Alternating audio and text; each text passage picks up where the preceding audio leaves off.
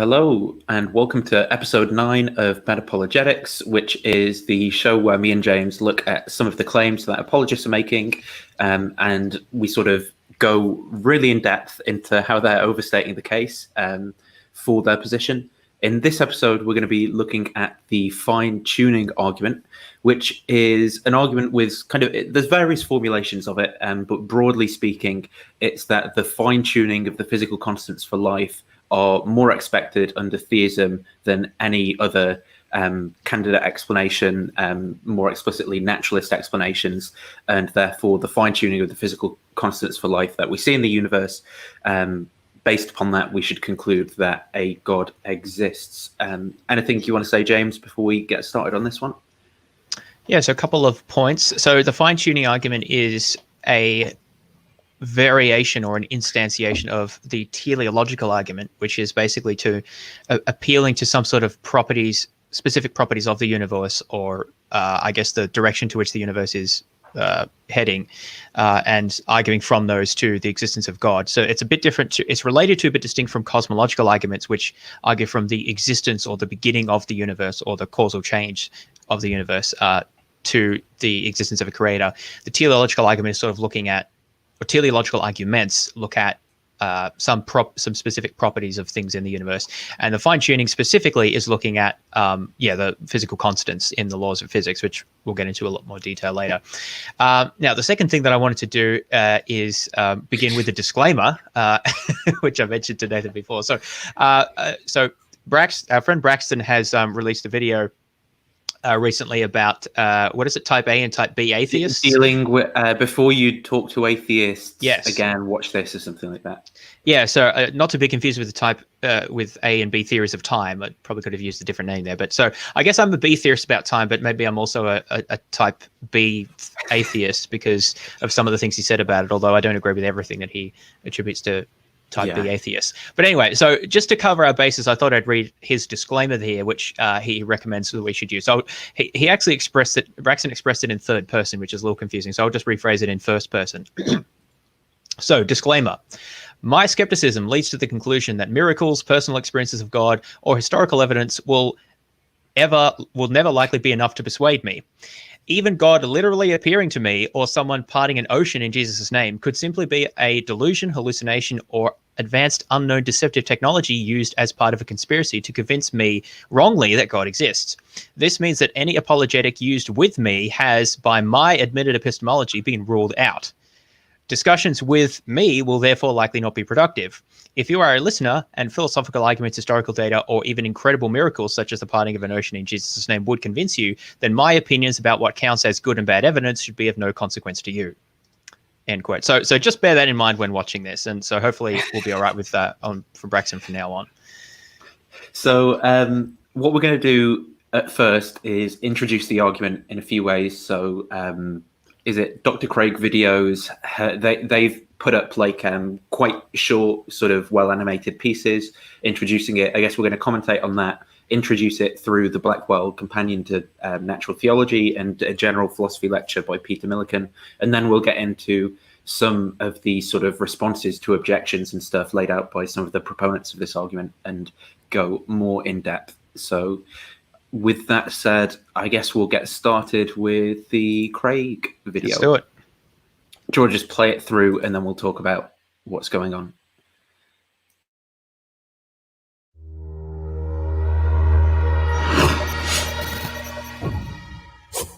From galaxies and stars, down to atoms and subatomic particles, the very structure of our universe is determined by these numbers. These are the fundamental constants and quantities of the universe. Scientists have come to the shocking realization that each of these numbers has been carefully dialed to an astonishingly precise value, a value that falls within an exceedingly narrow, life-permitting range. If any one of these numbers were altered by even a hair's breadth, no physical, interactive life of any kind could exist anywhere. There'd be no stars, no life, no planets, no chemistry. Consider gravity, for example. The force of gravity is determined by the gravitational constant, If this constant varied by just 1 in 10 to the 60th parts, none of us would exist. To understand how exceedingly narrow this life-permitting range is, imagine a dial divided into 10 to the 60th increments. To get a handle on how many tiny points on the dial this is, compare it to the number of cells in your body, or the number of seconds that have ticked by since time began. If the gravitational constant had been out of tune by just one of these infinitesimally small increments, the universe would either have expanded and thinned out so rapidly that no stars could form and life couldn't exist, or it would have collapsed back on itself with the same result: no stars, no planets, and no life. Or consider the expansion rate of the universe. This is driven by the cosmological constant. A change in its value by a mere 1 part in 10 to the 120th parts would cause the universe to expand too rapidly or too slowly. In either case, the universe would, again, be life-prohibiting. Or another example of fine-tuning. If the mass and energy of the early universe were not evenly distributed to an incomprehensible precision of 1 part in 10 to the 10 to the 123rd, the universe would be hostile to life of any kind. The fact is, our universe permits physical, interactive life only because these, and many other numbers, have been independently and exquisitely balanced on a razor's edge. Wherever physicists look, they see examples of fine-tuning. The remarkable fact is that the values of these numbers seem to have been very finely adjusted to make possible the development of life. If anyone claims not to be surprised by the special features that the universe has, he is hiding his head in the sand. These special features are surprising and unlikely. What is the best explanation for this astounding phenomenon? There are 3 live options. The fine-tuning of the universe is due to either physical necessity, chance, or design. Which of these options is the most plausible? According to this alternative, the universe must be life-permitting. The precise values of these constants and quantities could not be otherwise. But is this plausible? Is a life-prohibiting universe impossible? Far from it. It's not only possible, it's far more likely than a life-permitting universe. The constants and quantities are not determined by the laws of nature. There's no reason or evidence suggests that fine-tuning is necessary. How about chance? Did we just get really lucky? No. The probabilities involved are so ridiculously remote as to put the fine-tuning well beyond the reach of chance. So, in an effort to keep this option alive, some have gone beyond empirical science and opted for a more speculative approach, known as the multiverse. They imagine a universe generator that cranks out such a vast number of universes that, odds are, life-permitting universes will eventually pop out. However, there's no scientific evidence for the existence of this multiverse. It cannot be detected, observed, measured, or proved. And the universe generator itself would require an enormous amount of fine-tuning. Furthermore, small patches of order are far more probable than big ones.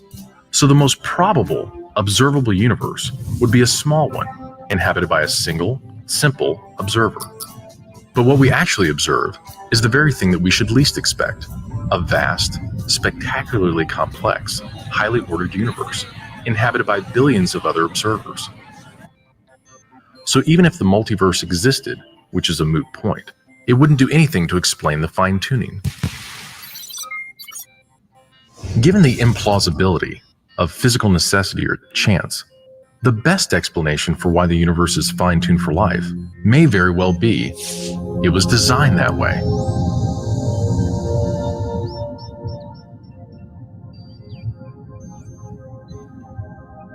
A common-sense interpretation of the facts suggests that a super-intellect monkeyed with physics, and that there are no blind forces worth speaking about in nature. The numbers one calculates from the facts seem to me so overwhelming as to put this conclusion almost beyond question. There is for me powerful evidence that there is something going on behind it all. It seems as though somebody has fine-tuned nature's numbers to make the universe. The impression of design is overwhelming. The heavens declare the glory of God. The skies proclaim the work of his hands. Day after day they pour forth speech. Night after night they reveal knowledge.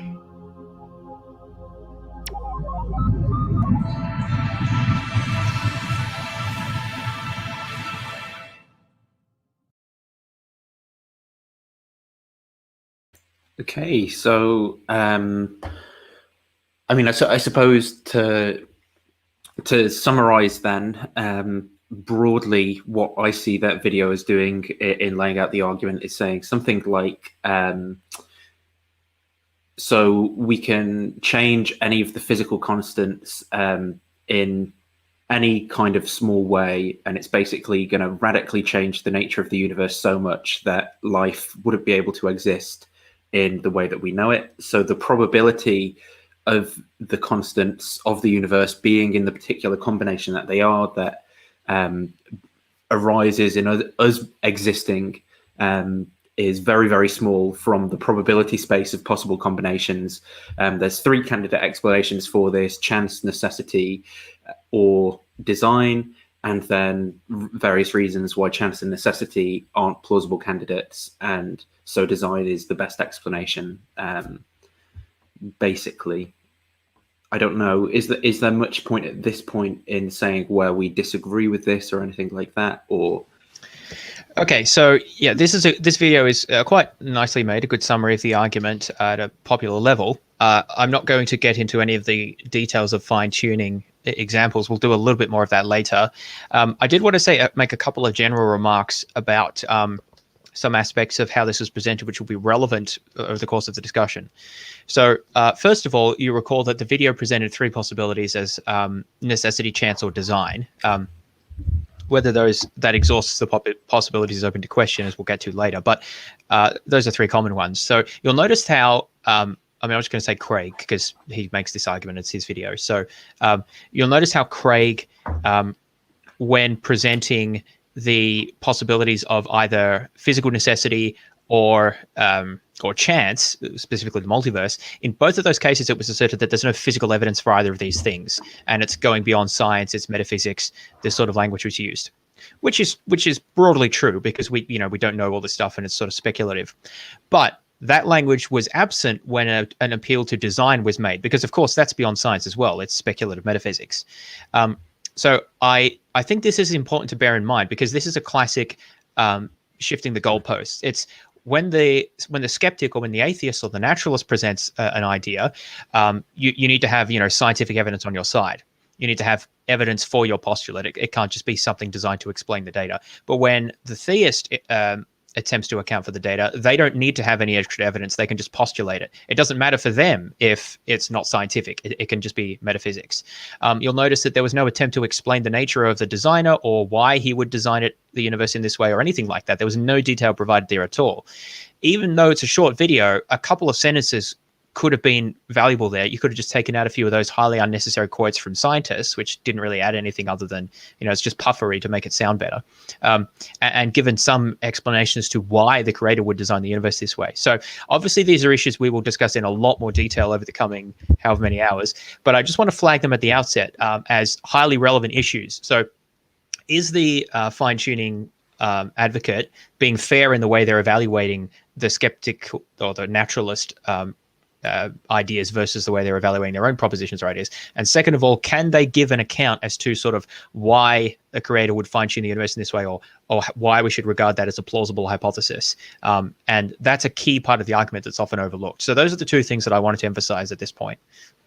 And by account, I suppose, are you saying something like an account that tells us something informative about the underlying nature of reality, rather than just sort of accounting for the data? Or well, yeah, I mean, different explanations do different things in different contexts, right? So it's about applying consistent standards. So if the hypothesis is just concocted to account for specific data, I could say, well, God must have wanted the universe that way.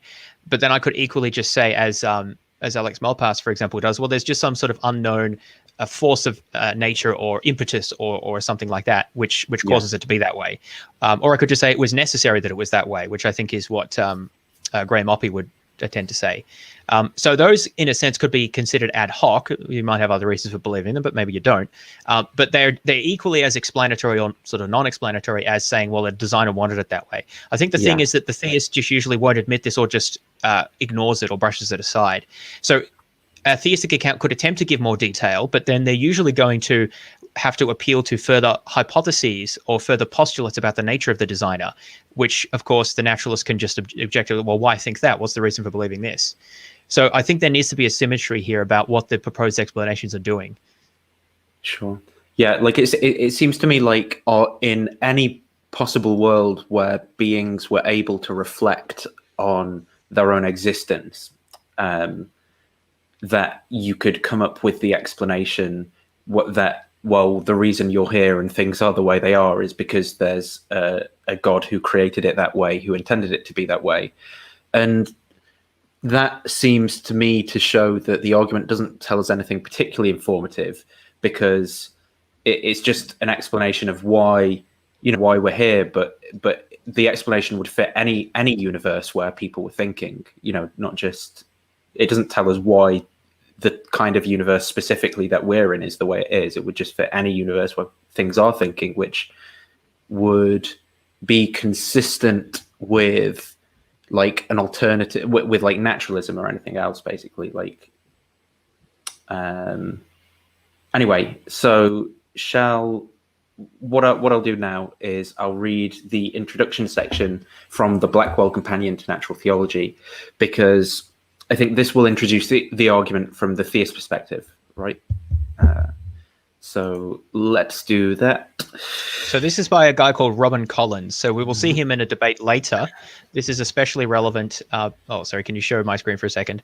Yeah, sure. Got to pimp out my book, but just also some clarification. So this is my book where I do discuss fine tuning, but also I'm responding to William Lane Craig, who is of course a prominent Christian philosopher and apologist. William Lane Craig hasn't written himself very much about fine tuning, but he cites and adopts the argument or adapts the arguments of Collins. So that's one of the reasons we're looking at this. Of course, he himself is also fairly prominent here, but also Craig appeals to him. So that's one of. So it's not just sort of arbitrary that we've chosen this. I just wanted to give a bit of context there. Yeah. Okay. So I'm just going to read this out basically. So if you can't quite see it, don't worry.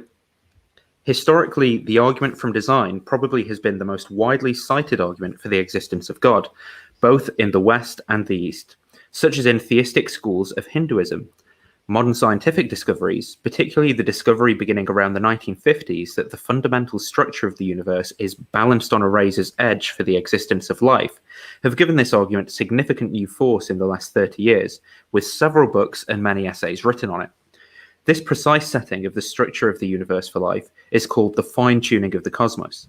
This fine-tuning falls into three major categories: that the laws of nature, that of the constants of physics, and that of the initial conditions of the universe, each of which we shall explore in section 2, as will become clear in section 5.2, the sort of life that is most significant for the argument. This doesn't even like make sense as sentences in my head. If I missed a sentence, the sort of life that is most significant for the argument is that of embodied moral agents, of which humans are one example.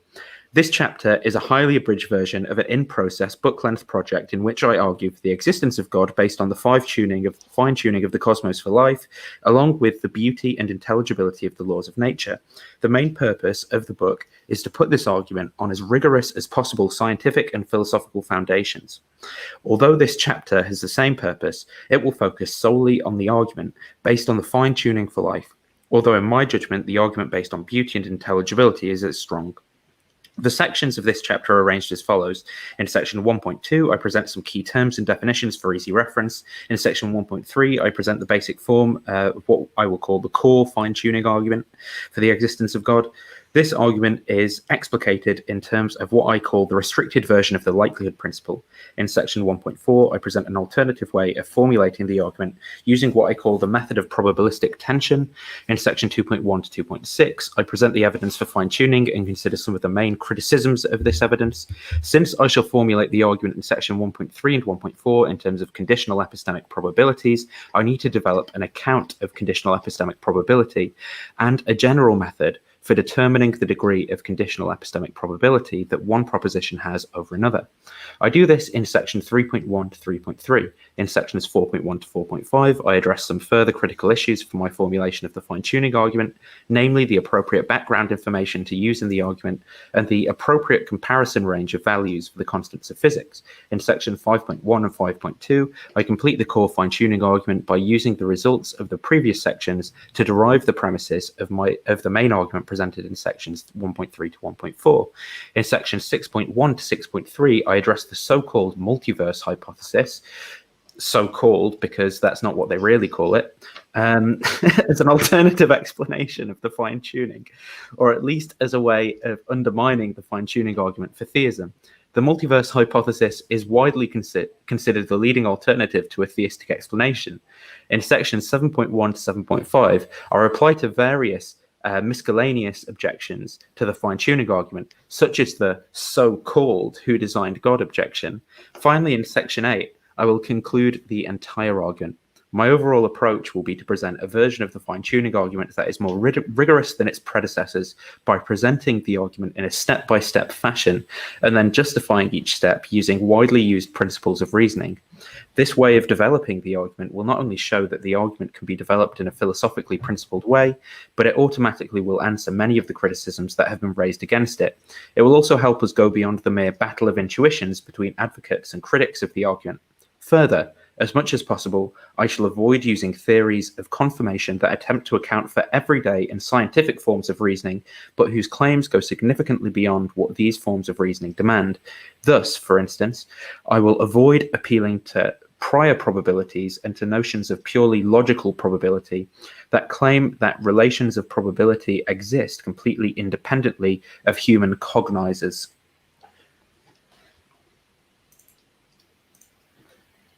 Okay, so anything you want to say about that? So this formulation, well, honestly, I think most formulations of the fine-tuning argument, but this one makes it explicit. It's critical that there be a significant plausibility or an explicit reason that God would create a universe with, or create a universe that can sustain embodied moral agents. And from my recollection, Collins doesn't discuss this in great detail. He sort of mentions this a few times. If you've got, do you have that section there where he talks more about that? I think it's not a big focus. I think here he mentions the importance of it being predicated on the brain of such beings existing. Yeah, that's an example about why gravity or something would be necessary. But I just wanted to raise that again. This will come up again later, but this is an absolutely critical point because one can't just it's blurry. Oh yeah, there we go. Can make moral choices without prejudicing the status of moral truths. The main concern will be with embodied beings that are relevantly similar to humans who exist in a world with fixed laws and who can significantly affect each other for good or evil. So that's the type of vision he has in mind. I don't think he says much more about this in this book. In that chapter. And there is more, but there he does say a bit more in the discussion that we have him in. So, but I want to put this on the table as being absolutely critical because, as Alex Malpass points out, God can do anything. So merely appealing to God as an explanation won't be sufficient because he can be appealed to as a possible cause of literally any phenomenon. What you need to specify is a reason or a motivation for why God would do a particular thing and not another particular thing. Otherwise, it really won't work as an explanation of why one thing happens and not another. What are you referring to there? Just saying that, here's him mentioning it again. The existence of embodied moral agents. Just right. Yeah, so it mentions it quite a bit, but I don't think it gets nearly enough attention in this discussion. So the question then is, why is God interested in creating a universe that can sustain through physical laws the existence of embodied moral agents? There's actually a bunch of things there. There's why do they have to be embodied, there's why do they have to be moral agents, and then there's why does the universe have to sustain them through physical laws. So there's a lot of interesting stuff there, but I want to sort of again flag that as something that is a sort of an open question that's just usually not addressed. Remember that Craig's video said literally nothing about this. So at this point, all we have is an assertion really that a creator or a designer explains fine-tuning, whereas in fact as far as I'm concerned, I'm waiting for an explanation. All we've had is an assertion that this explains it. Remember what an explanation is supposed to do. It's supposed to say, given the range of possible outcomes, why did we observe the actual outcome rather than the other ones that could have occurred? Yeah. That's what, or at least raise the probability of the actual outcome. It could be probabilistic. And so, because theism is consistent with any logically possible outcome in terms of God's power, there needs to be a further fact given or a further explanation given as to why God would want or desire or have motivation for specific outcomes. And to simply assert that God wants a universe that can naturally give rise to embodied moral agents is not an explanation. It's really just a way of rephrasing the data that's supposed to be explained. It's pretty much the same as I think maybe it's even a bit worse, but it's not that much different to the atheist just saying that the universe has a mysterious tendency towards being fine-tuned, or that it's just necessary that those constants are the way that they are. It's not really very explanatory, but I guess the advantage of the naturalist version is that it doesn't have to postulate the existence of God. So automatically, I think that the naturalist is ahead, even if they've got a crap explanation. It's not any worse than the positive theistic one, which is just an ad hoc redescription of the data that doesn't predict anything. Plus, it adds to the ontology, so it's less parsimonious. So that's not itself a defeater, because the theist might be able to give us reasons as to why God could expect this, and there is a little bit to be said about that, which we'll respond to. But I think that that's a critical aspect of the argument that's often neglected, so I want to put that out front as being something that we're going to come back to quite a lot. I think what's interesting as well, particularly when Christian theism is the explanation that's being pushed towards by these apologists, is that on their worldview, there are angels and demons, for example, who presumably are moral agents, but presumably aren't embodied, at least in the same physical sense that we are with brains. I mean, maybe they're embodied in some other metaphysical object of some sort. I don't know. But so it seems like you can't really say, well, this is the only possible way that God can create or would create embodied moral agents is with brains like ours. Because on their worldview, there just are beings like demons who, are capable of possessing people, and also can go into pigs, as it says in the Bible. And so, what kind of moral agents are those beings? If we've got a whole theology where presumably they rebel against God and stuff like that, it seems like they're moral decision makers. Why does God why does God create humans the way that he does, as opposed to creating humans more like those kind of biblical angels and demons and stuff are? So I think in terms of what James was saying about, it doesn't really tell us anything about why things are the way they are. I think that's right. It just fits what we see, but it doesn't tell us why would God want to create things exactly this way as opposed to some other way where you could have those features of embodied moral agents, but not, like brains and physical stuff. I don't know. Yeah, and this actually relates to something that I say, again, in my book, and really repeatedly in the counter-apologetics that I do, is that these sorts of arguments really only make sense, or at least they only really have power, if you basically already accept or are close to accepting a whole bunch of Christian theology, or theology for whatever other religion that we're considering. Because conditional on believing a whole bunch of Christian theology, then it makes sense why God would want to create an embodied, a universe of embodied conscious agents. But the thing is that the naturalists or the atheists or whoever this argument is supposed to persuade don't believe that theology. So the argument is not any good. That is, to put it another way, if you believe what the Bible says God exists. So if you already believe that, then why do you need the fine-tuning argument? It doesn't seem to do anything, unless the real purpose of these arguments, which I think is the case, is just to sort of act as a sort of a barrier against doubts, which I don't think is intellectually honest. But anyway, we'll come back to that point. But again, I guess the fundamental question here is, what reasons have been given for the naturalist or the atheist to accept all of the premises of these arguments? And here specifically, it's the question of that a designer provides a better explanation. At this point, I don't think any reason has been given, and we'll see whether that can be whether that changes over the course of our discussion, but I don't think it will. So in this next video, Peter Millican, just in his general philosophy lectures, is introducing this argument. So we're going to play this again to give some more background information to the argument some for and against sort of ideas around it. But it's interesting that the slide just before he begins to talk, what me and James were just saying, unfortunately, the hypothesis of a perfect God seems to fall down with respect to some criteria of the best explanation. So imprecise in the predictions it makes, non-specific, does not explain why this happens rather than that. No mechanism, God's ways of acting seem to be magical rather than explicable, and radically out of line with our background experience. For example, we have no experience of agents acting immediately and without any causal intermediary. So I suppose this is with regard to God's creative acts, which are presumably outside of the material universe. And how on earth do we sort of explain that, right? I mean, I don't know how I would. So yeah, I can just play this probably at something. If that's too fast, let me know, I can slow it down. At any rate, as far as we can tell, you don't get the kind of, if you like, telekinesis which would be needed to explain God's actions.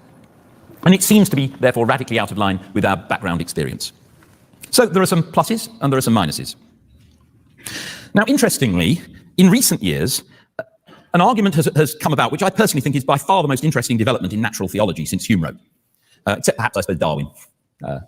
Hume criticized the design argument very effectively in his dialogues concerning natural religion. Obviously, Darwin's discovery of evolution corroborated Hume's doubts.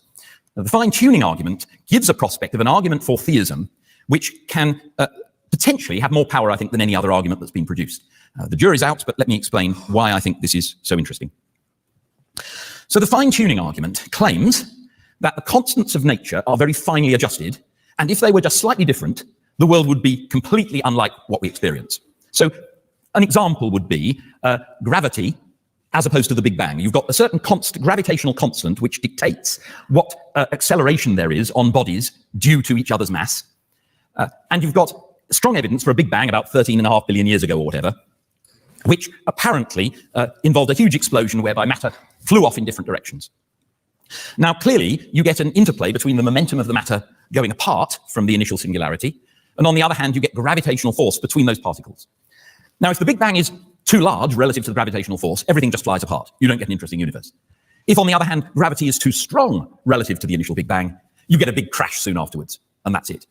In order to get a universe where you get complex galaxies forming and then stars and so forth, you need quite a delicate balance between these two things.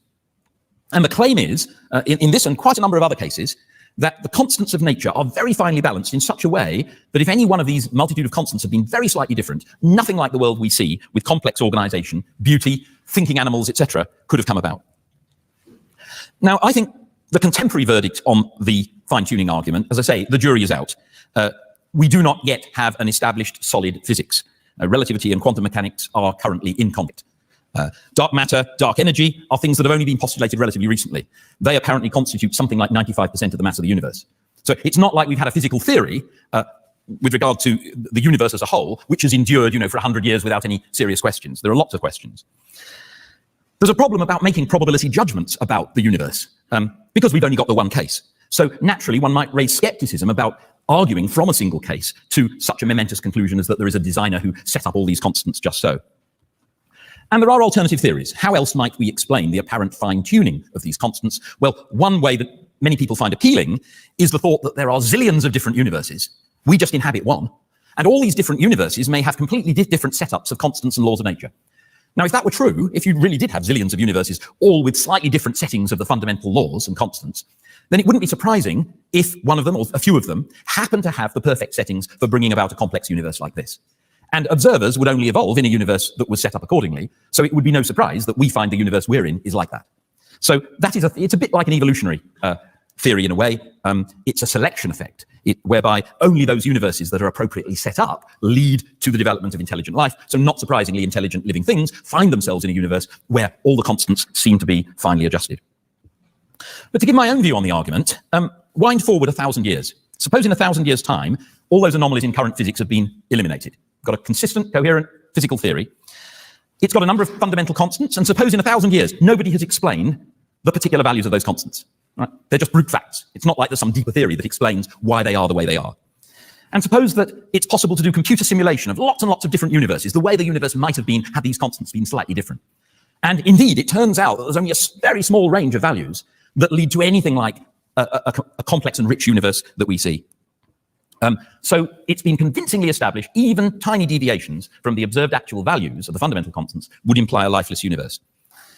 Well, it seems to me then that we'd have two options. One of the hypotheses would be that the universe has been set up in such a way as to create that complexity or some aspect of it. In other words, a designer. It would seem to me in that context that is not an unreasonable hypothesis to make. The alternative is to postulate some selection effect amongst multiple universes. And unlike many of my unbelieving colleagues, I actually think one here is not unreasonable. Okay, a lot of people will argue, a lot of atheists will argue that two is intrinsically better than one because two is postulating more of the same, more universes. We've already got one universe, it's simpler to postulate more of them. But I think the theist who comes along and says, actually, I think it's simpler to postulate one universe with a designer than zillions of universes, all with their different constants. I think that's potentially quite a reasonable view. If you want to read more on this, by the way, I published a paper in 2015. You can find it on davidhume.org in the scholarship section, in which I and a psychologist actually were discussing the philosophy and psychology of religious belief and trying to come to a sort of rational midway. What space was there for rational religious belief in the context of criticisms like Hume's? And in that, we suggested that the fine-tuning argument might have a part to play. Within the next 2 years, we had 12 published replies. So it really generated a lot of interest, including criticisms from atheists who felt that we'd been far too soft on the fine-tuning argument. And I wrote a response in 2017 in which I go into some detail about that. So if you find this stuff interesting, do take a look. Okay, so I think the jury's out on the fine-tuning argument. It might turn out to be strong. At the moment, I don't think it's very strong, but it certainly has potential. But let's suppose we go that way. What is the universe fine-tuned for? Well, a complex universe, it doesn't look like it's particularly fine-tuned for intelligent life, but you might take the view that intelligent life is an appropriate target for a designer because of its intrinsic importance. You might think that consciousness or morality are such important things that we could make sense of a designer aiming for those, and as a means to that, creating a universe which is conducive for the evolution of intelligent life. Again, it seems to me that's not an unreasonable view. If you are at all inclined towards such thoughts as that consciousness and morality are special, these are important features of the universe, they're things that give the universe value, then it's not unreasonable to suppose that if there were some divine being, these would be the kinds of things that it might aim for, rather than some aesthetic quality, beautiful spiral galaxies or black holes or whatever. But what sort of God would a fine-tuning argument lead to? Well, suppose I give an analogy here. Imagine you discover a bridge which is constructed in such a finely tuned way that the slightest change in structure would fail to support the load. Okay? It's really ingenious. God, how did they manage to produce a bridge with these materials that supports that load? That's a real sign of ingenuity. Yes, but does it suggest a designer who created everything from nothing in order to produce a bridge? No, it doesn't. If you're creating it from nothing, you'd produce stronger materials, right? What it suggests is an architect who's doing fantastically well with materials that are not actually particularly conducive to supporting things. So I don't actually think the fine-tuning argument supports an omnipotent God. But on behalf of the theist, if I were a theist, I don't think this would particularly worry me. A God who's capable of setting up the fundamental constants of a universe, that's pretty good. Let's not worry about the fact that it doesn't point to complete omnipotence. Because, of course, an omnipotent God, if such a God wanted to create intelligent life, they could do it just like that. They don't have to go through 13.8 billion years to produce it, right? But a fine-tuning God maybe would have reason to do it that way. So personally, I think giving up infinity is not a big problem. Far more worrying is the lack of evidence for the goodness of any divine being. Because the problem here is that an evil God, let's call them anti-God, right? Imagine a being with all the characteristics of God, except that it's evil rather than good. That would also have a motive for creating a universe capable of evolving intelligent, sensitive life. Because only if you have intelligent, sensitive life can you have suffering, and profound suffering. So the universe could have been designed for profound suffering rather than for profound good. So let's come round to the question of morality and God. Okay, so stopping it around there, and I guess I think that is an interesting introduction to the argument and some of the back and forth discourse around it. I think it'd be interesting.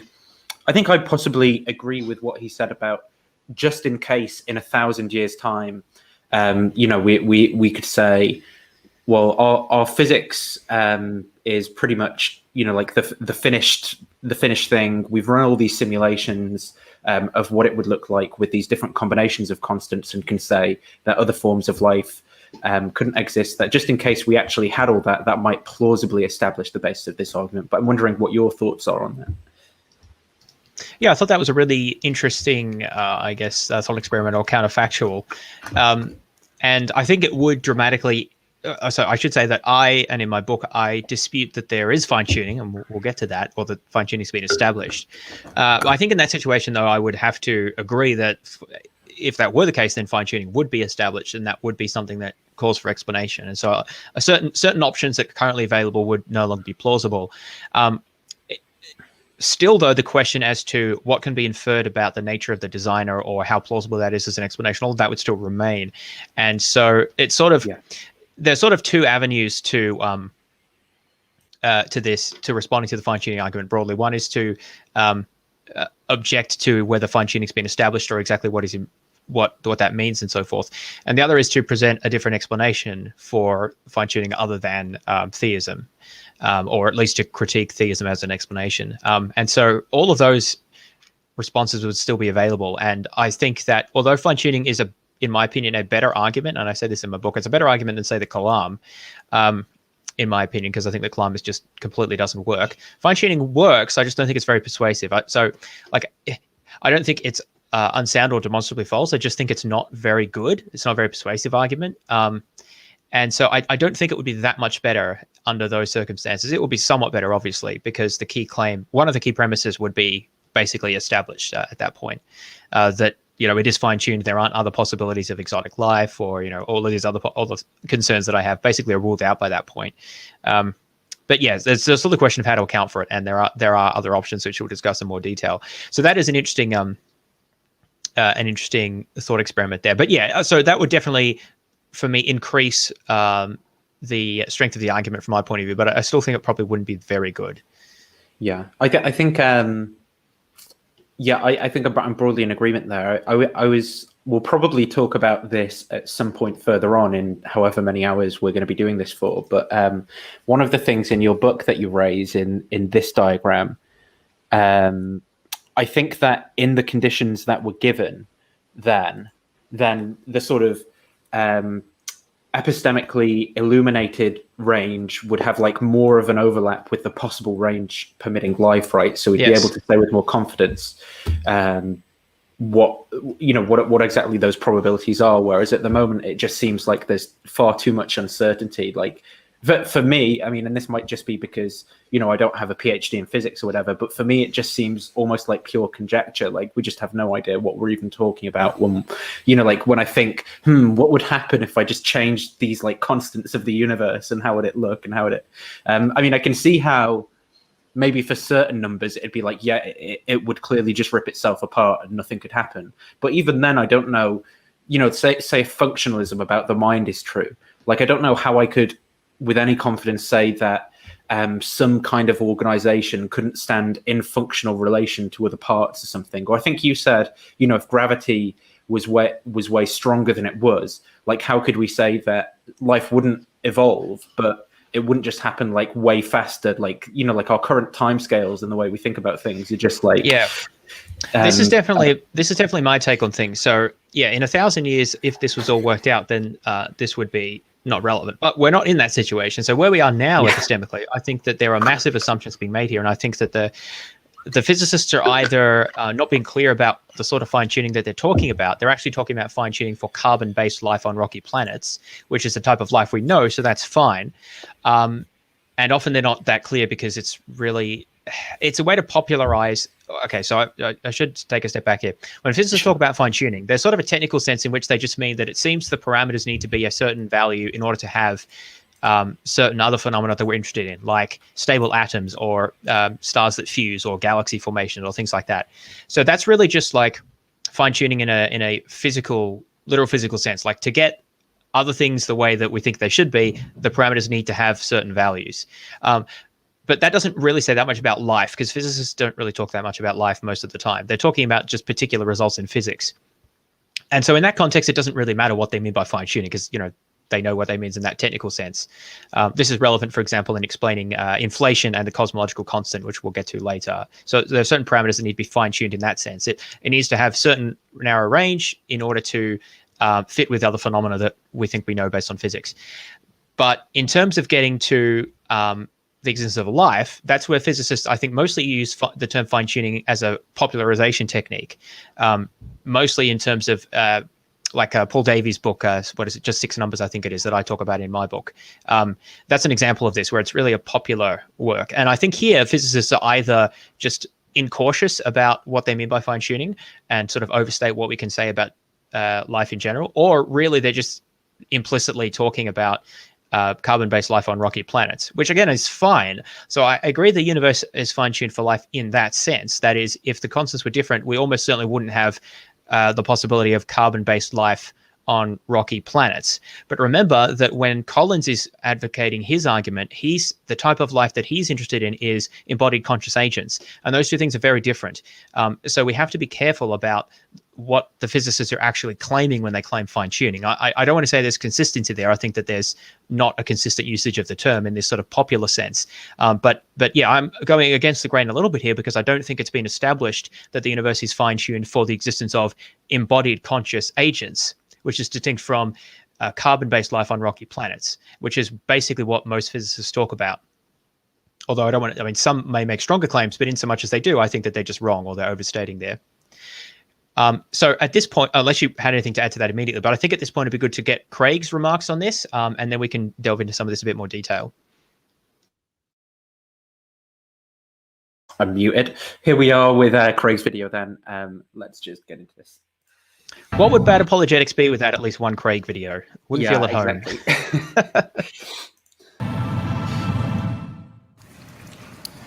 The examples of fine-tuning that are mentioned in this video are all up to date, accurate, and well established. It's important to keep in mind. I just want to look when the video was, just to 2017. 2017, yeah. Okay. The term fine-tuning does not mean designed. The expression is a neutral term, which just means that the range of life-permitting values is exquisitely narrow, so that if the value of one of these constants or quantities were altered by less than a hair's breadth, the delicate balance would be destroyed and life could not exist. The universe would be life-prohibiting. And fine-tuning in this neutral sense of the term is a well-established fact of physics. So the question we face is, what is the best explanation of this fine-tuning? So let me just interrupt Craig at that point before we get to this. This relates directly just to what I was talking about. So Craig doesn't really get into the evidence for fine-tuning in this talk. He doesn't have the time. We skipped halfway through, by the way, because he was talking about the cosmological argument, which we've already addressed. So here we're looking at the fine-tuning part. And so I think Craig's wrong on this point. It's not been established that the universe is fine-tuned for the existence of life. I think he just said life here, but embodied conscious moral agents, more specifically.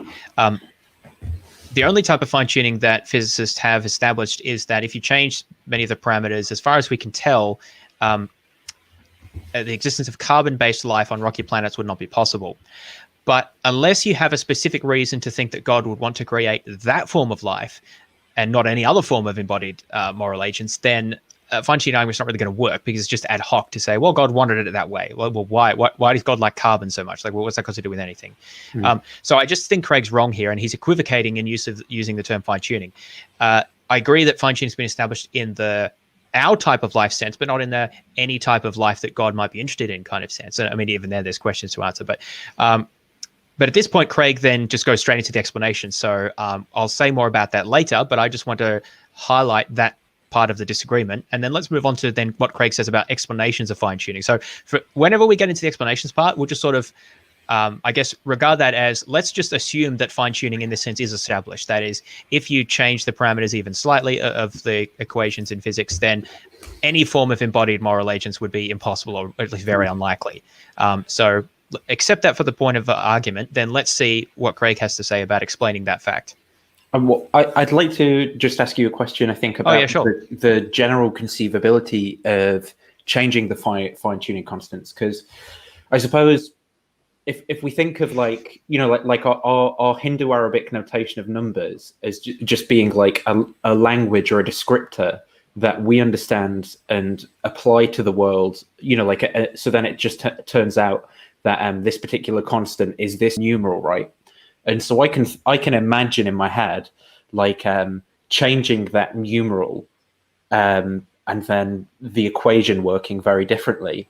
But I don't know how accurately that reflects like what can be physically done in the world. You know, like how what parts of physical reality are dependent upon other parts of physical reality being the way that they are. Like, can I really just conceptually like shift a few numerals around in that number of the equation and go, here's how physical reality would then look?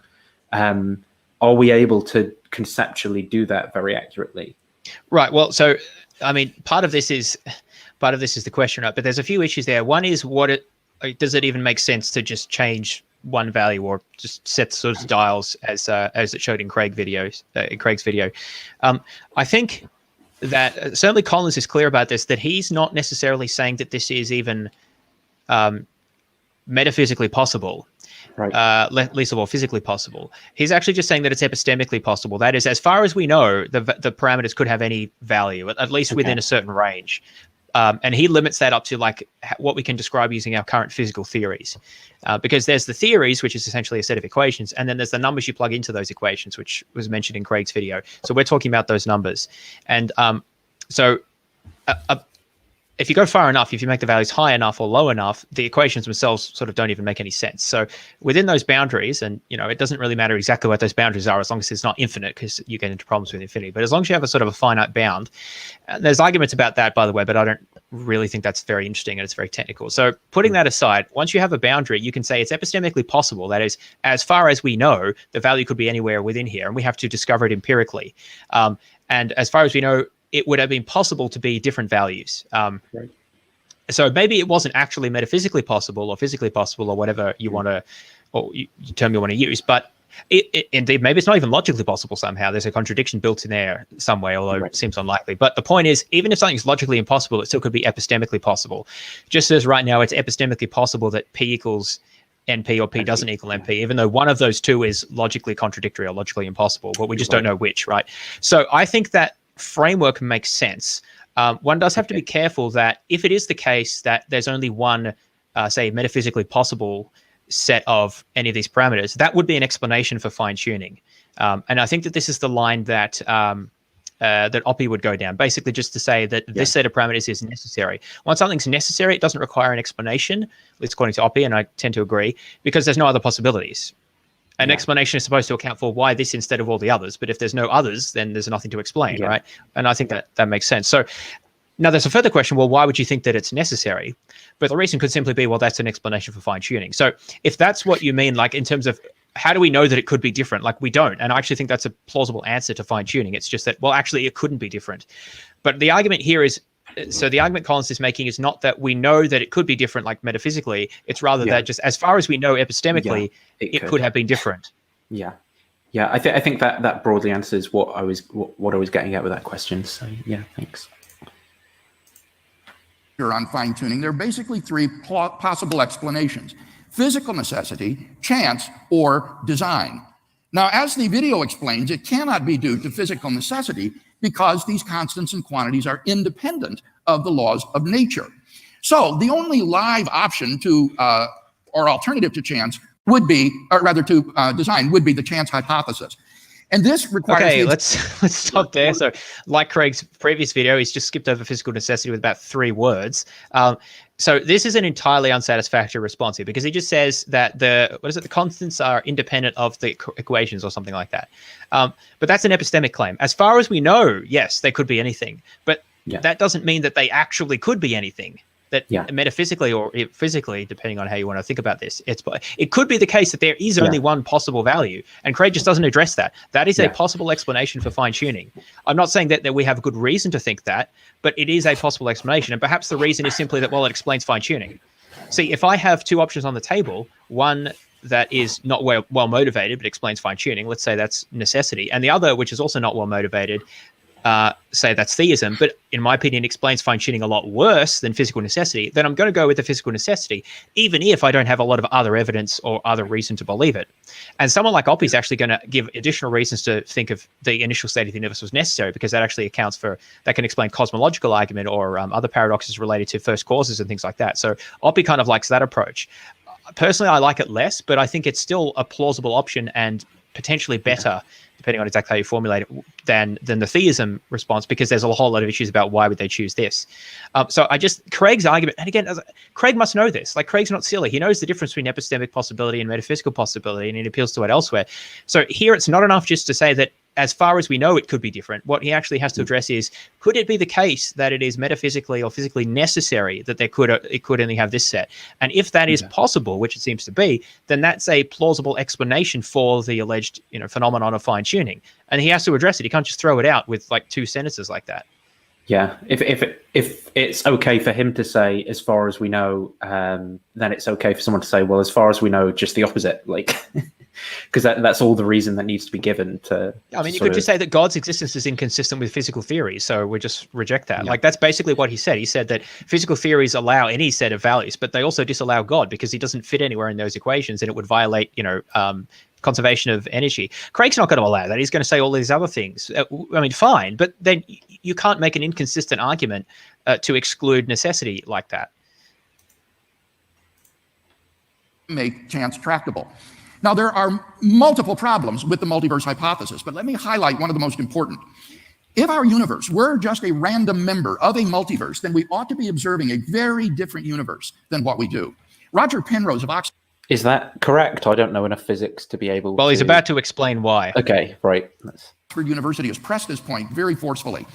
He points out that the odds of our universe's initial low entropy condition existing by chance are on the order of 1 chance out of 10 to the power of 10 to the power of 123. He points out that the odds of our solar systems coming together just by the random collision of particles is around 1 chance out of 10 to the power of 10 to the power of 60. Now, that number, Penrose says, is utter chicken feed compared to a number like 10 to the 10 to the 123rd. What that means is that if we are just a random member of a multiverse, then it is far more probable that we should be observing an orderly patch no larger than our solar system, because a universe like that is so incomprehensibly more probable than a finely tuned universe like ours. In fact, as the video explains, the most probable observable universe. Oh, no. Yeah, I might have to refresh the page. I mean, I'm still here, so my internet must be... While we're waiting, CJ makes a good point. Appealing to a god just kicks the can down the road. Eventually, the theist will appeal to necessity. And that is true. In fact, what we will see a bit later, I think Luke makes this point, is that in a video we look at, is that the theist actually doesn't generally want to take the necessity argument too far, because they actually want to say, for theological reasons, that God's creation of the universe was contingent, that God could have created or could not have created. He freely chose to. And so if you want to say that it's sort of necessary that God had a motivation to create the universe, or a reason to, because, embodied moral agents are so good, then it seems like everything, including the existence of the universe, is going to be necessary. But that actually contradicts the idea that God freely chose to create the universe. And so somehow you need to balance between this necessity and then God's free choice. So it gets quite difficult there. And the Christian, or theist, is typically going to appeal to necessity and sort of, whenever, in the right measure, like explaining God's properties, but then also sort of avoid that in the right way. So these questions don't go away when you posit God, which I think is the key point there. Anyway, we seem to have Craig back now. Patch no larger than our solar system, because a universe like that is so incomprehensibly more probable than a finely tuned universe like ours. In fact, as the video explains, the most probable observable universe would consist of a single brain which fluctuates into existence out of the vacuum with an illusory perception of an external world. So if you accept the multiverse hypothesis, you are obligated to believe that you are all that exists, and that your body, this room, the earth, everything you perceive is just an illusion. Just because those are more probable worlds that you might be in, it doesn't really mean that like, as long as there is a probability, right, that you could be in the other one, you could still be in the other one. I don't see how he's kind of ruling that out. I mean, maybe what he's saying is right, because that it would be more probable that that's what's going on, but it doesn't rule out, like, it could just be the case as well that you're in the less probable, like, situation. It's kind of like if you win the lottery or something, and you're like, well, it's not very likely that should happen, but it still has happened. Is that making sense? Right. Well, I mean, you could just use that directly to respond to the fine-tuning argument. I guess the problem is that if you take fine-tuning serious, like if you agree that fine-tuning is a fact, then it's just so implausible that would occur by chance that it doesn't seem very satisfactory. Unless you're going to appeal to an observer effect, or which is I've forgotten the word now. An observer or selection type of mechanism, which anthropic reasoning, that's the word I was looking for, which personally I don't think is a good response, so I don't really want to get into too much. But that might be an option that you take if you regard anthropic effects. Basically, that's to say that, well, we couldn't observe any universe that wouldn't permit us to exist, so therefore it shouldn't be surprising. I think there are objections to that. There's a firing squad objection to that, but I don't really want to get into that in too much detail because I personally don't find it that persuasive, and I think there's better objections. But what Craig says just before this is that what is it that the objective to fine tuning is obligated. Obligated to believe that they're a brain that popped into ultimate existence. brain, they're called a brain that's just fluctuating into existence, so that there's no external world. So that's quite interesting. So this is a problem that's been raised in the literature. The idea that smaller patches of order are more likely than larger patches of order, and in fact, the most likely patch is just a single brain that just appears and then sort of hallucinates all of its experiences. Now, the problem with that is that. And that's an objection to the multiverse. Basically, multiverse implies that we're Boltzmann brains, but we're not Boltzmann brains. Therefore, multiverse can't be true, or can't exist, or at least can't be an answer to fine tuning, even if it does exist. Now, this Craig loves this objection. He brings it up all the time, which I think is interesting because it doesn't get that much discussion elsewhere. I mean, you can see it mentioned, but so there's a couple of things I wanted to say about this. And I'll mention it here because Craig is the one who generally talks about this mostly. So first of all, I think this is an issue, but I don't think it's knockdown defeated the way Craig says, we're obligated to believe this. Well, no, we're not. Because the question is, how does Craig know how many Boltzmann brains there will be compared to regular observers, as they're typically called? That is, you and I, as we typically take ourselves to be as part of a large universe that's very old, as opposed to a brain that just appeared. How does he know that? Well, the answer is that people have done calculations. And those calculations are based on a whole bunch of assumptions about physics that are very speculative, because we don't even know that a multiverse exists. This is all speculation. And so you can do calculations here, and people make different assumptions, they get different answers.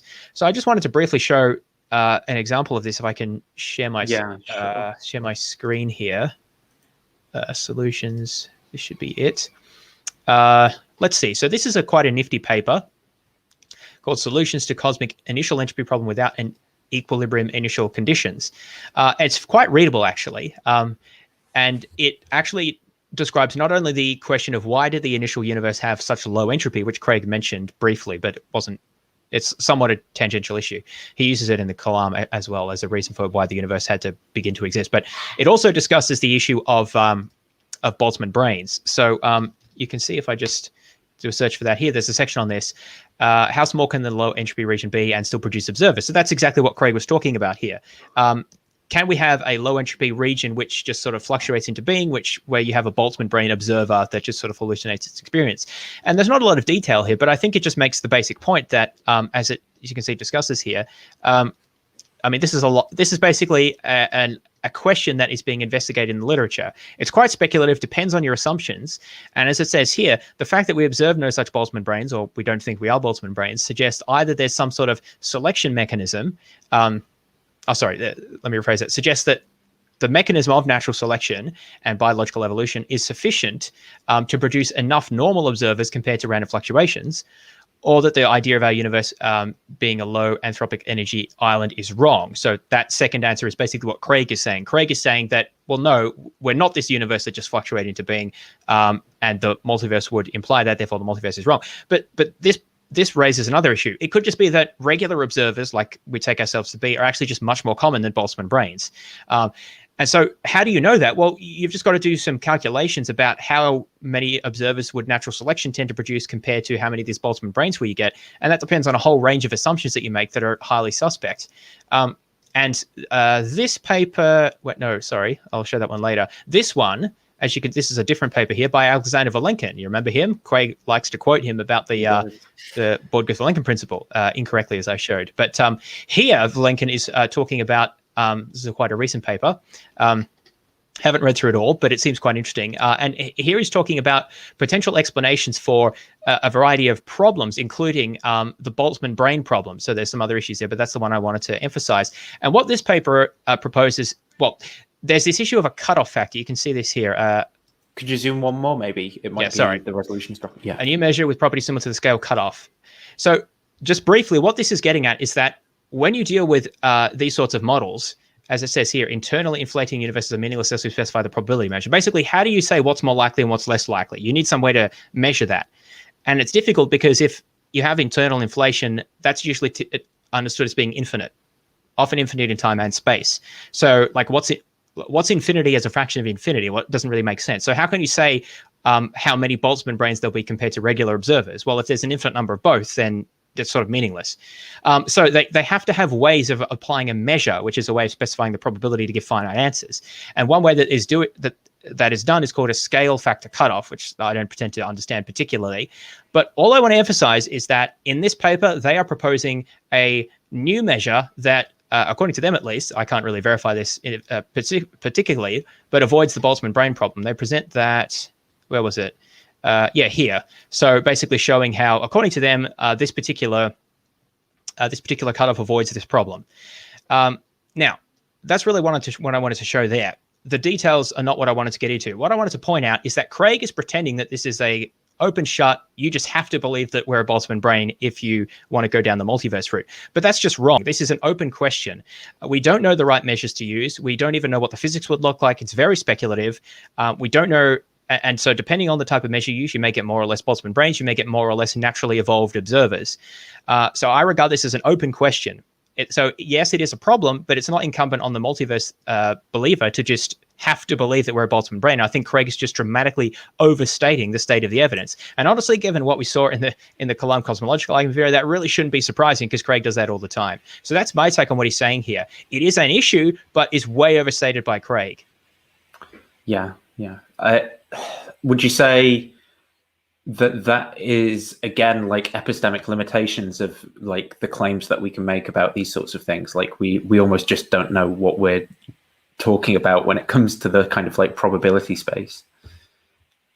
Yeah, there's just massive technical issues here that Craig just pretends don't exist whenever they suit his argument. Of course, when they don't, then he appeals to every single one he can find. It really, every time I look at this, it seems like he's just cherry picking here. I mean, he could say that we have reason to suspect, to regard the multiverse hypothesis as suspect because there are problems like the Boltzmann brain problem. That would be okay. I think that does count against it to some degree. But he doesn't say that.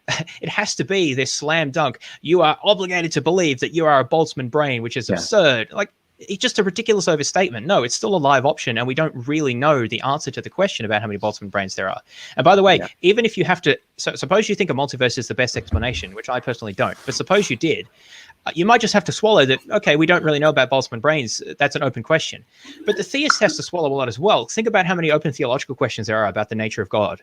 Like, in principle, they would have to answer all of those questions and have them fully resolved. Again, it's a double standard. If you're allowed to have open questions about God's nature and properties that aren't resolved, which I argue that there are many, then it's okay to have open questions about the nature of the multiverse that aren't resolved. That doesn't rule out accepting something as a good explanation. If that was the case, then we'd have to reject general relativity and quantum mechanics because there are large, open, unresolved issues with both of those. Illusion of your brain. No sane person believes such a thing. On atheism, therefore, it is highly improbable that there exists a randomly ordered multiverse.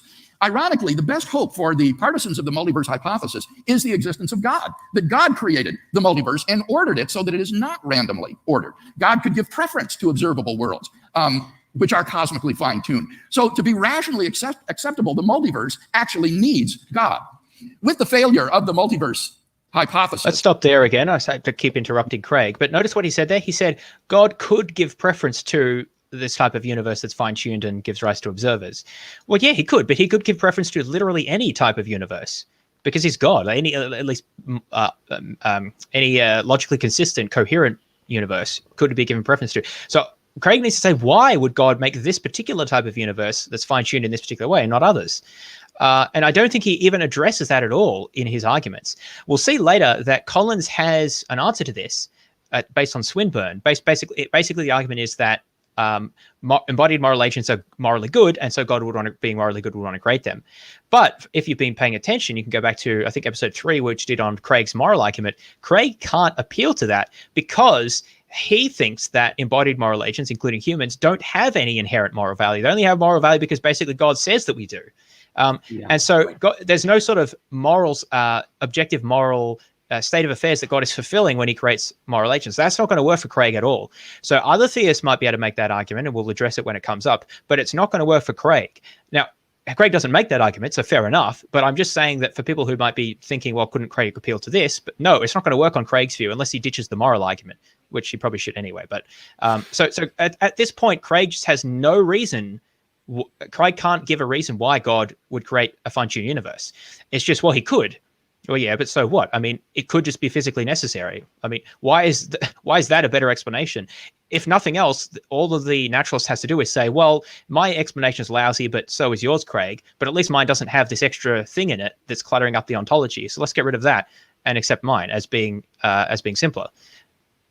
Yeah, unless he can give a reason why God would prefer this, but I just don't think he does. I find this a very interesting, side consequence of, rather than approaching the topics for what they are, like being part of an in-group and out-group, where it's well, we're team Christian, and their team not Christian, right?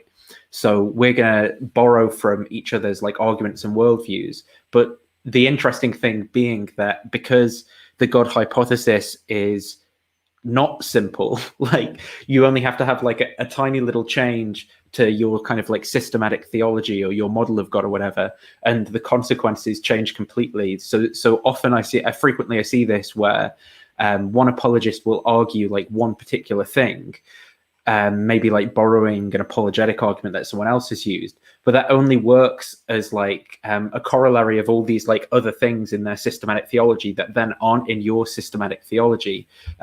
Similarly, in that Braxton video the other day, where yesterday, where he was saying about how people choose, for example, to the atheist argument that God would know what could convince them or whatever isn't convincing, and it's oh, okay then. So I guess you're never going to talk about reformed epistemology. Yeah. Talk about that's a really good point. Yeah, but it's just this it's this meta issue in apologetics where the actual God that Collins is arguing for, the worldview, it is actually a different reality to the one that Craig's arguing for, when you combine the moral argument and everything like that together. Yeah, and I'm increasingly thinking that theology is really important for doing counter apologetics, because you might have your systematic theology sorted out, but that comes back to bite you if you try to make a moral argument or a fine-tuning argument or a whatever else argument that contradicts something in your systematic theology,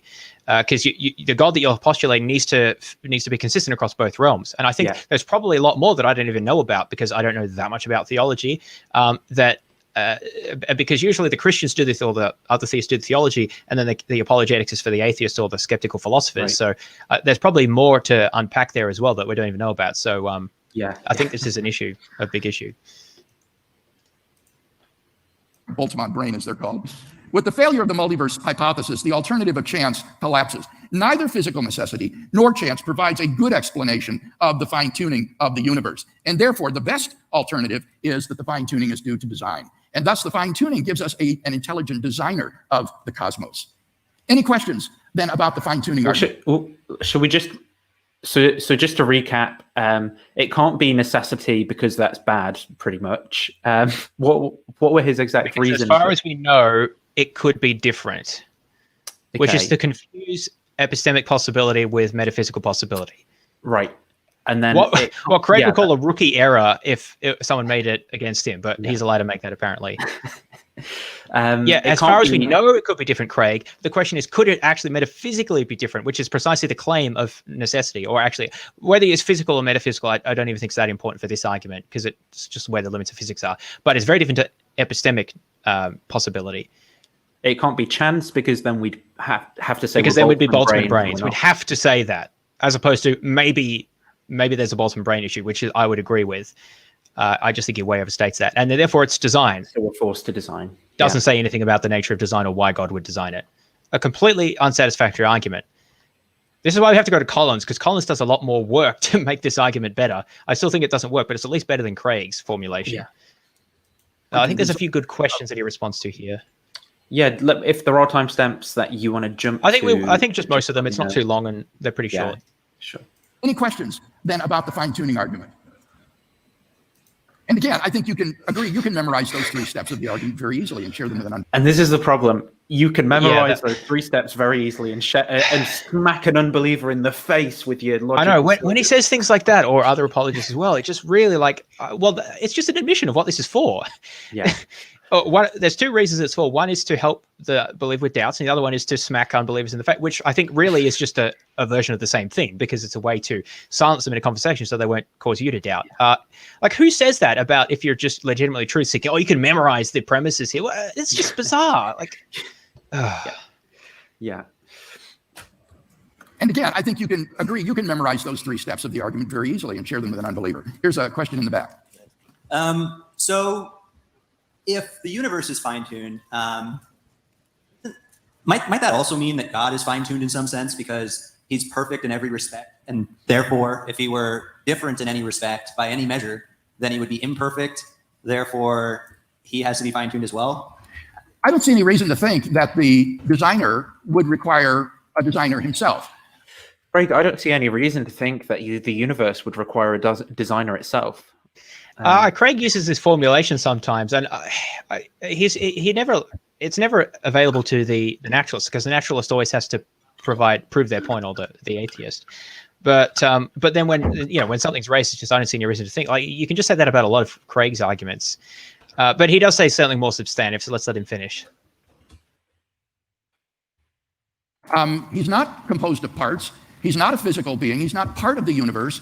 He doesn't exhibit a conspiration of constants and quantities. If there is such a cosmic designer, he is an unembodied mind of supreme intelligence, which has designed the laws of nature and given it the constants and quantities requisite for life. And there's no reason to think that he himself would need to have a designer. All right, let's talk about that. So I think Craig is deliberately very vague here, because so the typical response to, I think the classical response, this is fair to say, is to appeal to a doctrine called divine simplicity.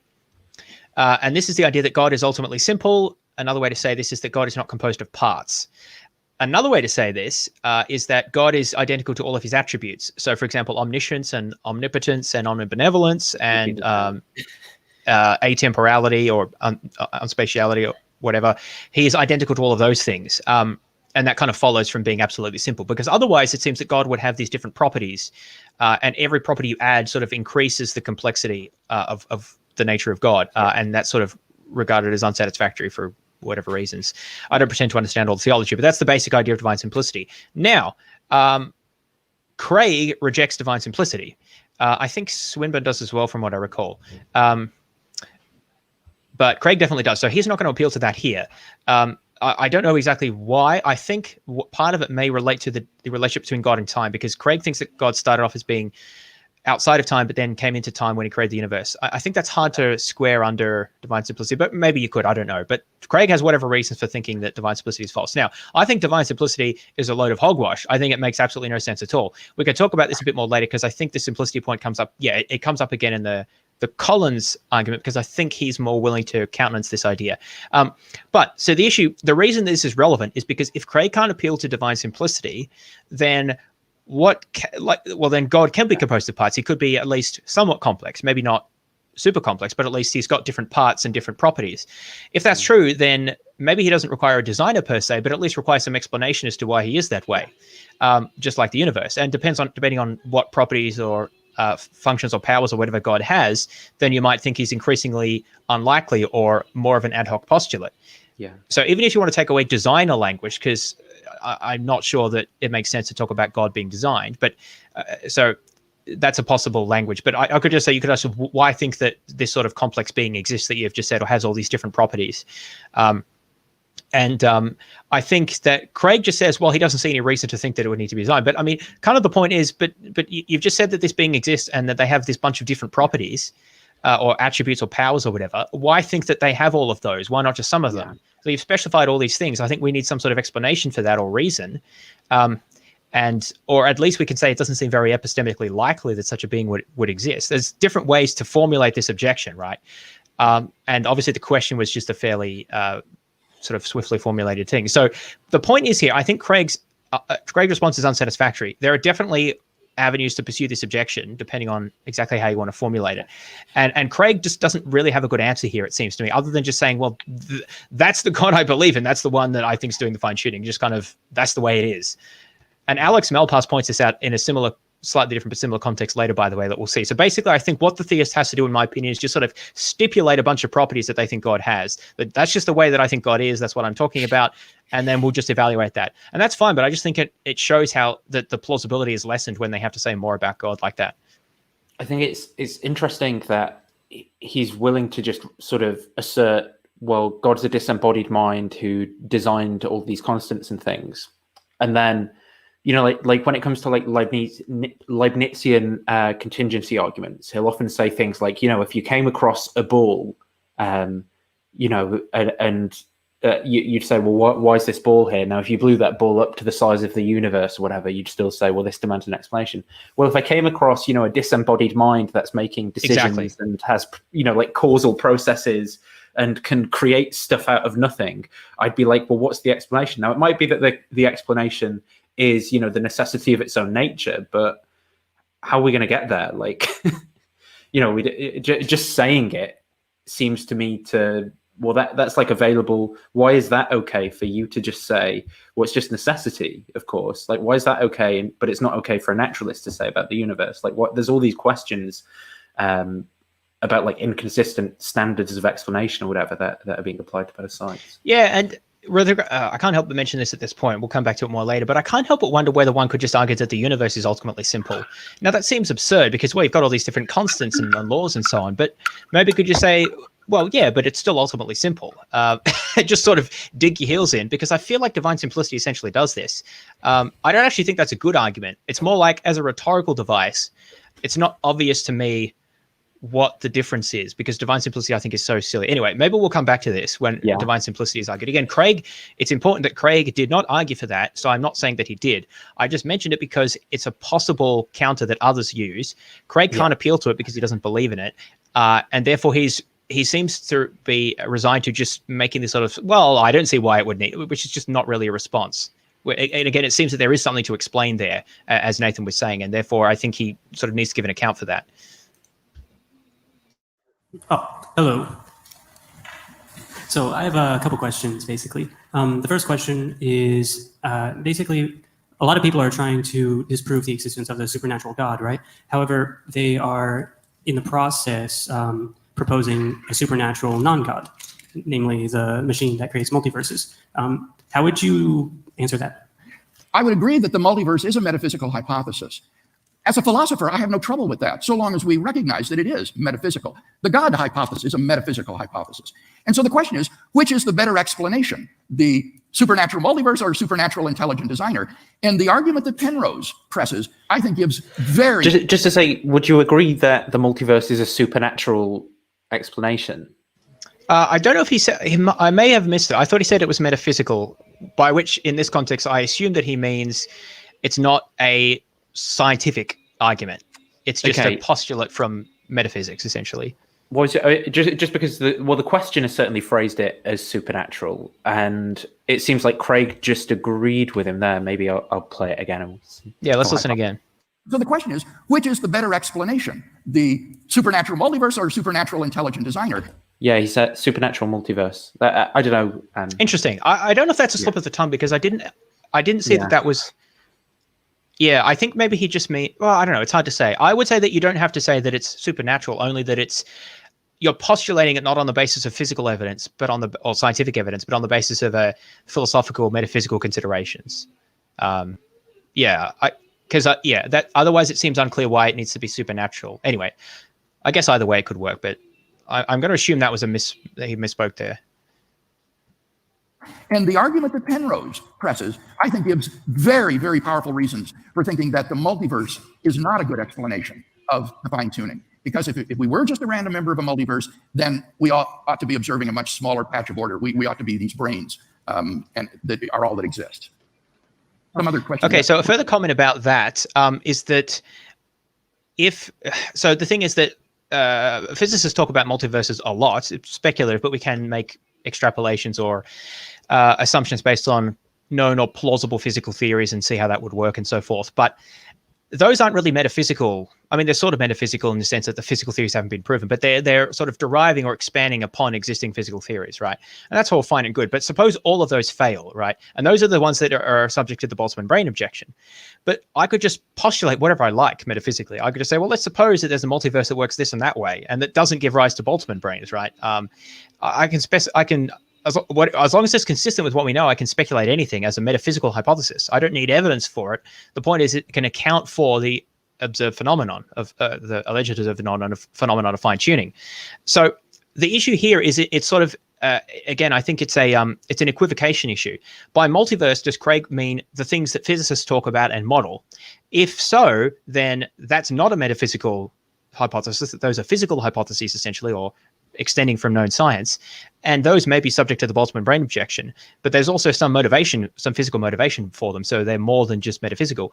On the other hand, if we ditch all that and just say, no, it's just a metaphysical hypothesis, doesn't have anything to do with current cosmological speculations about it, well, then the Boltzmann brain objection is not really going to be relevant, because you can't do calculations for just a metaphysical hypothesis about a hypothetical universe, a multiverse like that. So I don't think this, basically a physics-based objection to a metaphysical speculation, I don't think works, because how do you know that the calculations that are done on the basis of current models are going to be in any way relevant to the hypothesized metaphysical multiverse that could exist, that the naturalist is proposing? Now, you could say, well, that's ad hoc. Yeah, but so is the theism hypothesis by that, source of the goose, source of the gander, right? So Craig needs to be careful, more careful than he is, about what objection he's making. I think you can't say that the physics-based multiverses are ad hoc, because we have reasons to postulate them from current science, not definitive, but there's some basis there. But they do potentially suffer from a Boltzmann brain objection, although I think not as decisive as Craig says. On the other hand, the metaphysical multiverse doesn't suffer from the Boltzmann brain problem, because, well, we can't do any such calculations, and we could just specify that doesn't happen. But then maybe it's more ad hoc. But then that shouldn't be an issue if it's no more ad hoc or less than theism, it seems. So again, I think that Craig is just not precise here when he's offering these objections. I don't see how you can offer a physics-based objection to a metaphysical hypothesis like that. I know the multiverse hypothesis in physics is obviously different from like modal realism, but I wonder if anyone has like made this objection to Craig from like using like David Lewis's modal realism argument about well, that's the ultimate multiverse. Every possible universe exists. Or I think because that's purely a priori, right? And that would be really interesting. Alex Malpass actually brought that up in the Kalam video we had, because I was saying, because Craig's presentism requires him to hold the view that the how does it go again? Yeah, that the past is part of reality, but not part of the actual world. And I'm saying that makes no sense at all. And Alex was saying, well, if you're a modal realist, you can make sense of that. I'm saying, well, yeah, but first of all, are we real modal realists? And second of all, is Craig a modal realist? So there are options on the table where you can make sense of this. But anyway, I thought that was an interesting comment. But I mean, and at the end of the day, you have to evaluate the plausibility of different hypotheses. But you've got to do that consistently. You can't use a physics objection to a metaphysical postulate like that doesn't make any particular physical predictions. Physical necessity. What makes us think that these variables can vary independently? I know we haven't observed a law yet that forces them to move together, but is there any evidence that they can actually move independently? The multiplicity and variety of the constants and quantities that need to be finely tuned, I think, give good reason for thinking that they can be independently varied without... I know he's going to say more, but I just want to clarify so it sits firmly in everyone's memory. So the question is, like within physics, do we know that we can independently vary some of these like constants, right? So what that means is that we can change one of these constants in these equations, but the thing that's being described mathematically by that constant isn't dependent upon the value of some other thing somewhere else. So if we change the one, it then causes the other thing to be different. I don't know. I'm not going to come up with like an actually good example, but say you change like the gravitational constant, and for some reason that affects like the speed of light or something like that. Just as a random sort of made up example off the top of my head. So Craig is just saying Well, because there's that many, it seems so far, maybe he's going There to are lots of more them. reasons. That's yeah, his there are argument. lots of them, which doesn't tell you anything about why they would be dependent or independent.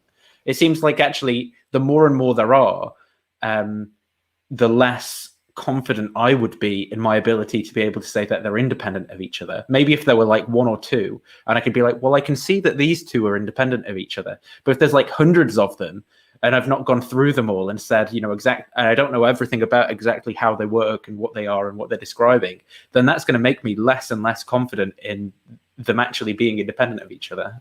This is actually the way a lot of physicists think about this. There was a case back in, I think it was 50s and 60s, when there was a profusion of fundamental particles. They just kept discovering more and more and more. And at some point when there was, I don't know, dozens of them, they were like, we don't really think that there's this many fundamental particles. And it turned out that a lot of them weren't actually fundamental. I think they discovered quarks at that point, and it turned out many of them were composite particles. And it's similar for all these constants. The more of them, I think that there's 20 something in the standard model. I've got a list here, which we'll look at later. 26 are from the list that I have here, but there are slightly different ways of formulating this, so you might hear slightly different numbers, but around 20-ish. That's physicists like simplicity. That's more than a lot of physicists like. So they'd like to look for a theory of everything that sort of predicts these constants from more fundamentals. Now, we currently don't have that, but I mean, I basically agree with Nathan on that point, that I think a lot of physicists would have at least the intuition that these aren't sort of actually fundamental. I mean, but, that doesn't mean you couldn't still run a fine-tuning argument. Maybe there's 5 fundamental constants and they're still fine-tuned. So I don't actually think that matters that much. But anyway, let's hear what Craig has to say. Having a kind of coordination between them. There just doesn't seem to be any physical connection between many of these constants and quantities. And even if they did vary together, that would actually only support fine-tuning more, I think. If, for example, the proton-neutron mass ratio and the subatomic weak force had to move in tandem with each other, that would suggest even more that these were the result of design. So I don't think that that's a very important reservation. The multiplicity and variety of the constants and quantities that have to be finely tuned, I think, give very good grounds for thinking this isn't going to go away with the advance of physics. What did he say? The multiplicity and... Multiplicity of the constants and quantities. Something. Yeah. I don't know why he has to use words like multiplicity. Can't you say there's a lot of them? I don't know. I mean, I use technical terms sometimes, but I usually try to reserve them to when they're specifically necessary, and then I explain. I mean, multiplicity is not super... It actually is a technical term in physics, but anyway, I'm getting sidetracked. The point is that just saying there's a lot of them, there's a multiplicity of them, is not a good response here. Yeah, it doesn't tell you whether they're dependent. It doesn't tell you anything about whether they're independent or not. But also, I think... I don't want to say Craig hasn't done his homework here, but it really comes across that way. Collins' argument is very specific about this, and as we'll see later, he's talking about epistemic possibility. We just addressed this. It doesn't actually matter if it's physically possible or metaphysically possible to vary them at all. All that matters is, as far as we know, they could have different values than they do, and they could have a very large range of values. That's what Collins is relying on for the argument here. So I think that would be a much better response for Craig to say, that even if it's not actually possible, as far as we know, they could have different values. And also, Craig, another problem is that Craig said if they did depend on each other, then somehow that would be more evidence of fine-tuning. But I mean, let's take that to an extreme. Suppose that there was one parameter that you had to set that as far as you know could be different values, but then everything else followed from that. That would definitely be less fine-tuned than having 26 things that need to be independently set. So I don't really see how if two constants varied in a systematic way, that would be evidence that would be the result of there being a deeper connection between them. It wouldn't be evidence for fine-tuning. Maybe it would still be fine-tuned at a lower level, but you'd have at least reduced the dimensionality. So I just think that's a confused response. But that being said, I don't think ultimately this is a very good objection in itself because of the way that the argument's formulated as an epistemic argument. Now we can still run this could be physical or metaphysically necessary that they're fine-tuned or that they are this way. That's still a live option, but it's not quite the same as saying that they couldn't be different and therefore they're not fine-tuned. It's more as an explanation for why they are the way they are. It's just like, well, that's the only possibility. So it's just a slightly different way of looking at it. Is it just saying I just noticed a finely tuned sunrise out my window. I don't know if I can capture it very well. Nice. See your books there. Well, where's your rolled up bookcase though? Oh yeah, well, this one is fake. That one is a canvas piece that I did this week, and And this other one, that's actually marble, and I've painted the books on top. Nice. All right, let's keep going. The counter argument for the chance hypothesis that I've heard was, what are the chances that your mom and dad ever met and bore you? What are the chances out of the billions and billions of people that you were born in this place, particular time, etc.? How can you explain that? So this is like that selection bias sort of objection thing, right? So it might just turn out that you're that improbable event. So yeah. Well, that's one way to look at this. And I think Craig's response is okay here. But the thing is that so let's take the lottery as an example. And I think Craig gives this example. So any specific number that comes out is very unlikely. So you could just point to whatever number happens to come out and say, wow, what's the odds of that happening? There must be a miracle here. Why did we get that outcome?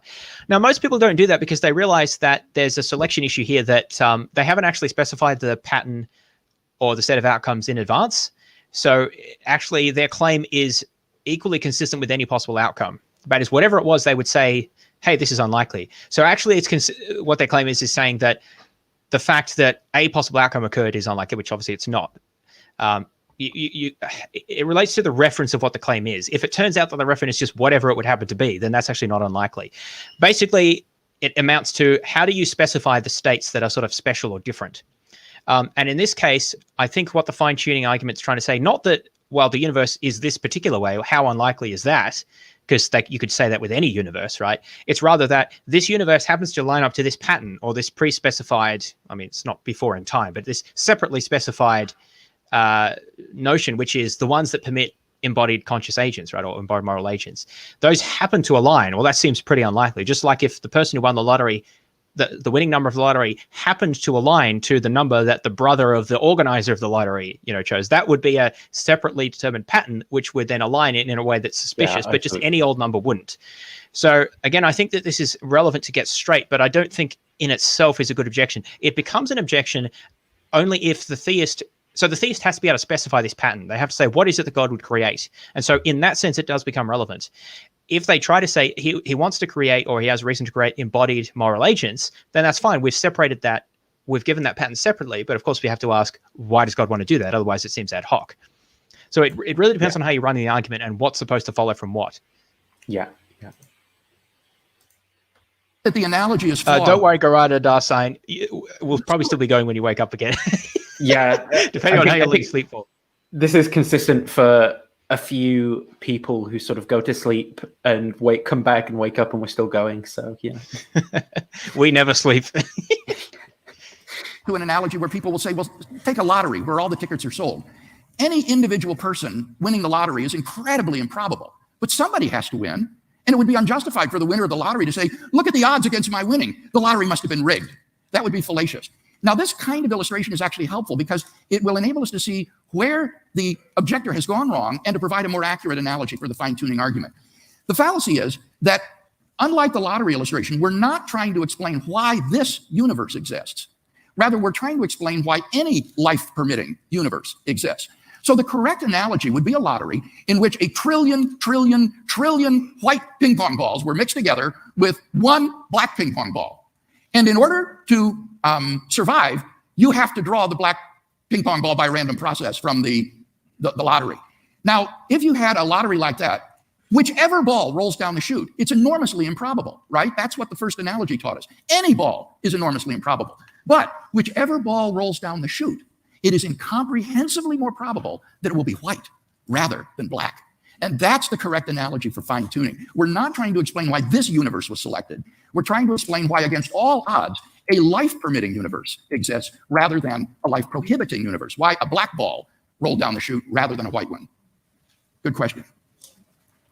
Hello? Yeah, so this is a very sound argument and very intelligent. I want to say I'm really happy that Craig said good question at the end there and didn't just say like, oh, destroyed, you idiot, or something, like, when he makes his students look foolish or whatever, or I forget if that was Craig or definitely Andrew Loki. Well, that's actually coming up a little bit, so we'll see, sort of. That follows logic very well. But there's obviously a lot of people in academia, a lot of people that are also very intelligent, other than them saying, I completely just reject it because I just don't believe it. There has to be other reasons why they believe something else. But what are, in an effort to kind of know your enemy, right? What are other people saying? What the debate has come down to today Did you hear what he said there? In an effort to know your enemy. Just... I was listening because I was thinking about coffee and lemonade, but yeah. So the question is, in an effort to know your enemy, what are objectors saying? I mean, Right. it is a figure of speech, but I think it does. It highlights does indicate the tribalism mindset here. underlying. Yeah, exactly. Saying why they believe something else, other than them saying, I completely very well. But there's obviously a lot of people roll down the chute rather than a white one? Good question. Yeah, so this is a very sound argument and very intelligent and follows logic very well. But there's obviously a lot of people in academia, a lot of people that are also very intelligent, other than them saying, I completely just reject it because I just don't believe it. There has to be other reasons why they believe something else. But what are, in an effort to kind of know your enemy, right? What are other people saying? What the debate has come down to today is In an effort to know your enemy. That is very bizarre. Like I just don't think, like for example, yesterday with that like Braxton thing, or there's a lot of very weird sort of apologists. And I think I try my best to like understand the theistic positions, but I just would never describe it like that. Like, I mean, I guess it could be the most charitable interpretation is just that that's like a turn of phrase, I suppose. But I just don't think I would like be like, oh, to know my enemy. Like, I just view them as like human beings who have the same reasoning biases as I have, which is why I was like a theist at some point, right? And but they just through environmental factors or whatever have like stuck in that belief and doubled down or whatever. Whereas I was lucky enough for Pine Creek to push me out. Like, if you're a truth seeker and someone presents you with an argument, you don't say the only reason I want to hear objections to this argument is to know your enemy. You say, well, I want to know what other people say about this to see whether I think it's a good argument. I mean. I entertain objections, but I've made a commitment. I've made a commitment to Satan to deny the truth. Well, once you've just the emotional doubts, just they can come and go, but you've made your choice, so that's the way it is. Yeah. Very bad. Like in terms of intellectual virtues and forming true beliefs and things, it's really bad. It's like, I'm paid by Coke to find about how healthy Coke is. I'm paid by the smoking industry, so I've made my commitment. The CEO of smoking what's it? I don't even know any smoking brands. The CEO of Marlboro has paid me. Philip Morris. Oh, is that? Well, that's one. Yeah, Philip Morris has paid me, and he's a really good guy, and I know who my commitment's to, and he's provided me with, this house and everything. And so I might entertain the objections from those people who are saying that smoking causes cancer, but I know who I've made my commitment to. Like, I know that's not quite what Craig's saying, but you could say, well, I'm trying to know my enemy. These people saying that smoking is carcinogenic. Craig says pretty similar things elsewhere, but the whole thing seems a massive projection to me. I mean, some of these apologists or YouTube popularizers say that atheists, they just want to sin and they just like to get views and they're not intellectually honest. But then it seems almost every video we've got multiple of these little drops or instances here of this clear intellectual dishonesty and double standards. And then we know that a lot of these people make a lot of money out of doing apologetics, and there were repeated scandals with ministers and preeminent apologists, without mentioning any names. Yeah, but I could do the massage. I'm pretty sore. Yeah, that's a good point. That's totally irrelevant to what I just said. But somehow this is all on the atheists. It just seems to me like projection here. Not saying all theists or apologists do it, but it just happens a lot, and we comment on it in this video. So anyway, bit of a sidetrack here, but I'm just explaining why comments like that really get to me, because it's just it's like going to derail moat and beam sort of thing, Yeah. I was going to derail the conversation even more by saying I can see why you're choosing to wear a hat, James. Like, I think I'm going to have to go for a hat because my hair's dried and it's like, like I'm just going to go for like some mohawk or something. Well, I hide the horns that grow up when you take money from Satan, so I need to keep the hat on. Multiverse hypothesis versus an intelligent designer. That is where the debate lies today. Physical necessity is more or less out. Simple chance is out. It is these two metaphysical hypotheses. I don't think physical necessity is out. physicists might not talk about that very much, but that's kind of irrelevant. Philosophers who are responding to this, I think, do take that quite seriously. If you look at Oppie and Malpass as two examples, that is a live option. So I think Craig's just wrong here. What I think he's talking about is that physicists are kind of skeptical about the idea that a unified theory of everything will eliminate all fine-tuning. That's kind of not as popular today. And there's a reason for that relating to string theory, and there's lots of solutions. So the thing is, Craig almost always has plausible deniability when he says these things. He can say, well, look, what I meant was, he was referring to that thing. But the way he says it, it makes it sound like, oh, no philosophers take this necessity seriously, which I just think is wrong. And I'm doing my best to understand what he's saying here. He's talking about a particular approach to understanding physical necessity in terms of a deeper theory of everything. Currently, that's a sort of a somewhat discredited project. And there's a bunch of reasons for that, which we won't get into here. But he doesn't explain that. And he just makes it seem like that there are only these two possibilities. It's either you're a Boltzmann brain or you believe in God. And how silly. Look at the atheists. They just have to believe they're a Boltzmann brain. That's so ridiculous. But it's not honest to say that. That just isn't true. Yeah, it's really funny because the people who do argue for necessity or chance aren't saying the things that Craig says they're saying. And that should just be like a massive red flag. That we'll get to that with the 2-hour video as well later on. Yeah, so we got through that. No sound. There we go. With regard to the first argument, based on the origin of the universe, Alan Guth, who developed the Born-Guth-Vilenkin theorem, along with Vilenkin. Oh, let's skip to 43. This is irrelevant. This is about by adopting cosmological argument. Get somebody new here. Someone who hasn't asked a question. Yes. Okay. Yep.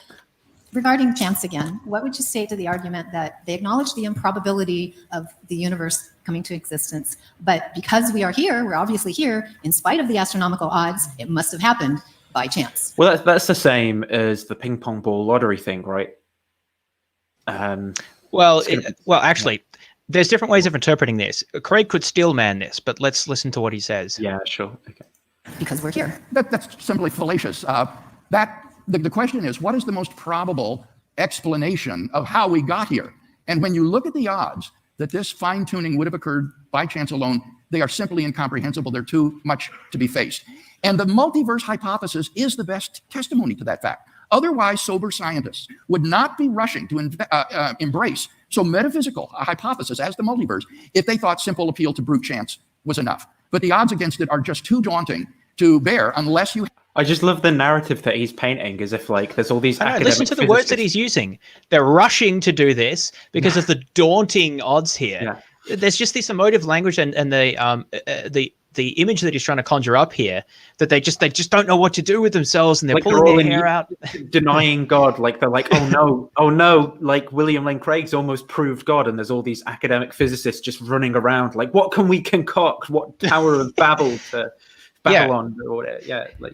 Yeah, and then if anyone pulls him up on this, he would just say, well, he's just explaining it. It's just a figure of speech. It's just language to emphasize the point. So it's plausible deniability. He's always got this plausible deniability that he doesn't explicitly say this. He just sort of implies it with his language. And I think that's really disingenuous. It's not like he accidentally chose to say it that way. It was a deliberate way he phrased it there to paint a particular picture to people who wouldn't really know otherwise.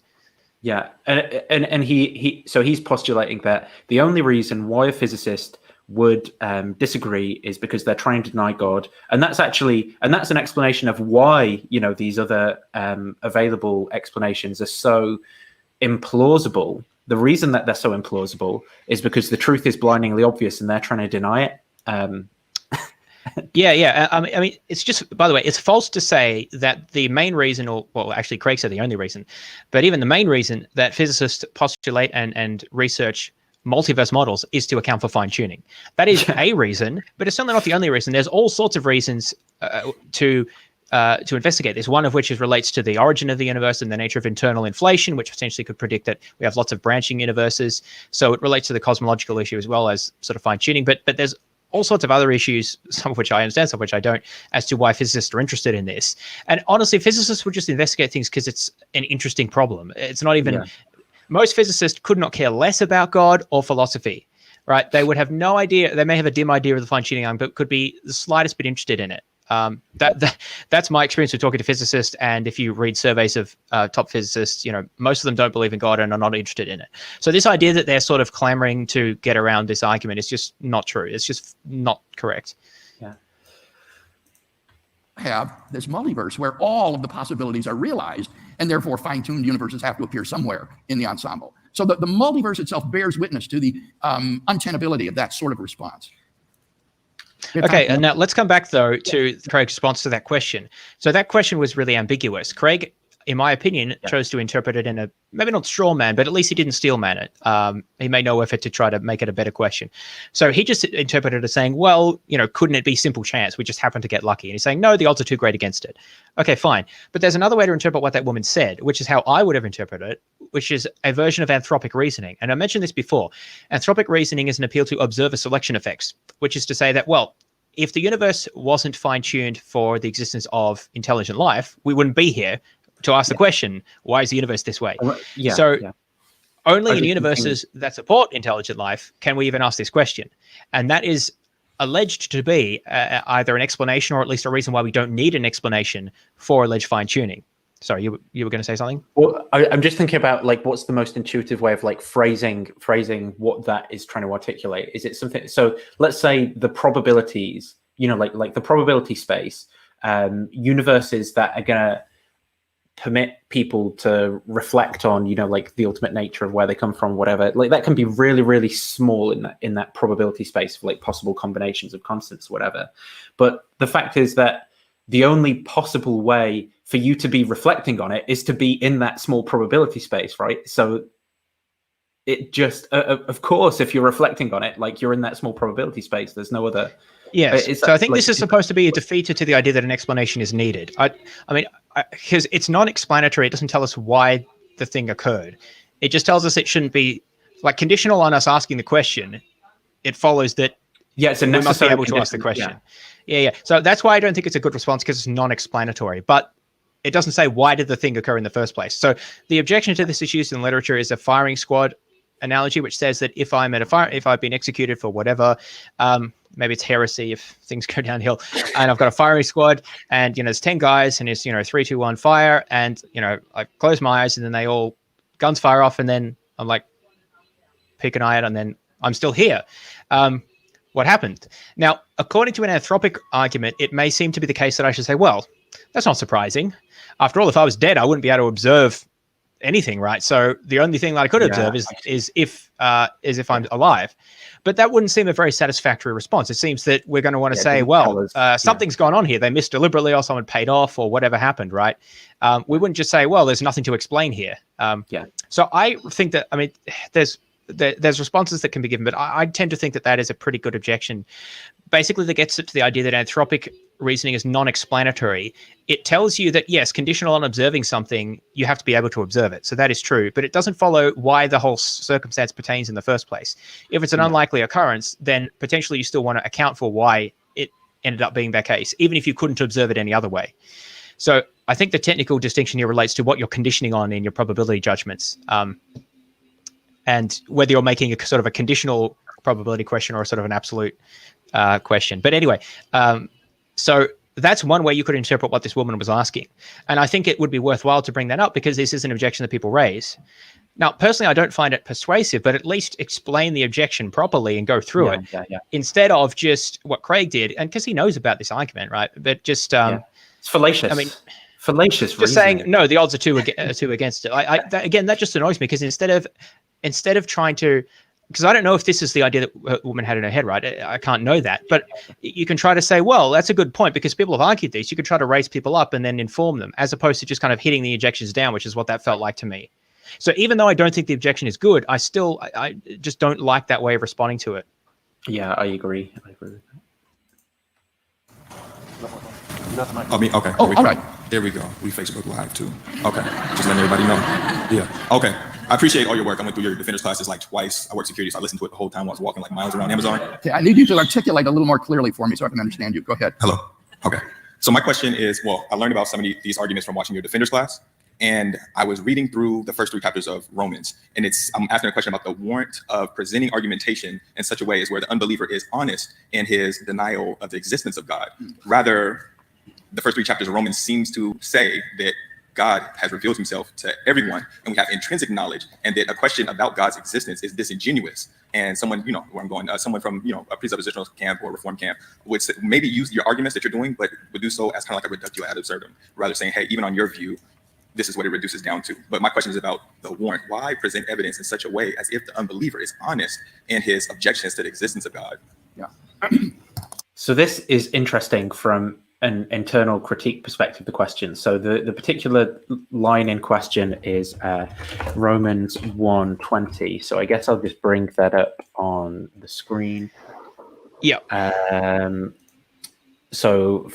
For since the creation of the world, God's invisible qualities, his eternal power and divine nature have been clearly seen, being understood from what has been made, so that people are without excuse.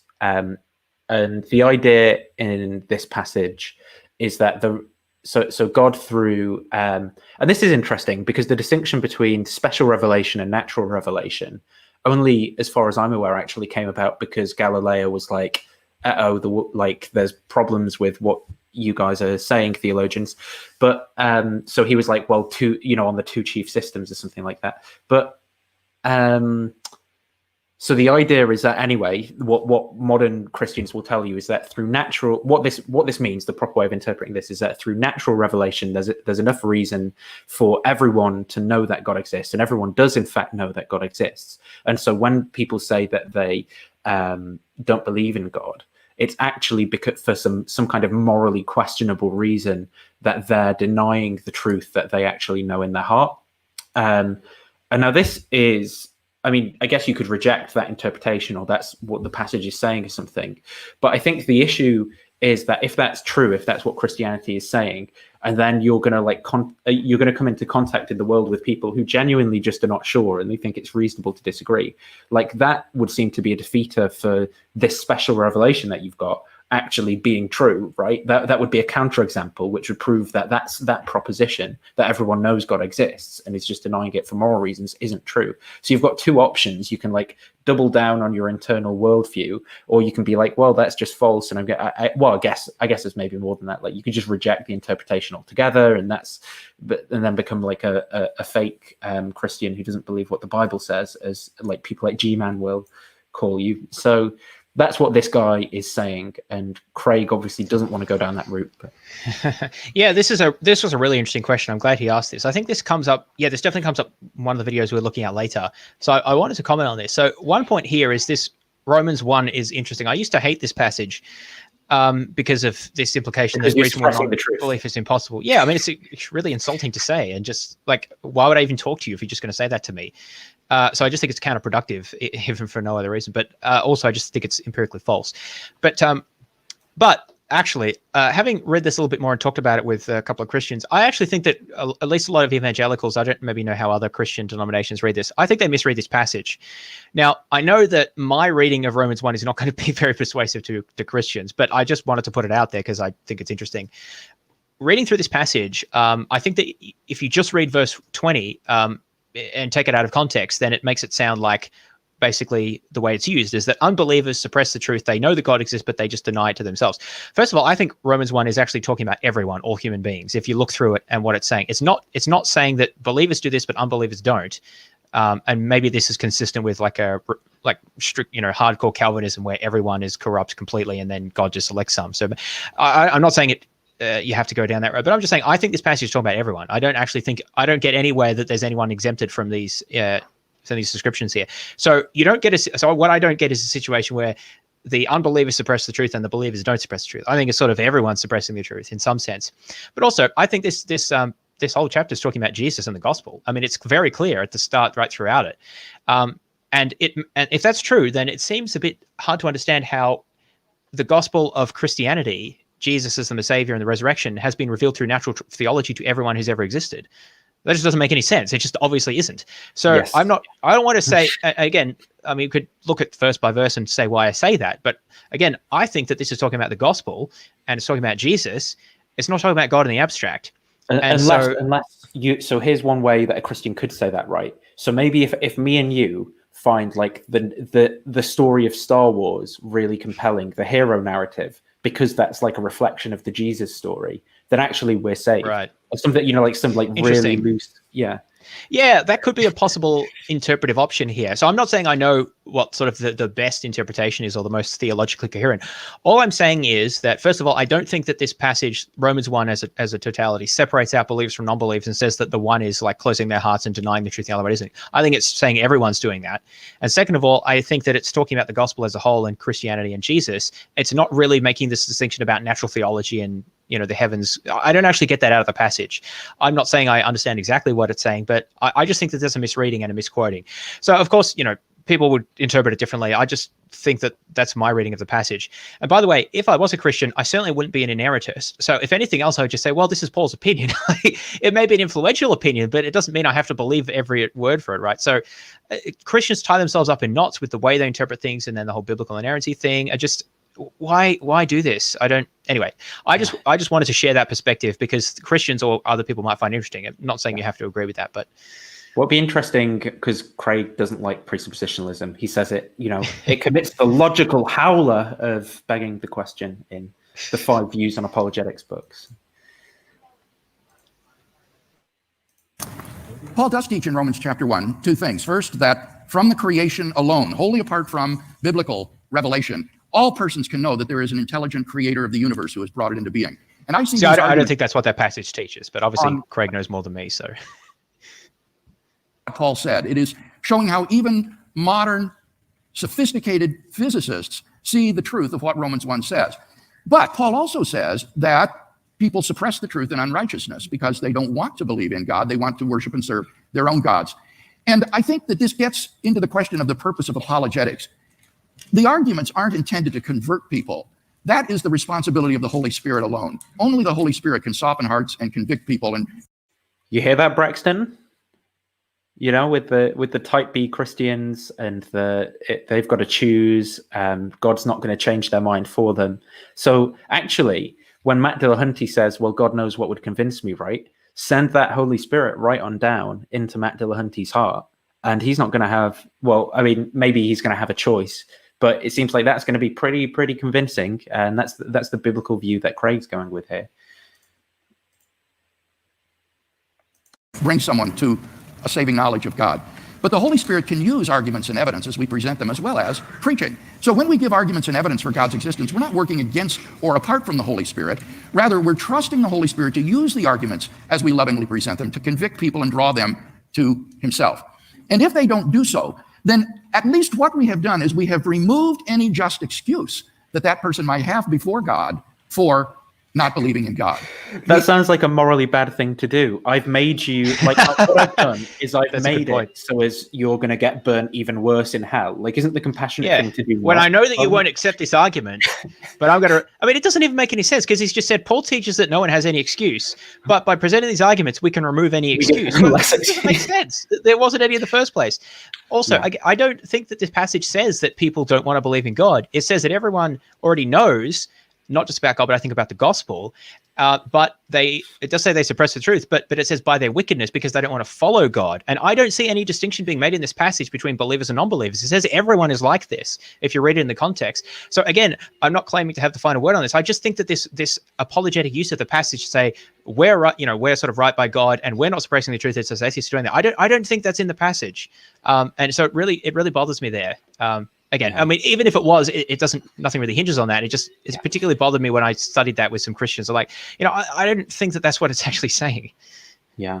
I mean, for me, eternal conscious torment is bad enough. I don't need William Lane Craig condemning me more with coming up with more and more. He could have left it at the condemnation for rejecting the kalam, right? Or the moral argument. And now he's coming out with the mathematical argument. Who knows how much worse hell's going to be now I've rejected that one as well. This is actually interesting because there's an objection from divine hiddenness, right? Why wasn't there better evidence for God's existence and for Jesus and so forth? Now, I don't know how many Christians make this argument, but at least this is something that I've heard in the past. Yeah. If I was a Christian, I would almost certainly be a universalist, by the way.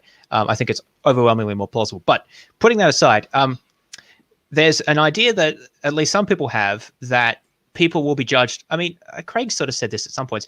God will judge people on the basis of what they know. So the more you know, sort of, great power comes great responsibility kind of thing. So the argument is actually that God is deliberately withholds from presenting evidence, because if he made the evidence more persuasive or more obvious, he'd have to judge people more harshly. Now, to me, that seems like kind of an odd argument, but also I can't help but find it somewhat persuasive. It seems to make some kind of sense. Anyway, I think, I'm not saying that's, you should actually think that. I just think it's interesting. Right. Let's see. Let's close this one out. Have raised the intellectual price tag that he has to pay for his unbelief. And the intellectual price tag you have to pay for disagreeing with William Lane Craig, like weird language again. I think we raise it to such an extent that he now no longer has any excuse for his unbelief, but needs to recognize and come to grips with the fact that it is simply his willful resistance to God that justifies his unbelief. Imagine the hubris involved in saying that anyone who disagrees with me, well, have fun answering to God why you don't believe what I think. Like, like this, like if you go with like a Feuerbachian like idea of God being like some sort of weird psychological projection of the self or something, and it's like, yeah, I'm just that in love with my own ego and my ability to like think about the world that I've identified God with like my rationalizations, and anyone who disagrees with me disagrees with God. Like it's like some bizarre pathology of narcissism.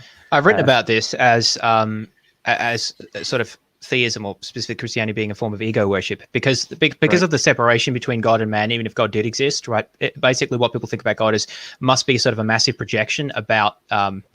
But based on their own thoughts and perceptions about, well, I think this is what God says to me and is influencing my life. This is how I interpret the scripture. So it's a lot of it must come from the self. So I think that actually, I think Orthodox Christianity, from what little I know about this, treats this a lot more seriously and is a lot less willing to make dogmatic claims about the nature of God and what he wants and all these sorts of things, which I think is way more plausible, because there's this necessary vast gap between us and God because of our limited intellect. How do you know what God wants or what he's saying and things like that. And these sort of pronouncements just become extremely implausible when you sort of think of it from that point of view. I was going to say something else. The intellectual price. Oh, yes. One final point on that. This idea that people don't want to believe in God because they don't want to follow God has never made sense to me. I mentioned this before, but see, if I just wanted to sin or do whatever I wanted, surely I would, and I'm in bad faith, so I'm kind of convincing myself and suppressing the truth, right? I'm going to concoct a view where God wants me to do this, or is at least fine with me doing this, which is lots of people do. That's the rational thing to do, you say. Yeah, because then you can not only feel good in this life, you can feel good about the life to come, and you can justify what you do because this is what God wants. Plenty of people have done this. Most Christians do this. Most Muslims, other people do this. They just justify that this is fine by God, right? So why would I actually make it harder for myself by not being able to appeal to that, plus not having the benefit of an afterlife where God's going to make it good for me? I just don't actually think it makes sense. It doesn't seem to fit the psychological motive that's being ascribed here. Yeah, I agree as well. Right. Anyway, so let's leave that one. So that's all we have for Craig.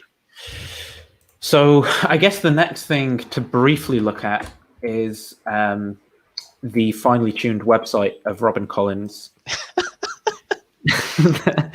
I don't know how much of this like black on gray HTML and as well like maybe this is it's something pretty special, but just put some padding in at the edge, like literally, like I could put the CSS to do that, like in the. I mean, fair enough. Not everyone like is interested in web development. I mean, I'm certainly not, but it's my job. But like it's just a bit. If you want people to like take you seriously, don't like make some HTML website like. Anyway, so yeah, here we have like the core argument reformulated and stuff. I guess maybe is it unreasonable for us to? This is just going to be the set, like the principle of indifference and how it's applied and stuff. This is broadly just going to be the same as what we have in the fine-tuning argument in the Blackwell companion. I don't know if this is going to be more recent. So maybe if we just. There was a little line at the bottom that said this work was made possible by a grant from something or other, 1997 to 1998. So I'm going to assume that's roughly when this website was created here. Oh, okay. So 1999 from Rusty Walker is probably pretty on the money, I would guess, as to when this page was made. It's not been updated since. Well, that's you say that this by the Discovery Institute grant, but he definitely. So, like in the book, for example. In the Blackwell companion, there's in a footnote, it says, for example, like, oh, for more information on this, go to like anthropicprinciple.com. And it looks like those domains just never got, I think I tried that. I think it's dead, isn't it? It's a dead link. Yeah, so he says go to www.finetuning.org, and like, fair enough. These things don't always work out, but that's dead. And then on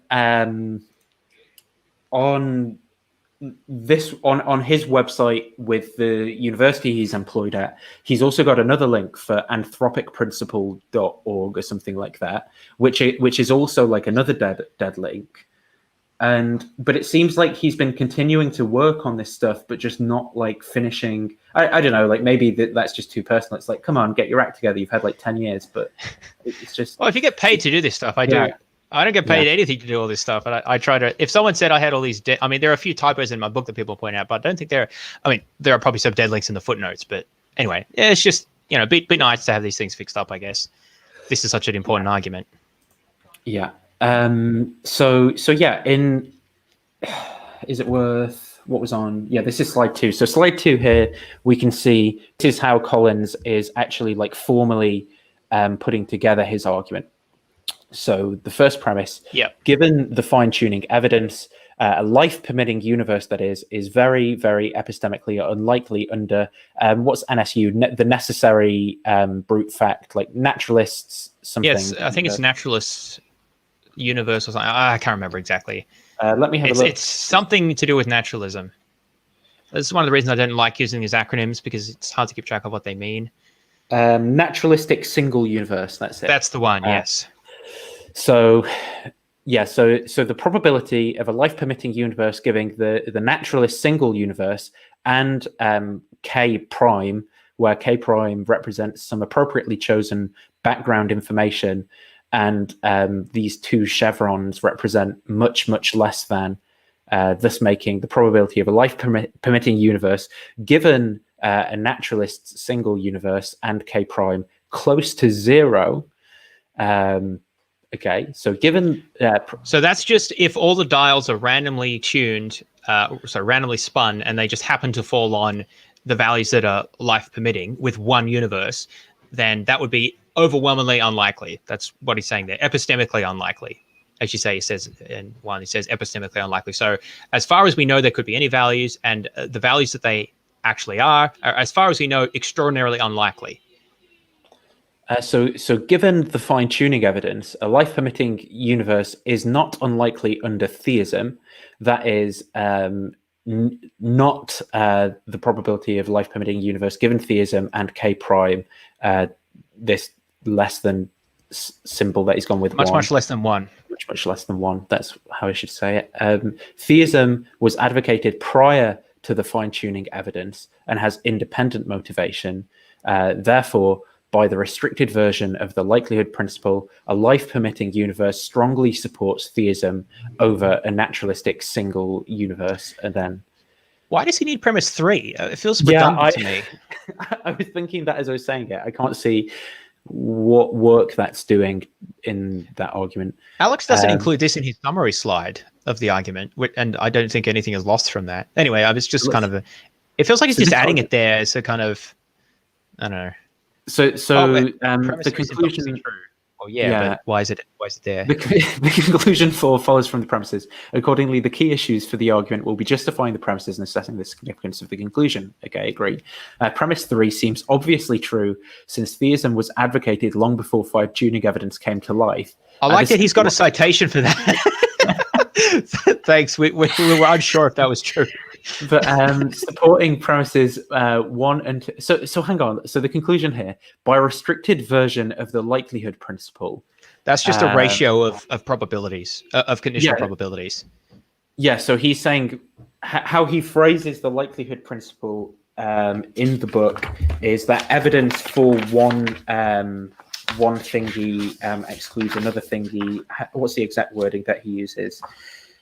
The likelihood principle. This principle can be stated as follows. Is that my next slide? Actually, that would be no. That Yeah, this principle is stated as follows. Let hypothesis 1 and hypothesis 2 be two competing hypotheses. According to the likelihood principle, an observation E counts as evidence in favor of hypothesis H1 over H2 if the observation is more probable under H1 than H2. Just on the face of it, I don't know if I completely agree with that. Is it it would have to be, it either counts in favor of one or the other, but it can't equally count in favor of both, say, or I don't know if that's. Well, it's an inequality. So according to the likelihood principle, an observation counts as evidence in favor of one hypothesis if it is more probable under that hypothesis than an alternative hypothesis. I mean, yeah, I suppose that's just a truism, really, isn't it? Pretty much, and that's what he's advocating it as. This is not supposed to be controversial. Yeah. I should say that the reason, I'm pretty sure the reason he's phrasing it this way is so that he can avoid the question of the prior probability of the two hypotheses, naturalistic single universe compared to theism. Because if you're going to do a full Bayesian account, which will come up later, you need the prior probabilities in there. But you can argue for a million years about what those should be. And I tend to think the question's not even meaningful because prior to what, really? So he's just ditching those and saying, let's not talk about how probabilities overall, which is what the prize would allow you to. Instead, let's just say, what does fine-tuning give you in terms of does it favor one over the other? And all he's saying is that because, according to him, a fine-tuned universe is much more likely under theism than it is under a naturalistic single universe, the fact that we observe fine-tuning favors theism over a naturalistic single universe. So what else did we have? So I'm happy with that. I don't have a problem with that form of inference. By the way, I should say at this point, we can maybe clarify this later.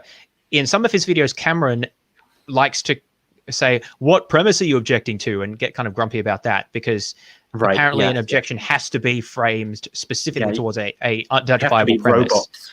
Which I don't think is the case at all. But just so that we can't be accused of that. So obviously I don't object to premise 3, although I don't think it's really relevant to the argument. I can't see what it's doing, But I object to both premise 1 and premise 2. I'm happy with the form of the argument because you can object to that as well if you disagree with the likelihood principle or something like that, or epistemic probabilities. I don't really have a problem with those. There's some issues there, but broadly I'm happy. So I'm happy with the form of the argument, happy of inference to the best explanation, happy of likelihood principle, happy with epistemic probabilities. I just think the first two premises have not been established. So for those keeping score, those are the premises I'm objecting to. And I'll explain why. I'm just highlighting for future reference. That's where my concerns lie, not the form of the argument so much as the premises.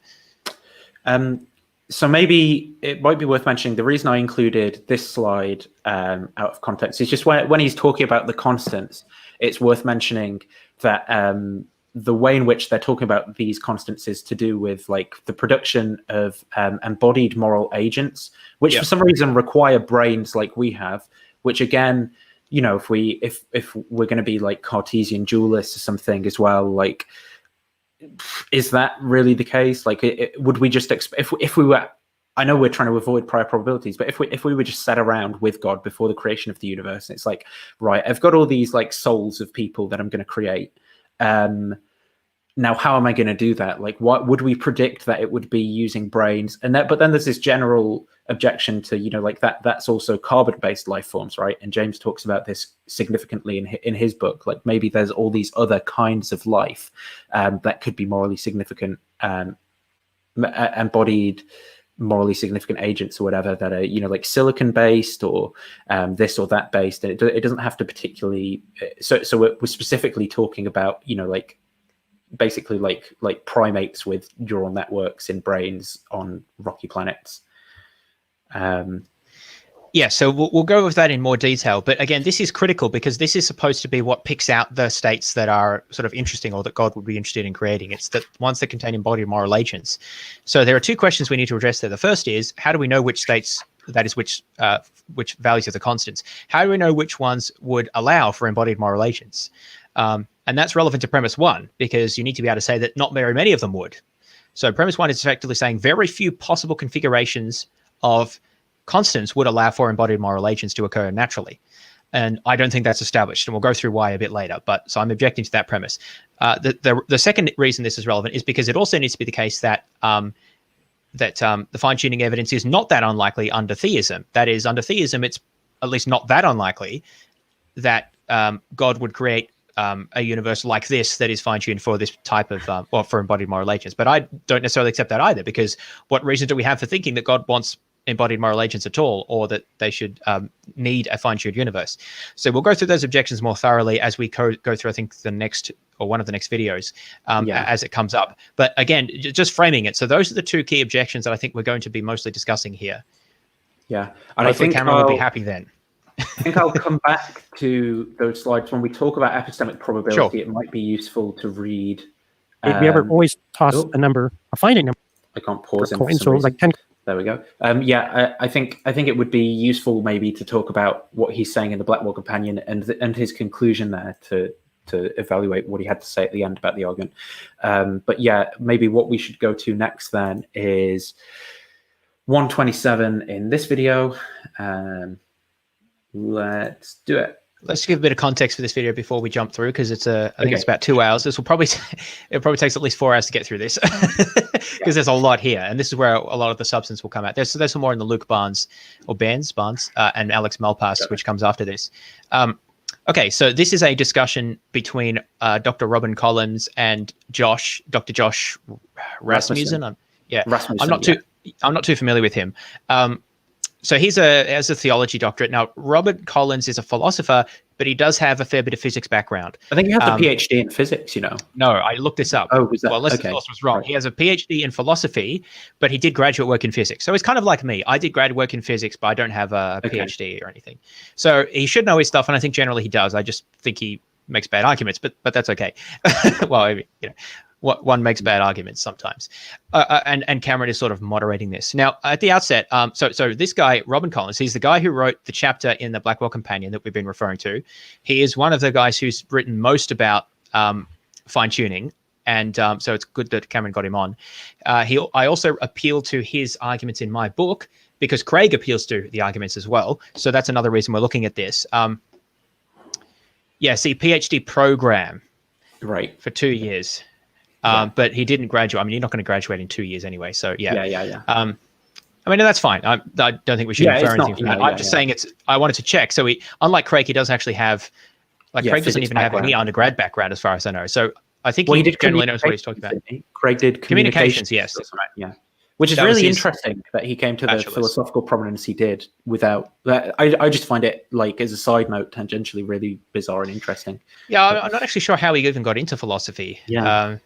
I maybe read that, but I've forgotten. At any rate, so that's who these people are. Now, so what they're doing here is they're answering objections to the fine-tuning argument. Now, I think Cameron doesn't make this clear until the very end, but these objections are not objections from scholars or from my book, for example, where I talk about this, which came out before this video, or from like prominent even YouTubers or thoughtful respondents. No, these objections are taken from Facebook and YouTube comments. Paid is better as well. If you want us to respond to some of your questions in the chat, £10 minimum. I mean, we don't expect you to, but these donations do ensure that the stream can keep going. So if God's putting it on your heart, pray about it first. And if God's weighing it on your heart and you want to support this ministry, because it's important that we minister, God commands it, then pay us some money. As soon as a coin in the Patreon clings, a soul from Godless Atheist springs. So just bear that in mind. Sorry, can't help myself there.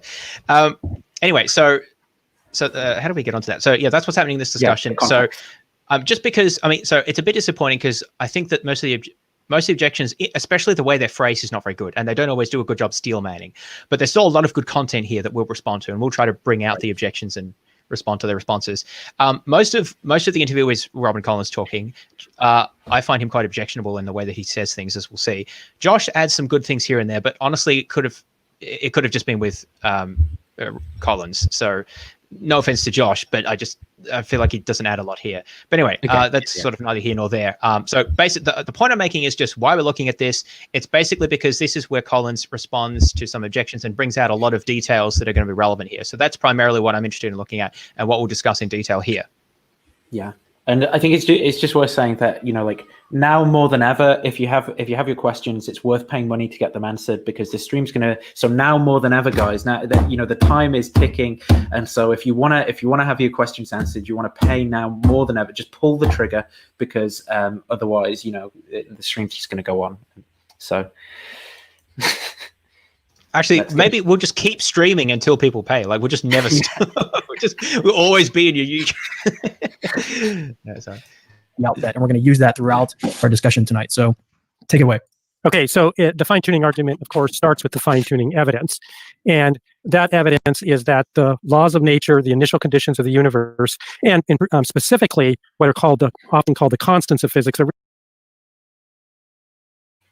really like the fundamental have to be adjusted just right in order for life to occur. So examples of this are the most discussed example in the physics literature is the cosmological constant, and that determines the expansion rate of space. So if it is larger, the expansion of the universe will accelerate. If it's much larger than zero and much smaller than zero, it will deaccelerate very rapidly. And so, for example, one of the consequences of that is if it expands too rapidly, there won't be enough time for galaxies and stars to form. So basically, you would just have matter pretty much evenly distributed throughout space, no stars, because there'd be no galaxy, and just hydrogen basically is what you'd be left with, and a little bit of helium. And this requires a kind of like balance between the cosmological constant and the strength of gravity too, right? Because if it stays at the same sort of strength that it is at in our universe, then if we adjust the cosmological constant, then like you said, the universe is going to expand too big to where gravity can't pull things back together quick enough. Well, actually, the cosmological constant will swamp any of the effects of gravity. And it's a little, in cosmology, the effect of gravity, how to define the strength of gravity is a really tricky question. So I never talk about the strength of gravity as being a factor in the cosmological context, because if you define the strength of gravity by G, for instance, well, in Planck units, which is a common one used, G is just set to 1. So there is no variation in the strength of gravity. What there is a variation is in what's called the gravitational fine structure constant, which is a dimensionless constant. So when you get to gravity, it's a little tricky in the cosmological context, because it's gravity plus like the mass of the proton you have to talk about. Okay, well, yeah, just go ahead and continue sort of where you left off then. Yeah, so okay, I want to interrupt already here, because I'm already annoyed at the way he answered that question.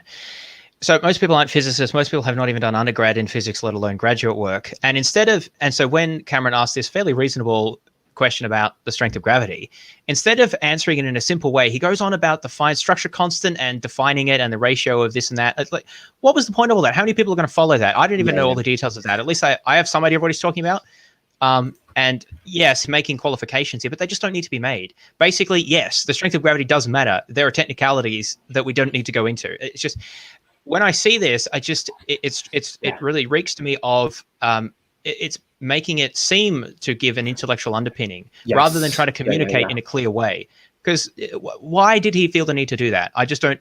It didn't add anything that people are going to take away meaningfully from that comment. This is my amateur psychologizing of the whole. Like what's I know. Sorry, you might get attacked while we're still going. He's paying me money to undress on stream, and you know, if it goes above a certain amount, it's gonna have to happen. I'm sorry, but so yeah, I when I look at like this situation, it really reeks of insecurity to me when people like aren't able to communicate their ideas like without just throwing all these things at the wall. Like as soon as you know, like if someone challenges my ideas or is unclear on something, or I like to think something I notice about myself is if I'm really emotionally attached to an idea and I don't really understand what I'm talking about, then I'd have this psychological tendency to like mention really obscure technical terminology to just try and like scare the other person into not questioning me on my beliefs anymore. And I think that this is just a human thing. And I've noticed it in tons of like in the Paul van der Klee Discord server, for example. Like I'll go in there, I'll question people, and they'll start coming out with all this random like continental philosophy or psychobabble sort of terminology, because I think they feel like threatened by what I'm saying. So they want to use words that I don't understand. So it's like, well, you can't question me yet because you've got to like engage with all these complicated words. And I think that I see the same thing going on with like some of this physicsy type stuff, where it's just like, well, before you question me, you better get on my level with like, or, you know, like I can dress it up in all this academic sounding language, and then it like is going to legitimize what I'm trying to say. And this does cut both ways, right? That like I think this is just a human thing. This is like if someone's questioning beliefs which are valuable to you and you're scared so you want to defend it, it's very easy to just like throw out there like a bunch of stuff you tangentially know to try and sound smart. But yeah, I think like in the case of apologetics, we can point out where that's happening and we can go, you know, come on guys, like look at yourself here, like that's what's going on. Let's chill out, and maybe when we lower our defenses, it actually turns out that this argument isn't as strong as we think. I want to respond to Joshua Phillip here because I think that's a relevant point. I feel like if we cut off the Pine Creek-esque psychology, the streams would be considerably shorter and much more useful, in his opinion. I mean, that's fair enough. It's just your opinion. You don't have to like that part of it, but I'm going to explain why I think we do it. First of all, I think that they wouldn't be that much shorter. Maybe they'd be 10% shorter, but like we don't actually spend that bigger proportion of the time talking about it. But also in terms of why it's done, I think it matters because one of the reasons that I think it's appropriate to call this bad apologetics is because it's not just the intellectual content that matters, it's how it's used. That's why it's important. People ask, why bother with this? Why does it matter? Yeah. Well, it's because of what it does, the effect it has socially and intellectually on people. And for there, you can't just look at the intellectual side. And I think it makes sense to talk mostly about that, but I think it is appropriate to spend some amount of time talking about the presentation, the word choice, the framing, and how it's used, and the us and them mentality, all that sort of stuff, because it relates to how it's used, how it moves people away from rational thinking and being thoughtful, which is actually what I'm interested in. Remember, I've said this multiple times. What I'm interested in doing is helping people to think more critically, more rigorously, more thoughtfully, and to learn more and improve themselves about these issues. I'm not interested in just sort of deconverting people for the sake of it. And because of that, I think it's important to also address the issue of how thinking can go wrong, and you know, choice of words, evocative language, us, them, you know, things like that is relevant to that as well. So it's not just the pure content. So that's why I think it's relevant to include this. I mean, fair enough if you think we do it a little too much, but you know, I would defend that choice.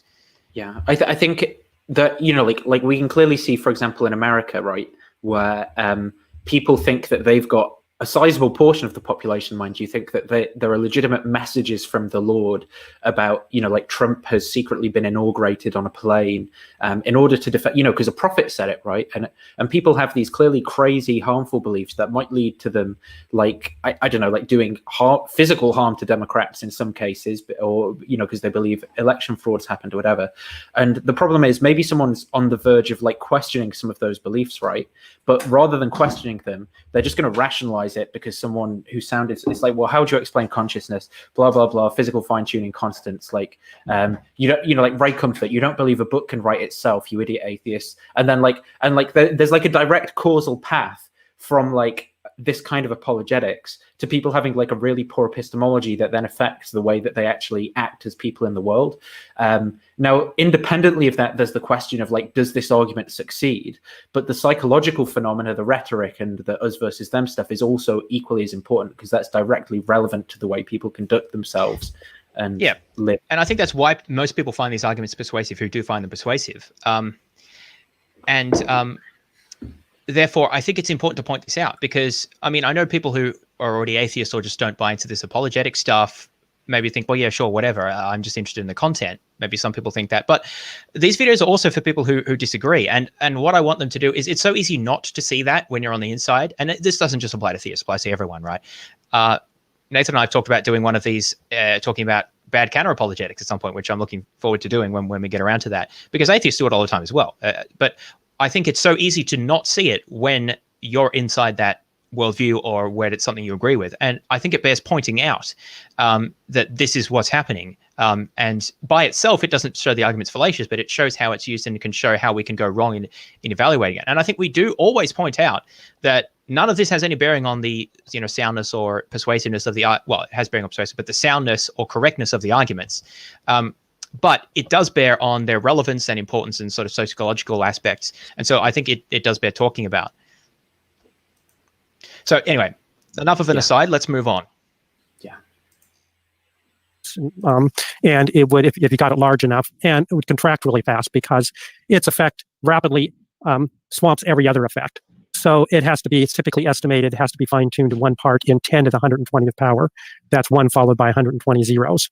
Another example is the strength of gravity now in a kind of terrestrial context or context of stars. And then you can talk about adjusting the strength of gravity. And there, if gravity is too strong, the stars will burn too rapidly, and they won't exist long enough to have a reasonable chance of life forming. And then there's other bad things will happen, which you can talk about. So the bottom line, not to go through all the different constants, is there's strengths of the various forces, which affect the strength of gravities. There's a strength of the electromagnetic force. There's cosmological parameters like the cosmological constant. There is masses of various fundamental particles, as mass of the proton or neutron, which are ultimately a result of they are influenced by the mass of the quarks they're made of, the up and down quark, along with strength of the strong force between quarks. So there's these fundamental parameters, mass, we can think of mass parameters, and then parameters governing the strength of forces, and then quite a few other parameters. And the idea of the fine-tuning for life is that unless they are set in a very small range, life would not be possible. And it's not just carbon-based life. It's any sort of stable, reproducible complexity. So if you go back to the case of the cosmological constant, if the universe expanded so rapidly and galaxies and stars couldn't form, the only elements that would be are elements, hydrogen and other elements formed during the Big Bang, which is basically hydrogen and 25% helium. And that's it. And you just have that distributed fairly evenly. So yeah, one thing I just want to say at this point as well is obviously, well, perhaps not so obviously for people who haven't ever been interested or watched like a weird History Channel or whatever, Discovery Channel documentary on the universe or something, is like obviously with stars forming the elements, a key proponent to like life permitting universes, like one of those categories they're going to talk about is universes in which like a substantial amount of carbon is actually produced. And again, like what one of James's objections is that well, what about like other forms of life outside of carbon-based life? Like, what does that do to the probability space of like possible regions of combinations of these constants that we could be in, where there are, morally embodied agents of some form or another? Probably, I don't know if there's anything you want to say at that point, or I could just keep playing. Yes. So, no, there are important points to raise here. So he has already raised this objection or responded to this objection about alternate other forms of life. And this forms a large part of the discussion I have in my chapter about this, because, as I've said before, I believe that it's been shown that the universe is fine-tuned for carbon-based life on rocky planets, which is the form of life that we have. But I don't think it's been shown for all embodied forms of life. So the question would be, how do we know the conditions under which any type of embodied life would be possible, or let's say embodied moral agents, because that's what Colin's interested in. How do we know what the conditions are? And my argument is that we have no idea. So that's a sort of a meta argument, and think of it this way. We don't even know the conditions in our own universe in which carbon-based life can exist. We're still finding life in places on Earth that we didn't think it would be possible, like, bottom of the ocean and inside of, like under glaciers and things like that. And ice, yeah. Those weird... Yeah, exactly. So we don't even know that. And we know the laws of physics, right? And we know current biology, at least to a reasonable degree. And we still can't predict exactly where life's going to be. So how do we think that we can know what type of life will be possible in alternate universes where constants are different and life could be totally different? I just think that is profound hubris to think that we could know that. Not only, maybe we could know some. Like, I'm not claiming that there are no cases in which we can say one way or the other. Yes, there are some, and we'll get to that. But we actually have to know, we actually have to have a decent sampling from right across the possible space of outcomes. I might go through this a bit more later when we see a visualization of that. But the basic idea here is that the more possibilities there are of different constants, the bigger the space is. The more different ways things could have been, the more you have to investigate. And the problem actually gets bigger. So theists actually usually like to say that the more constants there are that are fine-tuned, the better, because it gets less and less likely that they could be by chance. But I think this actually weakens the argument, because it means that there's a larger hypervolume. Basically, let's just say volume. It's a larger number of possible combinations. Yeah, that's a better way to say it. There's a larger number of possible combinations that you have to make a claim about as to whether they would be life permitting or not, when in fact you have no idea, and you've got more that you have to investigate or make claims about. And I just don't think that can be known. Now, I think now might be a time to mention some of this. So this comes under, the objection I'm making is sometimes called exotic forms of life. So this is forms of life that are not just kind of like what we have, carbon-based life on rocky planets around stars, right? Again, mostly what physicists are looking at when they see whether things are fine-tuned. But exotic forms of life are just things that are very different. And the thing is, we don't know what type of exotic forms of life might even be possible in our own actual universe, let alone in universes that have different values of the constants. So I've just made an ad hoc list here, which I'll just read through some of them, of things that have occurred to me. And I see some have been added here.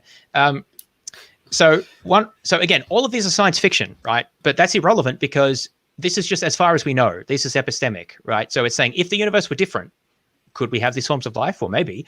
I mean, that's what the argument is trying to get at here, because the claim that Collins is making is we know that with all of these different combinations of the constants, there couldn't be life permitting for any type of life. And my claim is we have no idea. So let's look at some possible alternate forms of life that we can imagine. One is silicon-based life. So instead of using carbon to form large complex molecules, you use silicon, which is the next row down on the periodic table. So there's been a lot of discussion about this. It's unclear whether it's possible in our universe, but maybe in a different universe with slightly tweaked constants, it could exist. This is sort of in no particular order. So another possibility is quite a lot more out there, is that sometimes proponents of fine-tuning talk about, well, what if the whole periodic table is impossible because you only have, you can only form hydrogen and helium or something like that. But hydrogen and helium are not fundamental particles. They're made of protons and neutrons, which are composite particles. And they're basically, without getting into too much detail, they're specific bound states that involve fundamental forces called the strong force and the electromagnetic force. But there are other forces as well. The four forces are, see if I can do this, strong, weak, gravity, and electromagnetism. Most people know about electromagnetism and gravity. Most people don't know about strong and weak because they're sort of mostly in nuclear reactions and things like that. The point, though, is that we could, for all we know, there could be bound weak states. Now, those are not known to exist, as far as I understand, in our universe. But how do we know there couldn't be life that forms out of bound weak states? This is totally speculative, right? But if you're monkeying with the constants in physics, we got to consider all of these possibilities, right? We don't even have to have any evidence for them. All we have to say is, as far as we know, it could happen in somewhere in the parameter space, maybe in a lot of the parameter space. I don't know. So there's that possibility. We could have alternate bound states of the strong force, right? Never mind protons and neutrons. Maybe it's some totally different, well, or substantively different bound state that forms an alternate periodic table that's not based on protons, but it's based on something else. Again, not possible in our universe, as far as we know, but in a different universe, when we can monkey with all these constants, how can you rule that out? There's the possibility of bringing more down to earth, assuming we have a similar periodic table. People have suggested that life could be based on sulfur or based on metallic elements because they can form a lot of complicated bonds. The possibility that solvents other than water, such as maybe hydrocarbons, could be the basis for life. So again, that's assuming we have a sort of chemistry as we know it. So that's more similar, but still fairly different. Another possibility that's been discussed is the notion of a crystalline form of life. There's a Star Trek, or maybe a couple of Star Trek episodes that have a crystalline entity in them. That's a crystal that sort of grows as the crystal expands and then changes as the sort of states in the crystal and the phonons and so forth travel across it. So again, not possible in our universe as far as we know, but in a different universe, how can you rule that out? Doesn't even need a solvent to exist. So it's a very different form of life. Maybe life could exist on neutron stars, or if free neutrons were stable. They're not stable in our universe, but maybe in a different universe they're stable. So you could have life that just that is formed from neutrons instead of protons, which is currently what life is formed. Maybe you could even have life that's if gravity was much stronger, it could even be based on the gravitational force alone. That's a radical concept, but how can you rule it out if we're doing whatever we like with the constants of physics? Thanks, Feebar. It's a shame that Nathan's such a pig, but I appreciate the gesture. Maybe life could exist in a photonic form. Not even sure what that would look like, but how can we rule it out? Maybe it's photons in crystals. Maybe it's in some other type of matter. Who knows? Maybe we could have life formed from dark matter. We don't even know what dark matter is. It's some sort of matter that has mass and is thought to interact with a weak force, but we don't know that. But maybe life could form in dark matter in an alternate universe. Maybe there could be life possible at the quantum scale. And there's an interesting paper written about this, actually, which talks about electrons in love, which we'll appeal to later because there's a slightly different aspect there. But again, that seems silly in our universe. But maybe if things are different, there's different stuff happening at the quantum level, which allows, like the quantum mind stuff that we talked about. I don't think that's possible in our What about the universe. macro level, though? What, like, I always think as an interesting thought experiment, I don't think this is true at all, but we always arbitrarily choose the scale that we're at as like the scale. But it's like when we go down and we, you know, like, at least when we model atoms and things like that, it's like, oh, this just looks. If we were to take a truly objective stance, it'd be kind of like, oh, well, like. Electron, well, it's like a probability space, I suppose, but maybe like the standard atom model, right, with the atoms in the middle and the electrons around the edge. It's kind of like, well, that's something maybe like, you know, planets and solar systems or something. It's like, well, maybe you scale it up and there's some weird structure that's all a part of that stands in functional relation to other things, and that constitutes a mind, because functionalism is true. This maybe I should have prefaced it by that. Yeah, so this is assuming that a physical substrate is necessary for a mind, but it needs to perform certain complex functions. We'll get to the idea that you don't even need a physical structure at all, but right now I'm just responding to the idea of exotic forms of physical life. And as far as we know, that a gravitational interaction could do that on a large scale or on a small scale. What else did we have? Heavier generations of matter. So people probably know about the electron, but it turns out that there's actually kind of versions of the electron called the muon and the tau. They're basically like the electron, but they're just kind of heavier. And they're called different generations of matter. There's other quarks as well that correspond to them. Now, as far as we know, these things are not stable, and they don't seem to like do very much in respect to the matter that we know is all made of electrons and protons. It's not made of these other generations of matter. But maybe there could be life with other generations of matter. In fact, maybe there's even more generations of matter. Or if there isn't in our universe, there could be in other universes that are possible, because different things could be stable. The point that I'm trying to make here is not that you should think that any of these things are necessarily possible. It's just to paint the picture that if you think that there's no possibility that with all of the constants that we have to deal with, there's no possibility of exotic forms of life, I think you just have a real lack of imagination. Because there's probably heaps more things that I haven't even thought of. We've got 4 forces to work with that we know of. Maybe there are even more, right? And there's all sorts of combinations of bound states that you can make at the micro level, the macro level, the meso level, that could exist and have functional relationships in different ways, that maybe either are impossible in our universe or are just so unstable that we never see them and therefore are not studied. There may even be more constants that we just don't know about because we can't interact with them in any way in our universe. Like the weak nuclear force, for example, is very hard to interact with. Neutrinos are a particle that exists but are hard to interact with. Maybe there's other particles that we don't even know about that we never interact with, but in different universes they could interact more fully, and they could form types of life. So hopefully I've given a picture here as to why I think exotic forms of life are possible, even if there's no periodic table, even if you can't form more than a proton, because maybe there's all sorts of other really weird stuff that can happen in that universe. And I don't have to show that we know this. All I'm saying is, as far as we know, this is the case. As far as we know, almost all dials of the constants are life permitting. Not all of them. There are some we can say that aren't. But as far as we know, I think almost all of them could be, because we don't know enough about the about what would exist in these universes. And remember that although the people like Collins like to deny this, usually these arguments are based on varying only a few parameters at once, maybe not one, but it's maybe 2 or 3, and they're focused on particular questions like, if you change the cosmological constant, how rapidly would the universe expand, and what implications would that have on star formation or proton formation or something like that? Or if you change the masses of the quarks, then what implications would that have on the formation of protons and neutrons or stars and things like that? But that's actually not what we've got to work with. We've got all of the parameters to work with and all of the space to work with in any type of possible life. So even if you tweak 3 parameters, this particular type of life isn't possible. If you tweak all 20 of them, who knows what type of life might be possible? Because we just have no idea. We don't have any ability to investigate this. It's well beyond current knowledge.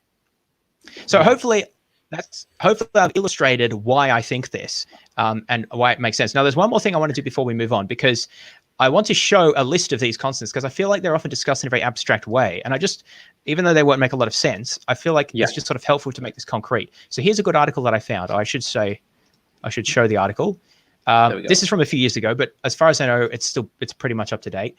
Tegmark's does good work on this. There's also Martin Rees who publishes on this sort of thing. Dimensionless constants, cosmology, and other dark matters.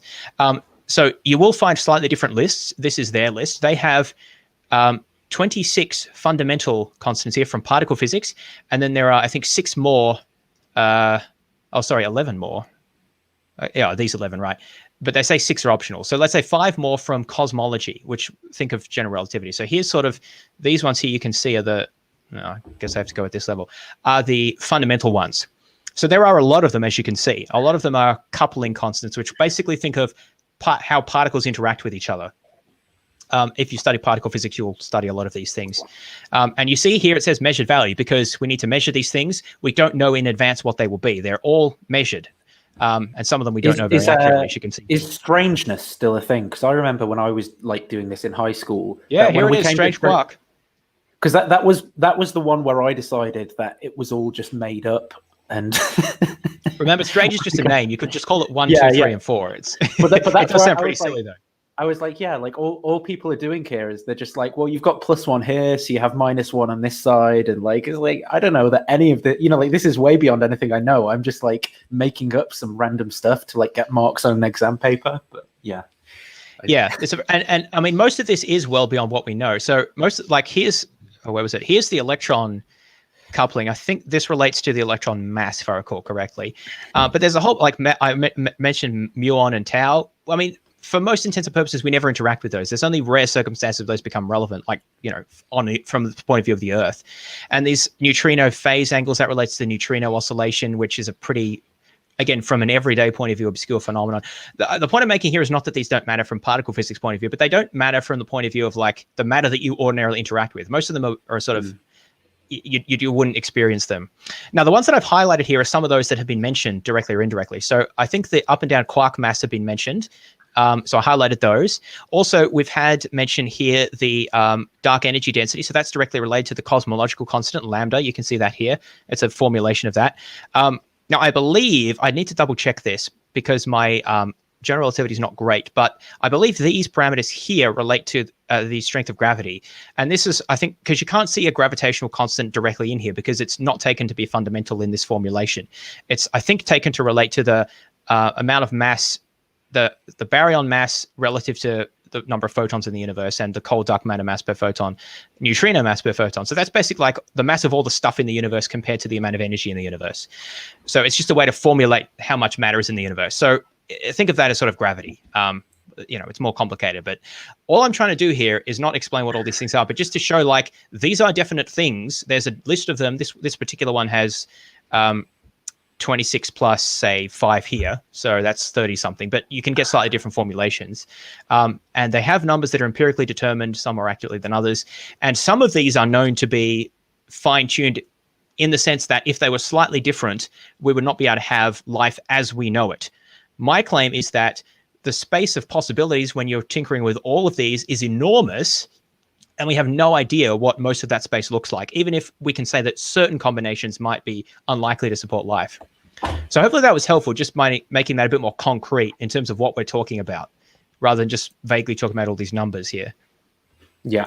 One thing as well that I thought, I just think it's interesting from a theistic point of view that like all of those seem to be predicated on some kind of physicalist or materialist understanding of mind as well. And I know like, so how biologists talk about life, whatever the definitions are, like movement, respiration, whatever, maybe that's like a whole different question. But at least to have like embodied moral agents, the sufficient condition for that seems to be like basically consciousness of some sort, right?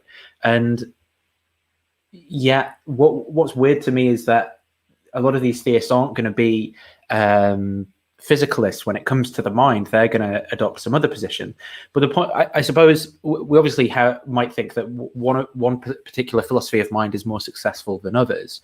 But I think that there are plausible candidates on the table. So like maybe panpsychism's true, right? And it turns out that there's actually, there's some element of consciousness that's like fundamental to the most fundamental particles of the universe. And so it just happens that there are conscious beings in the vast majority of these combinations for some reason. It might happen that maybe some kind of like metaphysical monism is true. And actually like the universe in a way can't help but be like conscious, or maybe like metaphysical idealism's true. And physics is actually something very different from what we think. It's some, like IP says, where it's the emergent phenomena of the underlying mind or whatever. And in which case, I don't know how, like, that surely has got to cut off like fine tuning for you, because you're not dependent upon the physical structure of the universe to have minds. Yes, and we will come back to this later, because I was just going on and on about how maybe there's different ways that you could have some sort of physical brain version in different universes. But it's unclear why the theists even interested in this, because most of them are substance dualists, or at least some form of dualists, or versions of idealists or whatever. So it's just really unclear why we're even doing this. So this comes back to the question as to why is God interested in creating why is God interested in creating embodied conscious agents when he could just create disembodied minds? Why does he need to fine tune anything?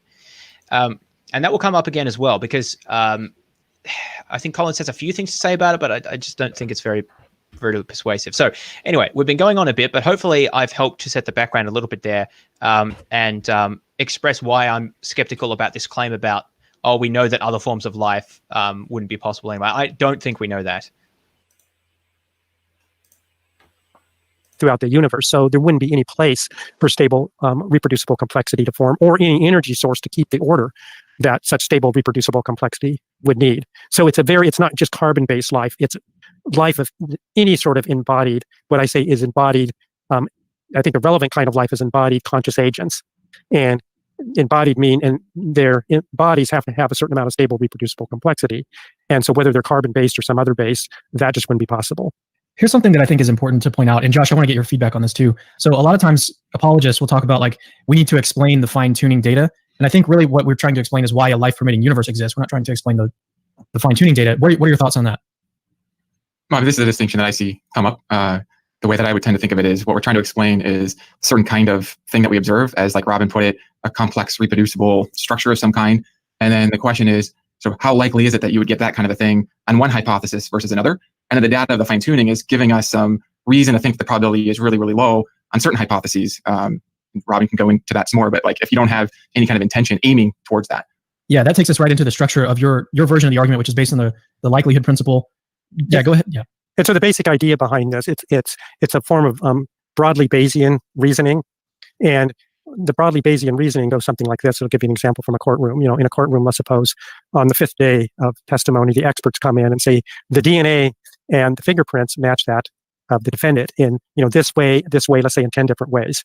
And they say that's extremely unlikely if the defendant was where the defendant claimed to be in this, away on a vacation somewhere.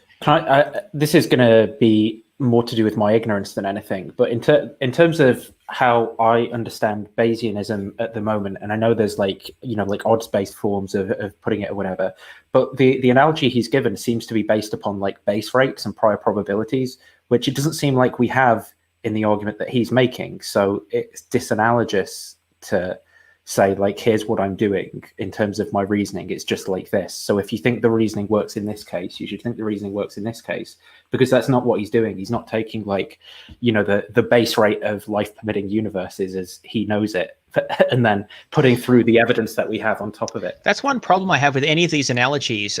These are used, we actually mentioned one earlier, Nathan, with respect to the version of the cosmological argument, like, why do we see that sphere? And then you increase that sphere. Yeah. And it applies to resurrection and other arguments as well, is that all of the analogies will be cases that we have some familiarity with. The watchmaker argument is yet another example of this. Like, we know where watches come from. We know, how people interact with us. We know that spheres don't just sort of appear there, because we have background knowledge about these things, but we just don't have any background knowledge about omnipotent mind, bodiless, disembodied minds. Bodiless and disembodied mean the same thing. Omnipotent, disembodied minds that maybe or maybe not create the universe. So I don't think any of these sort of appeals to any sort of common sense type or other circumstances where we use these sorts of reasoning really works very well. Because there's no base rates to appeal to. There's no really analogous cases. There's nothing like that. Yeah, I agree. But I mean, I guess we'll probably get into like this objective Bayesianism stuff a bit more, like maybe tomorrow when we get onto Luke Barnes or whatever as well. Now, it's possible it could have been a match. It could be somebody else has very similar DNA and fingerprints, but very unlikely. So normally a jury would take that as strong evidence in favor of the guilt of the defendant. Why is that? Well, it's because if the defendant is guilty, you would expect the DNA and the fingerprints to match. So it would be likely that they would match, but it'd be extremely unlikely if the defendant was innocent. And so if you want to abstract from that case, you have a piece of evidence, the fingerprints and DNA matching. That's really likely under the guilt hypothesis, very unlikely under the innocent hypothesis. So it strongly confirms the guilt hypothesis over the innocent hypothesis. Now, the fine-tuning argument has the same sort of form. It talks about the existence of a life-permitting universe. Given the fine-tuning evidence that physicists have uncovered, what I was talking about, it is extremely unlikely under the chance hypothesis of all the possible, values, for example, the cosmological constant from 0 to, 100, from this huge range it can have. It has to be in this small region of one part. Yeah, so someone's saying, couldn't the defendant have been framed? I guess the point is that when we talk about these kind of probabilities, it's in terms of what's the most probable explanation, right? Let me just bring something up that I think is useful on this. The goal is for you to come away from this video understanding one of the most important understanding. At the simplest... Sorry, while you go through this, I'm going to sneak out for a minute or two and grab some food. So yeah, no problem. Don't worry. So yeah, this is just for people to have a brief understanding of Bayes.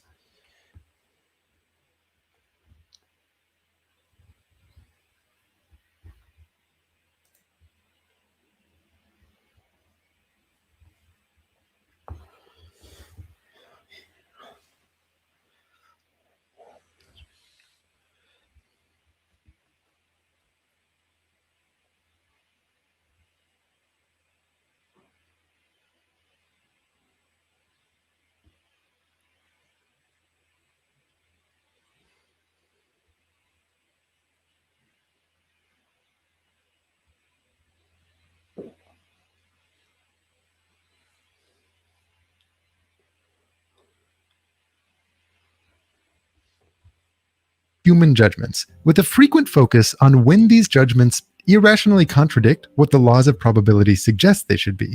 When the visual that makes I'll it start obvious, again. Sorry about that. I'd like to tell you about a man with order and structure and a passion for detail. Which of the following do you find more likely? Steve is a librarian, or Steve is a farmer? Some of you may recognize this as an example from a study conducted by the two psychologists Daniel Kahneman and Amos Tversky. Their work was a big deal. It won a Nobel Prize, and it's been popularized many times over in books like Kahneman's Thinking Fast and Slow or Michael Lewis's The Undoing Project. What they researched was human judgments, with a frequent focus on when these judgments irrationally contradict what the laws of probability suggest they should be. The example with Steve, our maybe librarian, maybe farmer, illustrates one specific type of irrationality. Or maybe I should say alleged irrationality. There are people who debate the conclusion here, but more on all of that later on. According to Kahneman and Tversky, after people are given this description of Steve as a meek and tidy soul, most say that he's more likely to be a librarian. After all, these traits line up better with the stereotypical view of a librarian than a farmer. And according to Kahneman and Tversky, this is irrational. The point is not whether people hold correct or biased views about the personalities of librarians and farmers. It's that almost nobody thinks to incorporate information about the ratio of farmers to librarians in their judgments. In their paper, Kahneman and Tversky said that in the US, that ratio is about 20-1. The numbers that I could find today put that actually much higher, but let's stick with the 20-1 number, since it's a little easier to illustrate and it proves the point just as well. To be clear, anyone who is asked this question is not expected to have perfect information about the actual statistics of farmers and librarians and their personality traits. But the question is whether people even think to consider that ratio, enough to at least make a rough estimate. Rationality is not about knowing facts, it's about recognizing which facts are relevant.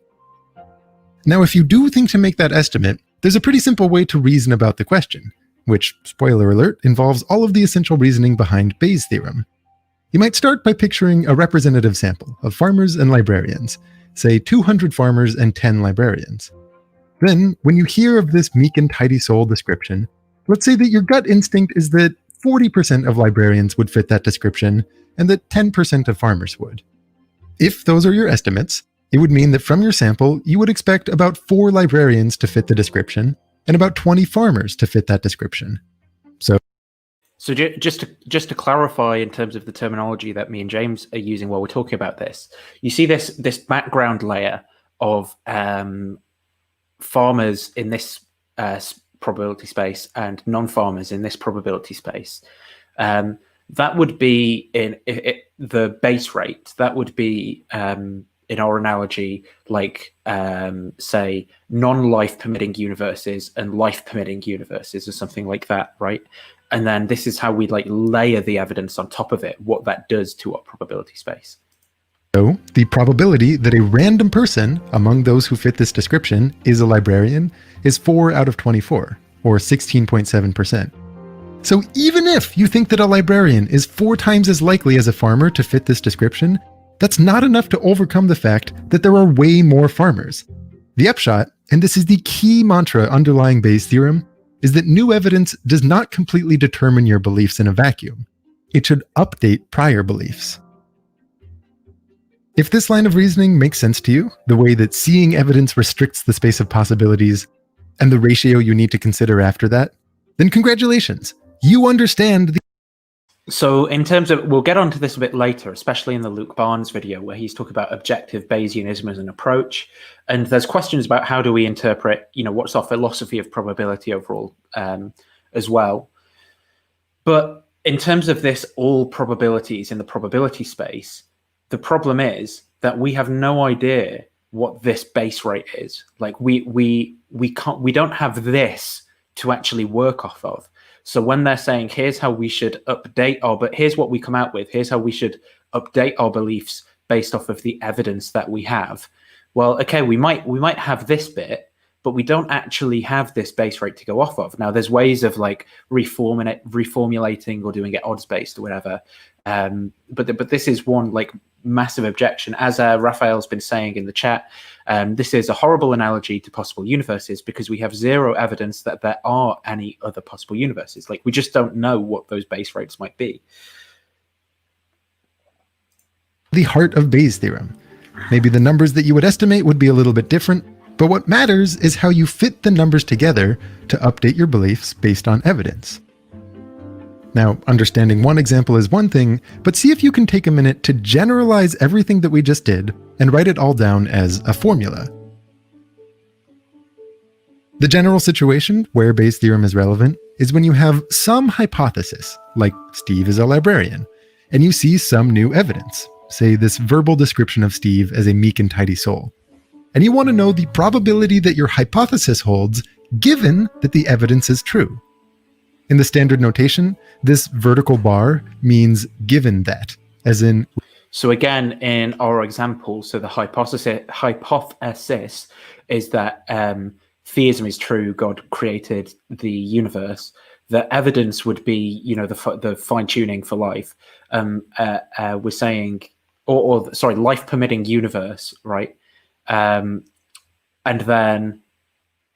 where if I go back to the slides that we had, we can actually, of course, I've closed it. Let me just get the slides up again. So we can actually see that formulated in the Blackwell companion.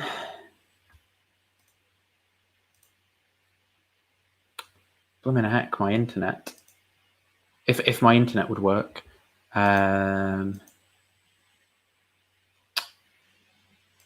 we are. So you can see you've got what we're talking about, the probability of a life-permitting universe given an SU. And James is eating, so I won't add him back in just yet. Yeah, given an SU, and you can see that that's in this form of what Grant's talking about in three blue, one brown, and and what he's doing is he's comparing that against the probability of life permitting universe given theism is true. So you can maybe see how the equation that Grant's just kind of explained how it works combines with what we're talking about here. For those of you who aren't familiar with Bayes' theorem or anything like that. Not that I'm exactly an expert. I'm going to add you in, James. You ready? I gave you that warning because of how you were eating your food. Like Monster. Yeah, so let's carry on with that video, which I foolishly closed. Yikes. I need to sort my life out here. Let's get that link. Just to respond to what Raphael's been saying here. So I'm not sure if you saw when you came on the stream, but the idea that what Collins is doing here is making an epistemic argument, an argument about epistemic probabilities. I'm sorry, I was trying to load the video and he keeps like making noises in the back. I've paused it now. Sorry. Yeah. So what was I saying? Yeah. So Collins is making an epistemic argument. He doesn't actually have to say that it's like metaphysically possible or physically possible to have different constants. All he's really saying is that, as far as we know, the constants could be whatever. And I mean, I think that's true because we have to empirically discover them, right?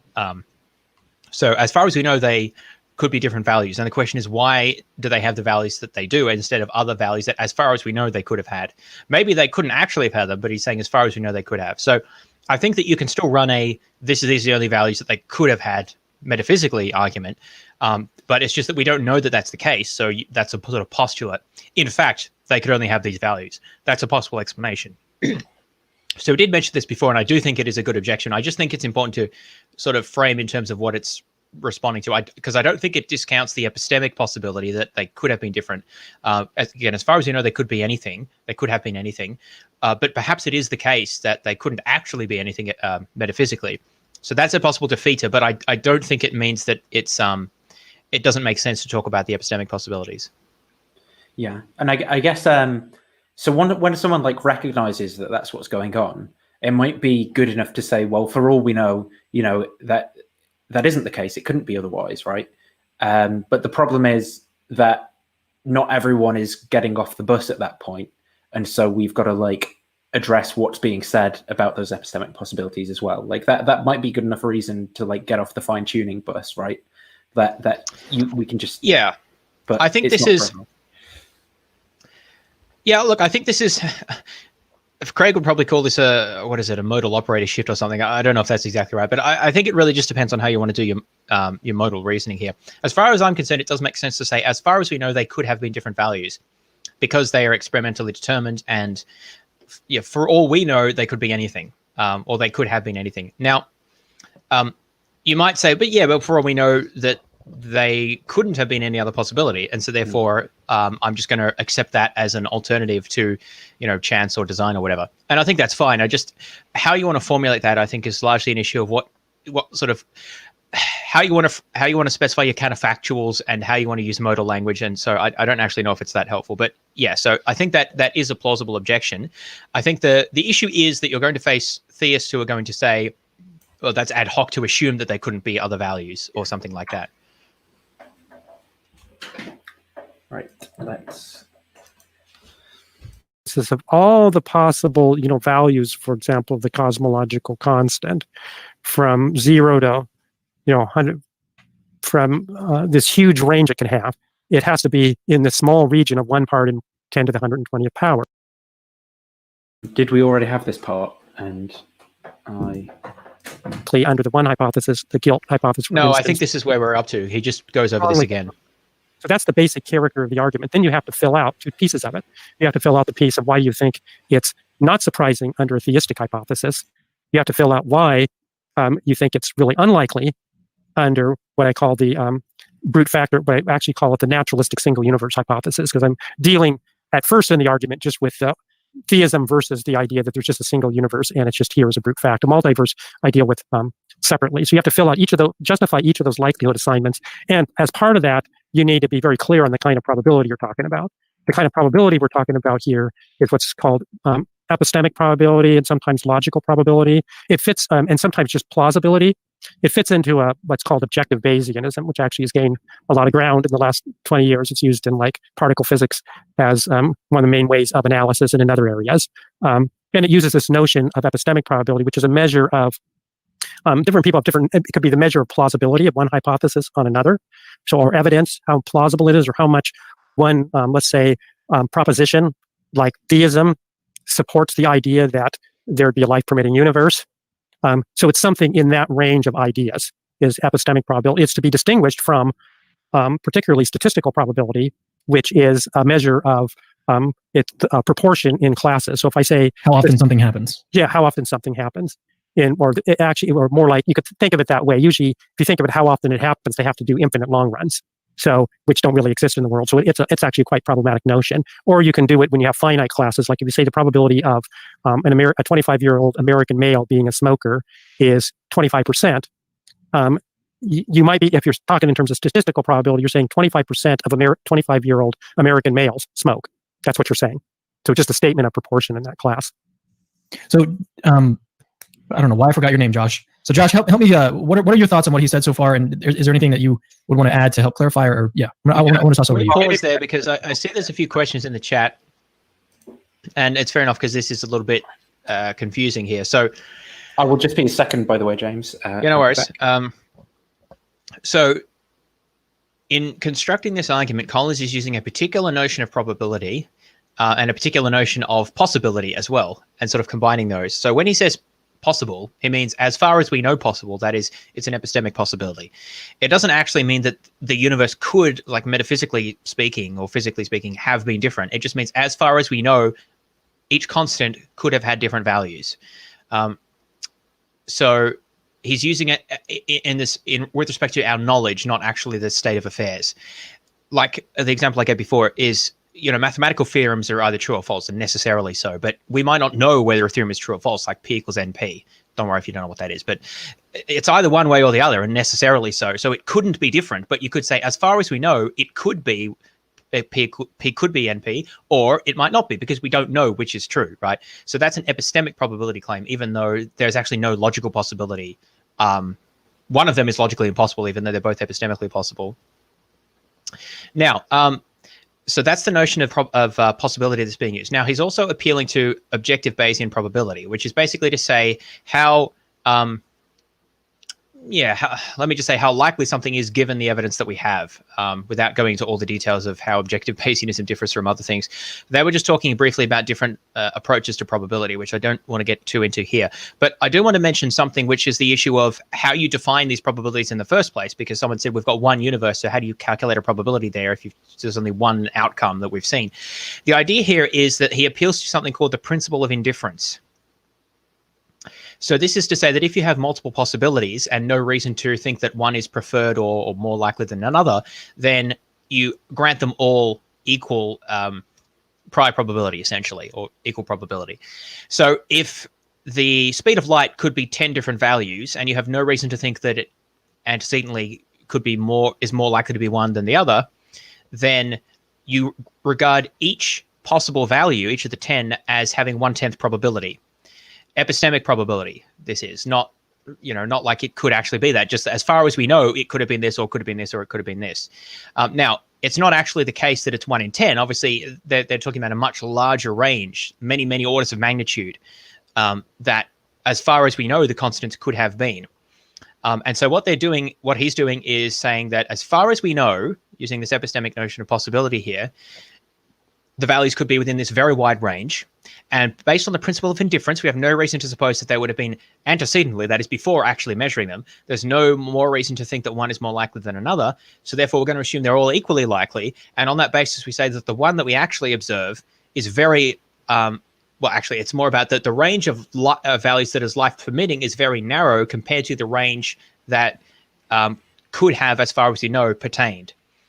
And so that's how you get these low probabilities. It's saying the range that's life permitting is narrow, and the range of all epistemic possibility is wide, and therefore the overall ratio, which sort of gives you your probability, is an extremely low number. And then they multiply these numbers across the different parameters because they argue they're independent. And that's how they get these exceptionally small probabilities. Another thing maybe that bears out is worth saying is, so this is dependent on a particular interpretation of what probability is, right, as well. Like he talks about, there's some like subjectivist interpretations, for example. What was the other one? Logical something or other. I can't remember the actual name. And so his interpretation of probability is also dependent upon a lot of Alvin Plantinga's work on describing like what you can actually hope to achieve from this kind of probabilistic analysis. I don't know is it worth at this point talking about that? Do you have any views about that? Which aspects of Plantinga, sorry? So he quotes in the book, there's a slide that might be useful here, maybe. Yeah, sorry, before I forget, someone's pulled up me in chat again. So I used the example of the speed of light. Now, that's, if you look at the list that I showed, it's not on the list. So it's not usually considered a constant, because if they said that you can derive it from other properties, it was just an example. Obviously, there's more than 10 possibilities as well. So I just wanted to keep a simple example. Yes, that technically the speed of light is not one of these constants. I understand that. But there are constants like this that, as far as we know, don't derive from anything more deeper. They're just measured. And so we're looking at the different possible values, which, as far as we know, they could hold. And that's how this is being derived. Sorry, go ahead. Yeah, don't worry. So here's some of the stuff with him talking about epistemic possibility. I just wanted to, why am I not finding it in the book? If only I had included page numbers. 3.1. So yeah. According to Keith Parsons, if atheism is correct, let me just make that big so people can read it. If atheism is correct, if the universe and its laws are all that is or ever has been, how can it be said that the universe, with all its finely tuned features, is in any relevant sense probable or improbable ex hypothesi? There are no antecedent conditions that could determine such a probability. Hence, if the universe is the ultimate brute fact, it's neither likely nor unlikely, probable nor improbable, it simply is. Further, even if the universe were somehow improbable, it's hard to see on the hypothesis of atheism how we could ever know this. If we were in the position to witness the birth of many worlds, some designed, some undesigned, then we might be in a position to say of any particular world that it has such and such a probability of existing undesigned, but we simply are not in such a position. We have absolutely no empirical basis for assigning probabilities to ultimate facts. So then he goes on to object to what Parsons has said by talking about this distinction between epistemic probability and inductive probability. As Ian Hacking notes, the idea of probability was Janus-faced from its emergence in 17th century Europe, with one side being the notion of statistical probability and the other side being the notion of epistemic probability. And then on, where does he talk about it? It might be on page 228, where he says, is that what I've got? Yeah, that's what I've got up there, where he says, so, having established the need for epistemic probability, we now turn to developing an account of it. Accounts of epistemic probability range from the so-called subjectivist theory to logical theory. According to the subjective theory, epistemic probability amounts to nothing more than our purely subjective degree of belief in a claim, with the only restriction on the rationality of our degrees of belief is that they obey probability calculus and conform to our own personal inductive standards. So it seems like, for example, if we accepted this subjective theory, then we could basically object to the kinds of conclusions that he wants to reach, because we'd be saying it's nothing more than that it conforms to the rules of the probability calculus. It doesn't really tell us anything about the world. In contrast, according to the logical theory, epistemic probability refers to some human mind-independent relation analogous to that of logical entailment. Despite its popularity, I shall say nothing more here about subjective theory other than that it seems to lead to an extreme form of epistemic relativism. So, I mean, fair enough. Maybe there are good reasons to reject that. I guess I'm just saying, for where I'm at, that doesn't instill me with confidence about the methodology he's using. And then, so in my personal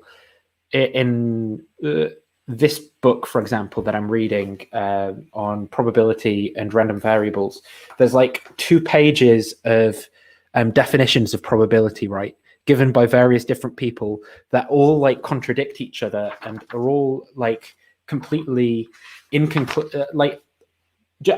Just going off that, it doesn't mean there's no truth, right? But they're all saying very different things about what probability is, what the scope of it is, and how much confidence we can place in the conclusions reached by it.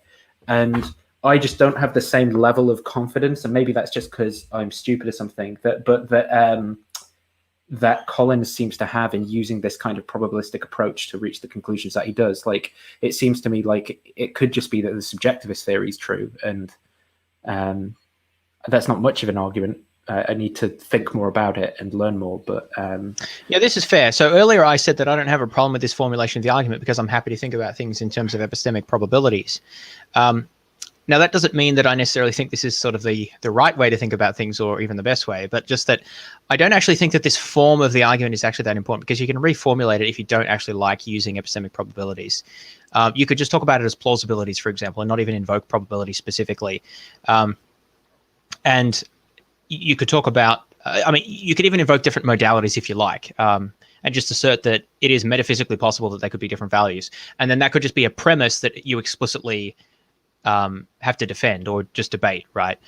If you don't want to talk about modal, if you don't want to talk about modal, if you don't talk about epistemic possibility, you want to talk about metaphysical possibilities. But I feel like we've got a bit bogged down on this point. So if people are not sort of following along this point, that's fine. You can read up more on this stuff and make up your own mind. I don't have a massive problem or particularly large problem with the epistemic probability formulation. And I also don't think that it's the main thing that is critiqued in the literature.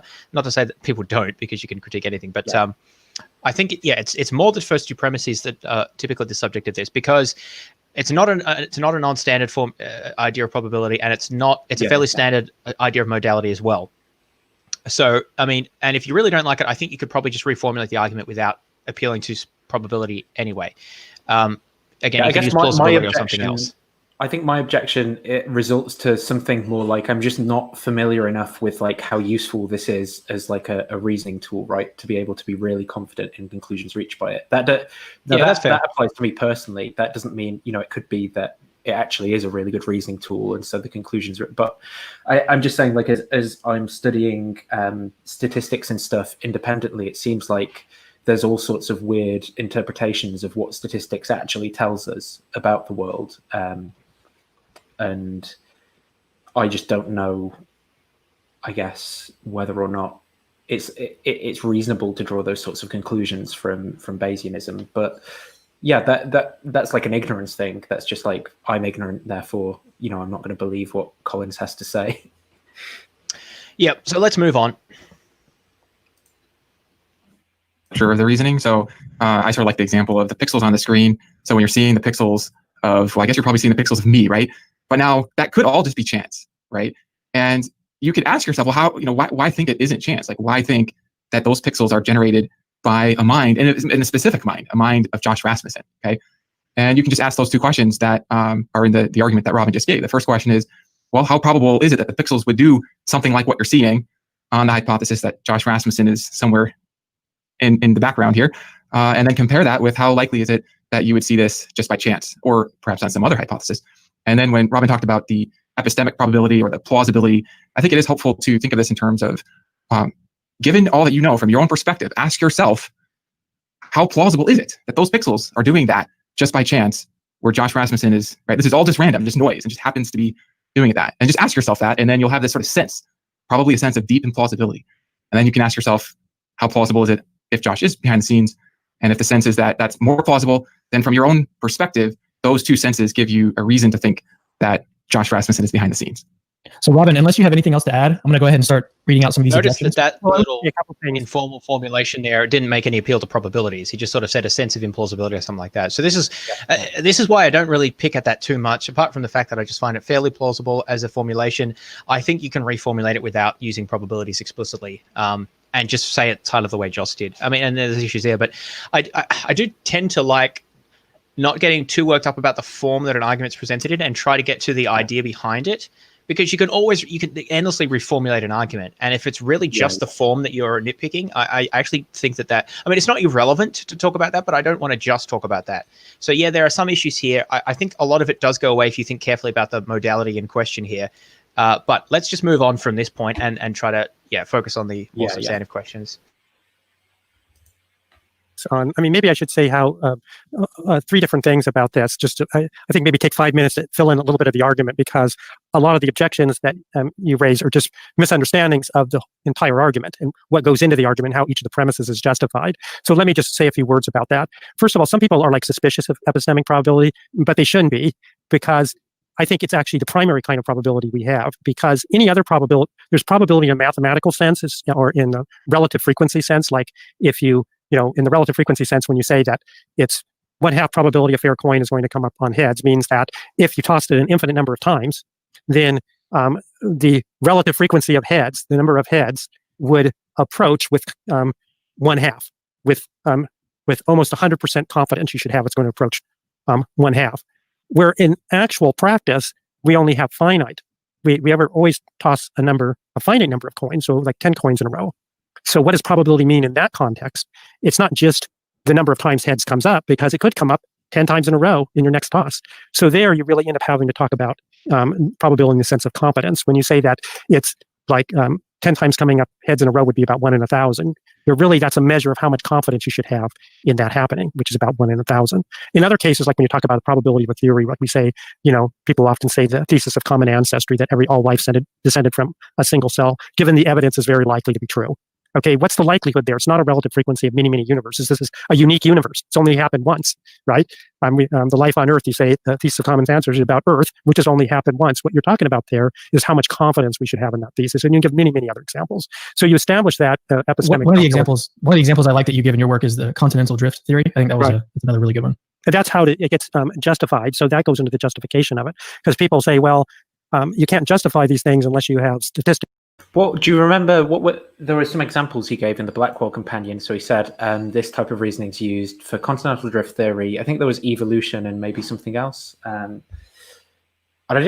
Personally, I think this form of reasoning is used in most of science. I mean, I tend to agree with him here. Although, you don't have to formulate it as epistemic probability. I think that there's you can talk about inference to the best explanation, for example, and I think it gets you pretty close to the same idea. The thing about probability is that you can appeal to known theorems and mathematical tools of probability to do calculations. Whereas if you're talking about plausibility or explanatory strength or something like that, then we don't have as clearly worked out and well agreed on tools for manipulating that. Okay, well, do you want me to answer that, Nathan, or do you want to say something to that? Sure. I see people getting caught up on that. Yeah. Maybe giving an example will help with. So tossing a coin, I think, is a very good example of this.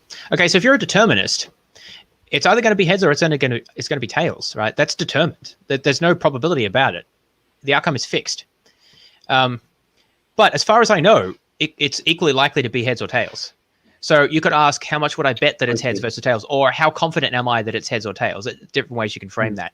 So I would, and that's what Collins was saying before about, you can think of this as long-run frequencies, which is one way to understand the notion of a probability, but that doesn't work if you apply it to one-off historical events. So what's the long-run frequency of the Big Bang happening? I mean, it doesn't even make sense. It's a one-off thing. And so it seems like, although long-run frequencies, like how often would it happen if you did it many, many times, that works sometimes, like tossing a coin, it works then, but it doesn't work for all of the cases where we would like to say this. The thing is that when atheists and Christians are talking about this, most of them are fine with saying, how strongly do you believe, or what's your credence, or something like that, or even probability. What strength is your belief that God exists or doesn't exist, right?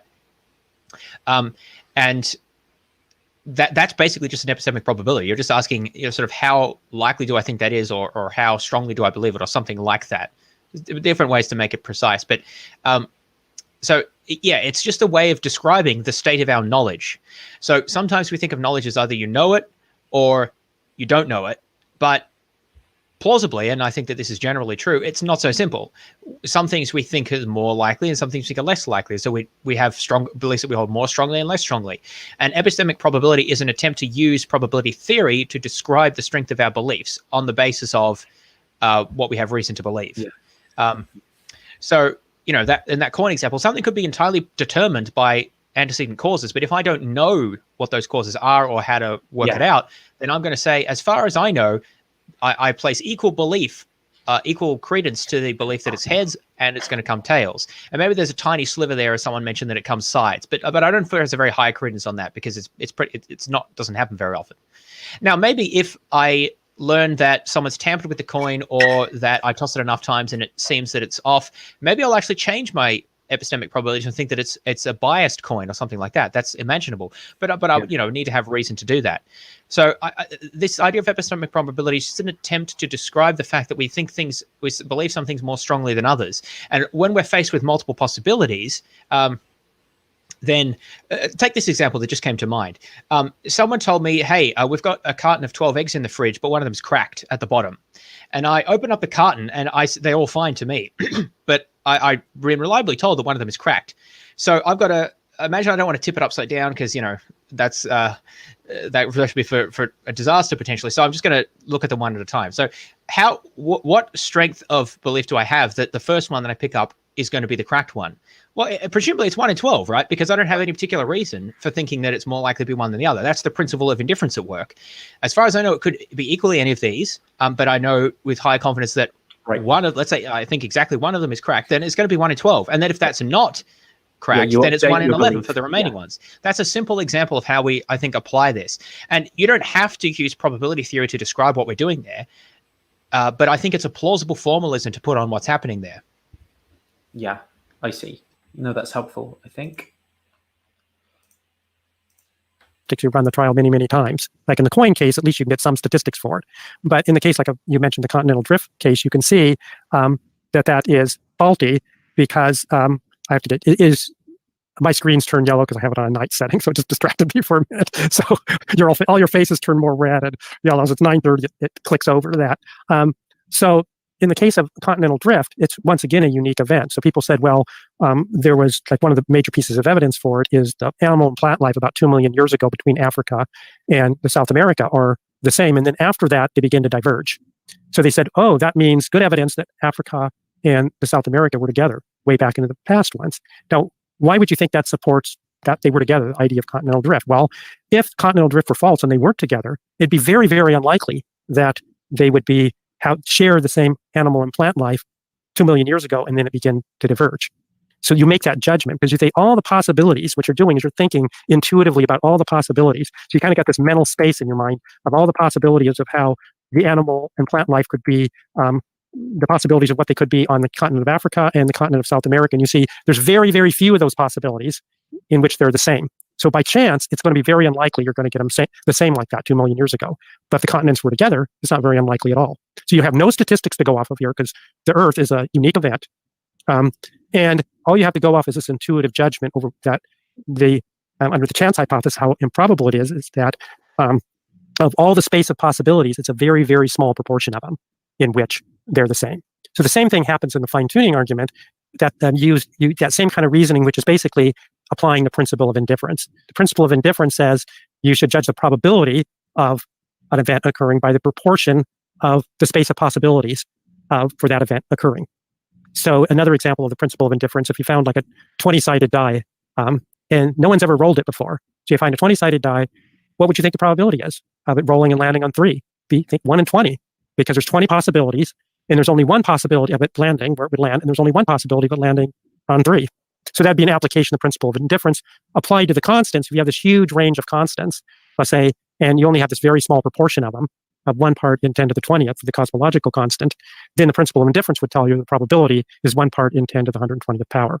So that's the kind of formally how you get the improbability under chance, then the of this life-permitting universe occurring, then how you get the probability under theism, and you can't get an exact probability, is you appeal to God's goodness. That's what's underlying it. You perceive there's some value in embodied conscious agents. And since God is perfectly good, a perfectly good being, its motivation for acting in one way over another is whether acting in one way is better than acting in another. So the perfectly good being is motivated by creating things that realize value. And so if you perceive a value in there being embodied conscious beings, then that's going to give God, you're going to think God is going to have a good reason to create such beings because God creates in accordance with value. So that's how you get that it's at least not super improbable under theism. Anything else to add, Josh, before we move to objections? I was just going to ask you, Robin, if you would be happy to, when you say God, to even just maybe use a neutral term, like a foundational mind that has goodness within it, just sort of make it as inclusive. Right. So a foundational mind is fine with me. That's really what I'm talking about here. And go ahead. Yeah, and goodness is part of it. And I think that if it's an unlimited mind, I follow Swinburne here. If it's perfectly free and it's not bounded, in other words, it's not restricted by some laws of nature or something, it's the ultimate foundation, then goodness can be the only motivation for doing anything, because the good is inherently self-motivated. But we can get to that later. I think it connects with one of the objections. All right, well, yeah, let's jump into the objections, and I've sort of categorized these the best that I can. Let's pause that there, because that was a very interesting. So first of all, what Collins is saying is that he's using this epistemic probability, in-principle indifference approach. We've kind of talked about that quite a lot. I don't actually think it's the weakest point by far of this argument, so I want to focus on other things, although, yeah, you can discuss it. And he's saying that based on this approach, you have a very low probability of, a very low epistemic probability of getting life-permitting constants, or having life-permitting constants, under, what is it, single universe naturalism, or whatever it was, naturalistic single universe hypothesis. Yeah, NSU. But under theism, it's much more likely. Now, why is it? Now, this is what I was saying before. How do you know what God would create? What type of universes would he prefer, be more likely to actualize?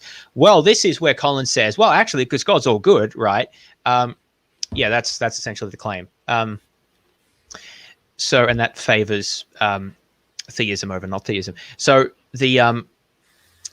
because God's all good, he will want to create or actualize states of affairs that have greater moral goodness within them. And what are such states of affairs? Well, he says that embodied agents are morally good states of affairs, or embodied agents are morally good. So universes that allow them to exist are better than ones that don't.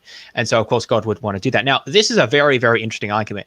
If you recall, a couple of hours ago, I mentioned that Craig did not appeal to this, and I said Craig can't appeal to this because it implies that there are moral facts independent of God, that God sort of observes these things outside of himself and then chooses to actualize them on the basis of their moral properties or moral standing or something. And this isn't going to work for Craig, who thinks that morality is entirely and sort of self-sufficiently grounded in God's nature, and there can't be sort of things outside of him that sort of he has reason to create because of their moral value. That's not going to work for Craig.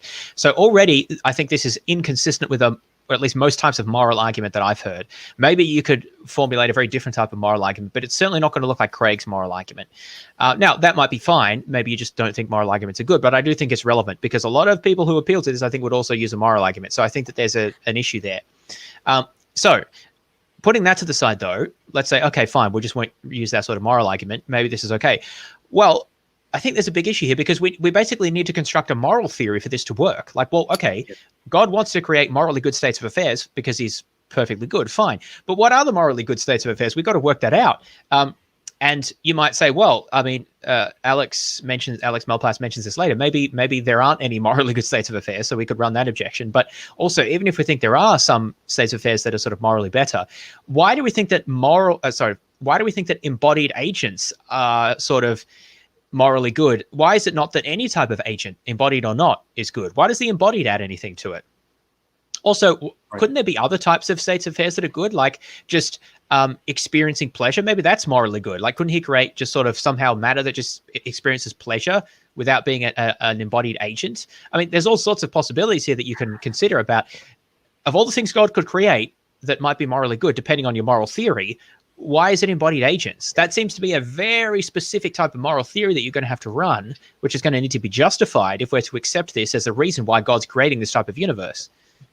And why expect a self-sufficient God, furthermore, desires to do this? Like why would a self-sufficient God that's another issue. Create these moral it somehow implies the universe is improved when God adds stuff to it beyond himself, but that doesn't seem right under a notion of self-sufficiency, as at least as I understand it. So it seems very puzzling. And again, Craig's not going to like that at all, because I mean, classically, God doesn't need anything else to sort of improve the state of affairs. So how does it make sense to say that the universe is better now that God's added more agents to it than when he was than the state of affairs when it was only him? Yeah, if God's the best, then does the theist want to affirm that God? Sorry, does the theist want to affirm that God sans the universe is morally inferior as a state of affairs to God with the universe and humans? I don't think they can affirm that. I mean, maybe they would, but it seems to be implied by what they're saying here, and that seems to really undermine the notion of self-sufficiency. So I think there's a real theological issue there. Yeah.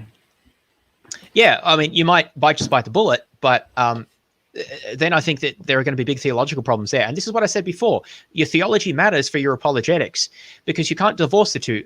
Theism is a big hypothesis. There's a lot of parts to it, despite what the divine simplicity theorists want to say.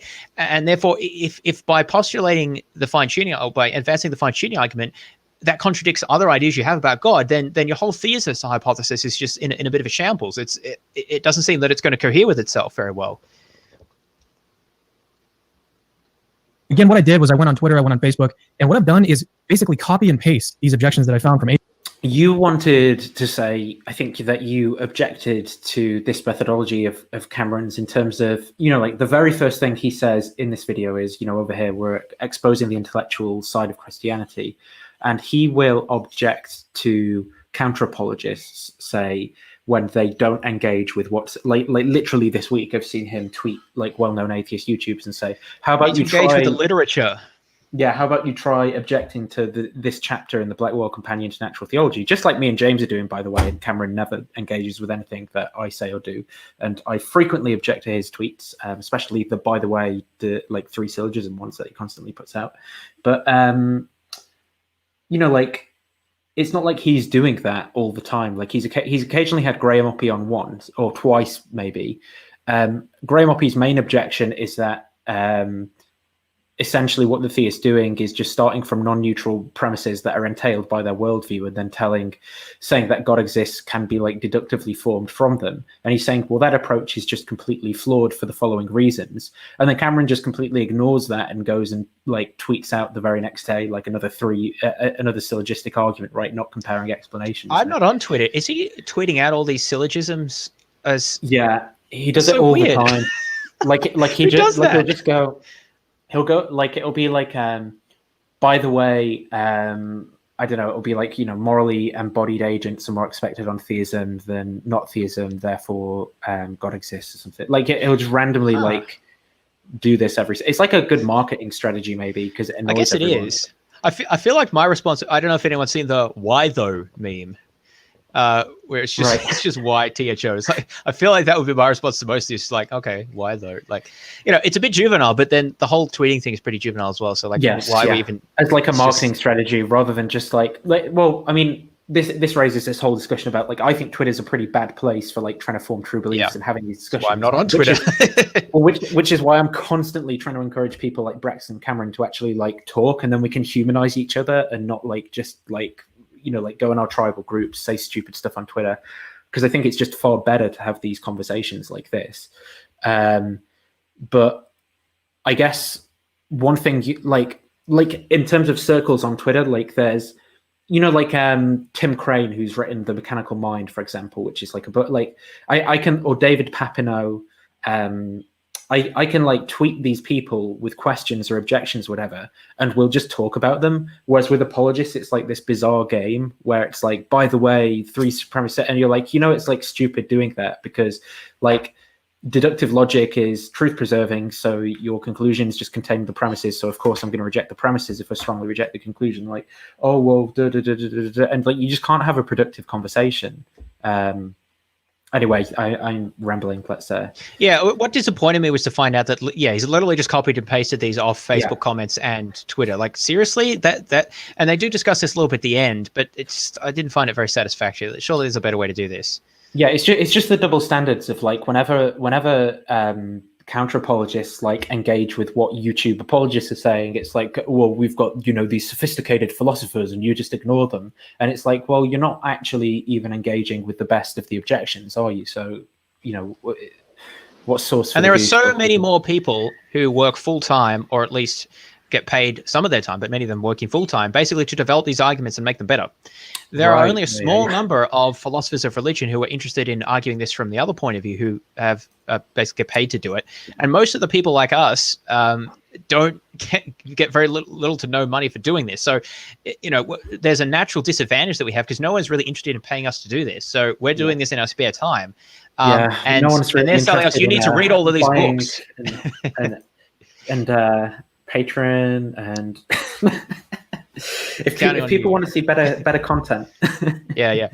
But yeah, it's just like, oh, and you need to buy and then read all of these, elaborate books and read up on our theology, and then you need to, you need to get a nuanced interpretation of your scripture and all this stuff. It's like, it's sort of just, I mean, we try to do this, right? But at the end of the day, it's kind of, it just feels like it's more and more barriers to entry, just making it impossible to object, because you say, oh, you haven't read this, you haven't watched this video, you haven't, studied that. Yeah, that's the last video we're coming on to. So yes, we will. Good question. We'll get to that. Yeah. Anyway, let's keep going with this one. Atheists. These are real objections. I didn't make these up. I literally copied and pasted them over. All I did was basically codify them, put them in a sort of organizational type thing that we're going to move through. So these are not straw men. And I also didn't include any names because we're not trying to make fun of anyone. This is really about the ideas. This is about whether or not these objections are good objections to the fine-tuning argument. So the first category is fine-tuning objections, mainly to fine-tuning itself. So the first one is this fine-tuning isn't as narrow as people make believe. That's the whole objection. So Robin, yeah, just your response to that, and then Josh, if you want to jump in. Did you catch that? I was thinking, I wonder if the third row on his t-shirt says IST, and I didn't pay attention to what the actual thing was. But I can just play it again. Maybe that's easier. Mainly to fine-tuning itself. So the first one is this fine-tuning isn't as narrow as people make believe. That's the whole objection. Oh, okay, right, I see. So Robin, yeah, just your response to that, and then Josh, if you want to jump in. Well, I mean, there you have to just look to the physical calculations, like in the case of the cosmological constant. There, it's a pretty straightforward calculation for that. It's a very narrow range of possibilities, because usually the cosmological constant, it's the range of possibilities is usually thought to be 0 up to either the Planck scale, and we know what the Planck scale is when you can no longer apply our physical theories, because our physical theories, we don't have a theory of quantum gravity. If you get to the Planck scale, like if you keep increasing the mass of something up to the Planck scale, then like a proton or electron, let's say, increase its mass. At some point, it's going to be the gravity the electron creates is going to be so high that you're going to have to apply general relativity. But on the other hand, the electron being a point particle, it obeys the laws of quantum mechanics. So at that point, unless you have a theory of quantum gravity, our physics will no longer apply. So all of our physical theories are inherently limited by the Planck scale, because we don't have a theory of quantum gravity. And those constants only actually have meaning within that realm. So within that realm, up to the Planck scale is about 10 to the 120th times larger than the actual value of the cosmological constant. We know if it was just fairly straightforward calculations, if it was like 10 times as large, you just wouldn't be able to get galaxy formation. And so that's like 1 part in 10 to the 120th power. So maybe you think, various ways of changing this. Maybe you think that if you change something else, you maybe could increase it by 10-fold and you still get gravity galaxy formation, but you can only stretch that so far. Let's suppose you could get it up to even 1,000,000 times stronger. You would still have millions 10 to the 6. So you have 10 to the 7th power. That's still peanuts compared to 10 to the 120th power. That would still be 1 part in 10 to the 113th power. That's 1 followed by 113 0. So it would still be a very, very fine-tuned situation. So just to illustrate how narrow that is, I remember seeing you had some analogy of a dart that gets tossed across. Let's talk about this. This is just an illustration. I really don't like focusing on the size of these numbers, because the numbers are so huge, it's impossible to imagine them anyway. So it's kind of beside the point. Let's talk about cosmological constant. It's been brought up a number of times. I don't think it's been clearly explained what it is for a start. And then I want to talk a bit about the status of that, because it's probably the best example of fine-tuning. And also kind of the worst, but you'll see what I mean. So the cosmological constant is basically a number that you stick into the equations of general relativity in order to ensure that there's an expansive force pushing out the universe, making it expand faster. Interestingly, Einstein originally inserted this to make sure there were static equations to his to the general relativity equations, because he didn't want because otherwise, basically, it led to the prediction that the universe had a beginning, and he thought that didn't happen, so he stuck this in to make it stable. But so it was later rejected, and then it was actually when we discovered dark energy. Basically, there's evidence that the rate of expansion of the universe is accelerating, so it's not just growing, but it's growing at a faster and faster rate.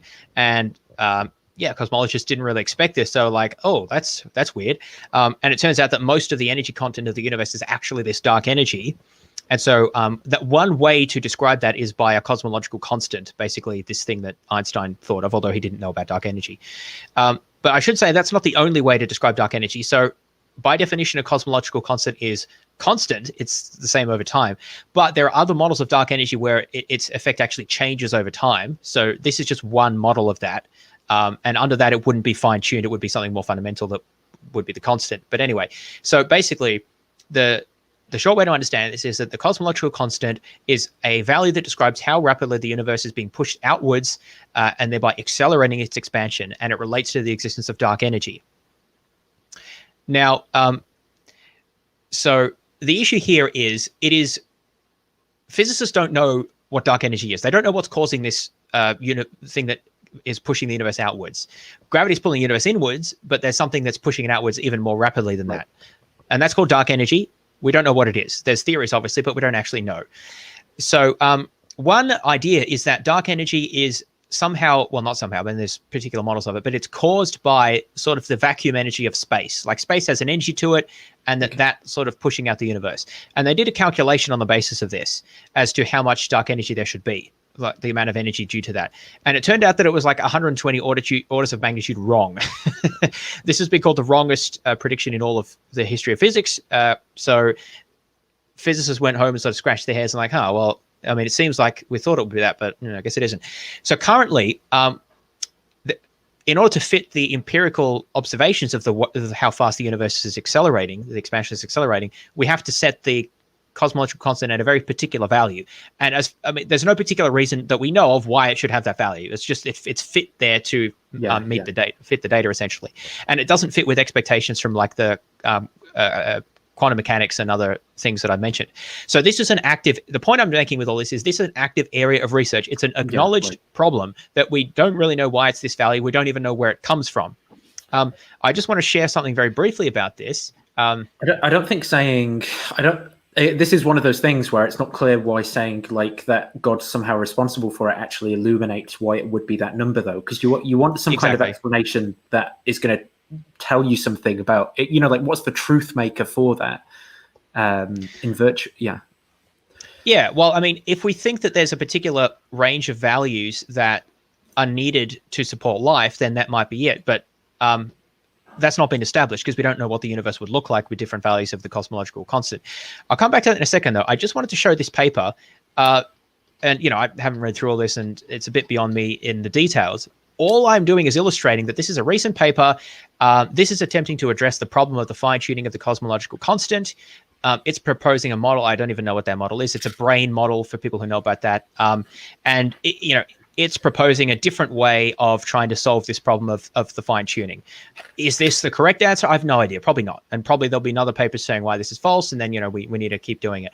All I'm illustrating there is that this is an ongoing active research area in physics. We don't know we know very little about the nature of the cosmological constant or why dark energy exists and what causes it and so forth. So I'm really not prepared to say that we know that this is fine-tuned. I regard this as just an open question.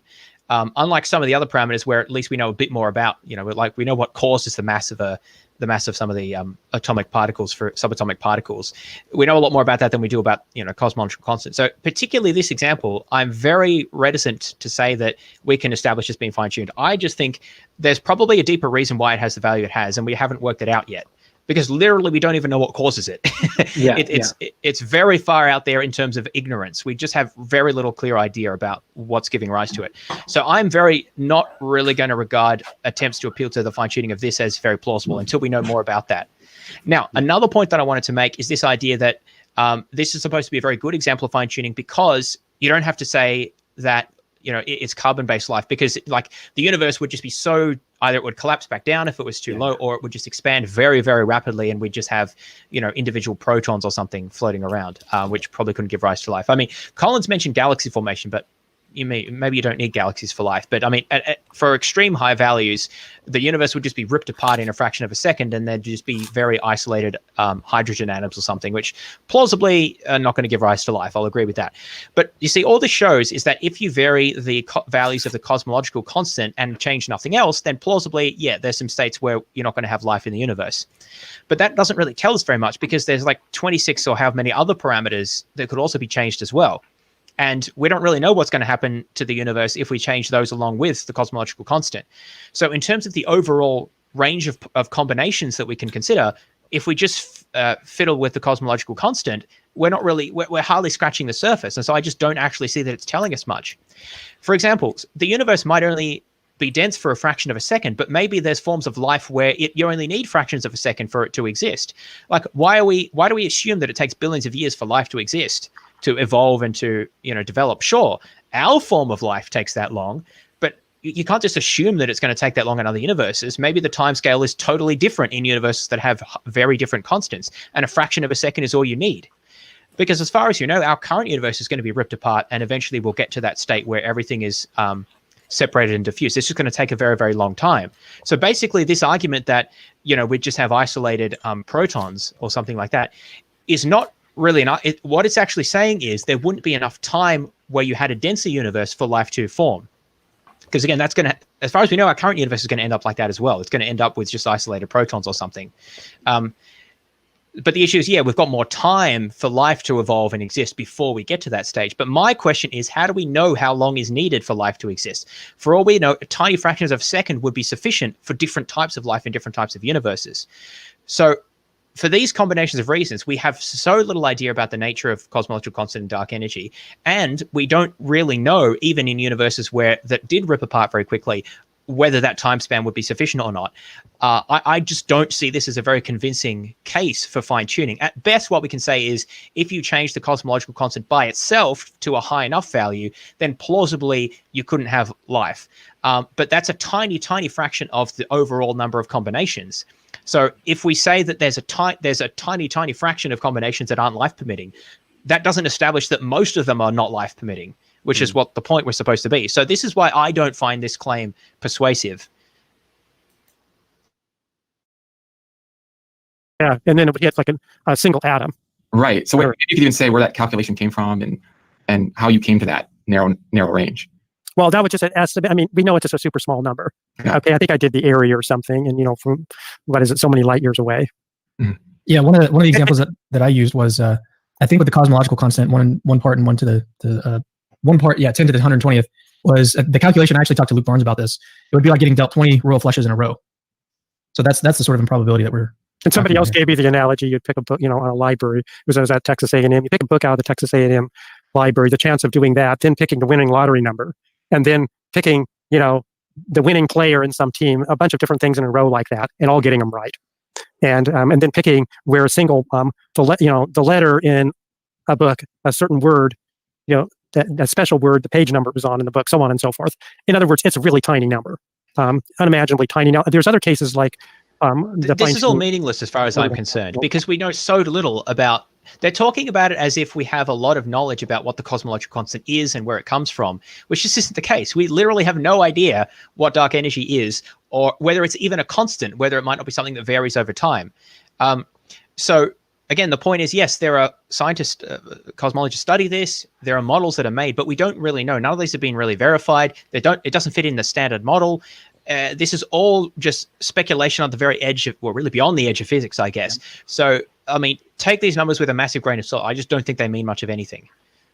I think so. It's interesting though that the comparison, like they're saying, okay, so the odds of picking a word out of a random book in a library or something is going to be like really low that you guess it right or something like that. Okay, fair enough. So the odds of me like randomly picking,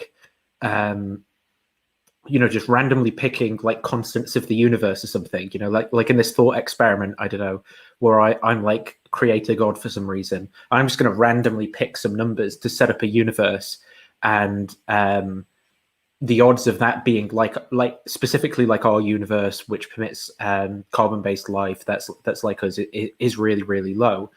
But I don't know, like it's just like, okay, but what does that tell us? Okay, maybe the probability is really low if the mechanism is chancy, but what, like I don't get what they're actually trying to say here. Like I mean, maybe. Well, maybe especially about the chancy. cosmological constant, because unlike, there's uncertainty in all of these, but I just think particularly there, it's not even really part of the standard model. We just have so little knowledge of it compared to some of the other constants, which we know more about, even if we don't know why they have the values. We at least know more about how they behave and so forth.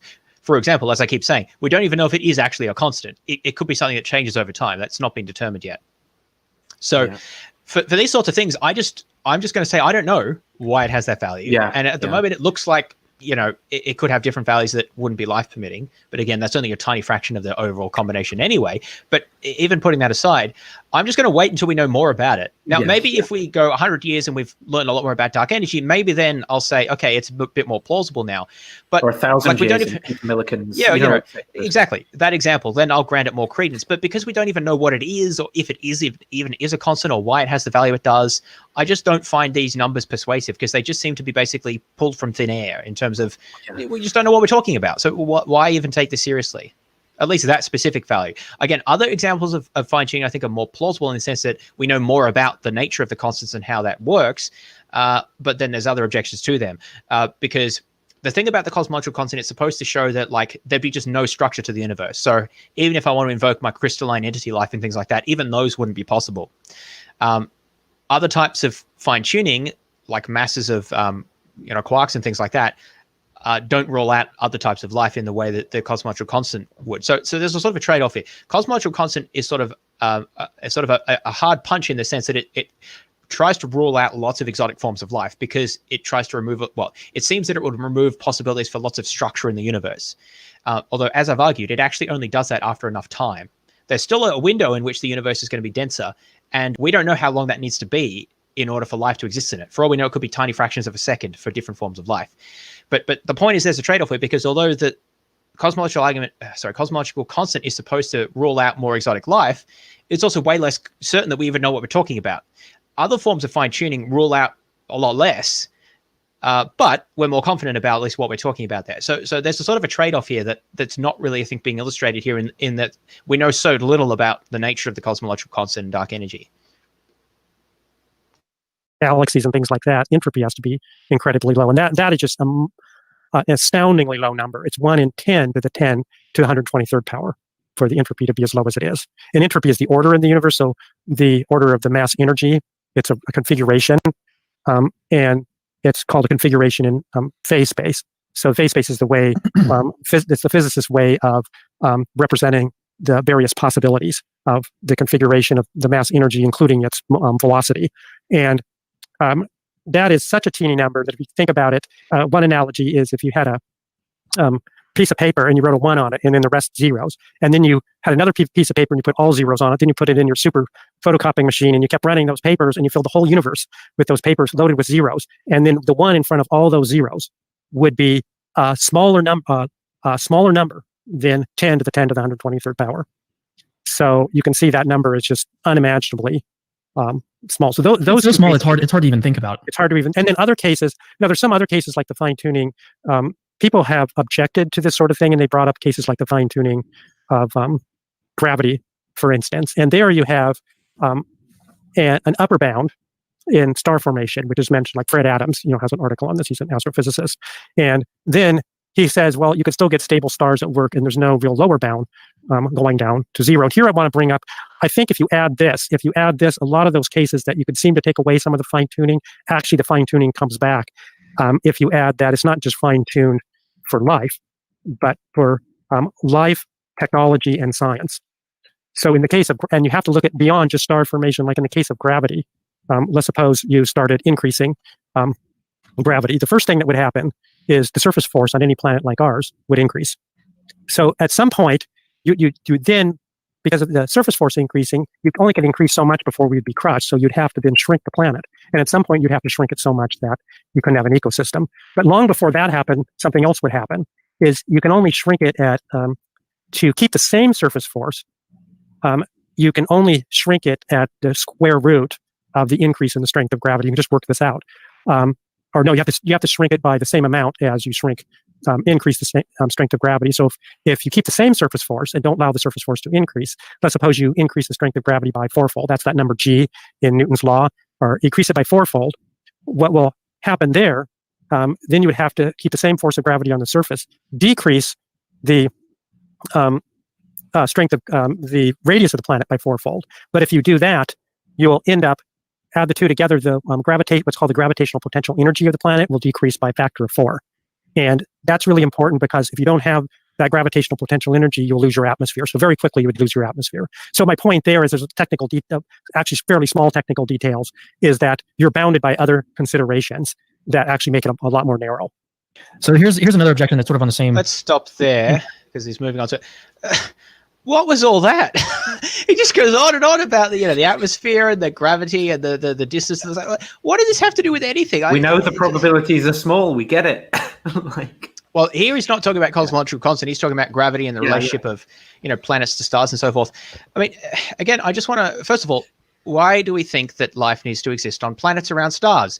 That seems to be really provincial thinking. We're talking about changing all of the constants in our physics equations, and you're still thinking, life on planets with atmospheres around stars. I just don't see the reason to be so provincial. I have no idea what types of life could exist. I've already given lots of examples of just things that I could think of exotic forms of life. There's probably heaps that I can't even think of, right? Or that we couldn't even know about because there's different types of physics that we manifested that we don't even see in this universe because of the values of the constants. So all this nonsense about that planets have to be this distance. Yeah, for the atmosphere. We're not talking about this universe. We're talking about universes with different physical constants. So literally the laws of physics work differently because of this. It's just baffling to me that this is all supposed to be relevant. Also, this idea that it's not just fine-tuned for embodied conscious life, but also science and technology or something like this. He mentions this a couple of times and he never really explains what he means. So I'm just scratching my head. It's like, what is he talking about? Why would does he mean something like is he saying, well, God set up the world so we can explore it and find out about it or something like that? That's what I assumed that he means. He doesn't really explain, but why would we, first of all, what does that have to do with being on a planet? But I don't actually see how that connects to that at all. But also maybe he'd rule out some of your other forms of life because he'd be like, well, we wouldn't be in a universe where we can learn about science and stuff, which are great goods or. Yeah. So strictly speaking, that has to be true unless you think that every possible form of embodied life is also a form where you can do science, and plausibly there are at least some where that's not true, even if it's most of them. So sure. But then there's the question is, why is God fine tuning for that as well? Where does that even come from? It doesn't seem to follow from his moral goodness argument that God creates embodied life because that's morally good for some reason. Because why science? I mean, unless we're going to say that's intrinsically good, it just seems that we're pulling in more things that don't seem justified. Again, it's hard to refute. It's hard to respond to because he doesn't really explain it. But then why mention it at all? It's just I got really very confused when he was talking about that because what is he on about? Yeah. Fine-tuning objections. Can the fine-tuned variables be altered in conjunction with each other so as to still produce a stable universe? And if not, how do we reach that conclusion? Well, like in the case of, let's suppose you have in the case of the cosmological constant, and then let's look at the case, more simple case of, let's say, increasing the mass of the proton. If you increase the mass of the proton, then all the protons will end up decaying to neutrons. What keeps that happening is neutrons are more massive, they're slightly more massive than protons. So if you increase the mass of protons, the protons decay to neutrons. And then you really can't get, this has been shown in the literature, you really can't get a viable universe. So the cosmological constant and the mass of the proton, those two numbers are independent of each other. No matter what you do with the mass of the proton, it's not going to change the fact that if you increase the cosmological constant too much, the space will expand too rapidly for galaxies and stars to form. And no matter what you do with the cosmological constant, it's not going to change anything about whether the mass of the proton, whether the proton will decay into neutrons if it's too massive. So these are independent. They're independent. For entirely independent reasons. Now, some of them are dependent on each. I just sort of had an epiphany while that was happening. Like maybe this is a low blow, but it's just the Bible says the Earth's flat, right, and sits on foundations, and this is. Well, you're not interpreting those verses right. It doesn't actually say that. I'm just thinking this is so far from what anyone who, even the authors, the people who were divinely inspired, actually thought about the world, or how you get to God. This is just a million miles, and I guess I just got this really overwhelming sense that this is just so ad hoc.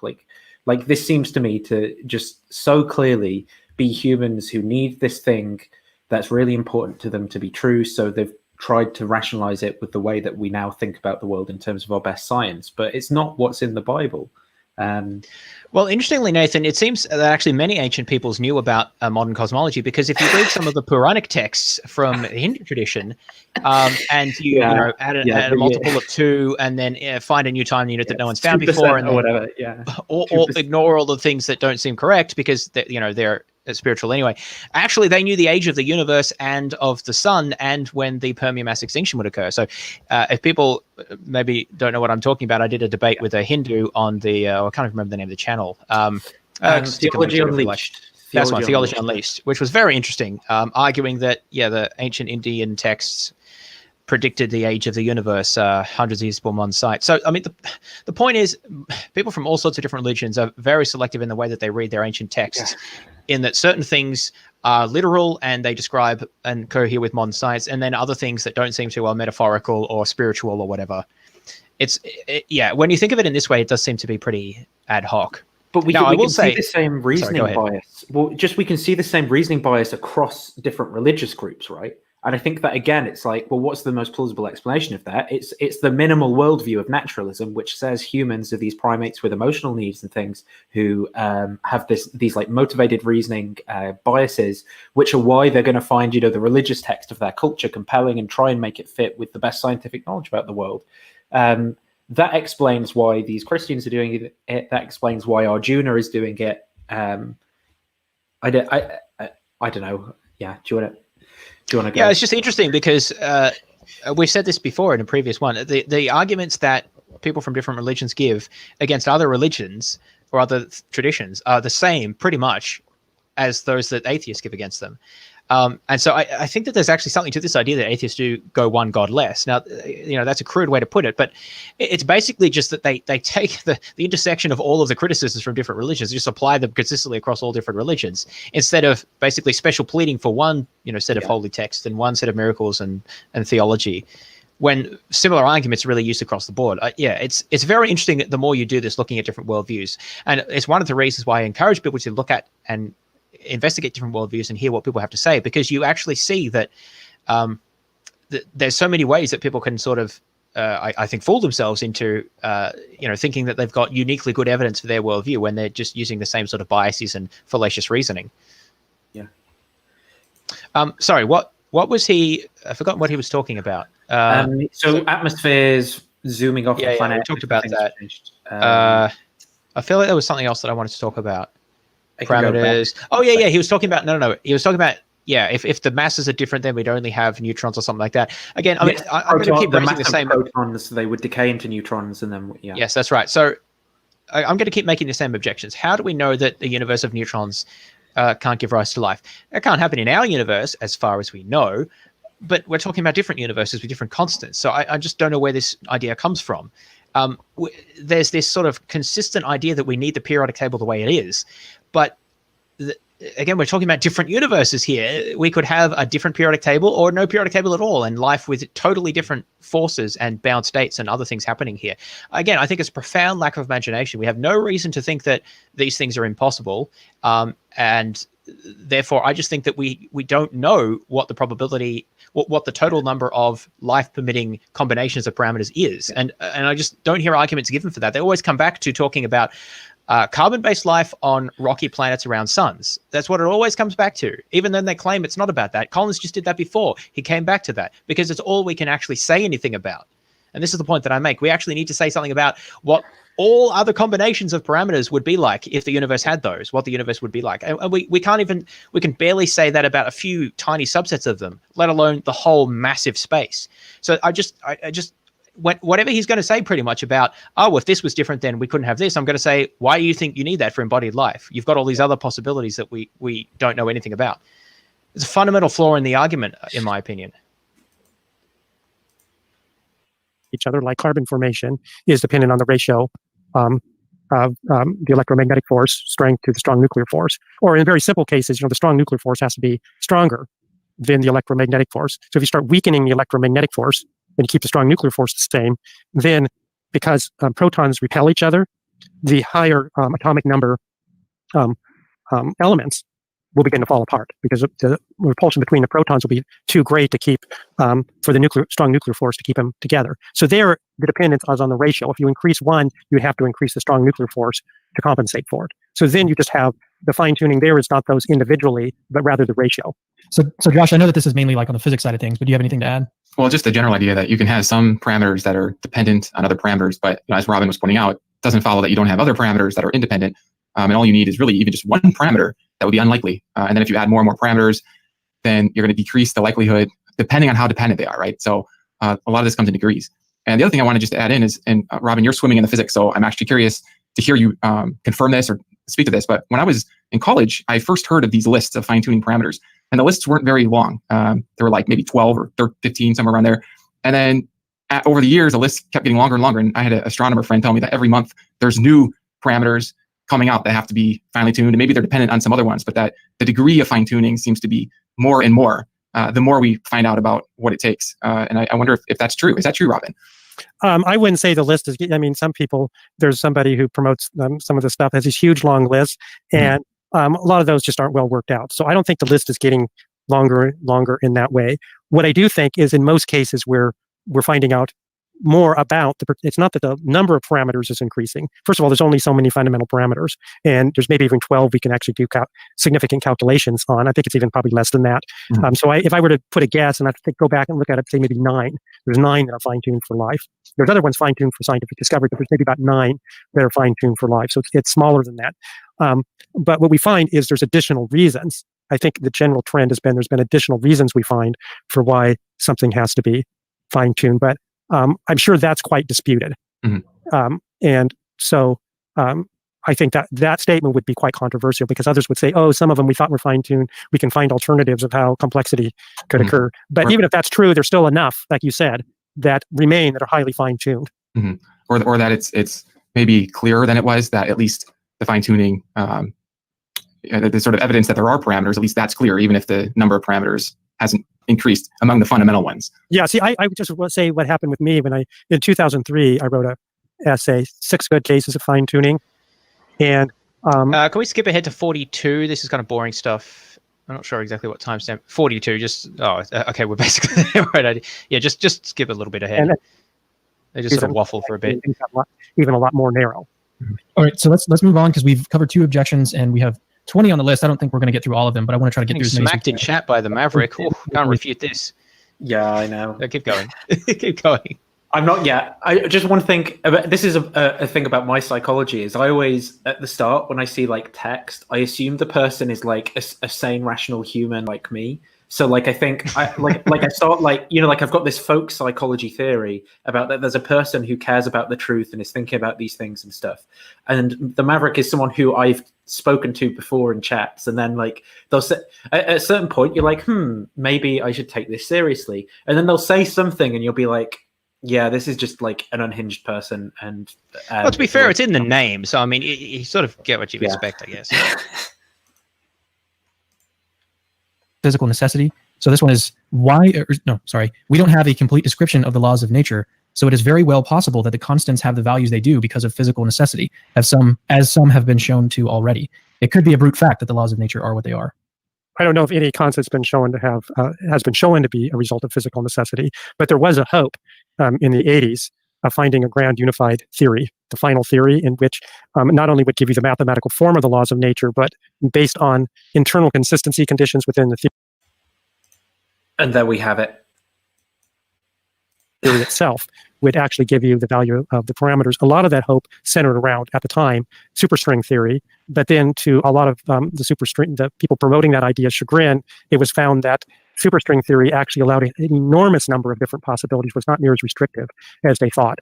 So let's suppose you did find there was a deeper theory that entailed just the values of the constants we have now. It would still be there would still be this fine-tuning now at the level of the deeper theory. Why that deeper theory, which entails the gravitational constant G, the cosmological constant, just fall within this very small range that permits life instead of all the other possibilities. So now you've just kicked the problem up to that the universe is governed by that grand unified theory instead of some other mathematical structure that would give you different values. So I don't think that's going to be a very good objection. It's a little bit, if you want to give an analogy, let's suppose I go up to the mountains and the rocks are arranged in a formation underneath the mountains, the cliff that says, "Welcome to the mountains, Robin Collins." And I say, "Oh, that's good evidence my brother was up here and arranged them and welcomed me to the mountains." And I've got one of these skeptics come along and say, "Oh, no. There is maybe a grand unified theory that entails that all the particles were just in the right configuration at the beginning of the universe, such that when this earthquake occurred, that caused a minor earthquake there, and just such that it caused all the rocks to fall into that position." I would say, okay, that could be the case, but that would be enormously improbable that whatever the grand unified theory that entailed the initial conditions of the universe would entail it to give that configuration of rocks versus all the other possibilities. So I wouldn't allow it to undermine my reasoning that it was likely my brother was up there. And if you did allow that, it's going to undermine all your reasoning. That's how I generally respond to that. What's your thoughts, Josh? Well, there's also a different form of fine-tuning argument where it's chance, physical necessity, or design. And so this objection might be focused on the other version. So it's saying, oh, well, maybe it's physical necessity. Whereas it's harder to see how exactly would target Robin's or the Bayesian formulation. I mean, we could think about, okay, let's say that it was physically necessary. But then, one sort of analogy similar to Robin's would be, imagine that the stars are arranged in this pattern that say, I'm Lord who made the universe, such that the foundational physically necessary aspects of the universe are going to unfold to generate this arrangement. Then we could ask, well, what is the epistemic probability that it would be physically necessary that the universe would take that form on chance? And my thought is that you still have a Bayesian argument here, because you can still, this is a different form of the argument. So this is why I think that objection might be, it's almost like we have to separate objections and see, okay, which argument is it targeting? And I'm not seeing that it would target this Bayesian form of the argument. Well, I think the key here, it's epistemic probability that you're dealing with. And so even if it was necessary, it's still epistemically very improbable that there would be that physical necessity versus all the others. And if you don't do it in terms of epistemic probability, anybody could raise that objection about any improbable occurrence in any inference you made. Yeah, so this objection is still along the same lines. All It's right, basically, so let's pause there. So there's quite a few issues here. So this relates to the whole area of other possibilities and epistemic versus other types of possibility, which we've been discussing. I don't want to retread all of that territory, but I will say here that I think that Josh's answer was far better than Collins's answer, because Collins just talked about the ideas of superstring and physicists trying to unify the theory. But that's actually not even what the question was about. The question was about whether there's a physical or metaphysical necessity behind what the values were. Whether or not there's a deeper theory is kind of beside the point. And that's not really a physical or scientific based objection. That's just a philosophical or metaphysical objection. And so again, this was Craig's mistake as well, where he said, well, there's no sort of scientific reason for thinking that they're necessary and sort of no deeper theory thing. But that's not what the objection's even getting at. We don't need to have a grand unified theory to postulate that the values of the constants may necessarily be the values that they have, and metaphysically could not be any other values, even if epistemically, as far as we know, there could have been other values, right? So Collins didn't even really just respond to that point, at least at first. Now, Josh did bring this up, and I think his response at least addresses the point, but I don't think it's a very good response, because the way I understand that objection is that the objector is at least granting, for the sake of argument, that fine-tuning exists. And what they're attempting to do is provide an explanation for the presence of fine-tuning. That is, their explanation is that, in fact, there is only one metaphysically possible set of constants, and that is the value that we have, the values that we have. Now, if that is the case, it would account for why we observe them the way they are. Because, again, when something is necessary, it means that there's no other possibilities. And therefore, an explanation is moot, because an explanation says why this and not others that it could have been. But if there's no others that it could have been, there's no explanation needed.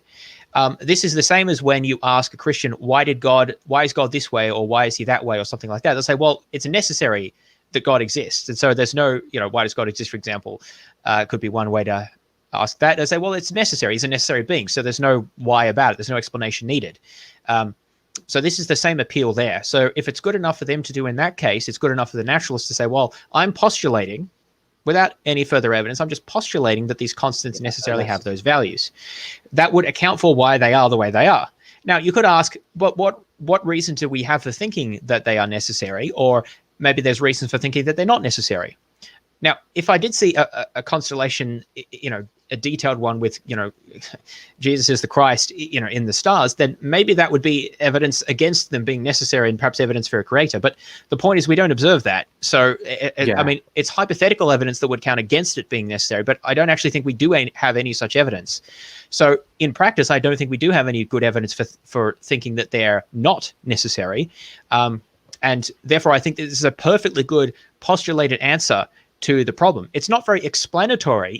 It's really just saying that they don't need an explanation because it's the only thing that could have happened metaphysically.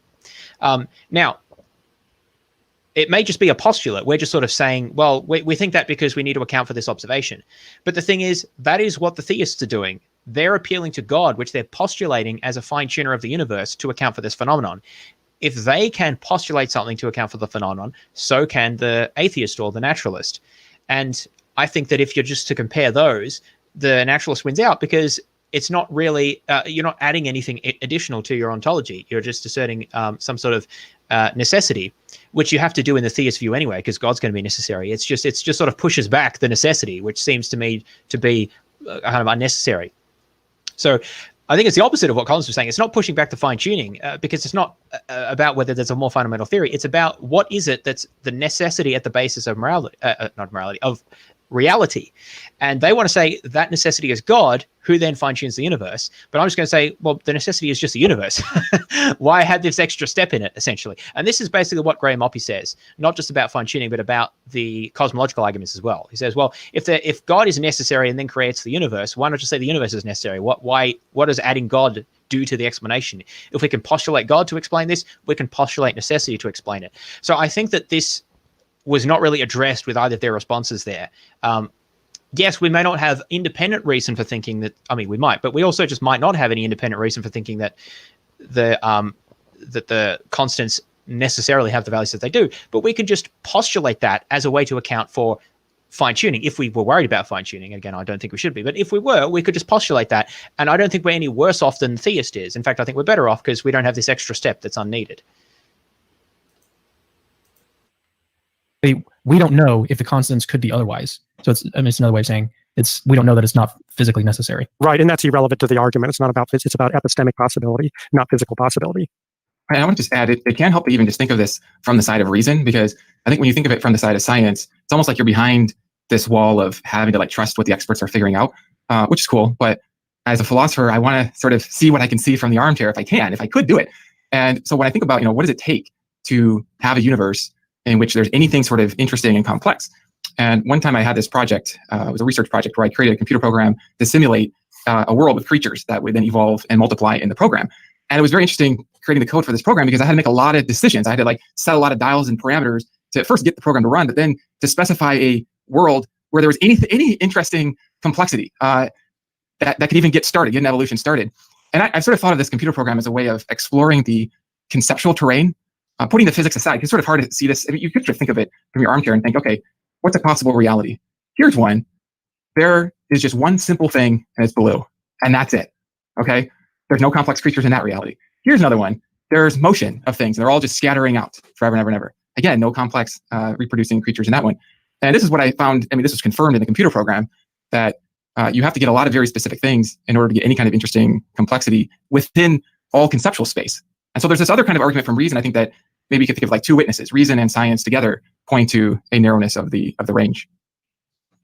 Okay, so let's move on to the next category, and this one is Douglas Adams' puddle analogy, which surprisingly was one of the main objections that popped up on Twitter. I say surprisingly because, well, anyways, let me just give it to you. So, and this is actually a quote from Douglas Adams. It says, "Imagine a puddle waking up one morning and thinking, this is an interesting world I find myself in, an interesting hole I find myself in. Fits me rather neatly, doesn't it? In fact, it fits me staggeringly well. Must have been made to have me in it." That's the whole quote. And this is supposed to just completely debunk the fine-tuning argument. I mean, if I'm trying to understand, I looked at that objection, trying to understand what the objection is getting at. If you say, well, everything is arranged just for me in particular, let's say you said that, let's suppose it's kind of, I think this is sort of argument I could say, well, it's very improbable, all, the genetics and everything for me to have existed at all. And therefore there must be a God because how improbable it is. That wouldn't be a very good line of reasoning, because in order to use the likelihood principle, you also have to it has to be much more likely under the other hypothesis, let's say in this case, the theistic hypothesis. So if you're looking at the puddle and this just particulars of the whole, why would God create that particular whole versus all the others? So it's very improbable there'd be that particular whole under theism also. Just like it's still very improbable that me, the body with this particular set of genetics, would exist versus all the others. That's both improbable under theism and not theism. So that's why you can't infer God exists. If you toss a coin 1,000 times in a row and it comes up in some configuration, some random configuration. Well, any random configuration is very, very improbable, whatever it comes up in, heads, tails, right, in that configuration. But you can't infer that God exists because that configuration is also going to be very improbable under theism. And so in this puddle case, it would only work it'd only be a good analogy if God had a reason to produce a strong reason to produce that particular kind of whole. If there was some great value in that particular kind of whole versus all the other kinds of whole, then you would have a good argument going. Why that particular whole versus the others? But otherwise, you don't have an argument because it's not even analogous, because there's no good argument for thinking that's God would have a good reason for producing that particular whole. So I don't get how that argument is supposed to work, or how it's even relevant. What do you think? I think I have an interpretation of what the argument is getting at, and it's something like that selection bias effect, where it's like, well, of course, like, the only way of reflecting upon the fact that we exist is going to be in one of those universes where a mind is created that's capable of reflection. And so there's like this selection bias thing going on. I don't know, do you... Yeah. It's interesting that they call this an argument. It's obviously not an argument. It's just an analogy or a thought experiment or something like that. So I think they're trying to get more out of it than there is there. So I think that is absolutely one plausible interpretation of what's going on here, that this is a sort of a selection effect that, we couldn't observe. The puddle can't observe itself in any other situation other than being in a hole that's the right size for it. That's kind of how puddles work, right? That's one way of looking at it. Another way to look at it, which is sort of how I always thought to interpret this, but it's not the only way, is that it's not that the hole is made for the puddle, it's the puddle fits the hole. So the puddle is adapted to the hole that it's in and not the hole to the puddle. So the idea here that I understood is that we're adapted to the universe, not the universe to us. Now, I think if this is how the objection was understood, the fine-tuner would say, well, it's not, we might be adapted to the universe, but most other types of universes would be such that we couldn't adapt to them, that we couldn't exist at all, let alone try to adapt to them, so to speak, or they wouldn't permit any type of complex life to exist in them. Therefore, there's sort of no possibility of being adapted to them at all. And if that's the response, I would say, well, how do you know that? That's just the question, right? Would other types of universes with different constants be life permitting or not? Granted, they may not permit our type of life, but what about other types of life, as I call them, exotic forms of life? I don't think we would know that. I don't think we can know that. And therefore, the puddle thought experiment, as I see it, is just a way of thinking about not trying to be too anthropocentric, seeing things from just the point of view of, well, things seem snug for us kind of thing. Well, yeah, but maybe that's because we see it that way because, we're humans and we focus on that. Yeah, exactly. And I think that, Douglas was trying to make different points even to the fine tuning. I don't really think that was the original point of this at all, but it's been adapted. So at any rate, I think it's a useful little thought experiment. It's certainly not an argument, and you need to develop it further. And I think that they don't really make much of an effort to try to understand what it's trying to do from my point of view. Yeah, I think that intuition that it taps into is like, well, however improbable it is that we exist in the form that we do because of how you could vary the constants or whatever. Let's say that universes are just being randomly generated for whatever reason. And however improbable it is that the one that we exist in comes about, the only one where we're here reflecting upon the fact that we've come about is the one in which we exist. And it's like that sort of intuition of like, so that I guess I get what's being said. Like, that's not like the firing squad objection, right? That doesn't actually tell you like anything about why it is the case, whatever. But there's like an intuition there that maybe it's not. It just wouldn't be surprising on some alternative explanation, maybe something like that. Maybe that's the intuition that it's getting into. I don't know. Yeah, they get a bit mean about this. How it's even relevant. Think about it going back to I think, Josh, maybe this is what you were going to do is go back to Robin's original explication, inform the argument. Which premise does this attack? Or target. Yeah. Sort of the battle. And I was actually going to say that, I mean, one thing that I like about objections is that they're tools for testing and clarifying arguments. And I think sometimes when we're talking about these kinds of arguments, it can kind of get into sort of this battle mode where it's like people are fencing and trying to like win the argument. But I find it very helpful to think of them as tools to clarify. And so I was reflecting on, okay, what is good about this objection? Like what is it getting right? And I thought maybe what it's getting right is that there can be sometimes a selection effect worry where you are getting data that I want to say, like, Josh is appearing in bad apologetics, but I actually think Josh is doing good apologetics, even though I disagree with him. Yeah, again, so I mentioned this before. He doesn't say as much, but generally I do like what he says. You should agree with it. Because again, here he's actually making an effort to understand what the objection is trying to do, which is what you should do. And he actually says what I think as well, that objections are a way to help you understand your arguments better and not just things to knock back. So I completely agree with that point he's making there.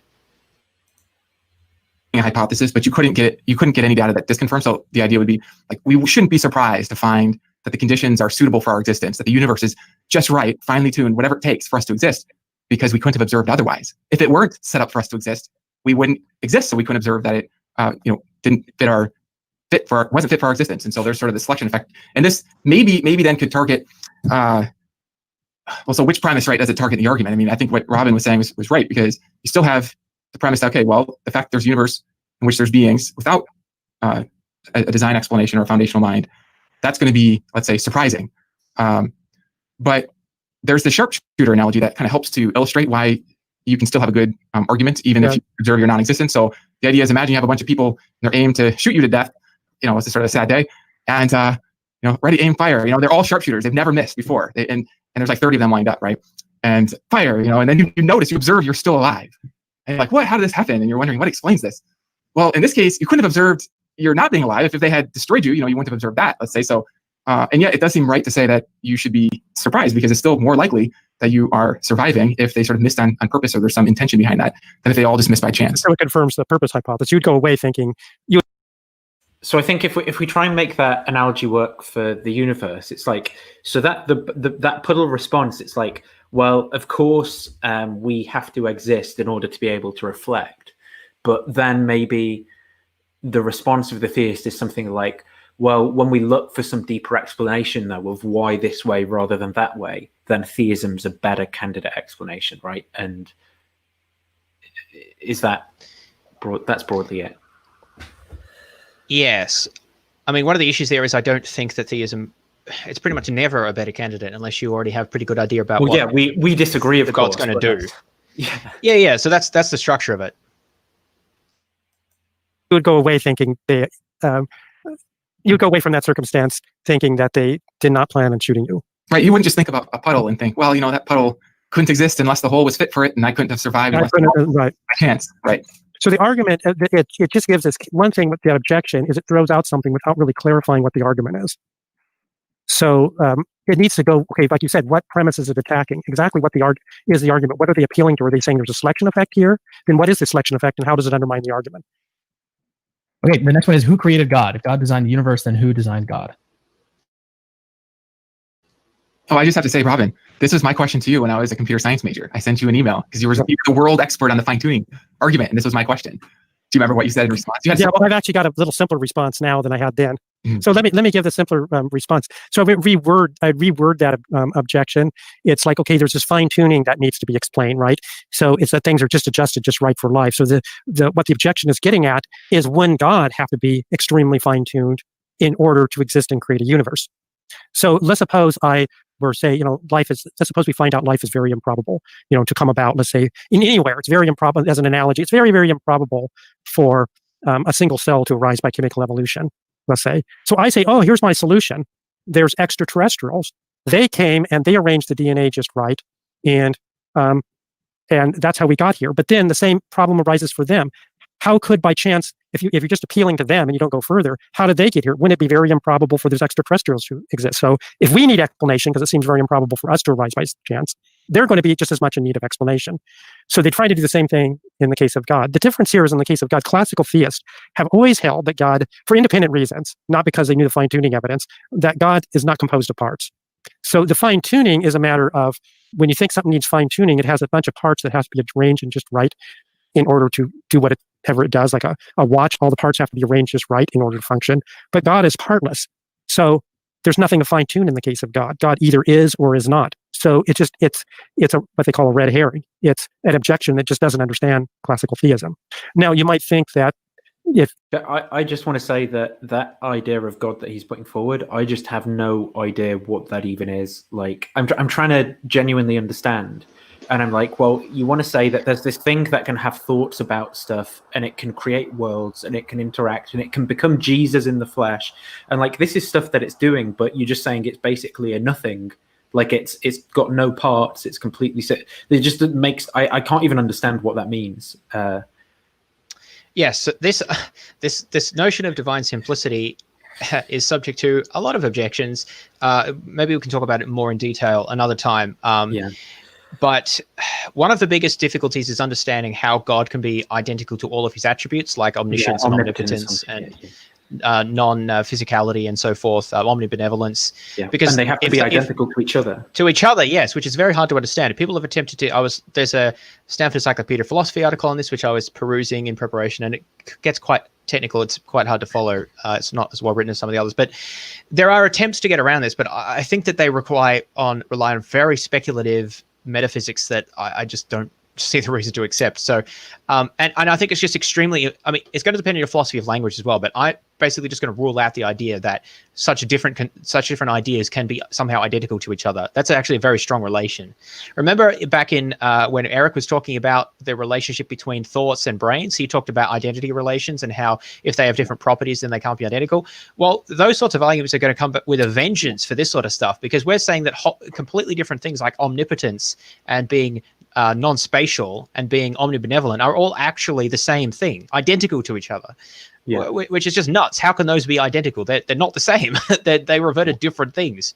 But somehow under divine simplicity, they all have to be the same as each other. And somehow we have a mind which has no parts to it. It's just simple. So like knowledge, if the God presumably has, and intentions, acts of will, they're all like somehow the same as each other and have no parts or components to them. They're just all one thing. We don't see any minds like that. All minds that we know of, all objects for that matter, have parts to them, and they require intricate arrangements to get the thing to happen, to exert their causal power, if you want to put it that way. And very simple things only have very simple causal powers, but yet we're supposed to believe in a mind that has all power and has no parts at all, and doesn't have to do anything to exercise its causal powers other than just it just happens. This is mind-bogglingly bizarre and completely contrary to any experience we have. Why should we believe in such a thing? It's so ridiculous. And so not just empirically ridiculous, but like just conceptually doesn't make sense for the identity reasons and others that I just mentioned here. So it sort of surprises me that Collins is going to appeal to this. It seems more plausible to avoid that and just say, well, even if God is kind of complicated or has parts in some ways, he's still simpler, or like it's more likely or something like that than the fine-tune. But that seems a more plausible direction to take to me than to go for divine simplicity. Also, it's sort of, I don't even know what to call it, the gumption of it to say, oh, but actually, theists have always said that God isn't composed of parts. He's ultimately simple. You just don't understand theism. But actually, I've got a super good rebuttal to that. Ready? Those aliens that you mentioned, they're not composed of parts either. If you actually understood the aliens we were talking about, they're ultimately simple.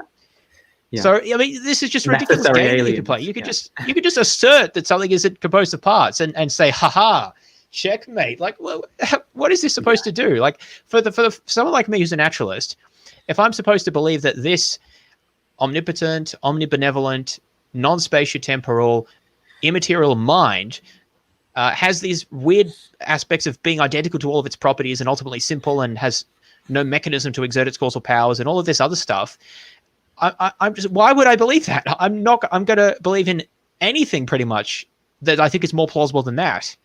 And even if it's postulating, multiverses or brute facts or necessities that I don't have evidence for, I'm just going to believe those things because they're more plausible to me than all of that ridiculous load of nonsense.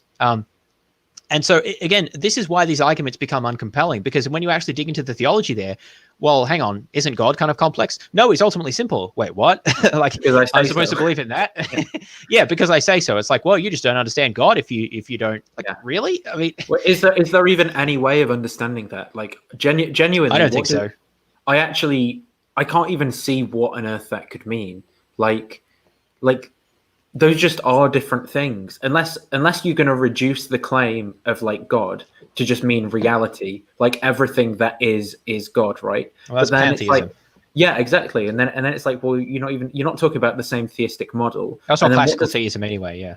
Yeah, and how does fine tuning even play into that? If you're just like, well, God is reality, like, well, so God's the fine tuning itself and the effect and I don't even know. To me, it seems very reasonable to say that minds require complexity. I think we've got lots of reasons to believe that. And therefore, if God is an immaterial mind, I mean, he could still be immaterial, right? But it's still going to require complexity. And so the notion, if I have to believe that God is ultimately simple, if I have to accept that, I need so much evidence and arguments that it's going to be very difficult to overwhelm my belief that that's not the case. And so therefore, on that basis, I'm just going to grant theism such a low probability that the argument's not going to work for me. By the way, I should say that they keep going on about which premise does this target. So technically what we're saying actually doesn't target the argument at all. It's basically just saying, even if I completely grant the argument, theism has such a low prior, given the way it's been defined, that this, even a substantial update on the basis of the fine-tuning argument, doesn't overcome the very low prior. And that's a perfectly rational objection, as long, I think, as you can defend that prior. And if what we're postulating is such an absurdly, I think, basically just inconceivable and a being that seems to have impossible properties and is contrary to all sorts of experience and reasons that we have for thinking the way things work, then I think you can justify having an extraordinarily low prior for that. Now, I wouldn't say that you can have that for just any old conception of God, but when we start talking about divine simplicity, then I've got to put my foot down and say, this is getting out of hand. Like, I just get that. So I think it's almost certainly not coherent. And so the probability that I'm going to give to that is so low that even if I accept fine-tuning wholesale, I'm still not going to be persuaded that God exists. So again, just to clarify, this particular objection does not actually object to the argument. It's really just objecting to the theistic hypothesis. And if its prior is low enough based on other reasons, then the argument, even if it stands, just isn't very effective. It's like the sort of, you use this attack, it wasn't very effective kind of thing. It's just going to bounce off if your prior is so low because of divine simplicity or other things like that. If you try to redo the objection, you would say, well, this idea of a partless being, like God, a consciousness that's partless, is not coherent. That would be a different objection. But as long as it's coherent, then the question, there is no fine-tuning necessary, so it doesn't kick the problem up one level. You can also see that like a picture, of Abraham Lincoln. If you had a bunch of mold growing in the back of your roommate's refrigerator that looked like the picture of Abraham Lincoln, you wouldn't just accept that was there by chance. The reason is because it has parts, different pieces of it, that have to be arranged just right in order to get the picture of Abraham Lincoln. So you demand an explanation. That's what the universe is like.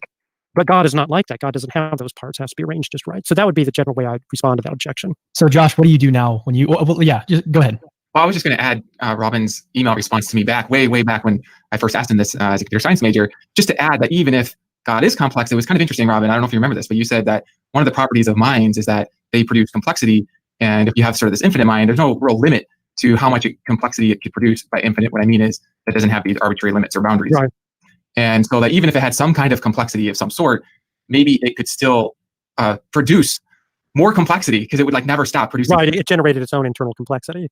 Yeah, or just internal or external, right? However you want to go. But the idea was that minds are just the kind of thing that can keep producing complexity. So there's no sort of problem with, I think is the word that I had at that time was, if you're trying to explain complexity, which I understand that that's not all that's being explained here, you don't want the foundation of things to be more complex. Then, right. Than what you're trying to explain. So you're trying to explain fine-tuning. That's what you're really trying to explain. Yes. And that requires a bunch of why this alternative configuration versus another. Now, if you can dig in a little deeper in that argument, and maybe I should say a few more words about it, because there is a legitimate intuition behind it. And the idea is the blueprint for what is produced has to be at least as complex as the thing produced. So then you might think the blueprints in God's mind has to be more complex, or at least as complex as the universe. And if God only had one blueprint in God's mind, then you'd have to have just the right blueprint to get this universe. But in the case of God, God has all possible blueprints. And so there's no need to explain why this blueprint that gives you a universe for life exists versus all the others. Because in God's mind are all the blueprints. And then it's because of God's goodness, God selects this blueprint to be actual. So Josh, what's your stock response nowadays to why God is not a sort of created or designed being? Okay, well, so I mean, I do think God has necessary existence, so that would be a reason. But my updated response when I think about this specific objection about who designed God is to make a distinction between the intrinsic probability of the hypothesis and versus the, okay, let me put it this way. The intrinsic probability of a hypothesis is going to be improved, I think, if it doesn't have many different independent parts, so if it's simpler.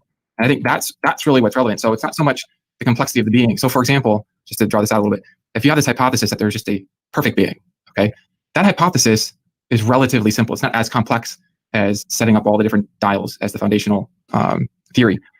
And then, but from that hypothesis, one could perhaps tease out some kind of complexity. Maybe, as Robin was pointing out, in terms of it, maybe an internal blueprint, or we could think about that. But that's a further thought, and it's not relevant to the intrinsic probability of the hypothesis itself. And so this is why, in ordinary reasoning, when we're thinking about, okay, is there a mind behind these pixels, for example, we don't have to first figure out, but wait a minute, like, would the mind be at least as complex as the thing being explained? It's not really about that. What we have is a relatively simple hypothesis that there's a mind, and then that makes way more likely the effect. So that's kind of how I've been thinking about it lately. But this is all interconnected with what Robin just said about the material parts. You don't have to get all these material parts within a narrow, finely tuned range in order for God to exist. And fundamentally, I do think that is the difference here. And you don't have to have just the right blueprint, because it's all the blueprints. That's why, I mean, as an analogy for the atheist side, if you believe all possible realities were actual, then you would have an explanation, because all blueprints would exist. And there wouldn't need to be an explanation for it. It wouldn't cry out for explanation the same way that all blueprints exist. There'd be nothing fine-tuned about that. And then they would say, well, the reason there's a life-permitting universe is because many of them are life-permitting because they all exist. And that goes into, the kind of extreme version of the multiverse hypothesis. And that one, you get an analogous explanation because all possibilities exist. You don't get a fine-tuning at that level. But you have to fine-tune even that explanation a little bit, because if you say all possibilities, here's one, there's a blue sphere and nothing else.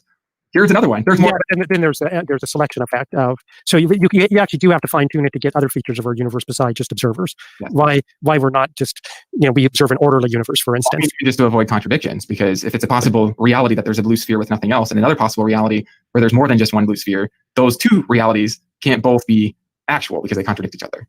Well, they could be actual space-time, and David Lewis's sense of they're actual regions of space-time.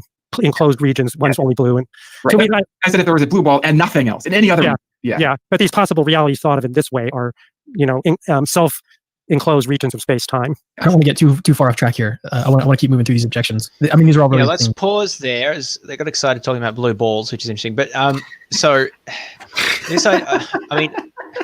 Collins's idea of a legitimate intuition, it could be uncharitable. You could be charitable and just say it was a slip of the tongue. But I like the idea that he can distinguish between legitimate and illegitimate intuitions. Right. I think it's amusing. Yeah. But maybe he just means a plausible or something like that. But anyway, so this idea, though, fundamentally, that the idea of a perfect being, or maybe an omni being or something, is a simple concept and has therefore high intrinsic probability, or let's say plausibility. I'm just not sure why I should believe that. So just because you can express it in a small number of words, it doesn't mean that it's a simple idea. Right. Yes. So, for example, I could say 1 million random numbers, and then, well, that's a simple idea. But actually, to specify that, I would need to specify, if it's like truly random, all of the numbers, basically, to have that enough. So there's actually a large information content there. Yeah, even if I can sort of say it in a small number of words, I've kind of just left out the details, and you're sort of imagining it in your mind, and you're actually sort of providing the content there. It's plausibly similar. Oh, cheers, Raphael. It's plausibly similar in the case of God when we say a perfect being or a maximal being or something like that. Does anyone actually know what that means?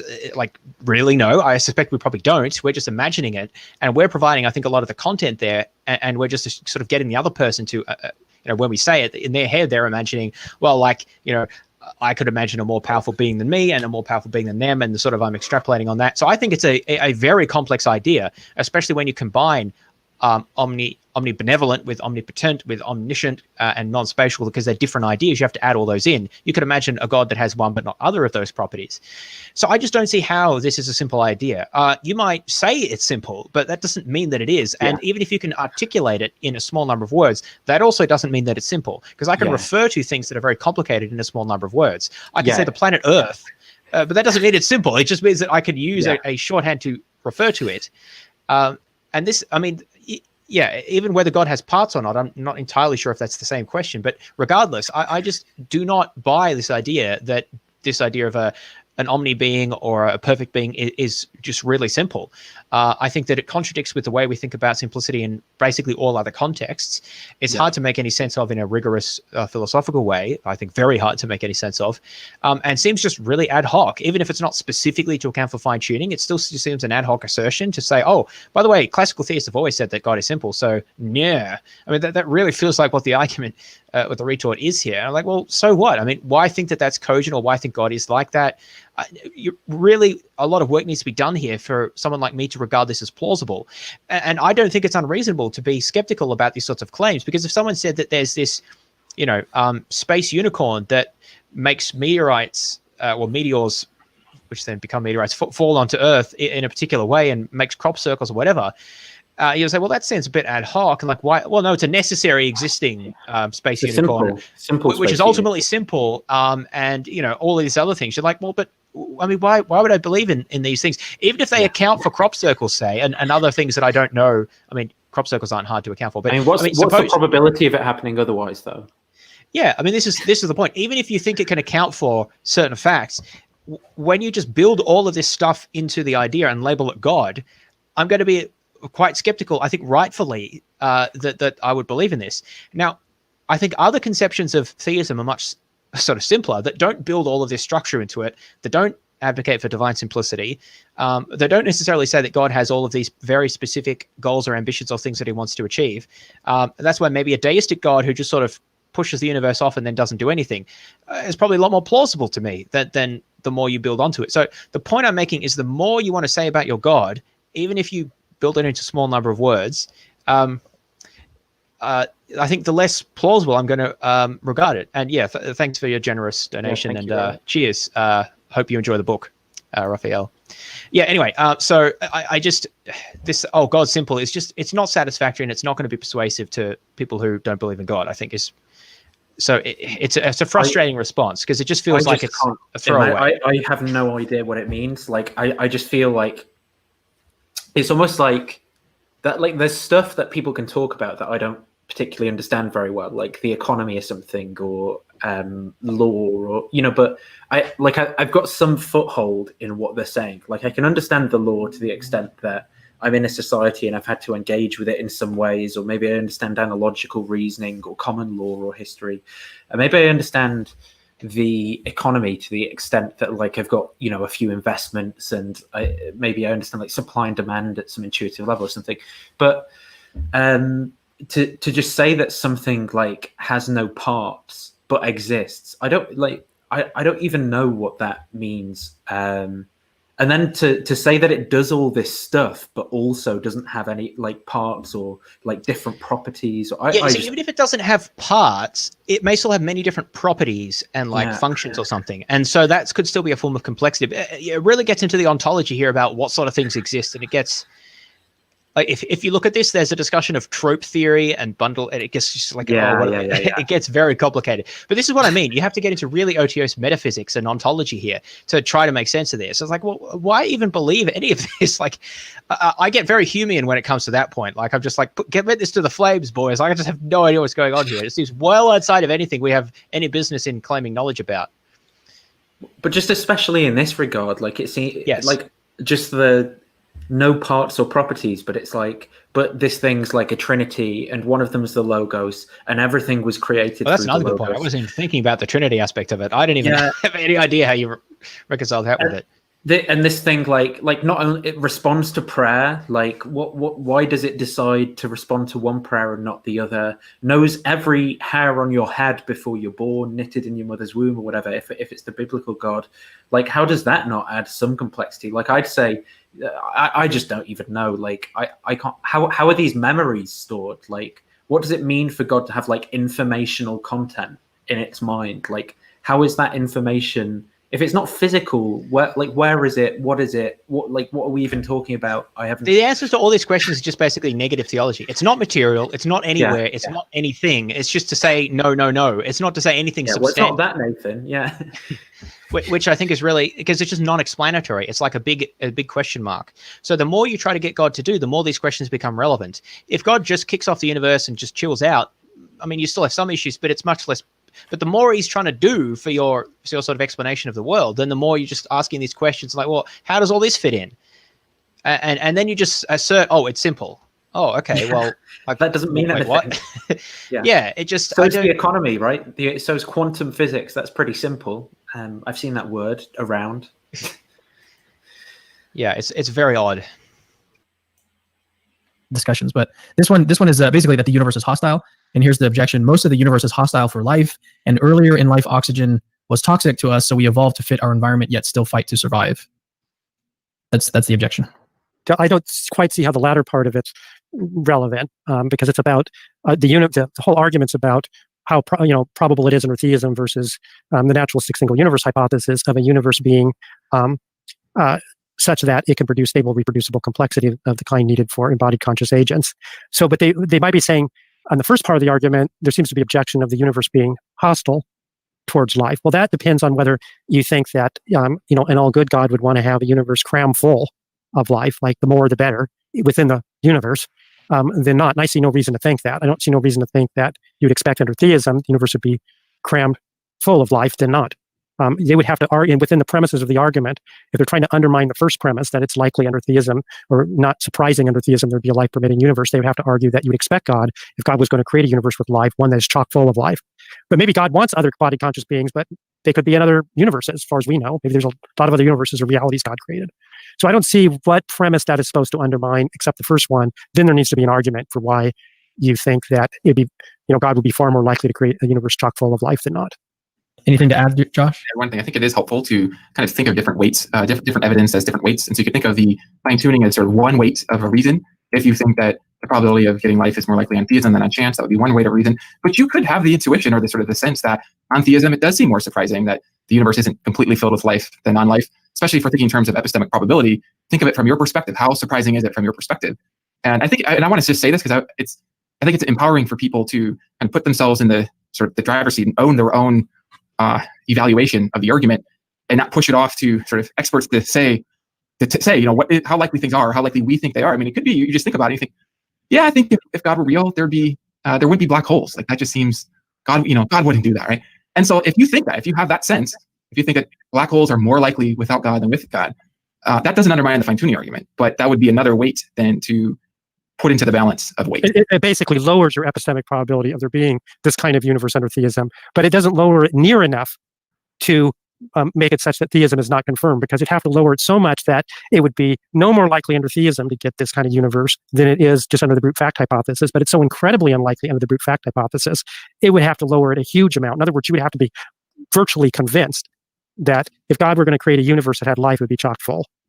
Yeah, so we have a guy that's currently in the live chat. Let's comment on that. I think Collins is really over. Yeah. Sorry, go ahead. Well, I think I broadly agree with what Josh is saying. Like, yeah, that changes our epistemic probabilities. But yeah, maybe what Collins is saying is right. Maybe it's not enough to. I mean, I don't know what number I'm going to put on like the fact that I wouldn't expect God to create a universe with black holes in or whatever. Like, I have no idea how that actually affects the numbers. Like. Yeah, I essentially, again, Josh seems to be the one who's actually listening to what the objections are saying. So this objection here about how much life is in the universe is not an objection to the fine-tuning argument as Collins has outlined. It's really just another consideration that seems to count against the theism hypothesis, because it would seem to say if God wants there to be, if the purpose of God creating the universe and fine-tuning it was for there to be embodied agents in the universe, then why there seem to be so few of them? With all the space available, it seems to run counter to the hypothesis. So it's not a rebuttal. It's just another consideration that seems to lower back our credences. Now, what Collins basically just accepts that but then he says, well, yeah, but it doesn't lower it very much relative to how high the probability is raised by the argument. But the problem with that is he hasn't established how high that is. He's just said that it confirms it relative to the other one. He hasn't actually put a number on it. And from my point of view, the best that this argument does is slightly raises my credence. It's like all things considered, it's a slight update in favor of theism for me, is what I would say. And this is basically what I say in the book. All things considered, it makes theism a little bit more likely, but not that much more likely. Just because the numbers are big doesn't mean that overall, all things considered, the likelihood ratio is high. because I have to consider the other factors as well, about like what I know about the other possible universes and how likely embodied life is under theism compared to under the single universe naturalism or whatever it was.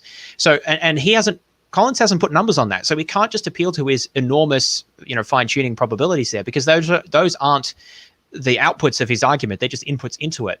And all he's going to say is that there's confirmation for theism, which I don't actually fundamentally disagree with. I just think the confirmation is pretty small, so it's not a very good argument at all. And I think that plausibly this objection that the universe doesn't actually seem to have that much of the thing that God made it for in it, then that actually seems a relevant consideration to me, unless you just postulate some other reason why God likes a mostly empty universe, as far as you know. And Collins, interestingly, was happy just to speculate wildly here. Well, maybe God likes an empty universe. Maybe he's made other universes. Whoa, hang on. So are we supposed to take this seriously? Because if so, we're just adding more in that we have to believe in. Why can't the atheist just say, well, it's just necessary that the constants have this value? That's all there is to it. Like, when you have to keep adding these hypotheses in. Yeah, what would God's reasons be for preferring, a mostly empty universe or whatever, or a universe with black holes? And how the hell do you reconcile that with just saying God's simple? It's like, at what point can you just do anything and we go, look, you're just making stuff up now? Because I've said this before. It's because God is all powerful. Any outcome is equally consistent with his existence because he can bring about anything that's logically possible. Therefore, you have to rely entirely on arguments as to his motivations or reasons or purposes or whatever. And you can just make those up. There's no constraints on what those are. And so this is the problem with it. It doesn't actually explain anything. It's all ad hoc. Every additional thing. What could we find that would disconfirm? What could we find in the universe that would then disconfirm? So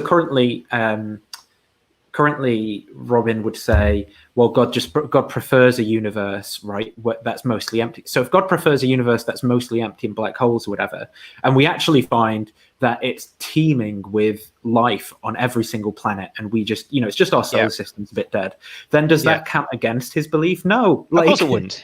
Yeah, exactly. Any outcome, you could concoct a reason for it that, is untestable and we don't have evidence for or against, it would seem.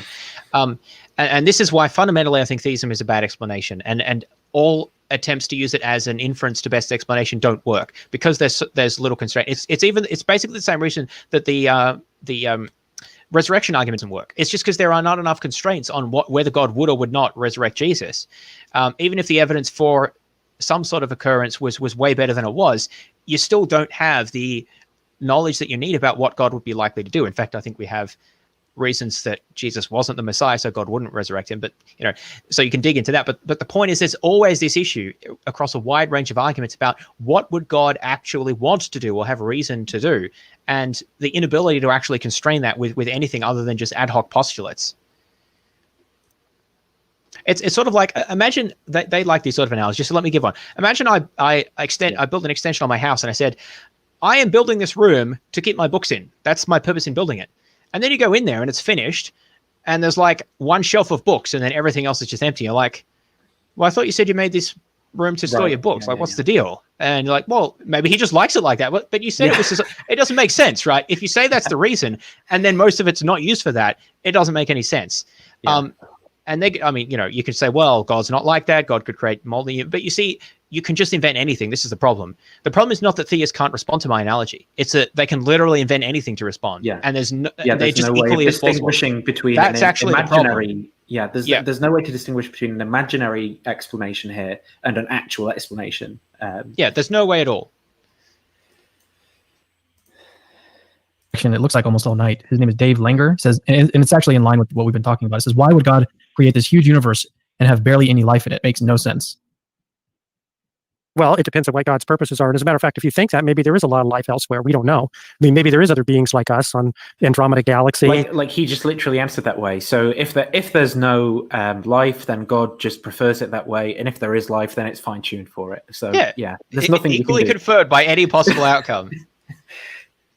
And because there's many, many other galaxies. So maybe if you really did think that, what the conclusion to draw is, if you believe in God, it's just that there is a lot of life throughout the universe. In fact, I think myself that the existence of extraterrestrial life is so improbable, just on that, the single first a cell could develop and be reproducing, under a chance hypothesis, that it's extremely unlikely under chance there'd be extraterrestrial life. But I think if you believe in God, I actually expect maybe there will be other life in other galaxies and stuff. So we have no evidence right now, one way or another, whether that's the. If you had a false belief, Robin, how could you find out? What could people show you with that we could reasonably find on if naturalism were true, right? The sorts of like things we could reasonably find out as human beings.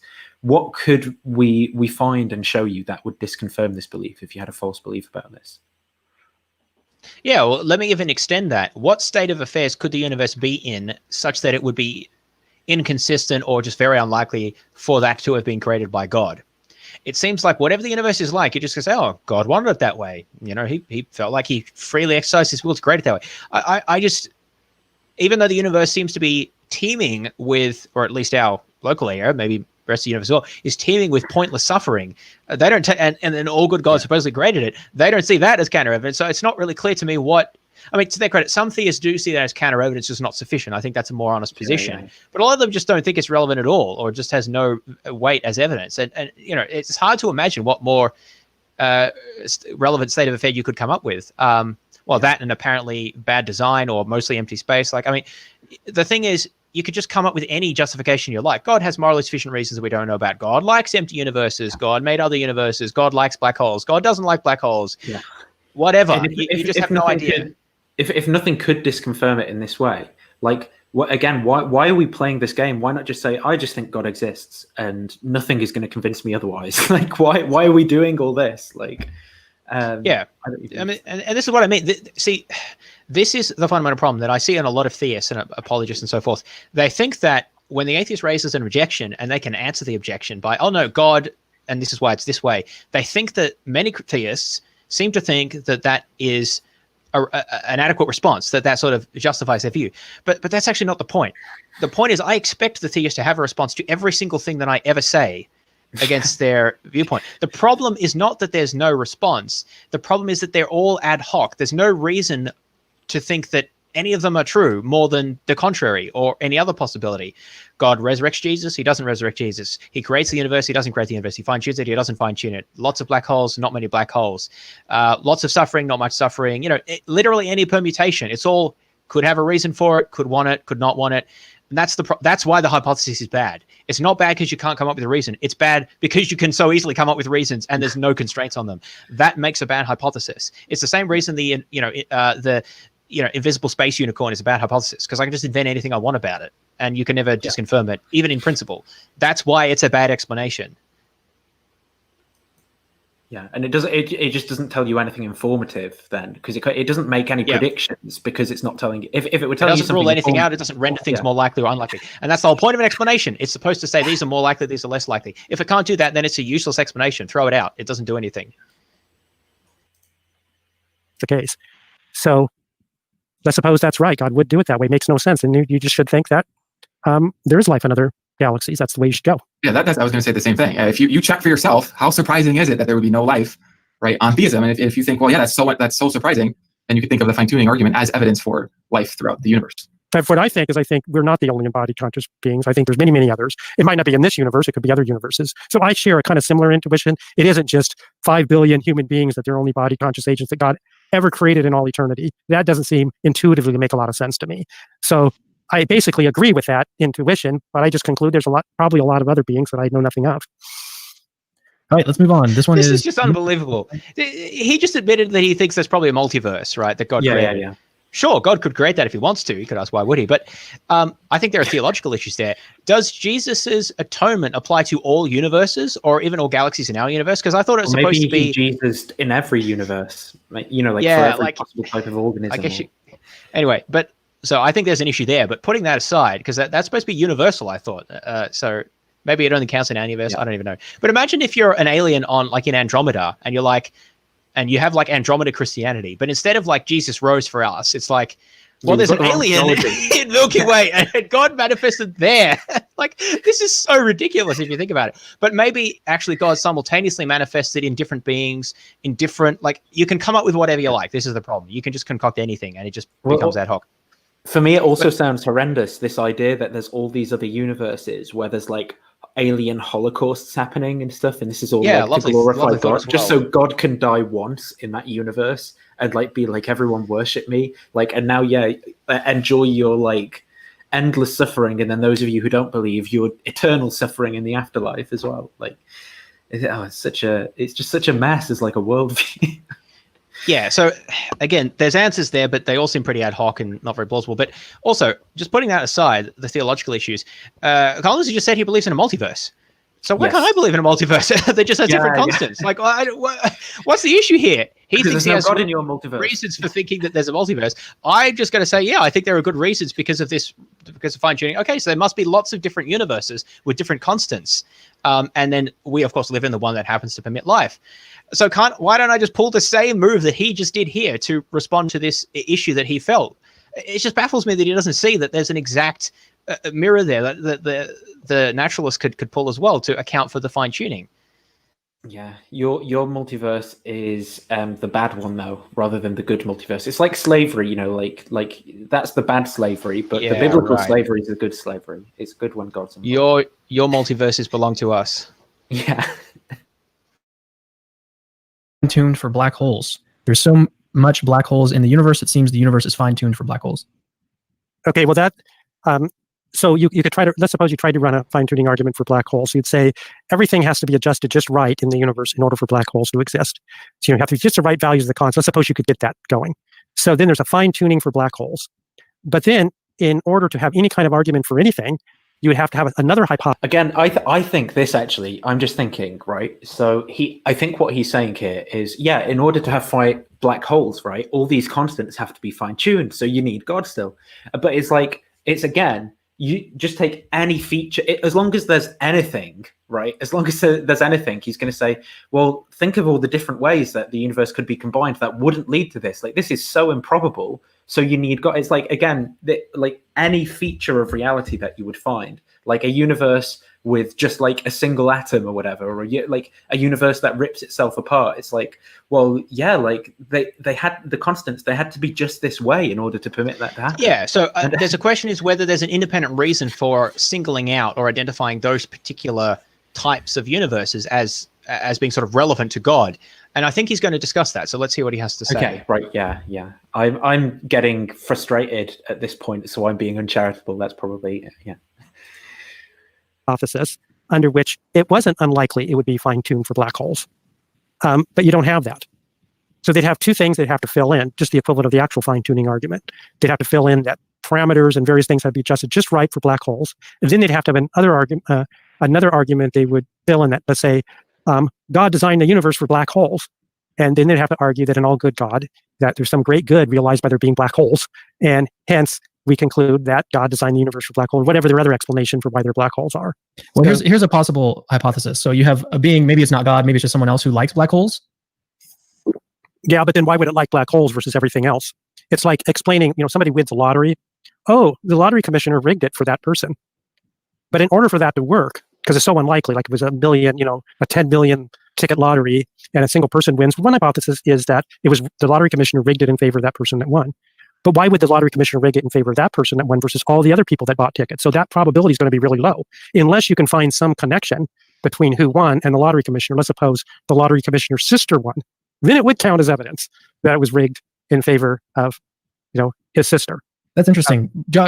What's he saying is that in his case, though? What's that connection? Is it just that God is a person? Like, what's he saying is that connection? For He's people? saying that God, you can't run a parallel argument, according to him, for God fine-tuning for black holes, because there's no reason why we think that God would want black holes. That's what he said. Yeah. Why would he want that?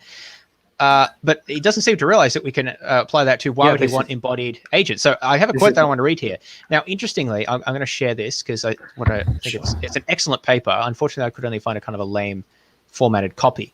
Ignore this.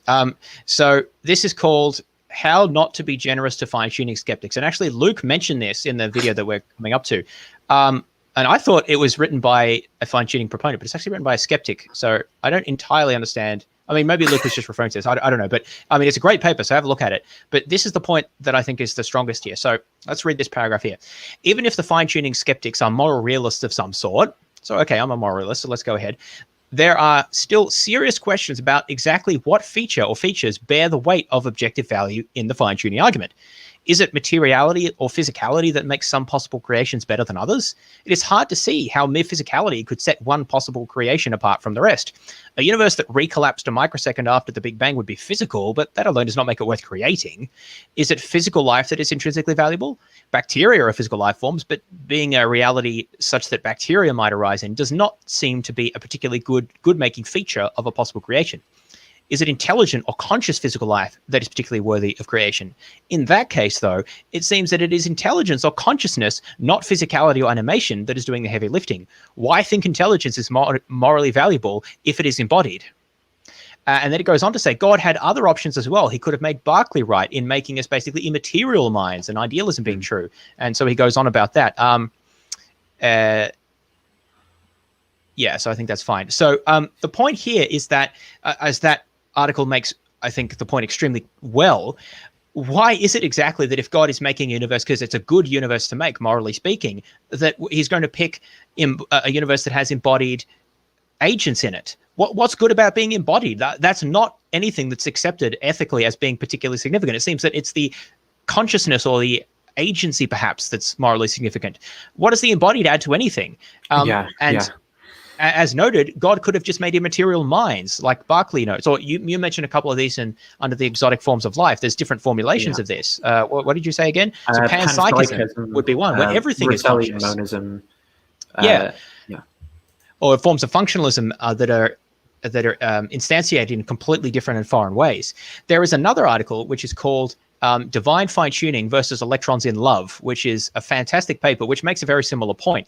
Why couldn't God have made it such that electrons could experience consciousness or even have agency? And, they fall in love when they bump into each other and they, something like that. Again, you can concoct anything you like because God is omnipotent, so he can do that, right? The theist can't say it's impossible. It's not logically incoherent.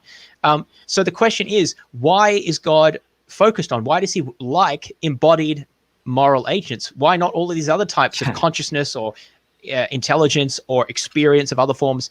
So first of all, it's not even clear that agency is self-important for morality, because human beings that have limited agency, let's say young children or severely disabled people, are also morally valuable, but I'd say they have limited agency. Maybe not none, but much more limited, right? Because they can't understand the consequences of their actions and so forth.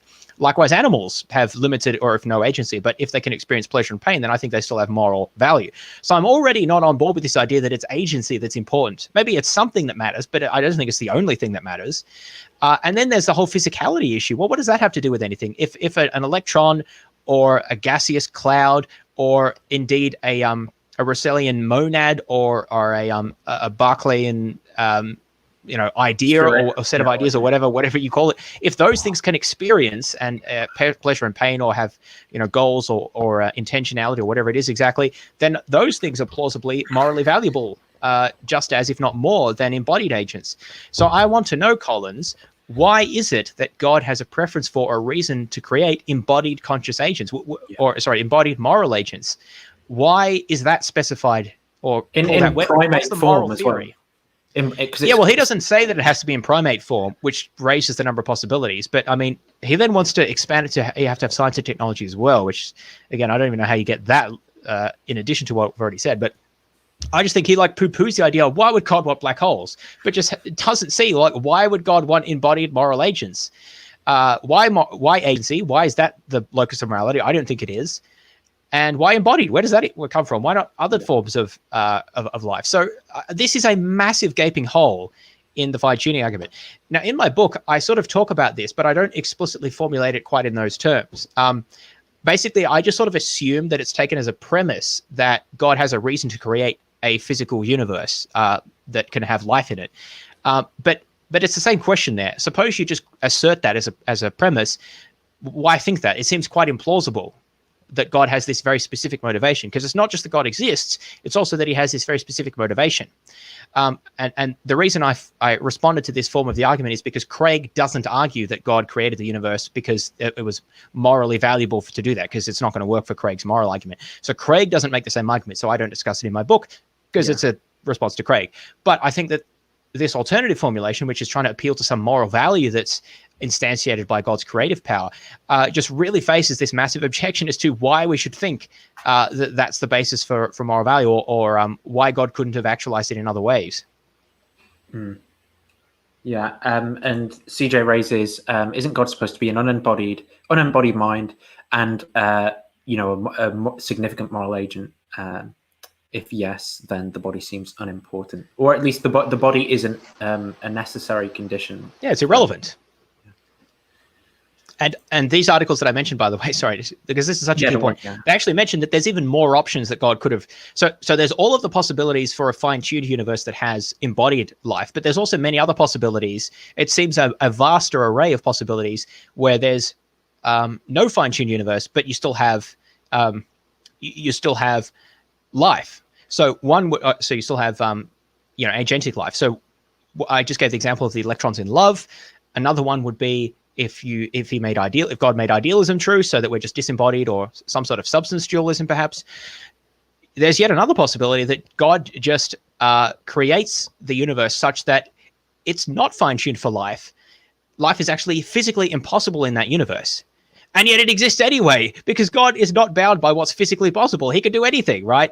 That's the whole point of miracles, that God being omnipotent. So there could be a case, I think this may be mentioned later, that God just sort of continually sustains life through a series of successive miracles, and the universe that they actually exist in doesn't even sustain that physical form.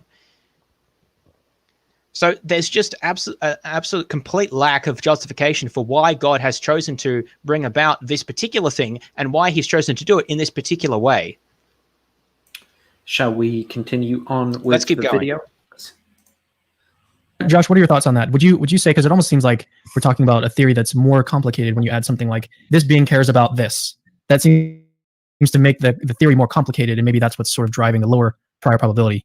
I think if you build in the effect into the hypothesis, you lower the prior probability of the effect of the hypothesis. But I do think if it was a live option, given the data you had, that the person, let's say Susie wins the lottery, and you've heard a rumor that Susie's dad is in charge of the lottery. Well, now the prior probability, given your background knowledge and that rumor, is going to make it less surprising in that case. But you need this extra information, right? I think that's Yes. So it's not just the complexity; it's that there's all these alternatives that are sort of equally probable for the lottery commissioner.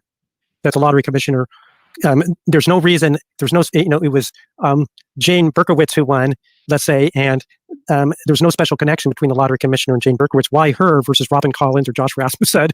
All the other people, you should weight them equally probable, and then you get a very low probability of it being Jane Berkowitz. On the other hand, if Jane Berkowitz is a sister, then you've got a special reason why the lottery commissioner would rig it in favor of that. So it's no longer equally probable. The principle of difference no longer applies, and so there's a probability goes way up.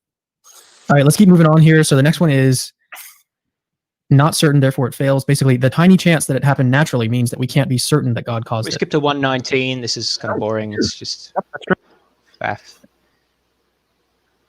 It's just a short skip. Yeah. To go through. But of course, it doesn't follow that this sort of Bayesian version is a problem, because in fact, the Bayesian version predicts that you're not going to have certainty. It's just probability. Yes.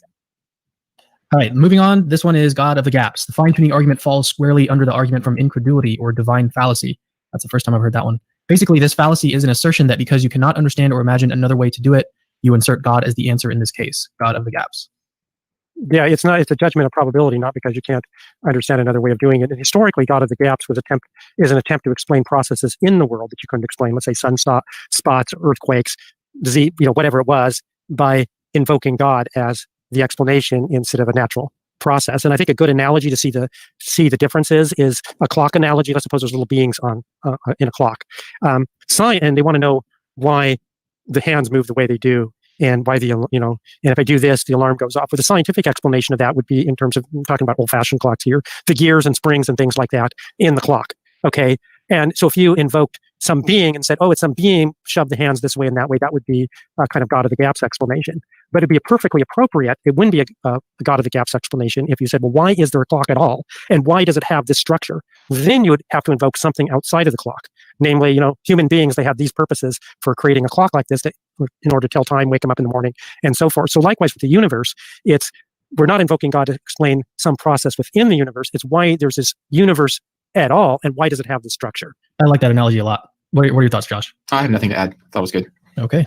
All right, let's keep chugging along. So that this one was, is, I think, I mean,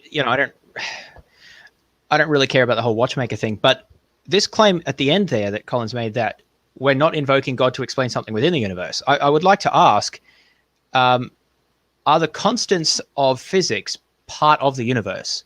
Right. Or perhaps we could say, are they instantiated in the physical structure of the universe? Maybe is how I would say it. And surely they must be, because they're not outside the universe, in which case it seems that we are explaining something in the universe. We're not asking why does the universe exist? That's a cosmological argument. We're asking why does it have this particular form that it does? And that seems to be something in the universe.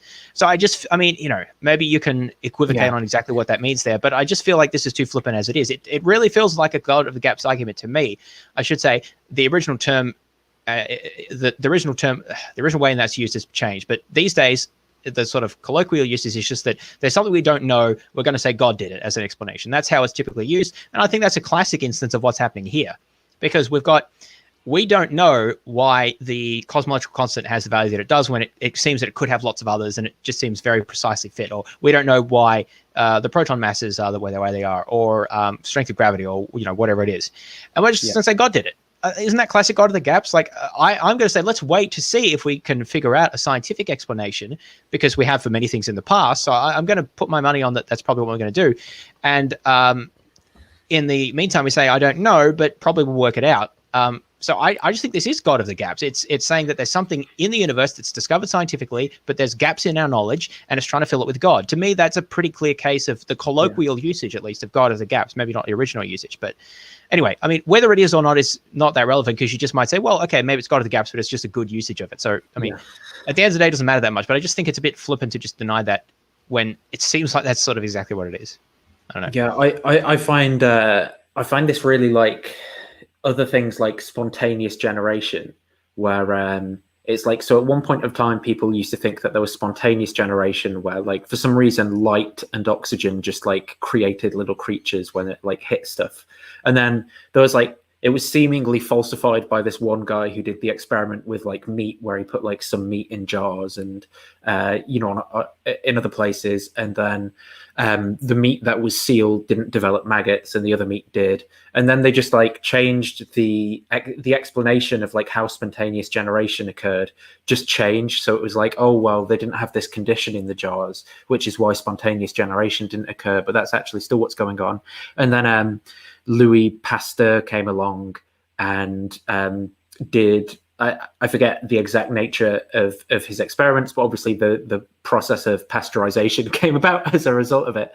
But basically like eliminating those conditions and showing how actually that you could have the conditions that would be needed for spontaneous generation, but still not get it, because it was actually that you needed, like, you needed organisms reproducing. And yeah, I remember reading about that. So he boiled the water, he sealed the containers, he boiled the water, no spontaneous generation. They said, you've poisoned the air. That's why there's no spontaneous generation. The boiling poisoned the air. So he had to devise a system where he had these very complicated like loops of the what do they call it? The tip of the pipette tube or whatever he was using. There's a word I'm looking for that I've forgotten. But anyway, so they were like, you can see these diagrams, these long and curled things, so that air could get in, so it wasn't sealed, but dust particles couldn't get in, which obviously was carrying, we now know, like bacteria. And he showed on that basis that he boils them, that kind of poison the air because it still has access to the air, but no spontaneous generation. So anyway, so it's sort of an ad hoc argument that, oh, you've poisoned the air. Well, but he was able to show that based on further experiments. Yeah, it's a very interesting example of this.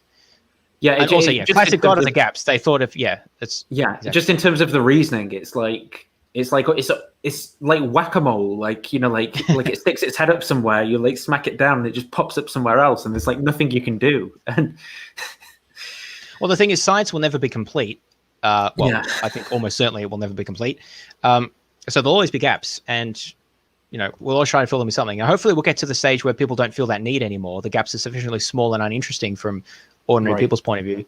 But I mean, honestly, the value of the cosmological constant you might have thought is not of that much interest to most people. But anyway, I mean, look, the reason people believe in God is probably not because of that. It's probably because of other reasons, and this is just a support. So anyway, maybe we'll get there one day. Yeah, well, what could motivate a photographer from America to find out about the cosmological constant in his 30s, I wonder? Well, scientific curiosity, I would hope. The answer: no need for God. A fine-tuned universe is one that doesn't need a God to exist. It could exist within the fine-tuning argument itself. If you don't appeal to other arguments like cosmological argument, you could say, yeah, the universe could have existed without a God. It's just extremely unlikely, just like the coins could have all landed on heads if they weren't weighted in favor of heads. That's possible, but very unlikely. So it's evidence, in the case of the coins, that the coins were weighted in favor of heads, that they all landed on heads, 100 times in a row. Likewise, the universe being structured the way it is, so it could have existed on its own. The fact that it's so improbable is evidence for the existence of God. Yeah, you have 200 royal flushes being dealt to you in a row. And you're like, well, I don't need the cheating hypothesis, right? So therefore, we should reject the cheating hypothesis. That's a really. Anyways, what are your thoughts, Josh? Yeah, Anything to add? I just want to add. I think sometimes it can help. I kind of like to use that term "foundational mind," just because that term God has variation in meaning in people's minds, and I think that probably for some people, the prior probability of God is so low, or it feels so ad hoc, or it's associated with things that are very implausible. Or maybe an outdated way of thinking, unscientific. Yeah, which makes it so that the kind of evidence that you need, I guess, if somebody's saying, well, you don't need this hypothesis, to me, that's reflecting the thought that I need the hypothesis to believe it. Do you know what I mean? I want to say something about, because I 100% agree with you on that, because you think of a God out there like this external being, that's what's behind the God of the gaps instead of a foundational mind. And as I see it, theism's about this ultimate question, is you go back as far as you do, things ultimately impersonal, and so unconscious, is that the ultimate foundation? Or as you go far as you back, is consciousness primary, consciousness and will? And there's a fundamental choice to make there metaphysically, which is ultimate. Theism asserts consciousness and will are ultimate. That's the ultimate foundation, whereas the other side is... Again, I'm just thinking as I say this, like, I don't claim to have solved the whole problem or anything, but I just don't even know how you can have consciousness and will without like some matter. Like, I just have no idea how that could even work. Yeah, mind and intentionality is ultimate. I mean, like, why I would find you that hard to believe as well. So all minds that we know depend on physical substrate for a start. So we're already off to a bad start. Now, maybe there are other types of minds, but also I'm sort of experimenting. I was just thinking about this the other day. That there's a strange, I don't know, confluence here. So what we're saying is that the naturalist says matter, force fields, essentially, if we want to think of it that way, or quantum fields or whatever, is at the base of reality, and then that gives rise to minds. So it's matter and then minds. So that's what naturalist materialists think. It's what I think.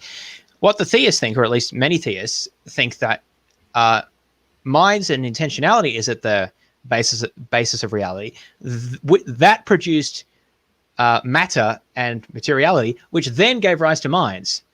Isn't that just a little bit kind of weird, maybe? I mean, this is not an argument per se, as maybe you could formulate an argument for it. I've just sort of been thinking about it. But you see, there's a strange confluence here about why would we expect that to be the case, that like what we are is somehow reflected way back, and it just sort of, it's like this U shape where it comes back to being minds. Like, why think that it would be that way?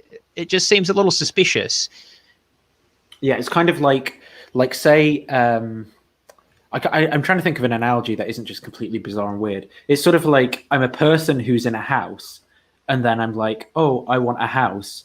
So like what I go and do is, I go and like build a canal and extract, and like I mine some hill somewhere down the other end of the canal I've built, and like bring all the resources and build this house that's like 100 kilometers away from my house. And then I go, oh yeah, I've got a house now. Like, it's like, it just seems I see what like, you're saying. Yeah. The way that they're making the argument is like as if you'd expect this from the starting point. But I think if you were stood there at the starting point, that you wouldn't expect that exact outcome. Like if you were unless you're an idealist, this makes more sense under idealism, I think. Do you think? Why? Because there's no materiality. But why would you have the appearance of the materiality? Oh, yeah, that's a good question. But I'm saying I think that's a slightly separate issue, because remember the theist who believes in materiality thinks that it's mind materiality then minds that depend on that materiality, which in turn depend on the mind. So it's like a 3-layered cake here with the minds on the other side and the materiality in the middle. It's just like, that's a little weird, isn't it? Like, why would you think it would be like that? Now the naturalist thinks that it's materiality and then mind that's caused by that underlying materiality, whereas the idealist thinks it's sort of just mental. Now you've got to ask the further question: why does the mental sort of think that there is a materiality? But I see that as a somewhat different objection. I don't think it's a fine objection, but it's not so much about why is it like that, as opposed to why would we think it's like that. But I guess my point is, though, like, because we're reasoning from like the observations that we have. So if the observations that we have are like, I'm a mind, idealism is true or something, and I have the appearance of an external world. And now we've got to be able to say that from that initial standpoint with just God, that we'd be able to say that the outcome that we do have is a more likely outcome than like these alternative possibilities. But I don't see how I could say that. Like, if let's say idealism's true and I'm just there with God, like, why would I be like, well, God's going to create the appearance of a world like it is, but instantiate people as spirit, and they'll be able to. I don't know that that's the prediction I would make. Like, maybe. No, I agree. I guess I'm just saying, I mean, maybe it's a moot point. I'm saying that that's not an ontological. Well, I mean, it's not a fundamental ontological criticism, because what exists fundamentally is mind. It's more about the nature of the appearances of those minds that don't seem to fit with that ontology. I mean, again, it's maybe not an important distinction, but I would just classify slightly differently. But yeah, I mean, that's why I'm a naturalist and not an idealist, right? I'm just saying that the sort of the three-layered cake thing is just struck me as a bit odd. Like, well, why think that it would be like that? Again, it's not really I mean, you could maybe formulate an argument. I don't think it's a strong argument, but I just think it's just not at all obvious why we would find it persuasive or have a strong, intuition or whatever that fundamentally reality would be like mental or foundational mind or whatever. I would need very strong evidence and reasons to think that that was the case. And rather than taking that as a sort of a foundation for then making further inferences about fine tuning and whatever. I mean, it's interesting. Asserts that it's something impersonal. So when really you're talking about a God explanation, you're saying it's in terms of if we hypothesize consciousness and will are fundamental, then we get an explanation of this. Yes, it's not this radically different kind of reality. Yeah, or reality of God out there, like a super being out there somewhere. And it's not like this mysterious other. It's like, well, it's actually consciousness. We know what that is. So right, and we're just saying it's foundational to everything. Mind is foundational, not the impersonal. So that's just not going to work. That's not going to fly, because God is a mysterious other. I mean, this is a very well established. Yes, there may be some things we can say about him or her, it, whatever. But I mean, pretty much every religious tradition has this view that we can't understand God. He's well outside our ability to comprehend. He's very different to us, even if there's some, similarities, if he's a person in some sense, so not everyone agrees with that. He doesn't have a mind in the same way we do. For a start, there's no body, unless it's Jesus, but put that aside. And then also, God, well, it depends who you ask. God may or may not exist in time, but doesn't require existing in time, because he could exist sans the universe. He knows everything, so there's no curiosity, presumably, which is a big motivation. I mean, does he have a sex drive, a hunger drive? I assume he's not motivated by these things. Think about all the things that make humans the way they are. And God doesn't have most of these things. So he's obviously very, very different to us in all sorts of ways. So this idea that it's similar, so we're just going to sort of keep that, this just doesn't work to me. I don't think the analogy works at all, because it must be so different to have the properties that he's supposed to have. Especially what they were saying before about simplicity as well.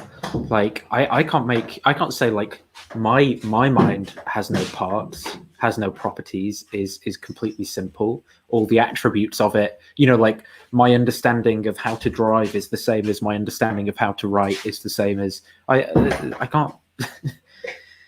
Yeah, it just doesn't. Yeah, I just think that this sort of analogy type argument doesn't work at all, because God has to be. If God exists, he must be very, very different from us, even if there are maybe a few things you can say are similar. Whereas the thing is, everyone who's not an idealist agrees that matter is at least critical. Maybe it's not the only thing, but it's at least critical for giving rise to for minds, like human minds. Because remember, dualism means matter plus the substance. So even dualists agree with this. So matter is critical for giving rise to mind. So everyone agrees with that who's not an idealist. So I think that's a much stronger basis to start with, because we're all on board there. Not everyone agrees that God would be like humans, and I think most people, even theists, actually don't agree with that. But everyone is on board with the naturalists, except for the idealists, that materiality is critical to minds, to human minds at least. So it's just sort of one step further to say, actually, you don't need anything else. I think that's a much more plausible basis. All right, let's move on. Let me pull up my sheet here. So this one is I've labeled it as the gap problem. And that applies, I guess, to cosmological arguments more generally. How does the fine-tuning argument get us to the classical conception of God? What makes us think that the cause of the universe really is God and not some impersonal deity?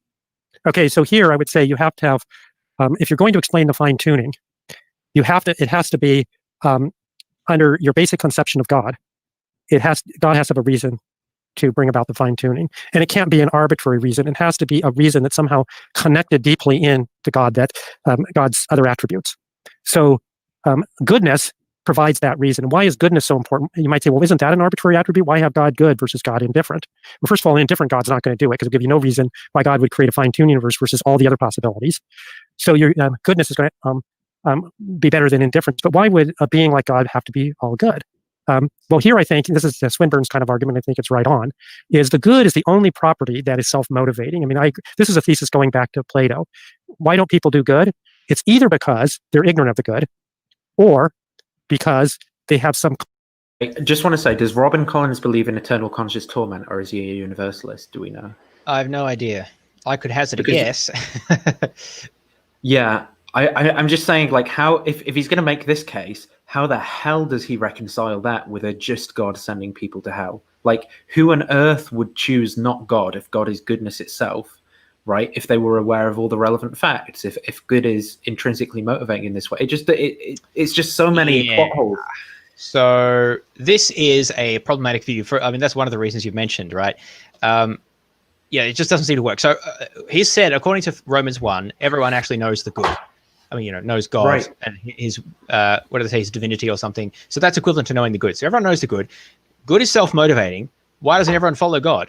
We seem to have a contradiction here, pretty flat out. Maybe there's avenues of getting around that, but it seems a bit hard given what he's been pretty explicit about this. Now, the view that he has actually expressed is sometimes called motivational internalism. And we've discussed related views, or that view and related views, in the moral argument video that we did. I think it was number 3.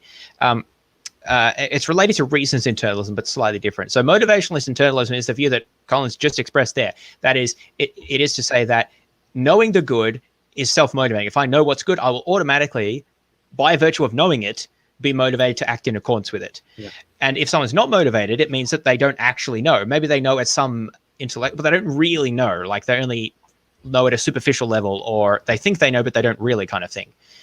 So according to this view, like a true psychopath, that is someone who knows, what's a good thing to do, but just doesn't care about other people. A true psychopath is, I think, impossible under this view, at least as I understand, or sort of classical form, this view at least, because they wouldn't truly understand maybe the effects of their actions on others, or why it is, they may have some level of understanding, but they wouldn't truly fully understand it, according to this view. Now, this view is defended. I'm not saying Collins can't have this view. I think it does seem to conflict with his view about what Romans says about what humans know, because then why don't all humans follow God if they all know the good, and good is self-motivating? Problem there. But he can have that view if he wants. The issue is, I mean, it's a contested view. Like, I don't agree with this view. If you believe in the Humean theory of motivation, which says that belief is never sufficient to form motivations, you need a desire, passion, or a passion, Hume talked about. You need that to conjoin with a belief to result in you being motivated to do something. So you could believe that, torturing babies is wrong and it causes all this suffering. You could have full moral knowledge of that, but just not care, according to this view, according to the Humean theory of motivation, which is what I adhere to. So I don't think there's any such thing as an automatically self-motivating belief. And therefore, I don't agree with motivational internalism. That's right. Yeah, that's really interesting. I think I think it is sort of right that I find it very hard to conceive of anyone who makes a decision because they think it's in their worst interests or something. Like, like even like grant a Christian worldview, and it seems like Satan is making his decisions because he thinks it's good to rebel against God for some reason, from his standpoint. But yeah, it's like would just facts alone, like enumerating facts that he thinks are true, is that what would motivate him? Well, maybe there's like some sort of back and forth between the passions and the facts that we're aware of. But yeah, like you definitely need. But there's a lot to be unpacked there. And the point is, I'm not saying you can't be a moral internalist, although I have a knockdown argument against it. I mean, I think it's less plausible than being believing in the Humean theory of motivation. It's called that, by the way, because guess who articulated it? David Hume, my favorite philosopher. Shut up. But yeah, so the point is that what got me about this is that Collins just asserted this if, because it goes back to Plato, it's just incontrovertible. And it's just established fact that this is true. But actually, no, this is a specific view that's contested, and I think has good reasons against it. But even if he wants to argue for it, he can do that. But he needs to argue for it. He can't just pretend it's an established fact. And he needs to become a universalist, because like that Platonic doctrine of morality is literally like the universalist creed of like like sin is just ignorance of the facts or something like that. Yes, which is hard to reconcile with the interpretation that he articulated before of Romans. Actually, did he articulate that? Maybe Craig articulated that, or did they both? No, Craig talked about Romans. Craig was asked a question about Romans 1, which said all people. How do you maybe Collins hasn't endorsed that. So maybe I'm being a bit unfair about that.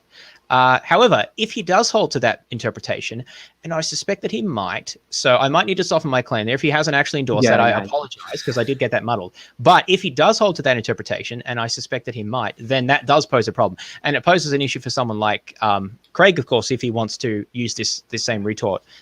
Given the base rates of Christians who do believe in that, that's what I mean. So I do apologize if I overstepped a little bit there, but I would say that I think those are inconsistent. I don't think you can believe that everyone knows the good and believe a motivational internalist and not be a universalist, essentially. I just don't see how you get around that. There's maybe a lot of, you can probably find a way, like you can with a lot of things, but it's a question of how plausible that is, and it seems pretty implausible to me. And again, the basic point is just simply that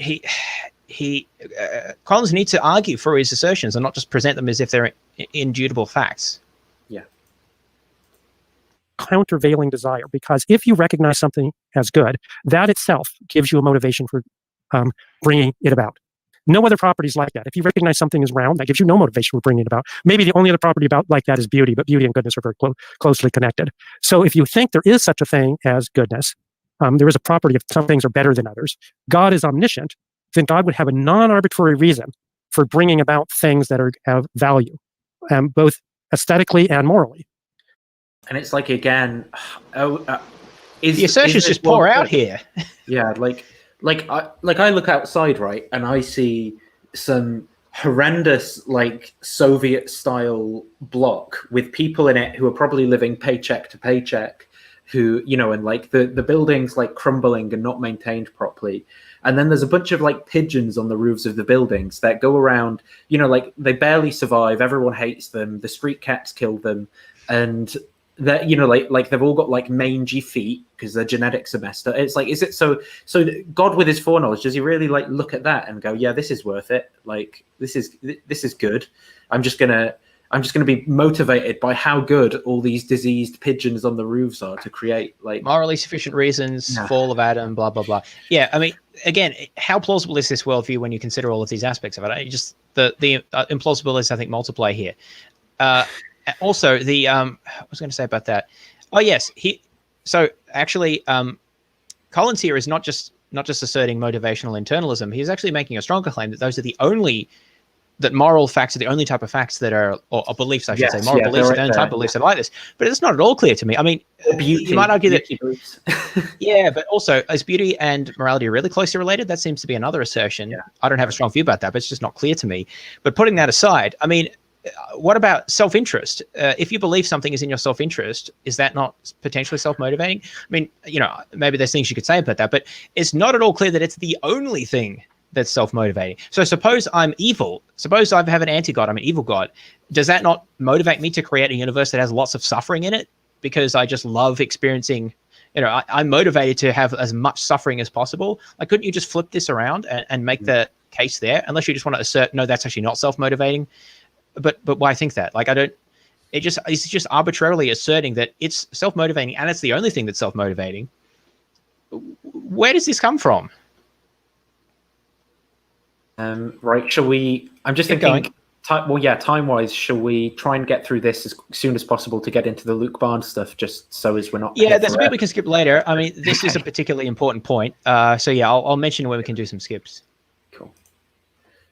And so then you have a positive reason for why you would have a being that is good, and you would want that being to have all knowledge, all power, because we start limiting that being, then you have to have something like some set of laws which would to determine its limits. And then you'd have to have an explanation for those laws. Like, why can't, if God could create centaurs, but couldn't create unicorns, then you'd have to have some explanation for why does God have the power to create centaurs, but not the power to create unicorns? What's restricting God? Like you'd have, well, I can walk out the door, but I can't jump over the building. Well, then you'd have an explanation in terms of my physical structure, but you'd have to appeal to something else. So then you'd have to now have to explain that set of laws that's restricting God, and God would no longer be an ultimate explanation. So your ultimate explanation is going to need to be unlimited. And if it's an unlimited mind, consciousness, it can't be indifferent, because if it perceives something as of moral value, that's going to give a motivation for bringing it about. And once you have that, then you've got an explanation for the fine tuning. So that's the entire line of reasoning. What do you think, Josh? Well, it's interesting hearing you spell that out, Robin, because it sounds very familiar. I mean, in my own work, I've come at it from the argument from contingency for a necessary foundation. And then I thought about, okay, what kind of foundation would this be? And I think, okay, we want to shave off arbitrary limits because otherwise they would need some sort of deeper explanation. And I end up coming to the same conclusion, that it's going to be this supreme being that has the good, the power, including the powers of knowledge. And so it's going to be personal. And so that gets the same result from another angle. But it's also interesting for me to think about, like, which principles are we appealing to that are properly part of the fine-tuning argument, and which ones are properly part of stage 2 of an argument from contingency. And that's just sorting or how to label the arguments. But yeah, I think it is helpful to divide the arguments and to think about, okay, well, if the fine-tuning argument gets us a foundational mind, that can bring people together into a further investigation of, okay, well, let's see if we can tease out what kind of a mind is this. Is it evil? Does it have arbitrary limits? Does it depend on other laws that would push the fine-tuning back? So, I mean, and I just want to emphasize that I think it is helpful and useful to separate phases and stages of arguments, because you don't have to walk through every step of every argument to see a significant result just coming out of the fine-tuning argument. Right, the fine-tuning argument confirms that kind of being, but doesn't just itself, as the evidence for fine-tuning, doesn't itself exclude other explanations. It would also make the existence of a fine-tuned universe not improbable. Then you have to go look at those, what would be required of a good explanation. So that's a further step, and that goes beyond the mere fine-tuning evidence itself. Yes, and so then when we're bringing in sort of all the data to build our large-scale theory, you can start thinking about, okay, there's consciousness, there's fine-tuning, there's reasoning, there's all these different the sense of right and wrong, and then you think, okay, well, how well does the foundational mind hypothesis predict those things? And then, of course, we have to think about suffering and evil, and so this is why I do think it's very helpful to think of these different weights, so that you can recognize weights that can lead you to a conclusion, even if you're not fully convinced, and it can lead you into further investigation, rather than thinking of it as an all or nothing. If you think of it as all or nothing, then you start getting into this battle mode where you come up with these like terms like, oh, that's a fallacious, like we don't need an all-powerful perfect being, by that data point. Isn't it funny that the very first thing Craig said in answer to his questions is like, Josh, what Josh says, when you get into that battle mode and like you start applying like this bad reasons, so you say this is fallacious. Yeah, I'm on board with what he's saying here, and you need to take a holistic comparison of the worldviews here. I mean, I don't agree with his conclusion about that. But one thing I do want to disagree with is this idea that a designer would have to have all power, because otherwise there'd be arbitrary limits on his power. This argument just doesn't make any sense to me. So the intrinsic properties of a designer, that is the properties that they have in virtue of just what they are, could be to have certain causal powers. So the causal power to set the constants of the universe. And this could be equally yeah, so that's all they need. They have sufficient powers to produce a universe that has specific constants, right? Now, it doesn't follow from that they have any other powers at all. So you might ask, but what places limits on them? But I think that this is a confusion about sort of, one way I frame this is like in terms of like intrinsic or necessary versus, or essential versus accidental properties. So if I have a power to do something like bring about a universe that has certain constants, say, and that's part of what makes me what I am, the being that I am, whether I'm a personal being or non-personal, whatever it is, then that's an essential property, let's say. But then anything that I can't do that's outside that is sort of, think of as an accidental property. It's not essential that I can't do that thing. It's just, it just follows from the fact that it's not among the things that I can do.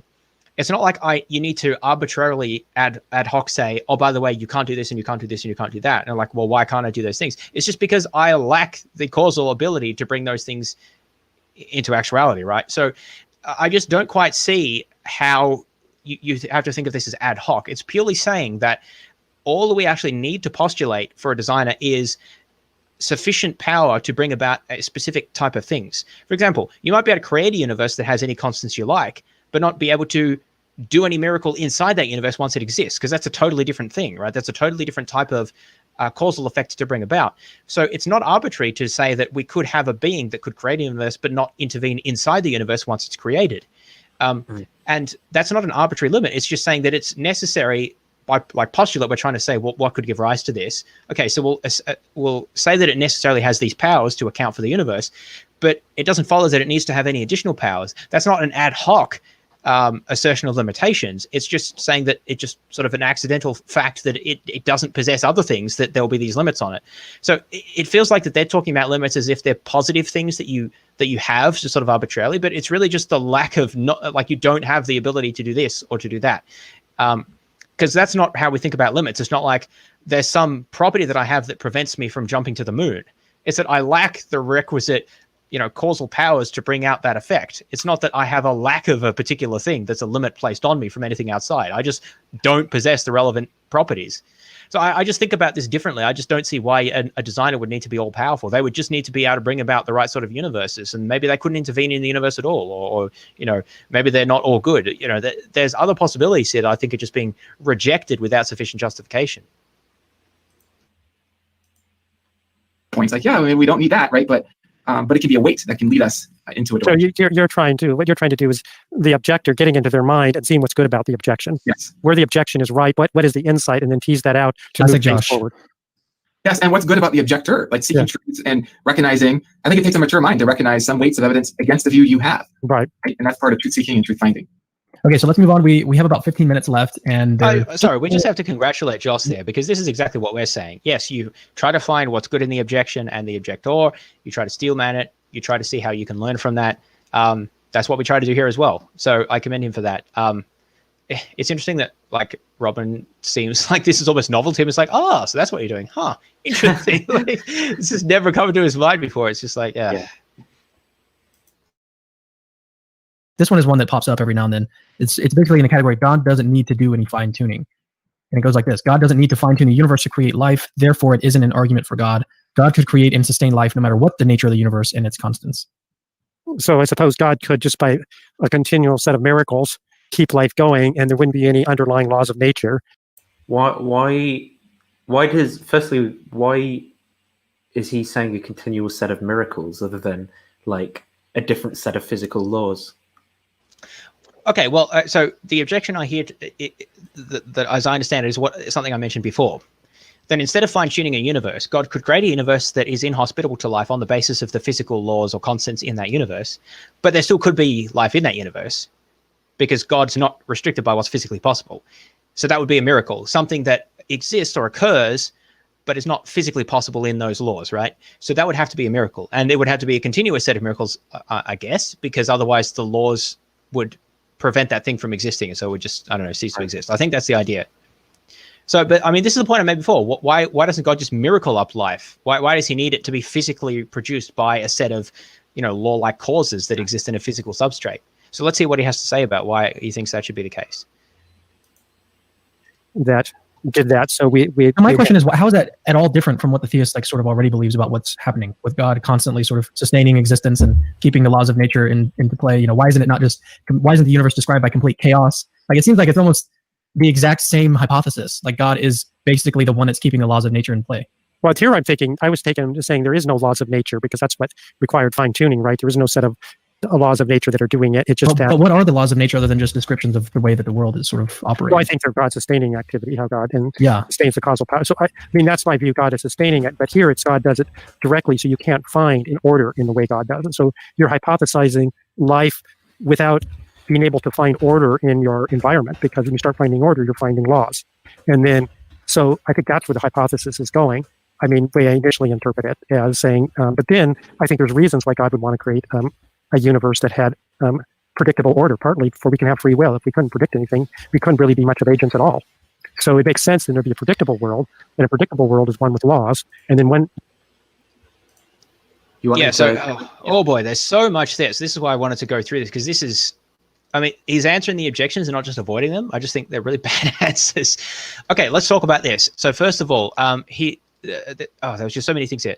So Cameron mentioned a good point, but I don't know if you realized how actually profound this is, and this doesn't seem to get discussed enough. Cameron said, what is it for something to be a law other than for it to be a description of the way the universe is? Yeah. Right. Now, if that is true, now that's one interpretation of what a physical law is. It's basically a descriptive claim. This is what Hume thought about physical laws. It's basically just regularities of what we see happening. The problem is, if that's true, I think the whole fine-tuning argument makes no sense. Because remember that the fine-tuning argument is supposed to be that we've got these constants that appear in the laws of physics that describe how the universe is, and we can change those constants and imagine what different universes would be. But the thing is, that seems to be implying, at least the way it works to me, is that there's something sort of fundamental about the equations, and that if the equations were different, then there'll be a different universe. But if the equations are literally just a description of what exists, then it doesn't make sense to say if we change the description, the universe would be, well, no, it would just be a wrong description, right? It seems to be treating the equations as if there's like generative, if they give rise to the phenomena, not as if they just describe it. Because otherwise, if you imagine changing the parameters, it would just be a wrong description of the same universe. And this might be a subtle point, but it's a difference between thinking the laws of physics as like causal in some way, like fundamental, or that they're purely descriptive.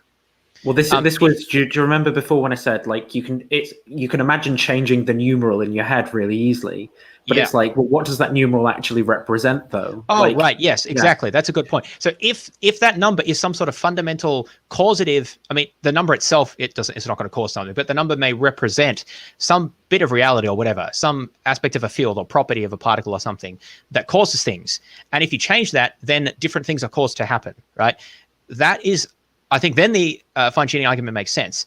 But if it's purely descriptive, then changing the description doesn't change anything about the reality. So it doesn't even make sense under that conception of what the laws of nature are. A different way to think about this, which is slightly different but pretty similar, is the debate about scientific realism. That is, do our best scientific theories describe something sort of fundamental about the way reality really is, or are they just sort of useful, descriptive, predictive tools? If they're just useful, descriptive, predictive tools, then changing numbers in the sort of descriptions doesn't say anything about the way reality is. It doesn't even make sense because they're not causative. They just describe things. Changing the number in a formula just means nothing. It only makes sense to talk about different universes if they are sort of describing fundamentally the way some actual like substance or property or something is. And so if the thing was different, then reality plausibly will be different. So the question is there some sort of direct or pretty close relationship between our physical theories and the way reality really is at a fundamental level? Only if that is true, basically scientific realism, only if that is true, then does the fine-tuning make any sense. Otherwise, what we've got is a description which may be predictively useful, but may say nothing at all about sort of fundamentally what's happening. And therefore, changing the description just is totally meaningless about what other types of universes could or could not exist. And maybe this is actually what some people were getting caught up with before about what possibilities could exist. Because implicitly, I think the fine-tuning is assuming that laws of physics are sort of causative and fundamental. And if they were different, then the universe would be different. They're not just descriptions. It's like the code in a computer program. Exactly. As opposed to, I don't know, what would be the analogy? Like comments on the code or something? I don't know.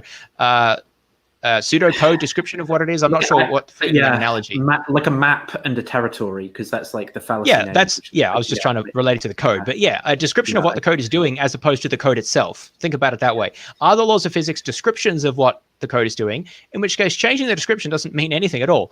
Or is it like the code of reality? In which case, if you change the code, then you get different things happening.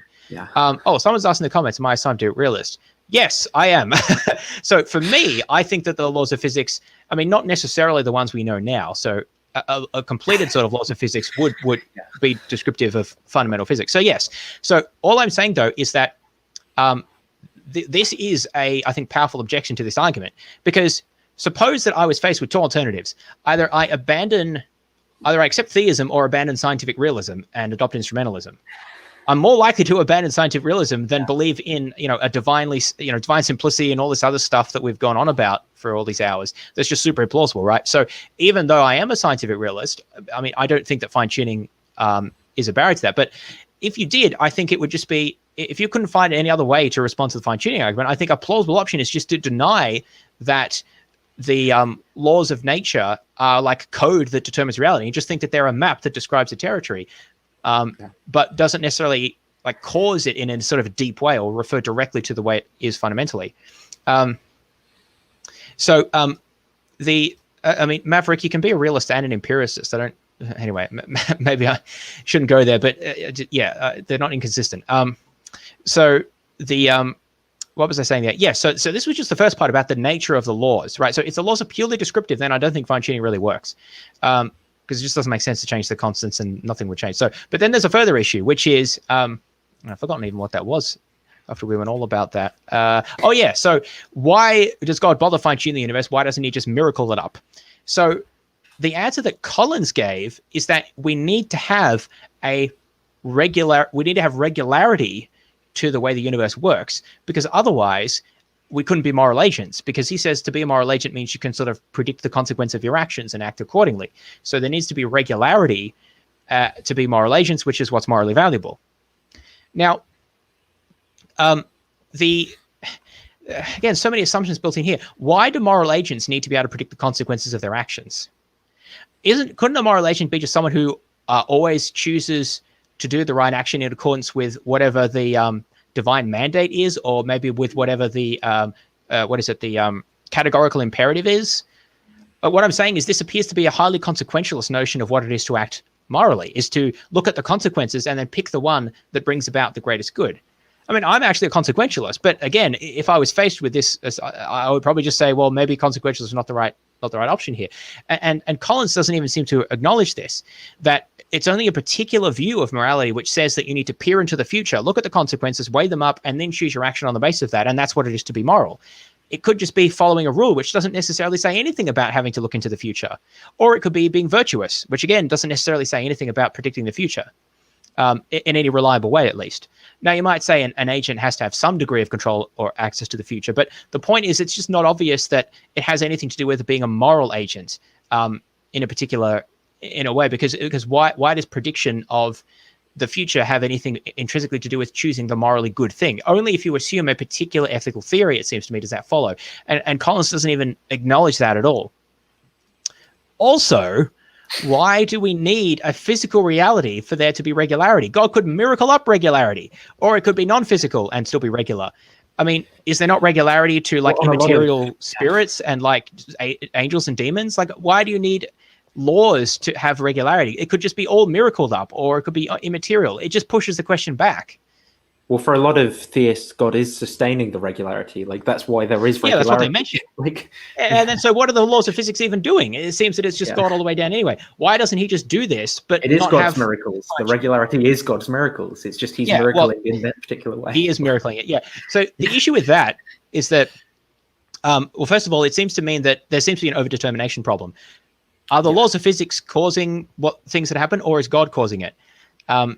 Because if the laws of I mean, it seems that you're then pushed to a descriptive version of the laws of physics, which means that I think the argument doesn't work. Because to say that the constants would be different would just be to say that God's miracling it up slightly different. But any way that God miracled it up could be consistent with intelligent life, right? Yes. So let's think about this, just so this is clear. Fine-tuning only makes sense if you say that what causes life is the way the material universe is. Yeah. And if it were different, we wouldn't have life. That's the idea. But if what causes life to exist is not the way materiality is, it's just the way God miracles it up, then it doesn't matter the way that God miracles it up. Even if you had a different cosmological constant or whatever, God could just miracle it up and have a cosmological big rip or whatever and still have embodied life, because it's a miracle. The existence of life is no longer dependent on the way the physical reality is. It's just dependent on what God miracles up. So the argument just goes completely out the window if that's your view about what's happening. It only makes sense if life critically depends on the way physical reality is. And then you have to ask, why has God made it that way? Why doesn't he just miracle it up? So the whole thing, I think, falls apart if you start asking these questions and thinking it through in relation to other claims that have been made. You get laws. The claim is that it sure seems like laws need to be fine-tuned to do, if you have these underlying laws, to get complex structures like us. Josh, anything to add before we move on? Yeah, well, so I've been sort of pondering, what's behind the worry there. So one thought is that the worry is that, like, God being all-powerful wouldn't need to fine-tune anything to get interesting complexity. In fact, that's actually the next objection. If God had to do it the way that it is, he's not all-powerful. Yeah, and so then the idea is that you can almost turn this around into an argument against God. So the idea is, we find out that looks like the universe has to be finely tuned to get interesting complexity, but that would be surprising if there were an all-powerful being behind the scenes. An all-powerful being, there shouldn't be any need for fine-tuning. And so then the fact that we observe fine-tuning, that disconfirms theism. Maybe he would just create a universe full of angels, spiritual beings. Or you get complexity without... Go ahead, Robin. I want to hear what the question is, could God create another kind of mathematical law structure? Because within this law structure, you do need fine-tuning. I mean, honestly, I don't know the answer to that. Because like you said, with your computer programming, it's very hard, even though you're God in that world and you have all power within the computer program, the code you want to write, to get complexity. So maybe anyone would need fine tuning in order to get that. But let's suppose God could have got it without fine tuning. There's still a reason why God would have done it via fine tuning, and that's so that like as someone who knows how to write software, I'm so like skeptical of people like modeling these sorts of things in computer programs, like because you're just defining like whatever criterion of success there are and whatever criterion of success there aren't. Like it's just what you make it to be, and it can be anything. So I'm just really skeptical of like how I know like Victor, whatever he's called, Victor Stenger, he did a similar thing where he wrote a computer program and put in all the Monkey numbers. God, I think it was. Yeah, and it annoyed Robin Collins enough to put in a thing about objecting to that in the Blackwell companion. But I'm just like, I don't know. I'm just so skeptical of how well you can like model this stuff on a computer. I mean, maybe if I knew all the laws of physics and I could put in every single law of physics and compute like every possible combination of them over billions of years and see what the outcomes were or something as like a model, then maybe that would show me something useful. But just in general, like the complexity that would be involved in making a computer program that simulates our reality to the point of like simulating evolution and everything like that and seeing if it comes out of it. I just don't think I'm really skeptical that people can actually do that sort of thing. I don't know. That reminds me of another point that I was going to raise, which is that if you just suppose you were, I mean, this is obviously hypothetical. Suppose you were, I don't know, some disembodied scientist, you knew everything we currently know about physics, maybe even a little more, right? So you know our constants, you know the laws, and you've got lots of computing power. I mean, I guess it can't be infinite computing power, but you've at least got, computing power to work with, like say similar to what we have at the moment. I guess that's the relevant point. So similar computing power to what humanity has at the moment to work with. Now, the question is, would you predict that our universe with our laws of physics would have life?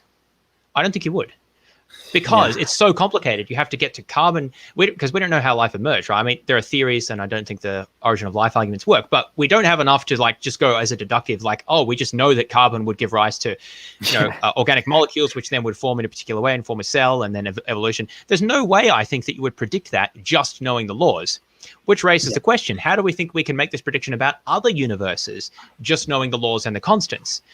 It's plausible that there's many layers that would have to go through to get the complex life to exist, that we would just have no way really to know about without having access to really just massively more computing power than we do currently just to run everything through.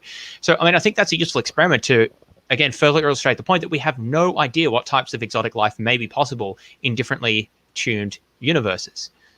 I think this is my point of like the thought experiment where it's like you're, for whatever reason, let's say you're a soul, right? And you're with God before he creates anything. And you just, your soul, you can talk to him or whatever. And he's like, well, what do you think's going to happen? I can see that it'd be really good to create, moral agents in a world that they can explore and do things in and stuff like that. And it's like, well, what kind of world should I create? And I just don't know that you'd be like, well, what you need to do, God, is, you're going to have like these fundamental particles with these constants, and you're going to have like a big bang happen, and then it's going to all play out like this, and then on this one planet somewhere, it's going to run like this, and evolution will all work out, and it'll lead to humans being. I just don't know that is what you'd come out with.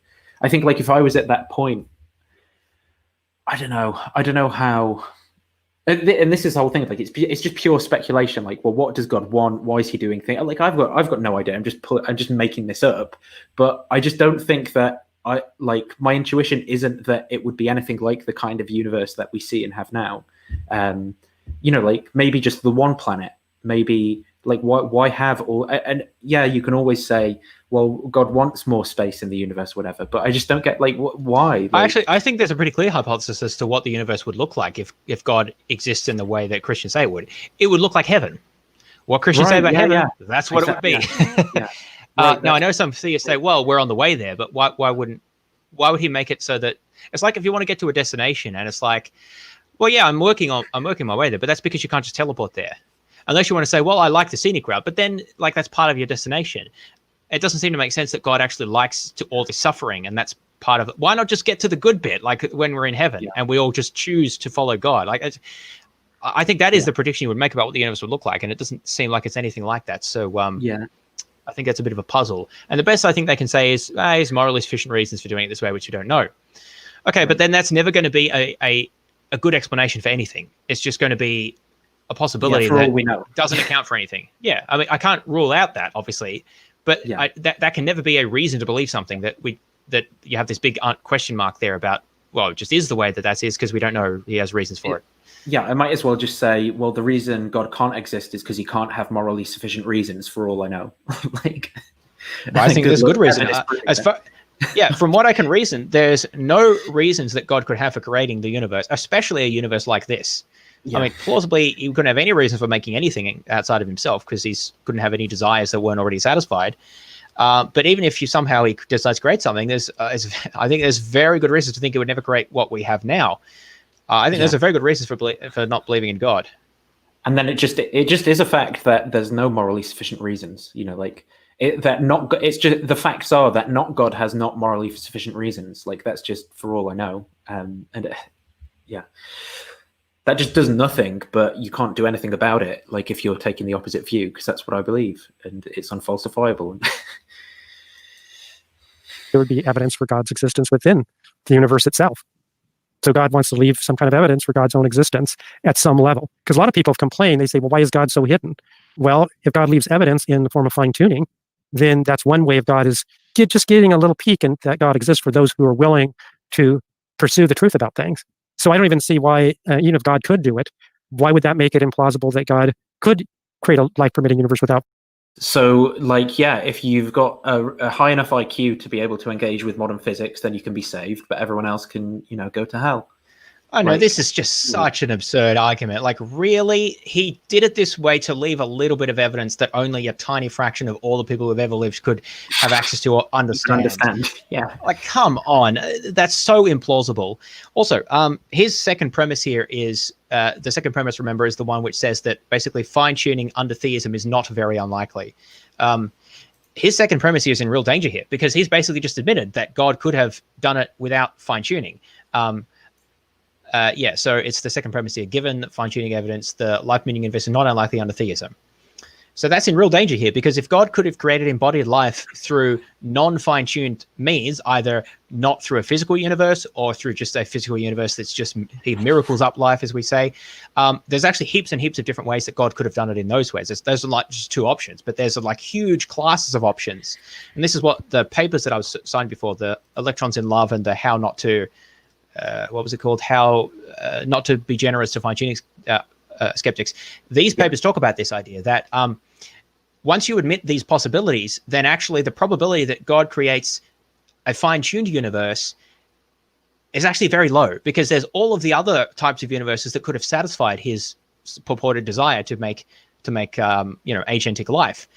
And therefore, why would he make a fine-tuned one? Well, he might have made a fine-tuned one, but it's only one tiny sort of sliver of possibilities over all of those that he could have made. So at this point, I'm going to say that I think that I'm rejecting, I said I doubted two before, but I'm rejecting it even more strongly now, because he's just given me more reasons to think that a fine-tuned universe is very unlikely, even under theism, even if God does want to create embodied moral agents, because there's so many ways he could have done it without fine-tuning the universe. So it doesn't seem to acknowledge here that everything he's saying is really undermining this second premise here. Right. I'm just going to go for a second, but I'll be back. How does that make unlikely that God would have created a universe that required fine-tuning? And then I just want to add that I do think that it had to be fine-tuned. That just by reason that when you just divide up the conceptual space, there's still a narrow band in logic. Then you might say, well, maybe God could have made different logic. But I don't think that's right. I actually think logic is built into the fabric of the foundation, and that God couldn't make himself not exist and exist at the same time. That's just not possible. And so if that's right, then that at least opens up the possibility that there are fine-tuning requirements that are built into the nature of necessity, that it's just impossible to get complex creatures without setting some dials in a particular Just way. like God can't make 2 + 2 = 5. Right. God can't create circles that are squares. So, maybe there is bounds, but I'm saying if there isn't. Yeah. So what? How does that undermine the argument? All right, let's move on. We only have, I guess, we'll go through 2 more objections. This one is what I categorize as false positives. There may be aspects of our universe that, if they were different, we would still consider to be fine-tuned. If constants were such that interstellar travel were possible, we'd consider that to be evidence for design. As it is, we only count the points in our favor. So what they want to say is that if things were different, then so we're overlooking negative evidence. That's what they're saying, things that we would count against the hypothesis. Yeah, we're only looking at things that point in our favor. Well, that's true for the fine tuning. We're looking at a thing that's evidence for theism, but atheists are quite good at finding things against theism, like the problem of evil. And no theist denies there isn't a problem there. So that's the thing. Actually, I know a bunch of theists that deny there's a problem there. Well, I mean, deny that there's at least a superficial problem there. Yeah. At least on the surface, there's a problem of all good, all powerful God. So whether you can solve the problem or not, or answer the objection, that's another question. So that's what I mean, at least on the surface. So you'd have to show that you'd have to explicitly say what those other features are that are supposedly count against the theism. And why should theists have to search for those? Let the atheists do that. And they've already pointed out various features, particularly the problem of evil. So I guess we have human beings as a whole have looked at what seem to be the major pieces of evidence for and against. Anything to add, Josh? Well, yeah, and it's not just theists collecting arguments for their side and atheists collecting arguments for their side. We're watching a very interesting talk by Mike Humer where he presented the fine-tuning argument and defended it against objections, and at the end offered it as evidence for theism. He himself not a theist, and then the next week gave another talk with some other data as evidence against theism. And so I think it is useful to just separate arguments. And again, I mean, any truth seeker is going to have to look at as much data, as they can, just keep seeking the data. So in that sense, I like that objection because I think it displays a kind of virtue of truth seeking. Like, let's look at all the evidence. I think that's right. Yeah, we should look at all, but I'm claiming people have been doing that. Sure. Oh, yeah. Yeah. All right. So here's the. All right. I want to comment about this. So again, Colin's response is this is one of the worst things I think he said. He said that why should the theist consider objections to their view? Why should they look for reasons why they might be wrong? Let the atheist do that. Imagine if scientists said this. Why should I look for reasons why my theory might be wrong or my hypothesis could be false? Let someone else do that. I'm just going to assume that it's true. This is ridiculous. This is not how you truth seek or how you try to, or how scientists work, right? The whole point. It's not how any diligent truth seeker should work. Yeah. And I think Josh made this point here. It's interesting how he somehow manages to disagree with Collins while making it seem like he's just expanding on what he said. But he basically said the exact opposite of Collins. He said, yes, we should be seeking out, reasons both ways and trying to assimilate that and truth seek. Whereas Collins literally said, don't bother with that. Let the atheists do it. I wonder if he thinks we should listen to atheists because actually Craig, again, I'm not saying Collins said this, but Craig says that we shouldn't listen to atheists. Christians shouldn't listen to atheists because it might cause them to doubt. So if we don't bother to search for arguments against our beliefs, we let the atheists do it, but we never listen to the atheists. Well, then there's a problem there, as you can see, right? But I mean, Craig has bigger problems with his epistemology. But anyway, so I think that was just, again, clear example of terrible apologetics. It's literally saying, why should we bother to look for evidence or considerations against what we believe? Just absolutely horrific point of view there. I can't understand how a philosopher who is supposed to be a lover of wisdom could say something like that. It's just unbelievable to me. But anyway, enough of a rant on that. Yeah, let's keep going. I think we're nearly at the end of it. There's a couple more questions I think I wanted to do. Do one more objection and then talk about the multiverse just for a couple minutes, because it's unfortunately it didn't really pop up a whole lot in the responses, which was kind of confusing. But so let me just get through this last one. So it says this one is categorized as only one sample, and we talked about this at the outset when you were describing the argument. We have nothing to compare our universe to, so we have very little basis to assert what a universe with different tuning would be like. All we know is that we're well suited for where we live, which is what an evolutionary model predicts. We have a sample size of 1 for the universe. We cannot know what a non-fine-tuned example looks like. I want to just illustrate that objection and then throw it to you, Robin. I was thinking about, okay, what is the objection there? And here's a way of illustrating what it might be. So imagine we go to Mars and we find this blue sphere, okay? And it's the only blue sphere on Mars we've ever encountered. We have a sample size of 1. And we don't have any sort of other cases to test what explains this blue sphere. So we should really just be in the dark about what explains the blue sphere. And maybe then the worry is that we don't have other universes. The universe is like the blue sphere. So we have this universe, it's finely tuned. And you might think, well, one hypothesis is that design explains that, but we don't have other cases to test that against. Well, but that was the case of in any argument about the past, for instance, like I said, with continental drift theory or evolution, we don't have other cases. We only have one sample size, the Big Bang theory. So if you're pressing a one sample size objection, throw out the Big Bang theory, throw out the theory of evolution, throw out continental drift theory, and so on and so forth. Human beings. Right. Yeah. So history more generally. And we do have, what you do is, how do you know what would happen otherwise? Where you use the laws we know, because the laws we know allow us to predict, like, if there was a mile-wide iron sphere and you dropped it on Earth, it would leave a big dent in the Earth. Okay. If you dropped it from, way out in orbit and it fell down. Well, no one's going to do that, I don't think, but you'd still be able to predict what would happen. So you can predict what would happen if things were different, whether there'd be complex life or not, same way. All right, so I did want to take just a couple minutes. What an absurdly inadequate response. No, you can't just predict what would happen if constants of nature were different. Notice the example he gave was an object, which is physically possible, existing in our universe. We can predict what would happen. Broadly speaking, yes, although, of course, there's details that we might not be sure about, but that's totally different to changing the constants and asking what would happen now, especially when we're changing multiple constants. We have no idea what the universe would look like in most of those cases. In some cases, we can say, yeah, okay, so the universe would rip apart or galaxies couldn't form. So we can say some things, but mostly we can say what wouldn't exist. We can't really know what would exist because we don't know what combinations would be possible, what would be stable, and we don't even know if other manifestations of physics that we can't even predict now. As I mentioned before, it's not at all obvious, given our current limitations, you'd be able to predict the existence of life or even organic chemistry, just starting with the laws of physics and the constants that we actually have. So why think that you could do that with other universes? And he's just flipping assertion that, oh yeah, you can do that. You can just, you can just work it out like, if you drop the ball on Earth. Like, no, you can't do that. There's no reason to think that you can do that at all. Yeah. It's I'm laughing that I've accidentally degenerated the chat with talk of the volume of me going to the toilet. Well, monkeys. Wait, was it monkey? Someone roaring monkey. Yeah. Wait, chat keeps moving. Oh yeah, there it is. Yeah. No, that's what. So he gave me a compliment about my beanie, which I wanted to appreciate. But when I looked back at that part of the chat, it was just saying about your bladder. I was like, wait, I thought it says about. I was like, okay, this is confusing. Yeah, very. Did I hallucinate a compliment? No, it was there. It just moved. Anyway, yeah. So again, just a very. It feels like he's just getting more and more bold of the conversation. Honestly, he's just throwing out these assertions without any defense. I'm like, no, how are you defending this? Anyway, we're nearly at the end here. There's a little bit more on the multiverse, and then we will move to Luke Barnes and Alex Malpass. Things that was really helpful to me when I was reading through your paper, your long paper in the natural, what is it, the Blackwell Companion to Natural Theology. You distinguish between two versions of the multiverse, and I think that was really helpful. So let's just take a couple minutes, talk about the multiverse, and then we'll close our time out tonight. So the multiverse is the idea, and I should say it's the most common objection by far that physicists and cosmologists give to the theistic inference. So if you're a physicist and cosmologist, you get into the fine-tuning stuff, and you're not a theist, you'll go for the multiverse. Hardly few of them will just say, we're just here by chance. Okay, they're usually impressed enough by the fine-tuning evidence.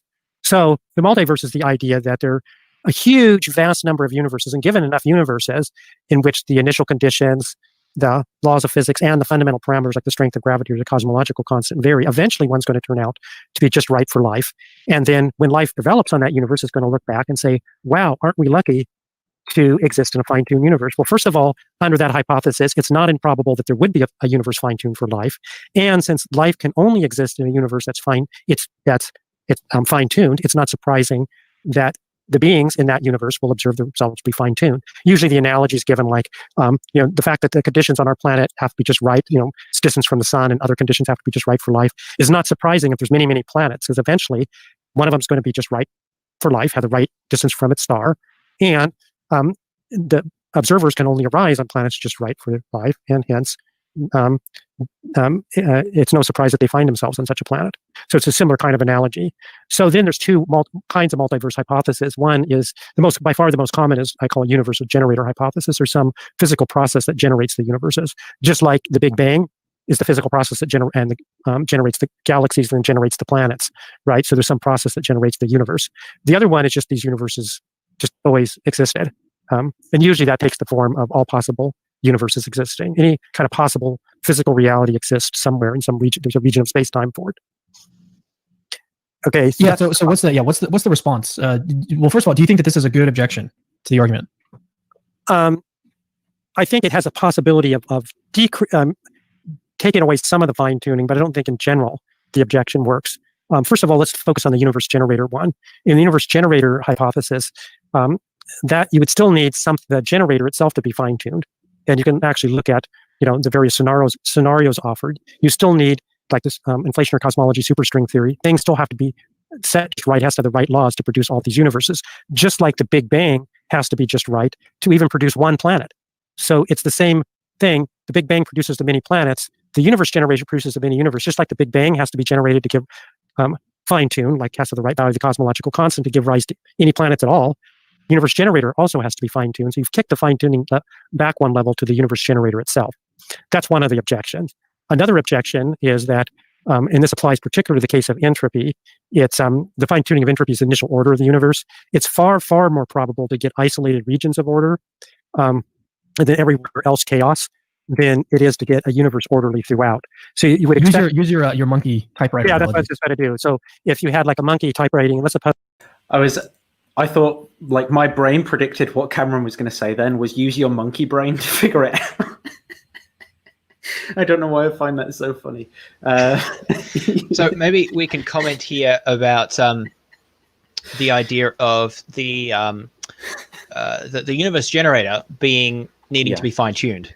So I think the reason he is saying this is because current physical theories of multiverses require that you set particular parameters to get the thing to work.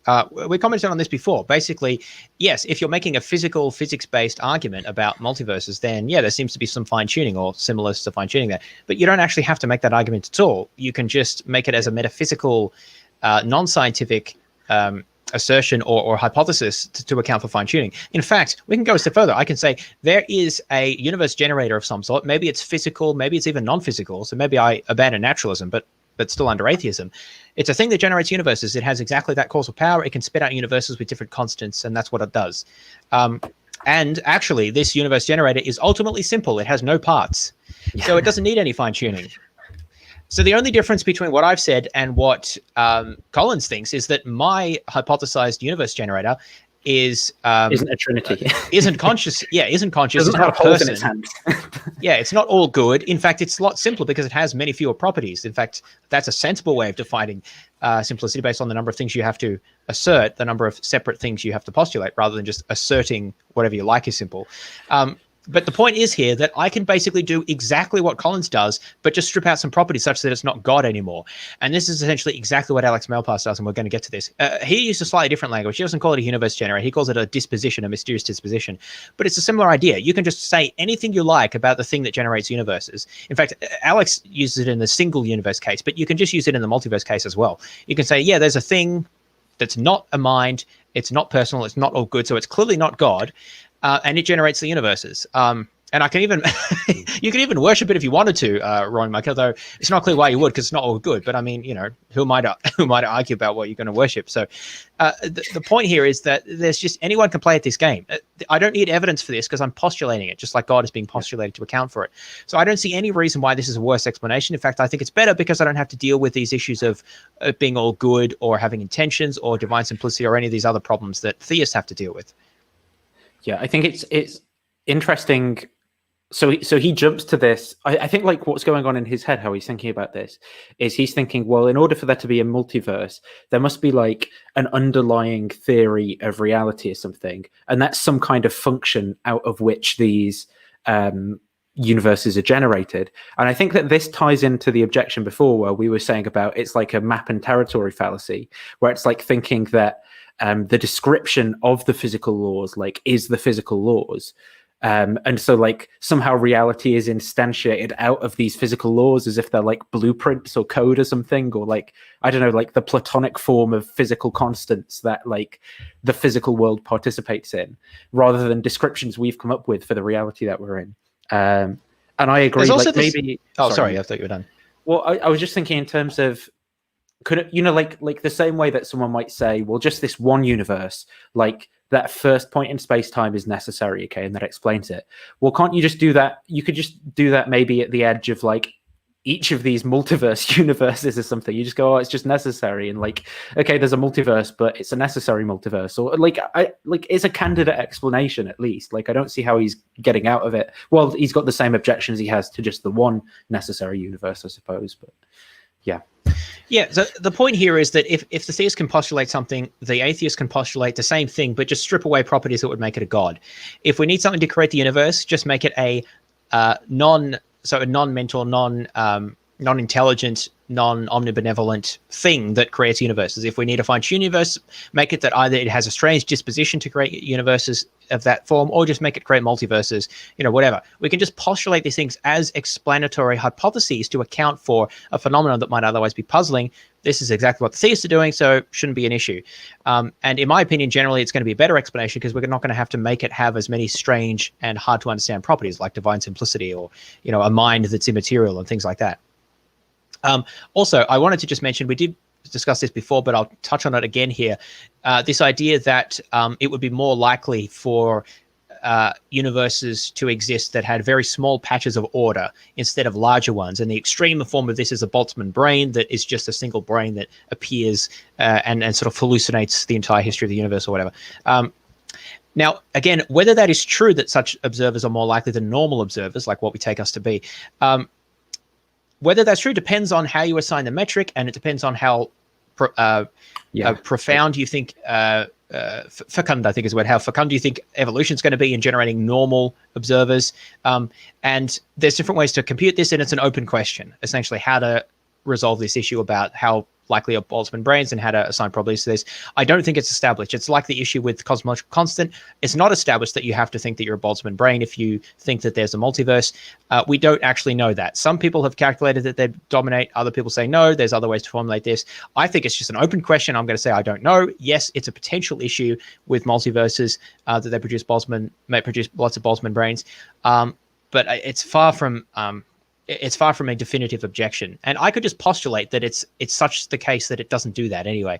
I can assert that as an additional hypothesis. Maybe that's a bit more ad hoc, but then you've got to compare that to how plausible the theist hypothesis as well. So maybe that's not even a big problem for me if I think that theism is sufficiently unlikely. Right.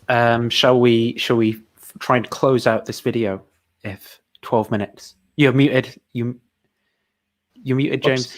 The last 10 minutes are not that interesting, so I think give it a minute or so more. Okay, cool.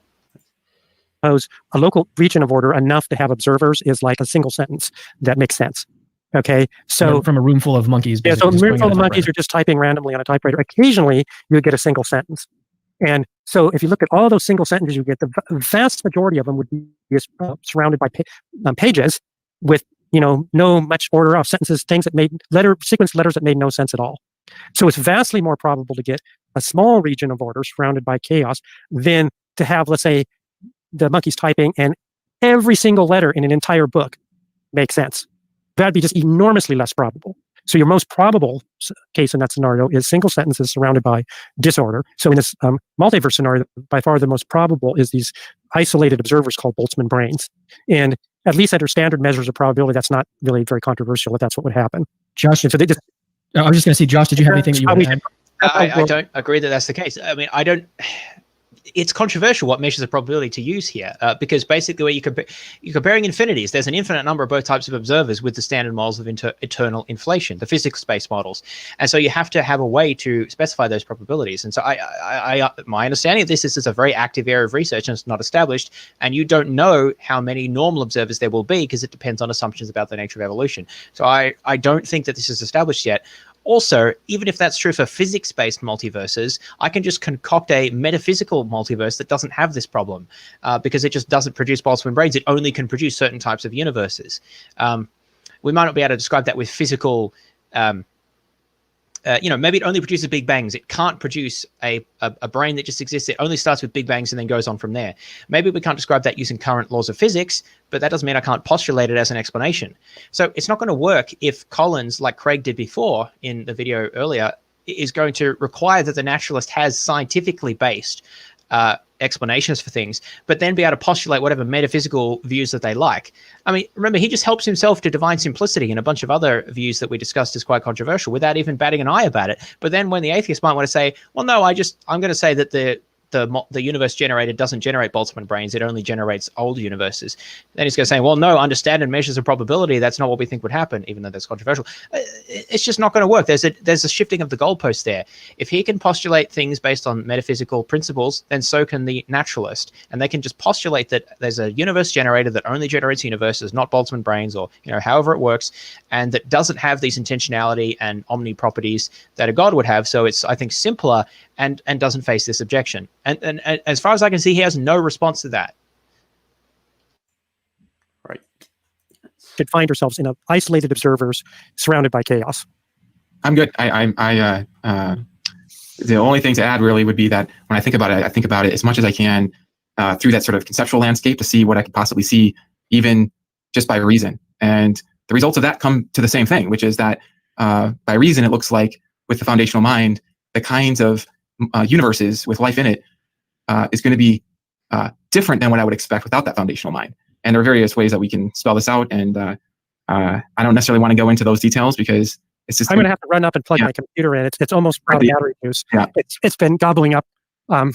So I don't want to Okay. just die right before we end. And so one of the details has to do with Mike Roda's argument from ratios. And if you have a whole nother. So let's stop here. I don't think there's anything very interesting. And we get an impromptu tour of wherever it is that that Collins is. A very Christian university, I think. He seems to have to walk like 50 meters to find a power plug. It's really weird. But anyway, you can enjoy that. And they, at the very end of the video, they say that these are actually very good objections, and that maybe later they'll do a video where they actually look at the good objections. If you select the last couple of minutes, they do that. But we can skip that. I don't think such a video has been produced. It'd be interesting if they decide to do that. Let's move on. Geez, it's already midnight here, and we've still got a whole video to go through. But that's all right. We're committed. Satan's pushing me on. We'll try to move a little quicker. So, I mean, there will be repetition here, which we can sort of skip past. But there are a few new points that I do want to hit on. So let's start at 3, and we'll see where we go there. And if we do 1.5 speed. Well, I remember watching this on like 2, and it was okay. So maybe a bit. Well, we can bump up 1.75 maybe. Yeah. See how we go. Right. So this is a discussion between Luke Barnes and Alex Malpass. Luke Barnes is an Australian physicist, astrophysicist, I think, and then Alex Malpass is a philosopher who we've actually had on the show before, and he's basically a philosopher of illusionary, does a lot of work there, and he's really good. So this is a very good discussion. Fine tuning is basically there are these numbers. It's like, why is the resolution so low? Let's put that. What happened there? I think I turned it down on video before while it was buffering to try and get the internet to not use as much bandwidth, but I might have to refresh. Right about universe things like neutrons and electrons, they're all made of quarks, and one of the basic numbers of the universe is how much do these basic bits of the universe weigh? How much does an up quark weigh? How much does a down quark weigh? How much does an electron weigh? Now, the equations we have which describe how these things work don't tell us what that number is, so we can go out and measure it to a degree of precision, but we don't know why they are what they are, which tells us that we can then go look through a set of possibilities. So we might represent that set of possibilities in a sort of three-dimensional space here, which goes up to something called the Planck mass and is 60 orders of magnitude on the side for very technical reasons. And what we can do is say, okay, you are here, as you can see. What would happen if we went somewhere else in this block of possibilities, right? If we change the mass of the electron by going up or down and all those sorts of things.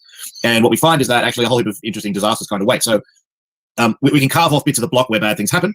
So you want to stay clear of that bit of the block I just carved off, because otherwise, the thing you make out of quarks in those two bits are up, or down. They're called the delta plus, delta minus particles. And the short story is they don't stick to each other. So you've got a basic Lego set of the universe, and none of the pieces stick to each other. And so you can make a lump of things, but that's about it. You don't do anything as interesting as chemistry. So that's a start. But there's a whole heap of other things that you need to happen for protons and neutrons to stick together for them to be suitable fuel for stars. And if you start cutting bits off, you end up with a very narrow sliver through parameter space. And actually, it's slightly worse than this one once we start thinking about stability of atoms in stars, nuclei in stars. And so the final picture you get is if you want the stuff in the universe to stick to itself to make anything interesting, and if you want that interesting stuff to power stars, you'd better be in that very thin sliver there in parameter space. And remember, this is in logarithmic space. Right, so every step up on an axis is not going 1, 2, 3, 4 linear style. It's going logarithmically. So it'd be 1, 10, 100, 1,000. That helps us actually see this bit of parameter space. Sorry, if we didn't have that, then we'd need this box to be a couple of light years high just to see the relevant bit. So that, in very short supply, that's fine tuning. Let me just stick a razor blade there just to give you a visual representation. It's important to remember this is something that comes out of the scientific literature, and it goes all the way to the sort of deepest parameters that we know. So there's a number that represents the sort of basic mass of the Higgs field, which gives you the basic mass of the universe. So in this paper in 2008, Physical Review D, they had a look at that particular parameter. And if you put it in units that of sort of natural units, Planck units, it's that narrow range at the bottom there, which is a very small sliver. So the number is already sort of unnaturally small, sort of 2 times 10 to the minus 17. And then you've got to be in that sort of narrowish range around it. So that's what's going on here with fine tuning. If you're outside of that range one way, then no nuclei stick to each other. And if you're out of that range the other way, then hydrogen itself is unstable. There's other cases. Let me just very quickly go through these.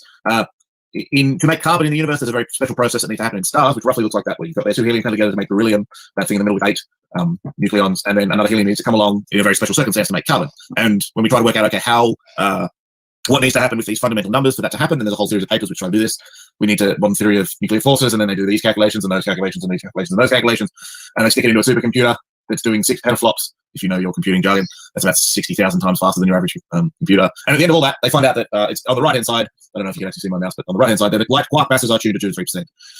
If you want this particular process to make carbon in our carbon the way it does in our universe, then you better hit those light quark masses pretty accurately. Now that's 2% relative to the value in our universe, which is a very small amount relative to the overall set of possibilities. So I've talked about the masses. There's also the forces. Just these are some very busy plots, so just get the overall idea here. We can take the strength of electromagnetism on the x-axis, the strength of the nuclear strong force on the y-axis, and look at bits of the universe which are kind of a bad idea. So on the bottom right there, you've got the carbon is unstable. If you make the strong force too weak, you can make the proton itself unstable in that red band there.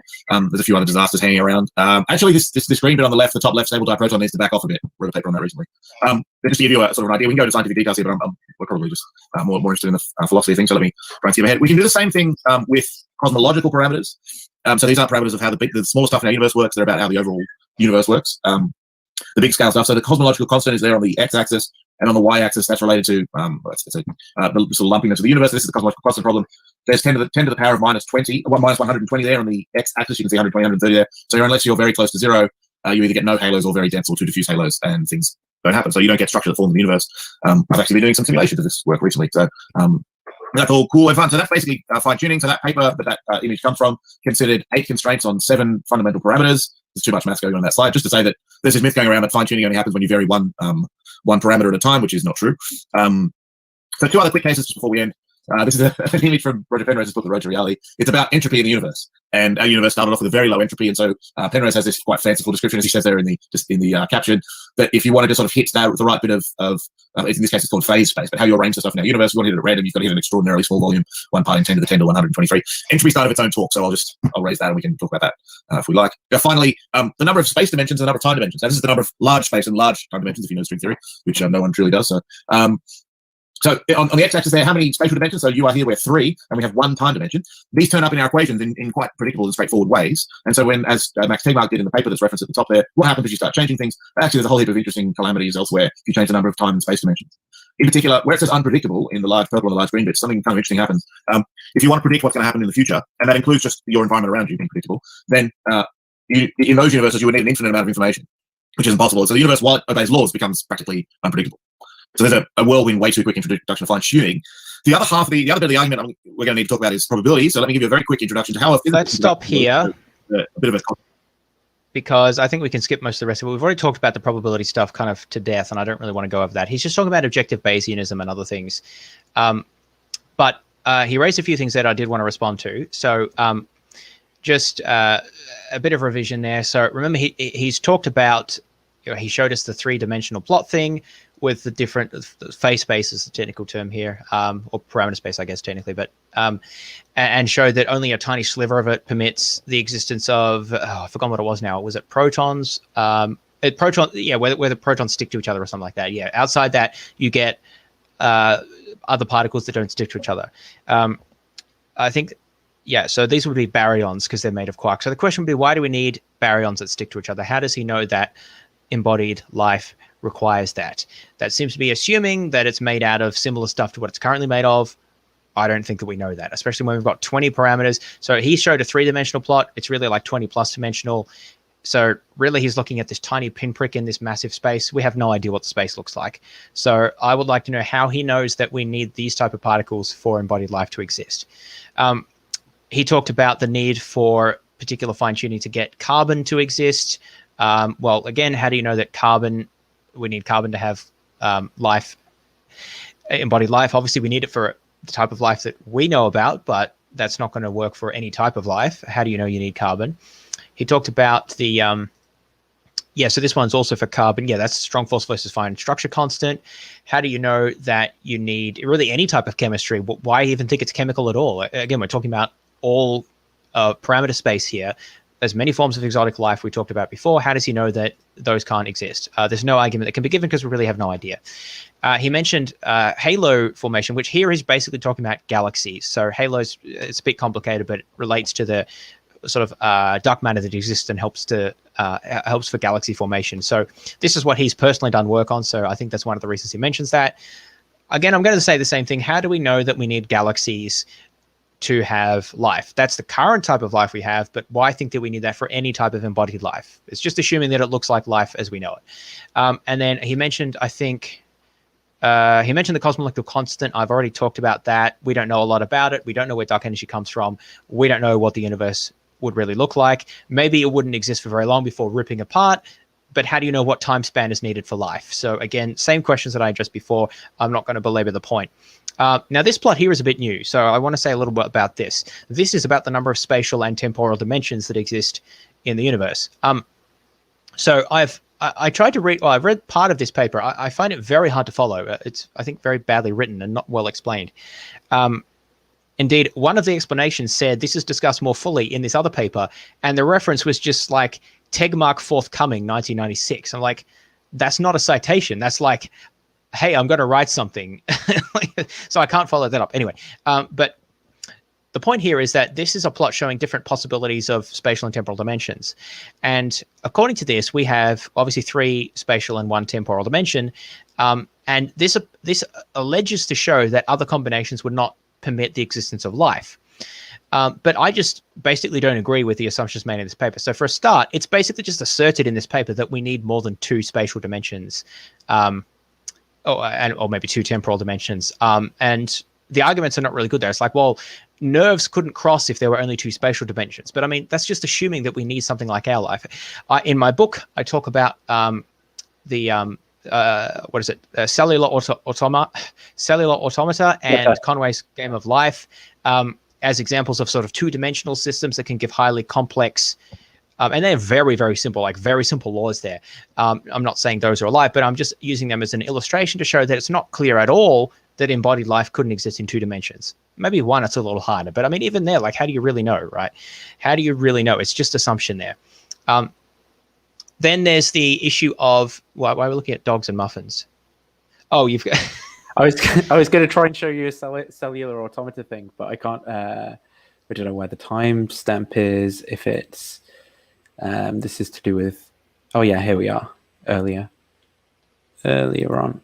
I don't know if that'll be. Used pens and graph paper to play the game of life, and they drew diagrams like this. Now, these 5 shapes are what we call the tetrominos. They're the 5 Tetris tiles, and this shows you the evolution of each of those shapes under the rules of Conway's Game of Life. But looking at this, it's like going to a museum where they have the butterflies pinned in a glass case. You can see what the butterfly looks like, but you don't understand anything about a butterfly from looking at this kind of representation. It wasn't until we started using computers to actually simulate this stuff that we really understood the behavior we were looking at. Because these 4 patterns, they all stabilize quickly, but this one over here, this is just going to keep going over and over and over. And once we could visualize things like this, exploring the game of life became addictive. People started saying, are there patterns that will move across the grid and just keep going? Are there limits? Is the game bounded or is it infinite? This was one of the first shapes. This is known as a glider. Repeats itself every 6 generations, and it just keeps crawling across the grid forever. And once we realized gliders were possible, people started looking for more, and they found hundreds of these shapes, spaceships they call them, these incredibly elaborate, beautiful creations that just glide across this grid, driven by 4 simple rules, and that's it. One of the earliest questions that came up in the game was like, can you create patterns that will grow infinitely? This guy called Bill Gosper is a founding artificial intelligence researcher and computer scientist, some of you may have heard of, and his team at MIT in the 1970s, they created something absolutely wonderful. They created a thing called Gosper's glider gun. Now, what the glider gun is it's a stable configuration, and every 27 generations, it creates a glider and sends these gliders streaming out across the grid. And Gosper's team discovered another, lots of configurations. So basically, they create like logic gates. Now, the brilliant thing about this is that if you have logic gates, you can make circuits, and then build up Conway's Game of Life the is just one of a complexity. Yeah, sorry, I've gone off on a bit of a tangent there, but yeah, you can see the idea just to demonstrate what's going on. Wait, they made Conway's Game of Life with Conway's Game of Life? Is that? Yeah, I think so. That's crazy. I haven't. Oh, that's like, whew, that's so meta, man. Yeah. So, but just illustrate. So the point is that each of those cells changes whether it's like on or off or alive or dead based on. They said 4 very simple rules. Based on how many of its neighbors are alive or dead, and I think that's basically it. So, extremely simple. And this was not designed with the notion that any of these things were possible. They were just. Yeah, there was no teleology there. It just turned out that way. And of course, there's variations that people have made for that. So, of course, that does not proof of anything, but it's an illustration of just how much complexity you can get from extremely simple rules, even with only 2 dimensions. So this is one of the reasons why I'm just super skeptical about people who say that life is impossible in these other configurations, where we've got way more parameters and way more complexity than just those 4 simple rules here. So I don't buy the too simple one. The unstable one, now, it seems to be saying that the universe is unstable. Actually, what that means is gravity and atoms, so gravitationally bound structures and, let me rephrase that, gravitational orbits and atoms are unstable in those universes. But you know what I'm going to say? How do you know that you need atoms and gravitational orbits to have life? Sure, we need that to have life as we know it, but any type of life at all that's embodied and agentic, I don't see why we would think that. There could be other types of life that could exist in those universes. In terms of the unpredictable, especially ultra hyperbolic, now, I'm going to confess here, I tried to understand this argument. I couldn't understand it. The argument is based on the fact that certain types of partial differential equations don't have well-defined solutions when they have this number of dimensions. And that you need to have well-defined solutions to these sorts of partial differential equations if agents are to predict the future. Now, this is where I didn't quite understand it, because it seems like that we don't predict the future by solving partial differential equations. So I wasn't quite sure how that connected. So I'm just going to say I didn't understand the description well enough. It was not explained in any detail. So maybe someone's articulated that in a more who has a bigger brain than I do. But I'm just a bit skeptical in what inference has been made there about exactly why we think that that is impossible. Even if it might be a very different form of existence to what we could understand. So anyway, I'm not saying that this is total rubbish. I'm just saying that there's a lot of interpretation and assumptions that go into things like this. And I mean, yeah, sure, life as we know it almost certainly couldn't exist with any different number of dimensions. I'm perfectly happy to say that, but that's not the same as any type of embodied agent, which is the relevant type of life that Collins is talking about and that Craig talks about as well. On the x-axis there, how many spatial dimensions? So you are here, we're 3, and we have 1 time dimension. These turn up in our equations in quite predictable and straightforward ways. And so when, as Max Tegmark did in the paper that's referenced at the top there, what happens if you start changing things? Actually, there's a whole heap of interesting calamities elsewhere if you change the amount of information, which isn't possible. So the universe, while it obeys laws, becomes practically unpredictable. So there's a whirlwind, way too quick introduction of fine tuning. The other half of the other bit of the argument we're going to need to talk about is okay. So let's skip forward to. So yeah, he talks about probability. We've gone through all that. He gives brief definitions of naturalism and theism, which are fine and I think uncontroversial. He then gives a roulette wheel example of the basic idea of fine tuning, which just is to illustrate the probabilities. And I think we've gone through that as well. So I think we can skip straight through to 24 minutes, which is when Malpass starts his well, honestly, yeah, let's let him have his intro stuff. I mean, he waffles for a little bit, but it's not too bad. So let's just start at 24. Time to stop and present something, and then stop and then have a discussion. So whatever you want to do. So just take it away. All right, good. So thanks for the intro, because it was very helpful. And though I do have some slides, they are hastily compiled and they're nowhere near as slick as that. And I'm sure nothing I'll say this evening will be as slick as that either. Okay, so as some preliminaries, I mean, I guess I agree to some extent that with what Karen was saying at the beginning, which is that this is kind of, in some sense, a formidable argument to come across. Certainly, if you don't already agree with the conclusion, it can seem kind of intimidating, because unless you're a cosmologist and happy playing around with those types of concepts, it's quite difficult to know. It's quite imposing, right? There's lots of big numbers, stupidly big numbers, 10 to the power of 10 to the power of 123. What even is that? I have no idea. Can't imagine how big that is. And I think partly for this reason, people think it's a really good argument. You know, that alone is intimidating enough. But I think that it's like the fine-tuning argument is like a hedgehog, where it's got this spiky exterior, but when you turn it upside down, it's got an exposed underbelly. And the reason for that is that the argument is it's where a scientific, perfectly reasonable scientific research project meets theology, and that's where the soft underbelly kicks in. I'm not going to dispute any issue of physics that Luke wants to claim, because he's an expert on physics, and I know nothing about physics. Well, I know nothing about physics, but I'm not going to try and disagree with him on any of those issues. It seems to me that so I mean, to some extent, I think I'm just going to grant everything about fine-tuning. Some people disagree with it. I know, for instance, I've seen Sean Carroll saying that he's not convinced that there is any fine-tuning issue. Let's just grant it for the sake of argument that all of those constants couldn't be varied any more than the way that Luke said without the things he said happening. I think I'm going to grant that, and even still, I think there's no reason to think that I think that gives you no reason to think that God exists. I'll try and explain why I think that. But let's also note that to begin with, there are Christians or theists on both sides of this argument. Right? There are theists like Luke and like Robin Collins who believe that God exists and that God created the universe, and believe that fine-tuning is evidence for that conclusion. But there are theists who believe that God exists and that God created the universe, who don't think that fine-tuning is evidence for that. So Hans Halvorsen, he's a professor in philosophy of physics at Princeton. This other guy, Hud Hudson, they're both Christian philosophers. They both think that the conclusion is true, but they don't think that the argument gets you evidence to think that the conclusion is true. They think it's true for other reasons. And there are atheists who don't believe that God exists, right? They don't believe that God created the universe, but they do believe that fine-tuning is evidence that God exists and that God created the universe. And it kind of sounds a bit funny to begin with, but it's like, I mean, So let's see, it might be that we've got some video footage of Luke entering the library just before Colonel Mustard was found battered to death in the library. Right? So the evidence of Luke going in 5 minutes beforehand does raise my probability that Luke's guilty. The hypothesis that Luke is guilty is increased in probability with that evidence. On the other hand, if I also see evidence of him leaving on the other side of the library and then going to collect his Nobel Peace Prize or whatever in front of millions of people, his Nobel Physics Prize, I suppose, at exactly the time that Colonel Mustard was being murdered, right? I have overwhelming evidence that he wasn't the murderer, right? But that doesn't mean that, considered on its own, like the evidence of him walking into the library just beforehand does, taken on its own, raise the probability that he was the murderer. And so that's what some atheists might say, I've got other reasons for thinking that fine-tuning, I think that fine-tuning raises the probability that God exists, but for other reasons, I think that he doesn't exist, right? So you can be an atheist and a theist on either side of this debate, and something to kind of trace out. But it's not just a completely partisan debate where it's two people who've already made their minds up, just searching for things to back up their own already preconceived views. Like I said, I think I fall into the camp of thinking that fine-tuning doesn't actually, it's not persuasive to me. So maybe I can go through some of the, so I've prepared some slides, and I normally overslide when I'm preparing slides. And I did that here, and then I had to cut back. So how do I view full screen? I'm going to do it. What I want to do is present, don't I? Like this. Okay, cool. So real quick, it's got looks like you're not sharing your screen anymore. You might have to hit the thing on Google again. Okay, cool. Let's see. So scan. It was fine until you hit the full screen. I'm going to try and skip Alex. Yeah, it's a bit annoying. It's not too long, just a few seconds ahead. But let's just go through maybe one at a time, or maybe I'll do the first couple. So I'm calling this one the Goldilocks hypothesis problem, right? And this is just an outline of it. The idea is just, it's like actually, no, before we get into this, sorry. Let me actually just state the argument in premise conclusion form, because I think this is helpful.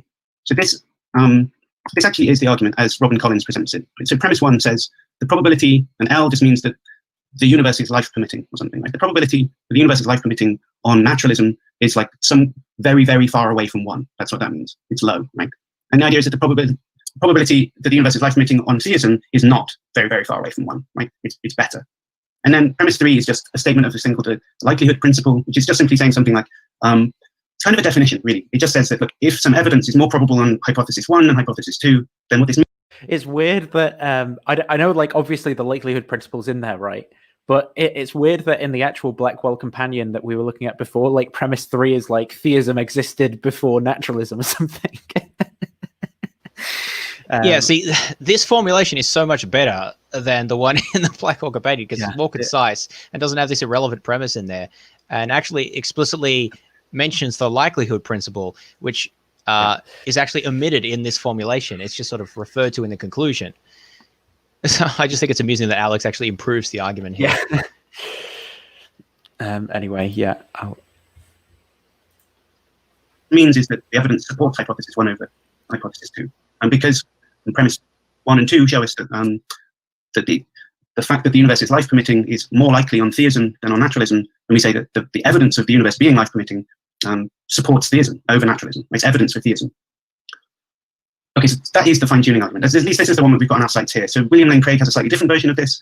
I think it's less interesting. It's an attempt of a deductive argument. This one, we're playing the probability game that Luke was talking about before. So to me, this is the one I've got in my sites. This is the one that I'm going to be raising objections to in particular. Okay, so here we go with my first objection. Right? This is focusing in on the T hypothesis, right? What is the T hypothesis? And it seems to me that there's a problem with the T hypothesis, theism. And if we pack too much content into the theism hypothesis, then it does mean that premise 2 looks correct, right? That it's not very unlikely that we'd have a life-permitting universe conditional on theism, right? It makes that premise 2 seem true. If we pack in enough content, that premise 2 seems true. But it does so at the risk of making the premise look ad hoc, right? It's cheating. You can make the probability go up, but only by kind of compromising kind of explanatory virtue, right? We don't want to do that. It kind of isn't really an explanation if we do that. And then on the other hand, was there something you wanted to say on that, by the way? I saw you were agreeing. Oh, yeah. Well, just that, so this is a point I made before, that there's a tension between trying to increase the plausibility, so the prior plausibility of T by making it as, I guess, simple or parsimonious as possible. And then, but at the same time, also strengthening the explanatory power of theism and therefore rendering premise 2 highly plausible. The idea that theism renders the existence of a fine-tuned universe quite likely is more likely the more it's a better explanation or premise 2 there is more likely, the more you pack into the theistic hypothesis.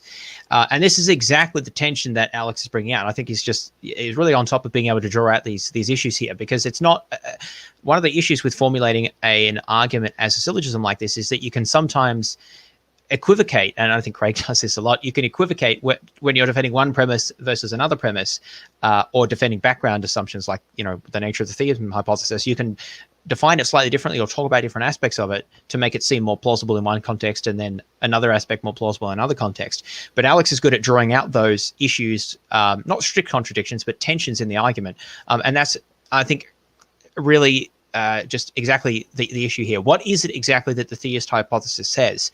Remember when we looked at Collins's argument, and we went through his 2-hour video, and it turns out that there's all of these other stuff. There's divine simplicity, there's motivational internalism, there's some sort of consequentialist ethic, there's that God prefers universes that are like not completely full, but like have some life in them, and then there's the fact that he likes material, embodied life for some unspecified reason, and a bunch of other things that we talked about. Turns out there's all of this stuff packed in the theism hypothesis, where it just becomes really implausible, I think, when you add all that stuff. But when you're just presenting the syllogism, you just say, oh, no, this is just a very basic, creator and fine-tuner, and that's all there is. But it turns out that if that's all you say, then premise 2 is actually very implausible, because, for the reasons we've given, there's many other ways that God could have done things whereby that wouldn't lead to, or that wouldn't entail, a fine-tuned universe or a universe with embodied life. And therefore, if that's the case, then premise 2 is actually pretty implausible. Right. There we go. So let's see how Alex brings out that tension there. He doesn't say it in exactly the same way I do, but he, I think, does a good job as well. And it seems to me if we try and solve that problem, or at least the obvious way that you think about solving that problem, we take out the offending element in the equation, then what we find is that the T hypothesis stops raising the probability beyond the naturalism hypothesis. They become equivalent to each other. We find that the chances that the universe will be life-supporting on the theist hypothesis is exactly the same as it is on the naturalist hypothesis, right? So premise 2 is false, and then so is the conclusion.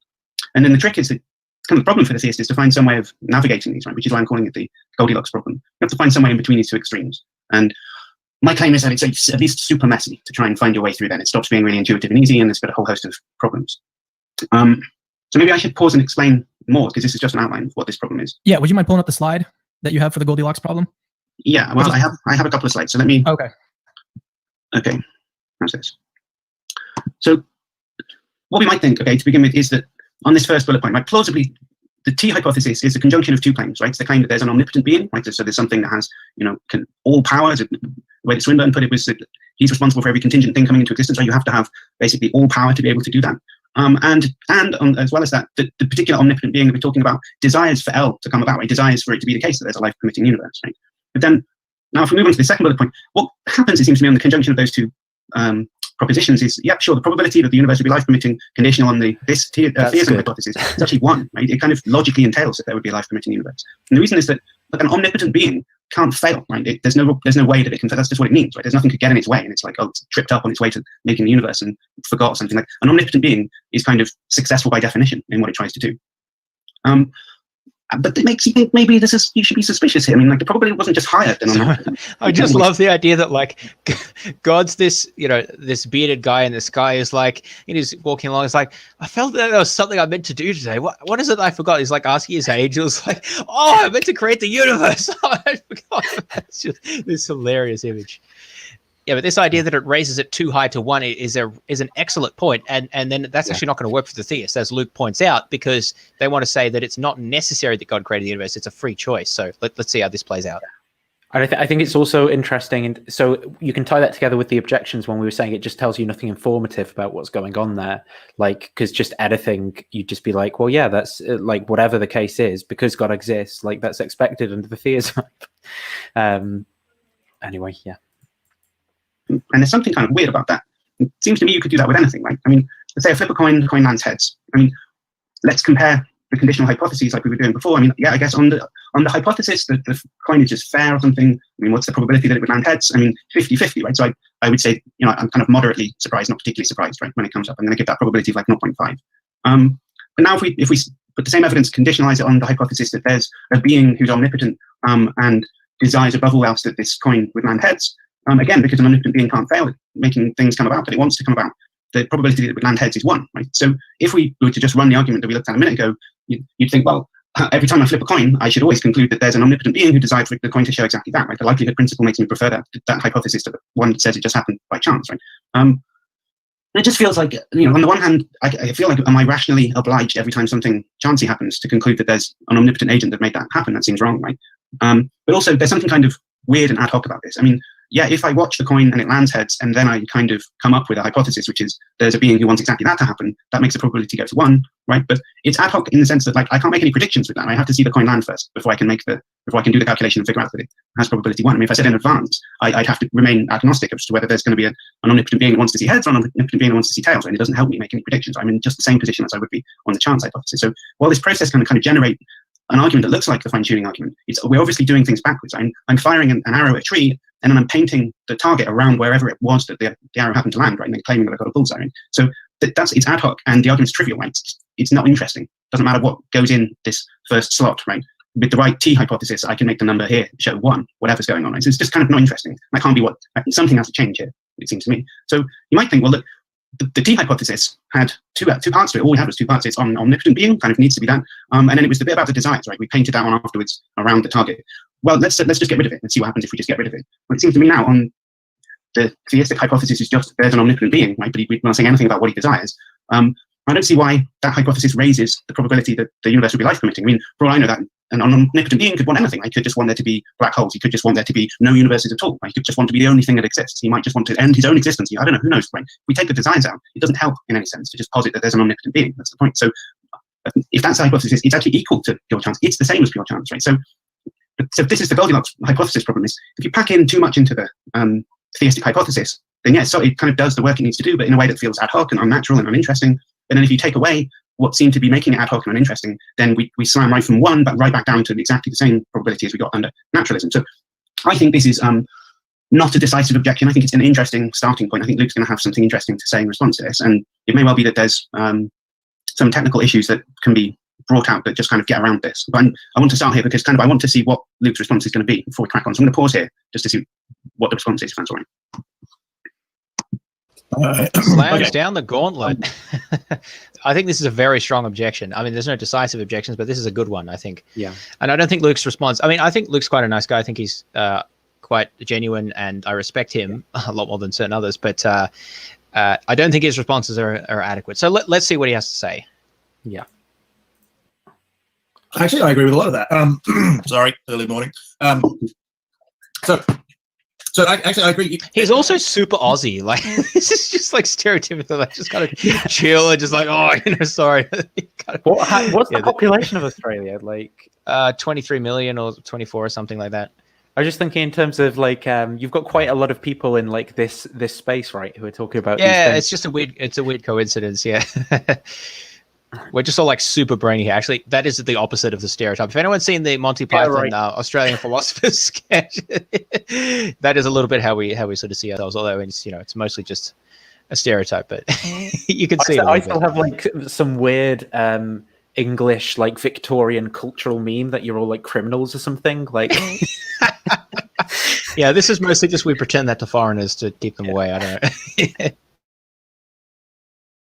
As L, and then that would mean that L is probability 1. So actually, the theist wouldn't want to give this universe a probability 1. Well, the Christian especially. So that would make this universe kind of necessary somehow. And it's a sort of statement of Christian theology that God was free in creating the universe. And then if you take L out, if you just have omnipotence, as you said, then God can do anything, which is unnaturalism, anything can happen, so that doesn't work. The key is to put something back in, but not something as strong as this being desires L.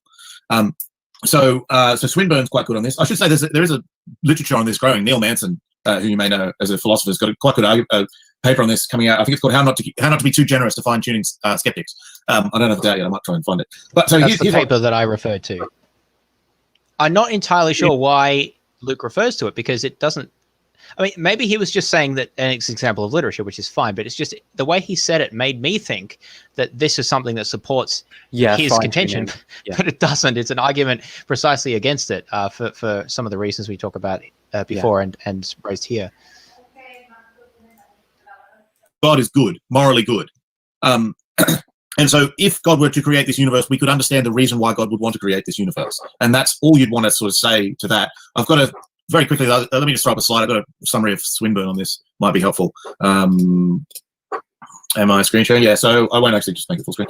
So Swinburne's argument is that a perfectly free good being will do any action that is the best action if there is one, or else some good action and no bad action. Just goodness, we can understand those terms. And then humanly free agents, that is morally aware persons with limited free will, power, and knowledge, are good.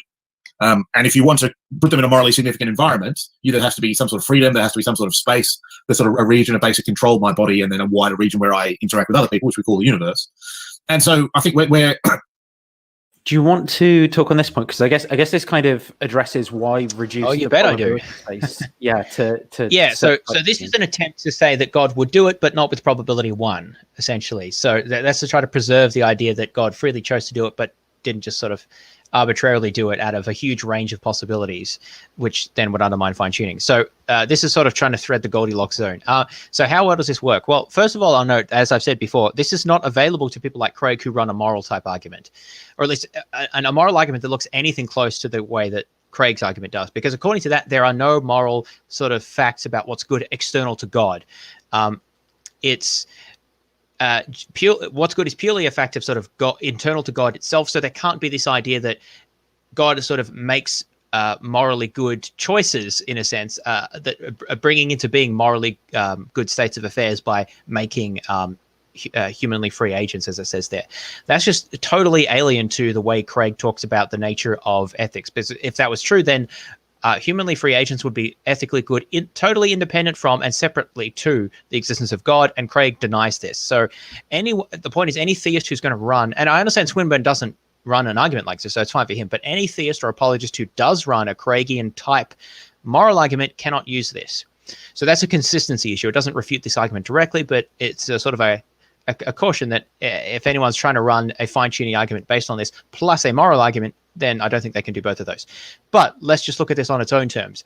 So there's an issue here that if a perfectly free being, if you have a perfectly good free being, they will do a best action if there is one. Now, this seems to imply that God would create the best possible universe if there is one, or at least among the set of best possible universes if there are multiple best possible universes. And so that seems to imply that the current universe is the best, or is at least among the set of best possible universes, which I think is just deeply implausible. And Voltaire famously parodied this in his Candide novel or novella or whatever you call it. This idea that we're living in the best possible world. It's just hard to swallow, I think. Sorry, Nathan, you wanted to comment on that? No, I was just all is for the best in the best of all possible worlds was which was Leibniz's theodicy. So I think he was basically exactly making fun of that. Yeah, so I mean, it seems that follows from what Swinburne was saying there, and that seems quite implausible. So on the basis of that, I'm going to say that's a reason to believe against that. But also the idea that, can we bring that slide up again? Because there's quite a lot packed in there. Yeah. So let's see. Humanly free agents that are morally aware persons with limited free will, power, and knowledge. So we might agree that those are morally good, although, as Alex points out, that can be doubted. But even if we agree that those are good, are those the only good things? What about, say, animals that maybe don't have free will in the same way that humans do? Maybe, but are they morally good? Or what about, angels that are immaterial, or just other immaterial beings, or beings that are totally different from humans? Are they morally good? Is nature itself morally good? Or what about just sort of some sort of substance that can just experience at a sort of a very basic level, but not really act freely or anything? Is that morally good? There's a whole host of questions here about the nature of goodness that need to be addressed.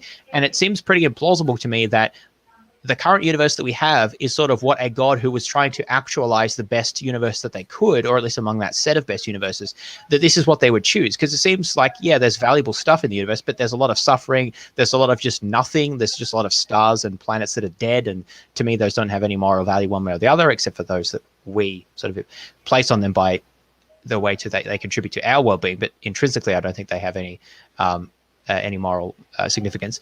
So it just doesn't seem to fit to me to what I would expect an omnipotent, omnibenevolent being to create. Now, you can, of course, quibble about that, and depends on your moral theory, but then really the fine-tuning argument's not actually doing much of the work. All of the work's being done in your moral theory, it seems, about what sort of universe you think God's going to create, and you have to settle all those issues first. But now let's move down to the last little paragraph here about that they have to have freedom and responsibility, a space, region of control and perception, a body. This seems to be a way to just sort of reconstruct out why it has to be embodied. Maybe Swinburne has more to say on this. I don't know. I haven't read his account directly of this, but it seems to be that there's just a lot of leaps here. So why does there have to be space? Because don't angels and demons have freedom without existing in space necessarily? Because they're immaterial and non-spatial, I assume. Like, why does it have to have a physical space there? I don't understand where that even comes from. And okay, maybe I'll grant you have to have perception, although couldn't you just have direct perceptive access to the relevant knowledge? Like, why would you have to perceive it? Like, God doesn't perceive, right? He just knows things. Why couldn't you have immaterial agents who have limited knowledge but don't access it perceptually? They just have somehow have direct access to it. Why couldn't that be a possibility? So I don't know where perception comes from. Also, you don't need a body for perception. God could just create an immaterial agent that can perceive things without having a body. So, I mean, a lot of Christians even believe that. You know, you can have, if you believe in near-death experiences, out-of-body experiences, then you believe that you can perceive without bodies. So why even think that God needs to make that a wider region into which they can extend their perception and control? It doesn't have to be spatial. It seems they need other things to interact with. Why does it have to be physical? Why can't it be non-spatial? Spiritual beings or just immaterial substances of some form that they interact with. To me, this just really smacks of trying to just make it sound like you've said something that makes embodied agents more plausible without actually giving an argument for it. Like, why does it have to have space? Why do you need a body for perception? Why does there need to be a physical universe for any of this to occur? There's no real argument here that I see. It's just an assertion that is trying to make it sound like it's doing more than it really is. Yeah, I think maybe he's trying to say that those are like intrinsic goods or something. But again, I think I mean, being like spatial is an intrinsic good. Why? Well, that seems really implausible. God's not spatial though, so how does that work? I was trying to make out. I don't know if you can quite read at the bottom, but it says something like the universe creates and sustains something creatures in a morally significant moral creatures, I assume. Right, yeah. We are creatures who can experience beauty, learn to love, and grow in knowledge. That we aren't here something, we have real freedom. This universe is neither morally hopeless, nothing we do matters, nor morally trivial. Yeah, it's all sunshine, lollipops, and rainbows. Well, hang on. If everything was sunshine, lollipops, and rainbows, isn't that just heaven? Like, where everything's great?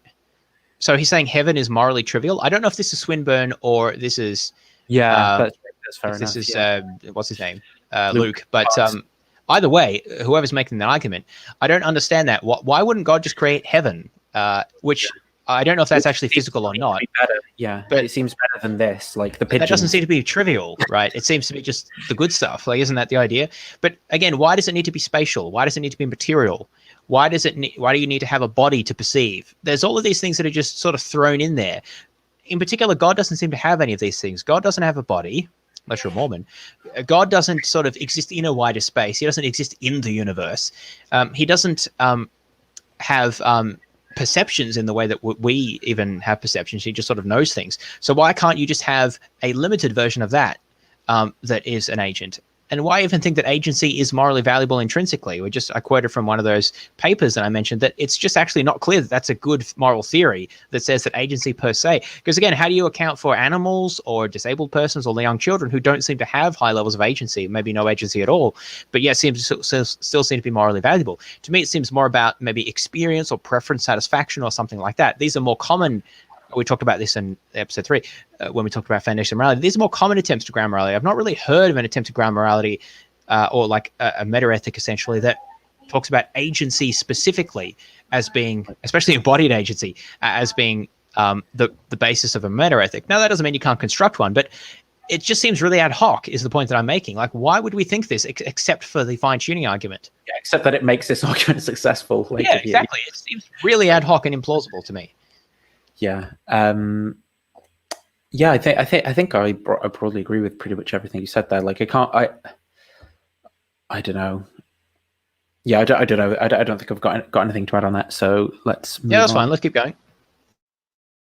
The way to, you're right, we have to run a middle line here. Let me stop screen sharing. The way to do that as I see it, and again, I'm a astronomer, not a theologian, but the way to do that, I think, is just God's goodness, because that's the kind of property that was is taken to be essential to the idea of at least the God of theism. If you wanted to, if it really came down push to shove, we could try to run other arguments that show that a morally good God exists. You could try to run the moral argument, but I'm not going to try and do that here. But that's always an option. We could try to lift the prior on that sort of God, if you like. But even if we don't do that, I think it's God's goodness that makes the difference here. If we pack that into T, we're not jerry rigging it because that's something that was packed into T, in the Psalms. If you're a Christian, and it will do enough of the heavy lifting to make a life-permitting universe more probable. So let me throw back to that. Will be my answer. Okay, good. So obviously, I thought you might go there. So, sorry, I think Alex has some good things to say, but just to add to that, I think what he's saying is this is drawn from Scripture, and so it's not ad hoc because it wasn't designed for the fine tuning. But none of that stuff is in the Psalms. I mean, maybe there's certain aspects you can draw out about humans being valuable, but I mean, that's pretty generic stuff. There's nothing about specifically having to be embodied that I'm aware of, or its agency specifically is what's valuable as distinct from other things. Yeah, it seems like I'm just cares about geopolitics, though.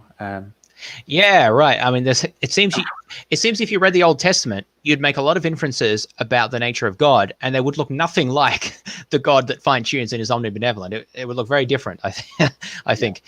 But yeah, anyway. So, but Alex has a lot of good responses here, so let's hear him. Same response to that. So, look, firstly, what's the reason? So I might say something like this: is there an independent reason? Okay, let's say I grant you that if God's good, and then I also say something. I mean, I have to grant you that it's good that there's a life-permitting universe, right? I mean, if I grant you both of those things, and it starts to make it more plausible again, right?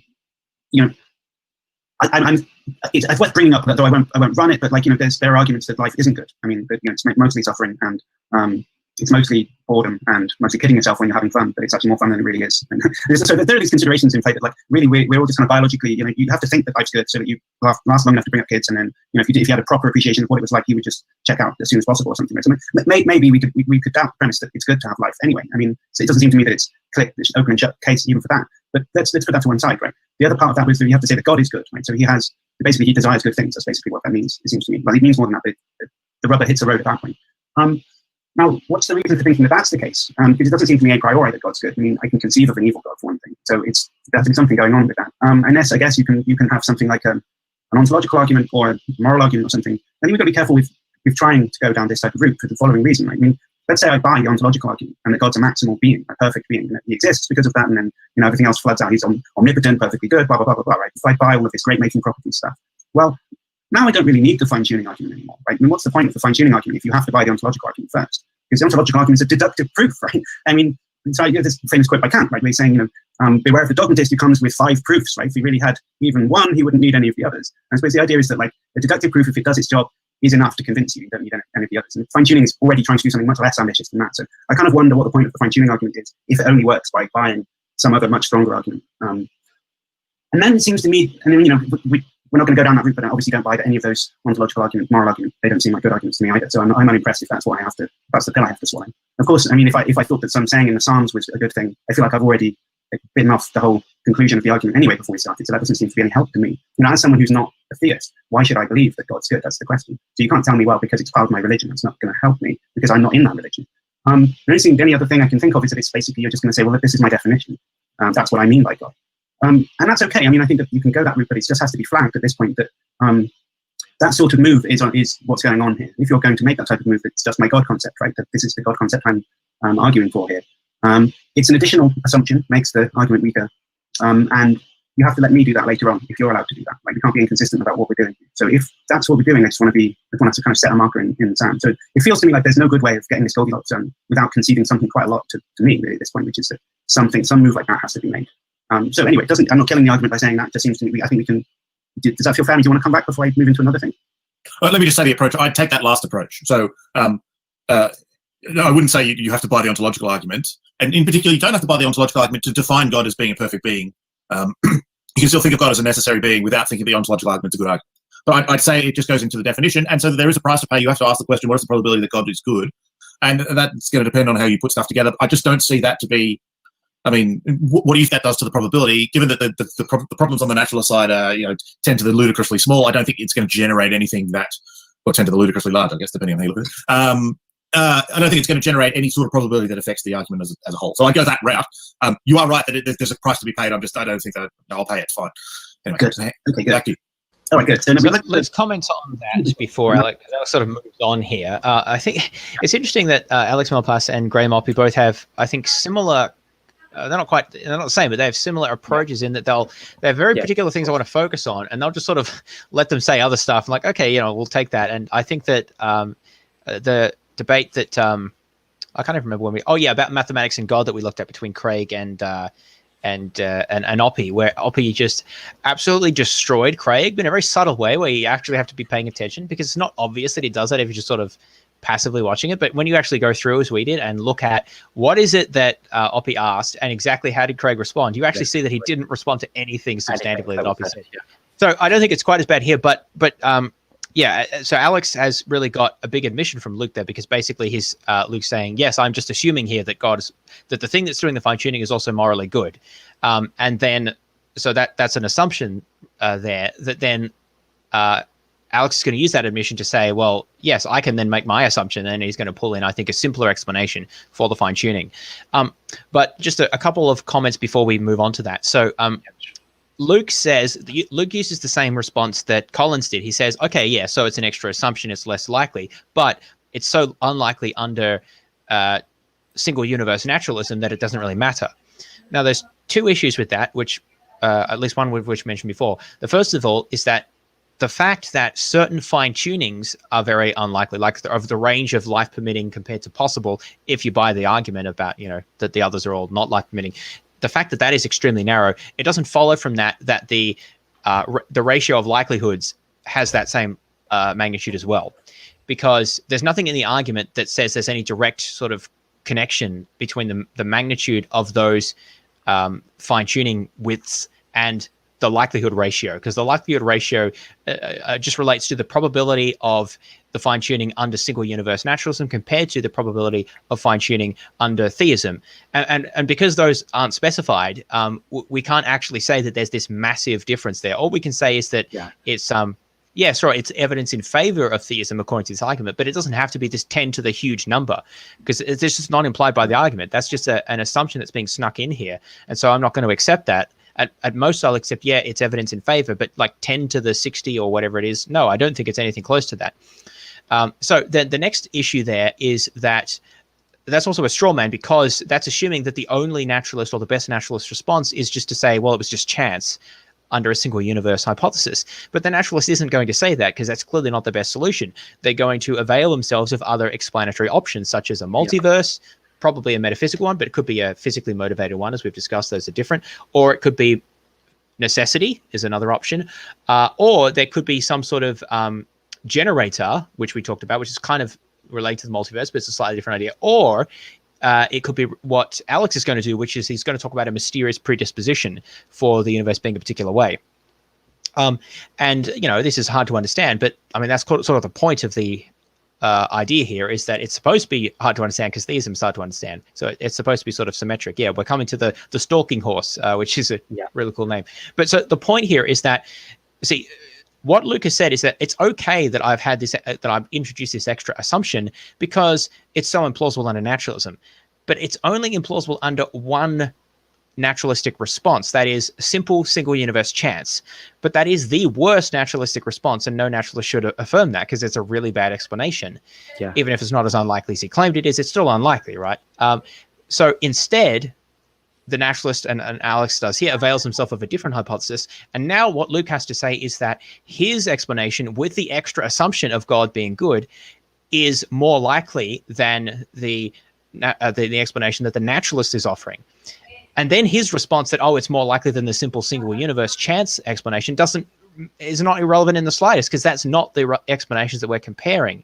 So I think that it's, I think he just sort of missed this point here, that you need to compare the two sort of best explanations of the different theories, not your preferred one with the weakest version. Now I want to shift and look at the N hypothesis instead. So let me whiz back up to these summaries. So I'm calling this really catchy name, the stalking horse naturalism hypothesis. Hopefully this will make sense. So now we're focusing in on the N hypothesis instead, right? I mean, let's just be clear that naturalism doesn't have to be defined the way you defined it. And because you helped yourself to a definition of God there, I can do that too, right? So I'm not part of a church of naturalism. Right? I don't have any creed that I have to stick to with naturalism. In fact, I'm not even particularly sure I count myself as a naturalist. Right? I think whilst we're on the topic, I don't really understand how naturalists explain what numbers are, or what logical validity is, or what obligations are, or what. Take that, James. Yeah, I have to admit, I feel like he was giving ammunition to the theist at this point. But I mean, see, the thing is that plenty of naturalists don't have. There are even Platonists who call themselves naturalists. So I don't really think there's much of an issue. But I mean, he's entitled to his views about that. But yeah, I mean, it's interesting actually that it's being a non-naturalist doesn't mean that you even countenance God. So there's actually plenty of people who are non-naturalists because they just have differences about what naturalism is and where numbers and logic and so on fit in, but they're still not going to go anywhere near God. And Alex is very clear about this later on when they ask him what are the best arguments. He's like, man, they're all terrible. But it's even stronger than what I would say actually. But so yeah, it's just interesting that he does say that. But yes, poor old naturalist me will just crawl up in a corner here. Well, I think some people have a hard time. Like I know I've noticed that some people who obviously are not theists, as soon as people start like saying, not a lot of the reason why I think some atheists don't adopt like moral realism, for example, or a sort of. I'm not saying you can't make a good account of like the laws of logic or whatever, but some people just don't have like a good account for them whatsoever. But they'll shy away from like adopting something that they should, because they'll be like, well, things like that just sounds too much like God. So I'm going to just like, I'm not going to go near it. And I think that it's just a real shame. I think that we don't understand the space of possibilities available. There's plenty of philosophers who don't call themselves naturalists, but think that theism is extremely implausible and wouldn't go anywhere near that. Exactly. So that they don't entail each other at all. Like, yeah. Normativity is. Like, I don't understand how any of that works on naturalism. So while I like naturalism in the sense I like science finding stuff out about things, and I feel like I'm going to take medicine that's been, science has checked it first and stuff. I'm going to play when people who know what they're doing have designed it. And science is good, right? But I don't think it gives you all the answers. So anyway, not particularly committed to naturalism. Let's play the game, right? We're playing naturalism versus theism game. So I can be a bit more creative with what the naturalism hypothesis is, it seems to me. So yeah, so let me just summarize this first, right? I'm going to just chuck in a disposition to naturalism, right? So let's call it something like the hypothesis that there's no guiding mind behind the universe or something, like that's what naturalism means. But it's not just pure chance what happens, right? There's some disposition, right, that just sort of does stuff. Yeah, and I don't really want to say too much more about it right now anyway. So it feels to me like I can do that because that's part of how this game works, right? And then I think I can probably just come up with a version of that hypothesis, right? So naturalism plus some kind of disposition that would play the game in a way that's so similar to the way that the theism hypothesis is playing it, that you could never really make a case that your hypothesis was kind of significantly more probable than mine, right? And that's why it's a stalking horse, right? I think I can just cook up a theory or hypothesis that is always going to be at the side of the theistic hypothesis in terms of probabilities. So that's what a stalking horse hypothesis means. So let me go into this in a bit more detail, because that's like not very helpful. I think it's a summary of what I'm trying to say. But okay, so the way that Luke talks about N makes me think of something that seems like I think nobody actually thinks about it like that. Like he thinks of it, I think, as some kind of there's at the beginning of the universe or something. There's some cosmic random number generator, and that spits out values for like I don't know, cosmological constant and entropy and the mass of the I don't know. I want to say I think this is a really good point, because I saw this repeatedly with Robin. I can't remember if his name's Colin Robbins or Robin Collins. That's why I just call him Collins. Yeah, I can't. But it seemed like, like when he was talking about natural laws and how, well, so here's what the theist has to do. Maybe they have a multiverse, but then there has to be like some underlying like function that generates the multiverse or something. And I just don't think that that's how naturalists are like thinking about it, as like, so like Alex says, like some sort of random like generator that sits there and does this. Like, why wouldn't it just be like that? The edge of all those are necessary. So I don't know. We'll see. Maybe this goes down a different route. But I did think I do get the impression when I listen to some of these theists explain what the naturalist like hypothesis is in regard to this. I'm like, well, that isn't. I don't think like I'm thinking that is the alternative to like theism, like these really like bizarre and incredulous things that we're doing. Yeah, at this point, I just want to make a complete tangent and say that Nathan, there's a picture on your wall of, I assume it's you and V. I can only actually see her, but weirdly, it looks fairly similar to the picture in of a thumbnail. So somehow I've got in my mind like it's actually just her existing on the wall. And she's like messaging us from there. It's a really weird thing. My brain's it's like, yeah, that's her. That's what she's on. Anyway. Yeah, it is a similar facial expression. The other one, that her thumbnail is at the cinema. So, and this is Christmas, that picture, and she's decorated it. I've not done that, by the way. I'm not that kind of person, but she. I hate fun. Quarks or whatever, right? All the stuff that he was talking about before, as if there is naturalism is the view that all of those values were determined in some kind of cosmic lottery or cosmic raffle that happened before the universe started, and it only spun the numbers once, right? And yeah, I agree on that hypothesis, right? It's nuts. The chances that exactly this thing would happen are like that's precisely what I mean by what Robbins' Collins was saying when he was talking about this like function. He's like, well, the probabilities are so low, and it's like, yeah, I just don't think that that's how it's happened. Like no one, or like Craig with the ping pong ball. Like I don't think the universe is like the black ping pong ball amongst trillions of ping pong balls that just randomly happened in that way.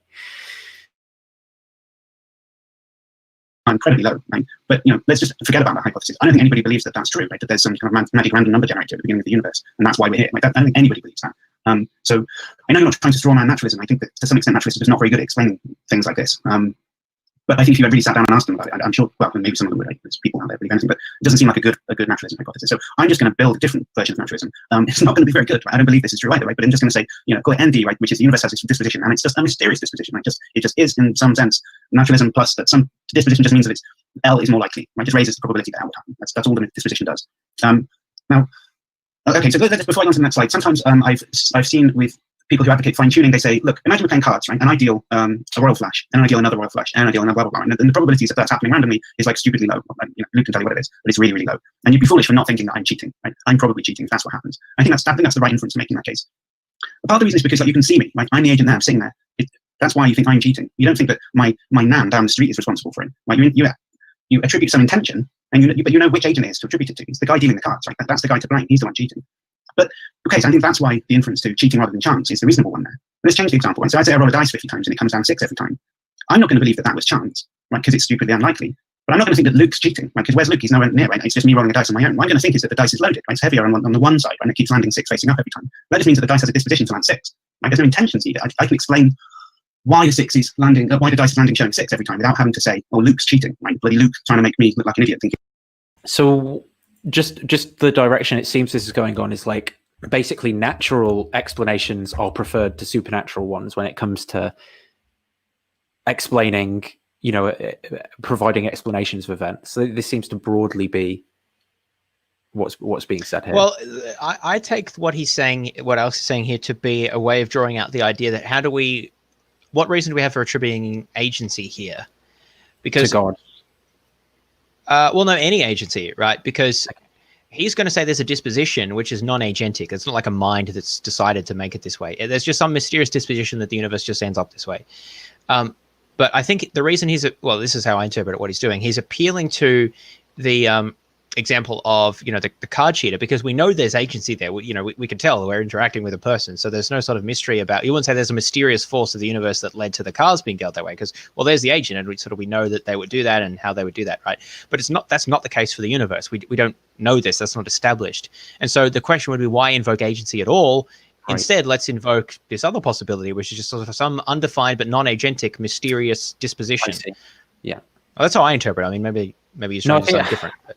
Yeah, I think when I said that, I think I forgot about the fact that he's actually, like when he said, well, I'm not going to infer that Luke is cheating, for example, or, if you get all the royal flush, like he's tying it into the agency. Oh yeah, so he's mentioning the dice. I can't remember if he already mentioned this, but what he's going to say is, in the case of the dice, you would not assume that it's the person rolling the dice. It's the dice itself that are loaded, right? So you make a different judgment on that basis when agency seems to not be the relevant cause there, or not be as plausible. That this is happening by chance. I don't think that. I just think this is a dice that's heavier on the one side, right? And it seems to me fine-tuning could just be like that, right? It looks like chance in some sense, but it's just maybe it's the product of some kind of mysterious disposition we don't understand. And I mean, I feel like it's going to be this question, well, how does that work, right? And all I'm going to say, because it's just a stalking horse hypothesis, is, well, that's just a mystery, right? I mean, look, at the end of the day, theism is very mysterious, right? How does God make the universe? Nobody knows that, right? It's a mystery. How does God do anything? Like, all of these properties got very mysterious and very confusing. So mystery is built into the theistic hypothesis. And if you can have a mysterious hypothesis, then I can have a mysterious hypothesis, it seems to me. So I'm just going to have one that doesn't have any intentions in it. So let's see. Now I can run the fine-tuning argument for naturalism with a mysterious disposition. Right? So the premise one is exactly the same as in the old argument, right? The probability that the universe will be life permitting on naturalism, just standard naturalism, is like really, really low. It's not really, really low on new jazzy naturalism with a D. It's higher than that, right? And then with the likelihood principle, and then we just conclude that, actually the fact that the universe is life permitting is evidence for the fact that there's a naturalistic dispositional explanation for it over the idea that there's just naturalism and a random number generator at the beginning of the universe. So that's the fine-tuning. It's exactly the same as the fine-tuning argument for theism. I mean, I've only changed two letters, right, in the whole argument. It's exactly the same argument apart from that. So I'm stalking horsing the argument at this stage, and it seems like it works exactly the same. Well, you might say, look, I feel like let me just get through this and then we can talk about it. But I think you're going to say, well, look, hold on, theism's more likely than this stupid thing you've just come up with. Now we don't want to be talking about the conditional probabilities anymore. We just want to talk about what are our prior probabilities in these hypotheses, right? Which one is more likely on its own? And there's three options really. Like either theism is less likely than my stalking horse hypothesis, or it's more likely, or they're the same. But I think there's a good case to be made that it's going to be either theism is less likely or they're the same. And part of the reason for that is that we have lots of examples of things looking like they were designed. I mean, unless you don't believe in evolution, I think Luke believes in evolution. The eye looks like it couldn't possibly have been designed because it's really complicated, right? Well, who wants half an eye? There's no use in that, blah, blah, blah. We know these conceptual arguments. But you know what? It just came about by a naturalistic process. There's a dispositional process called something like evolution, right? And that actually accounts for it. So we've got track records of things like that happening. I think that is an interesting point, because you could imagine, in the 1800s or whatever, you're set around in the philosophy departments where people are saying, you've got all these intricate means fitted together for ends in the eye. It must be a designer that's behind it. I mean, what are the probabilities that all these things just come together to produce an eye? And you go, well, there's just this mysterious disposition of the world to produce creatures with eyes, right? It's just some natural causes of, things dying, reproducing, whatever, and eyes come about because of that. And what happens? It turns out that natural selection, by evolution, happens to, accumulate evidence for that, and various theories come about. And it turns out that seems to be true. Actually, that mysterious disposition, we shed some light on it through inquiry. Now, can you make the inference from that one case that that's just always going to be? But it seems pretty analogous. Like we're in a similar position when it comes to these fine-tuning constants, where we've got the agentic explanation, and then we've got the naturalist kind of mysterious. So I think that's a pretty cool way of. Yeah, and I think that basically what Alex is getting at here is you can make a pessimistic induction argument. That is the idea that there have been many there have been many times throughout history, in many cultures really, where we have attributed different phenomena to agency, either God or nature, spirits, or whatever. From weather through to the existence of different layers of strata in the geological spectrum, to types of animals that exist, and the eye and intelligence and all these other things, right?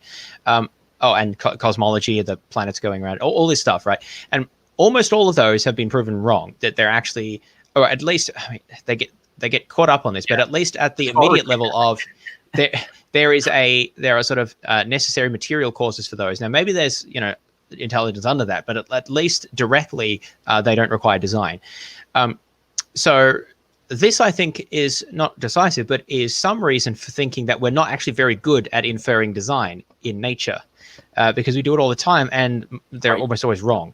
And a variant of this that's sometimes put forward, which I think is a good point, is that there are literally zero cases where a supernaturalistic explanation has replaced a previously accepted naturalistic explanation. But there are many, many cases where the reverse has occurred, where a naturalistic explanation has replaced a previously accepted supernaturalistic explanation. And so I think these are just sort of reasons to have a predisposition against agentic, non-natural or supernaturalistic explanations for things, because the track record for these sorts of inferences doesn't seem very good. And in fact, I think you can make a psychological, sociological argument as to why we favor those explanations, because we have a very strong agency detection skills and pattern completion and other things like that. We tend to see design where it's not, and this can be demonstrated. So I think that there's actually a set of sort of reasons here why we should be suspicious of these sorts of design arguments. And that's not definitive, but it's a reason to sort of raise the level of skepticism a bit higher when we're making these sorts of inferences. Yeah, I agree with that. Newton thought that for the planets to be maintained in their orbits or something, that needed God to set them off, but then physics would take over. And I think we don't now think that God was needed in that either. There's mechanistic explanations for that too. So it's not. It seems to me it's not a clear case that theism is going to be more likely, right? The idea that there would be a naturalistic dispositional explanation for fine tuning does seem like it's not completely ad hoc, right? Maybe that's true. And as I said, yeah, maybe it's mysterious, but so is the theistic hypothesis. So they kind of draw on that. Right? If you're going to complain that I just cooked it up and it's mysterious, no, it doesn't seem like it's much that really tells between the two. So I think that you're going to have to. I think that it's going to have to be either 3 or 1 here. And if that's true, then it's not just a stalking horse hypothesis. If 1 is the case, then it's actually more likely. I think ultimately, at the end of the day, that probably is my view. Some theory that you can plug in for MD that I don't know Roger Penrose will cook up or someone like that. Will actually explain all of those examples of fine tuning that Luke was talking about at some point, right? Yeah. Anyway, let me stop for a second so I can get what Luke's response is to that. Your microphone is muted here. Let me see if I can. Okay. There you go. Very quick, am I share screening? Yeah. Good. That's a stalking horse. I had to look it up. That photo is hilarious. So let's all just enjoy that for a minute. Okay, so here's my response to that. Remember that I said. What does stalking horses do? Oh, for hunting, presumably. Yeah, it's something that you use to hide yourself or hide your intentions or something like that. No, I didn't know it either. I had to look it up. It's an old-fashioned term. Yeah. Oh, so I guess he's saying he's hiding the agent intent, but I don't know why. Yeah. No, I think the idea is that it's just well, I mean, he doesn't really explain this, but how do I articulate this? So he doesn't believe this explanation, right? Right. And so in that sense, it's just a facade. It's not a real explanation. The point is to just illustrate that the naturalist has the same tools as the theist does. They can just tweak it slightly, and it's the same, if not better, explanatorily. Yeah. Yeah, I've got to buy God is morally good. I've got to buy that. But there's a probability associated there. If you have whatever your idea of God is, you've got to then ask, what's the probability that God is good? And you've got to try and think through that. And it depends on what your idea of God is. So the naturalist has, if you're going to say that there's some disposition, you've got to start to think, okay, what is the probability of that disposition given naturalism? And if we're taking just this, the physical universe is all that there is, what's the probability that there would be that disposition? And I think if you pull that thread, we head back to fine tuning pretty quickly, because you've got to ask, okay, the best we could do to try and think through is to say, okay, there's some disposition for some value of the electron mass, right? So far as we know, that's a fundamental thing. Let's take that as an example. What is the probability that this disposition would prefer this value of the electron mass rather than some other value of the electron mass? And so you look at all the range of the electron mass and you say, okay, what fraction of these dispositions, these possible dispositions, would be dispositions that give us a life-emitting universe versus, I mean, there could be a naturalistic disposition for a dead universe, right? Or for some other value of the fundamental constant. And you're back at exactly the same problem, right? Most of these dispositions would end up with a dead universe, which is equivalent to saying that most naturalistic universes are dead, and we're just back to the start again. So that would be my answer to that. Just quickly, on the cosmic random number generator, hey, would you mind taking that picture off? I want to see your face. Oh, come on. Surely we want to see this. Okay. I'm going to make that my screen backdrop when I'm done with this. Anyway, it's a good picture. So the question is, the picture of the stalking horse, can you make a stalking horse that looks like the real thing, right? So is this naturalistic hypothesis, is it close enough to an actual horse to work the same way? And so I'd say, no, it just puts us back in the same things. Remembering that you can't just help yourself to a hypothesis, you have to ask what the probabilities are. In terms of Bayes' theorem, all you're doing is you're taking a particular piece, which looks very small, and instead of attaching it to the likelihood, you're attaching it to the prior, but it's still there when you try and calculate the posterior, just to put it in technical terms. So that would be my answer there. In terms of cosmic random number generator, remember that, I mean, that's a useful analogy, but it's not literally true. I distinguish before between chances and Bayesian probability. So it's not that I think on naturalism there's some big spin of the dial. It's just that remember you're telling Bender what the propositions you're interested in, and if this one doesn't give any information about that one, then the probabilities turn out to be as if they were random. But I don't need a stochastic random number generator, some physical process to actually justify that. So I think we're okay with that. Anyway, that would be my answer. Okay. So I guess let's just be clear. So you don't buy the design argument for like biological complexity, presumably. Sorry, Luke. I went ahead and I muted you again. I wasn't sure. No worries. I'll try not to. Yeah, we should try not to talk over each other. So I think when you pull that string, you head back to. Well, okay. So I think it goes like this: does the eye look designed? Well, the eye is explainable in terms of evolution. All right. Does evolution look designed? Well, evolution happens because there are these fine-tuned properties of the universe. Are they designed? There we go. So those arguments head back to fine-tuning. Yeah, but I'm just trying to clear up. So you agree with the first step, right? That it looks designed, but it's not actually. It's the product of some kind of millions of years of natural selection, blah blah blah. Right? I mean, even let's put the metaphysical foundations to one side. Just you don't. I mean, because some people do. They think that God created kinds or something. They don't change, and Adam and Eve had eyes because God made them exactly like that. And there's no like pre-human history of evolution or something. Like if you, I guess I just want to know which one of those roughly. I think you think the evolution story is roughly true. Yeah. So the natural process that created the eyes is roughly described by evolution. Yeah. Yeah. So all I think is that it just seems to me that these two inferences are extremely similar. And if I said to you before you had the naturalistic explanation cashed out, and we're having this conversation. And you say, look, the eye, right, must have been designed by some kind of being who wanted there to be wanted to see or something. And I said, well, I mean, maybe, but I think there might be some mechanism that can make that happen without there being any intention. And you said, well, you could scoff at the idea of such a disposition, right? Because there'd be loads of dispositions, and some of them would make, rubbish eyes, and some of them would make no eyes, and that type of disposition, I don't buy that type of answer. But it turns out that was the right answer, and we both agreed that that was the right answer. We're putting off the metaphysical question for one moment. We just think that the eye isn't explained primarily in terms of some agent designing it, right? It came about through natural processes. That we agree on that mechanism. And I'm just saying, something like that could happen for the fine tuning. And it seems that you then say, launch into this, well, I scoff at the idea of such a dispositional explanation, but you just bought that when we talked about the eye. And I just wonder, what's different about those two cases? Okay, so I was there with you for some of that, but you then try to say if there's a naturalistic explanation, if there's a natural mechanism, then it's not designed. And as someone who believes that there is a God who is the creator of the universe, I don't believe those are two mutually exclusive categories, right? God made the world through natural processes. Right? I want to interject here because unfortunately they get stuck on this point. Again, I don't know if it's a communication issue or Luke doesn't seem to understand from my point of view what Alex is trying to get at here. It's really not the issue of whether God designed things at some level. Yeah, that's just a very different way to design something rather than creating it sort of directly, which was the point that Alex is trying to get across. And he's trying to draw an analogy between design arguments in biology and design arguments from the cosmos. And I do think there is an analogy there. And they sort of get there in the end, but it takes a bit of back and forth. But so how can you phrase that in a non-question begging way? Like where do you see what I mean? Like in a way that the theist is going to get what you're saying. So you would want to say something like that. There are many possible ways that we've got a sort of pre-evolution here to talk about biology. It's a little tricky, but there are many possible ways that I guess chemically you could organize a cell or something like that.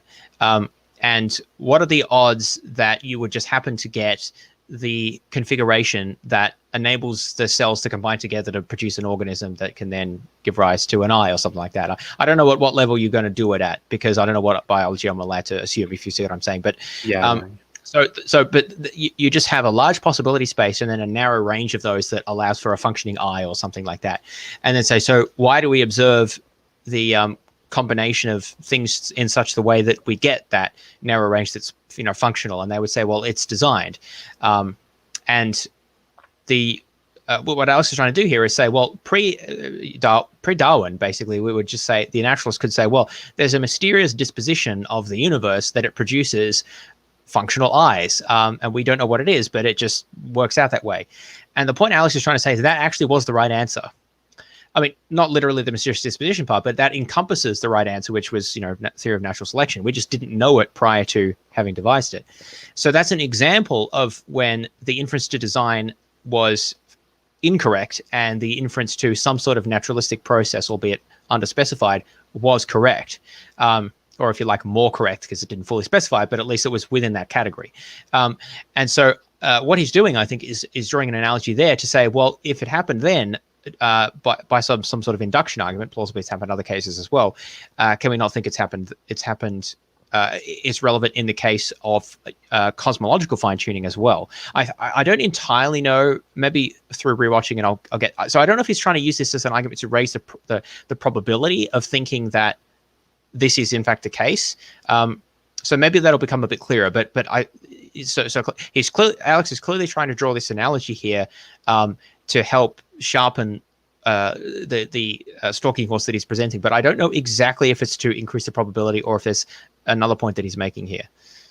Yeah. But I guess Luke doesn't seem to realize that that's where he's getting at. Maybe it's to sort of make his base case type thing. That could be it for inducting on. But the thing is, Luke doesn't seem to get that. He seems stuck on this idea that it's either evolution or design, which I don't think that's what Alex is trying to get at here. He's just trying to say, is it like directly, divinely created?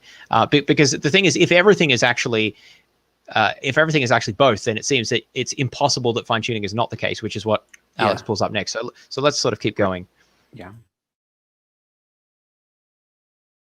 Everything was here. So they're not two separate categories. And so I'd say, we could have done this argument back then. I say the eye looks awfully designed, doesn't it? But I just think all of these head to the fine-tuning argument, because for the following reason, let's do the track. I think the eye is designed. You say there's a naturalistic process. I say, well, if it's the kind of natural. I said there's a natural process that does it. Well, if there's a natural process that does that, it would seem that would have to be like, if there's a watch, you say, oh, there's a watch factory. Well, a watch factory is designed, right? So if there's a process that does it, it would seem to have to be designed. or it would be a special kind of thing. And so we try to ask what's the physical undergirding of that. And if you do something as basic as not whether evolution happens, but whether atoms are stable, something really basic that needs to happen, then we're back at the fine-tuning argument. And so the reason why that's the interesting place to stop is precisely because that's where naturalism has to end. I mean, my understanding of naturalism is shaped an awful lot by Sean Carroll, whose book is behind me. Who says, there's a natural explanations come to a certain point and then they stop, and then that's all the explanation you get, and that's naturalism. And so the interesting, if I try to answer the question, is this the kind of universe we'd expect if naturalism were true? We're sort of naturally drawn towards that stopping point. Let's just get as deep as we can in the physics, and then look at the sort of ways the universe could have been, and apply our thinking there. Precisely because if things have stopped, then there's no extra explanation to be had on naturalism, kind of by definition. And so we can sort of do a test case of, all right, let's try and think through what would be a case if we're actually sort of staring at the ultimate laws of the universe. So I think the argument from the eye works because it ultimately leads you to the fine-tuning argument. I don't think it works. I think it doesn't work in that it leads you to expect that the eye was just made out of scratch, with a click of the fingers. There was a natural process. I'm fine with that. The natural processes we see around us are not random in that sense. Yeah. Okay. So I guess I worry that nothing could ever count as not fine-tuned for you, and because I want to say, look, the similarity between the design argument in biology and the design argument in cosmology. There's a clear, we did find out that there was the intent hypothesis was on the table before Darwin came along, and then we found out that it wasn't actually the right explanation.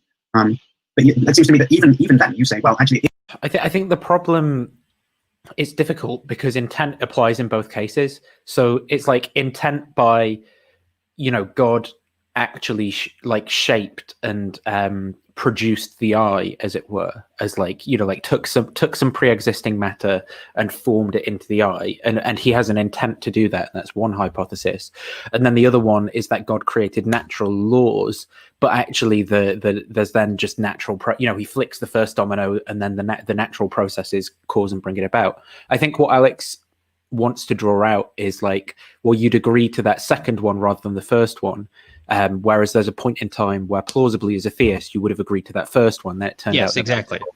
That's the point Alex is making, because see, under the second scenario, the emergence of complex life, the immediate material causes of that were due to natural processes. Yes. Now, the existence of those natural processes themselves and the initial conditions may have been set up by God. But they both agree that these sort of immediate causal predecessors were the natural material causes, and that's the point that he's trying to get at here. And Luke seems caught up on the idea that they're exclusive, but it's really not the point at all there. And if you make it a strong argument, you just sort of could always say whatever happens, God planned it out to be that way. Yeah, God's behind it. You just have to push it back further and further, which makes it essentially unfalsifiable, it seems.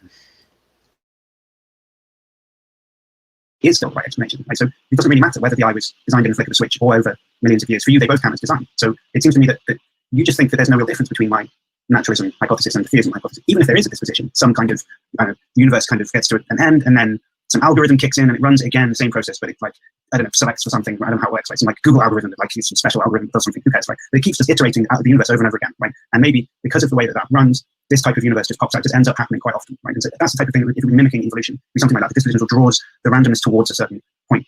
And so it seems to me that that's just different from that's a mechanistic explanation. It's different from saying that it was designed. And then you just want to fold that into the design hypothesis and just say, yeah, but that counts as design as well. And I feel like now, I'm not sure that we're playing roulette, but somehow I can't win. You're the dealer and you're definitely going to win no matter what happens. And so, I don't know, I'm not quite sure I can explain this. I just get a sense that we're not playing fair now. No matter what I do, you're just going to win somehow. You see what I mean? Yeah, I do. So I think the way I think Richard Dawkins would think about this was evolution is kind of you get that for free, right? So you start with any old thing, and eventually if something starts replicating, then you'll get lots of those. And then if something starts replicating itself, then you've got self-replication, and then you'll get increases in complexity. You'll start to get competition for resources, and hey presto, Darwin, off you go, and you'll get it for free. So that I think was the idea. The reason why Dawkins would say the next step of the argument doesn't work, the way that it would win is, okay, the eye looks fine-tuned, the eye is the product of evolution, is evolution fine-tuned? Well, according to Dawkins, no, it's the sort of thing that just sort of happens. My argument is, okay, if we went to physics and we said, okay, what does the universe need to make evolution happen? And that sort of thing happened in any old universe, then that would be interesting. If any old universe just had the necessary conditions for matter that did interesting stuff, then that would be the way that argument ends nicely for the naturalist. So there's not, in that sense, there's a question here to be asked that's not sort of heads I win, tails you lose. It's pick a random universe in some sense, however you can get a handle on the set of naturalistic universes there could have been. Try and get a handle on that and see whether it will do the stuff that will lead via evolution to give you an eye. And I think the answer to that is in fact no, but it's not no by definition. It's just in fact no. You have to sit down and actually do the calculations of changing the masses of these particles to see what actually happens. And it turns out the periodic table falls apart. Yeah, so that would be my answer. it could have been the case that life is kind of like a black hole, and you can make black holes easily. Like, they're a piece of cake, right? And if you could make life out of a black hole, or if it turned out we were made out of a black hole, then the fine-tuning argument wouldn't work. You just black hole, piece of cake. But that's not the case with the situation. That's interesting, considering your point of different kinds of life, right? You know, it might turn out that you can make life out of a black hole or something, and fine-tuning argument falls apart. Wow. Yeah, I was just wondering about that. Not in our universe, probably, but I mean, in a different universe, not in the black hole, probably, but you know, around the event horizon. I mean, actually, technically, maybe the relationship between black holes in some, you know, like, I don't know. Yeah, exactly. Like, again, how do you actually know this? It's really conjecture, because we just have no idea if the constants are different, especially when you've got like 25 or whatever of them. So, yeah, it's interesting there that there's an assumption of that. But anyway, let's keep following this thread through. All right. So, and this is a genuine question. I had nothing to plan with.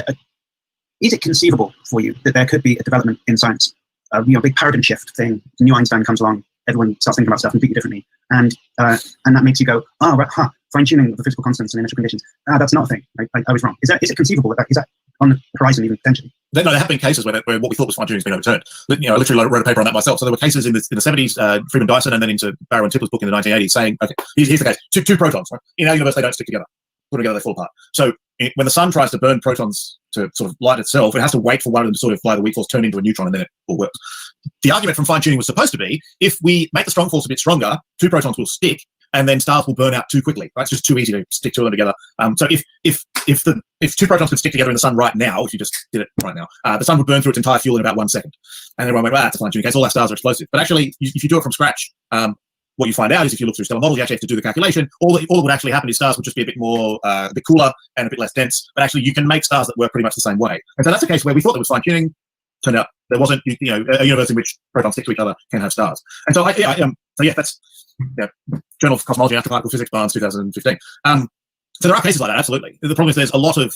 The problem with that case was it was all done intuitively, not through the models. You have to go and do the physics. There are enough cases where we've done the modeling and it's not been overturned. So the question then is, could new physics overturn it? And the answer is yes, sure. It would be, I think it would be kind of weird, but one of the ways could be if there's a multiverse. But then we try to do the same argument, right? There must be some physics of the multiverse. If naturalism, if all your explanations end at whatever the physics of the multiverse is, then you go and look at what the physics of the multiverse could have been, and you try and do the whole thing again. The reason why we focus on physics as we know is because this is physics as we know.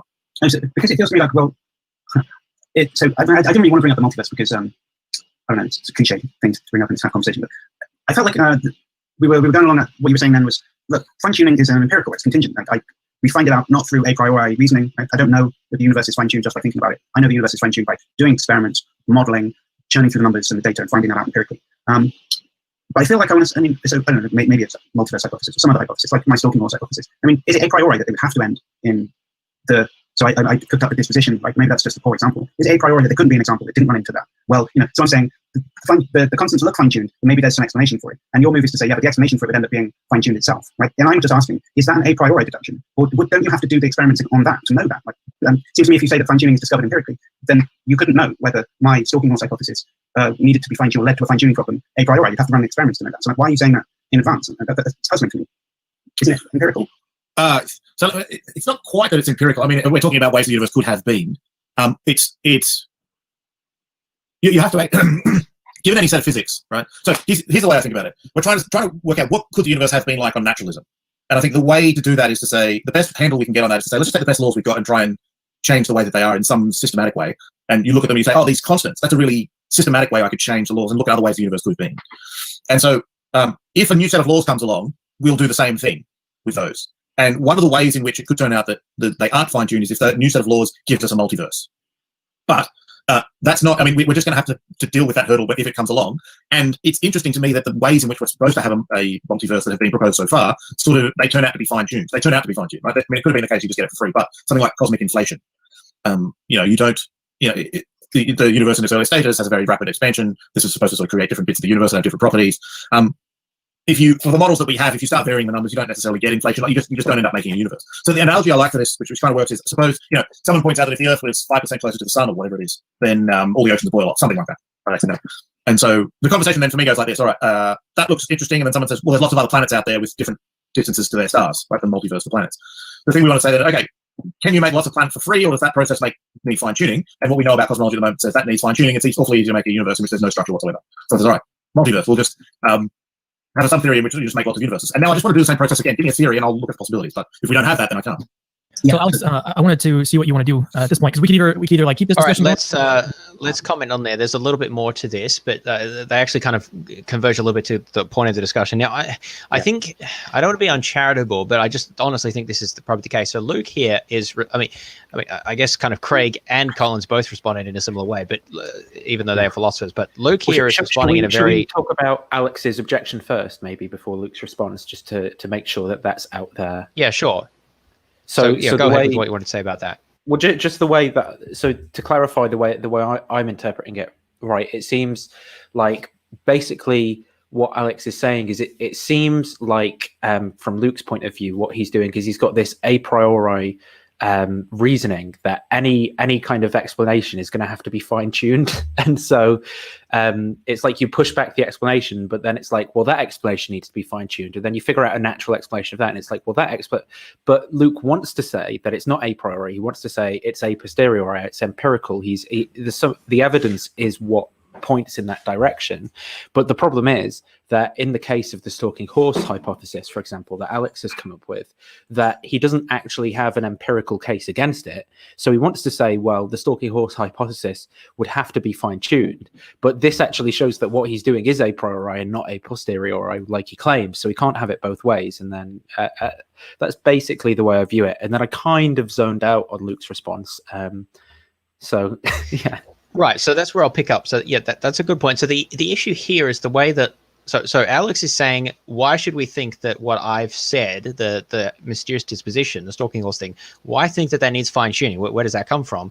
Luke says, well, the only way we can know this is to investigate it a posteriori. So we just got to look at the hypothesis. Now, what I was saying is where I think Luke goes wrong here, and this may just be because he's thinking like a physicist, which maybe is a good thing, but at least for some instances, it becomes an issue, because what he says there is that, well, there's nothing I can do unless you've got a theory. In fact, this is exactly what Sean Carroll says in his debate with Craig. Carroll says, give me a theory, and then I can evaluate that. I can investigate it. Otherwise, I can't do anything. Because this is what physicists do. They look at models, and they look at the results or implications of the models.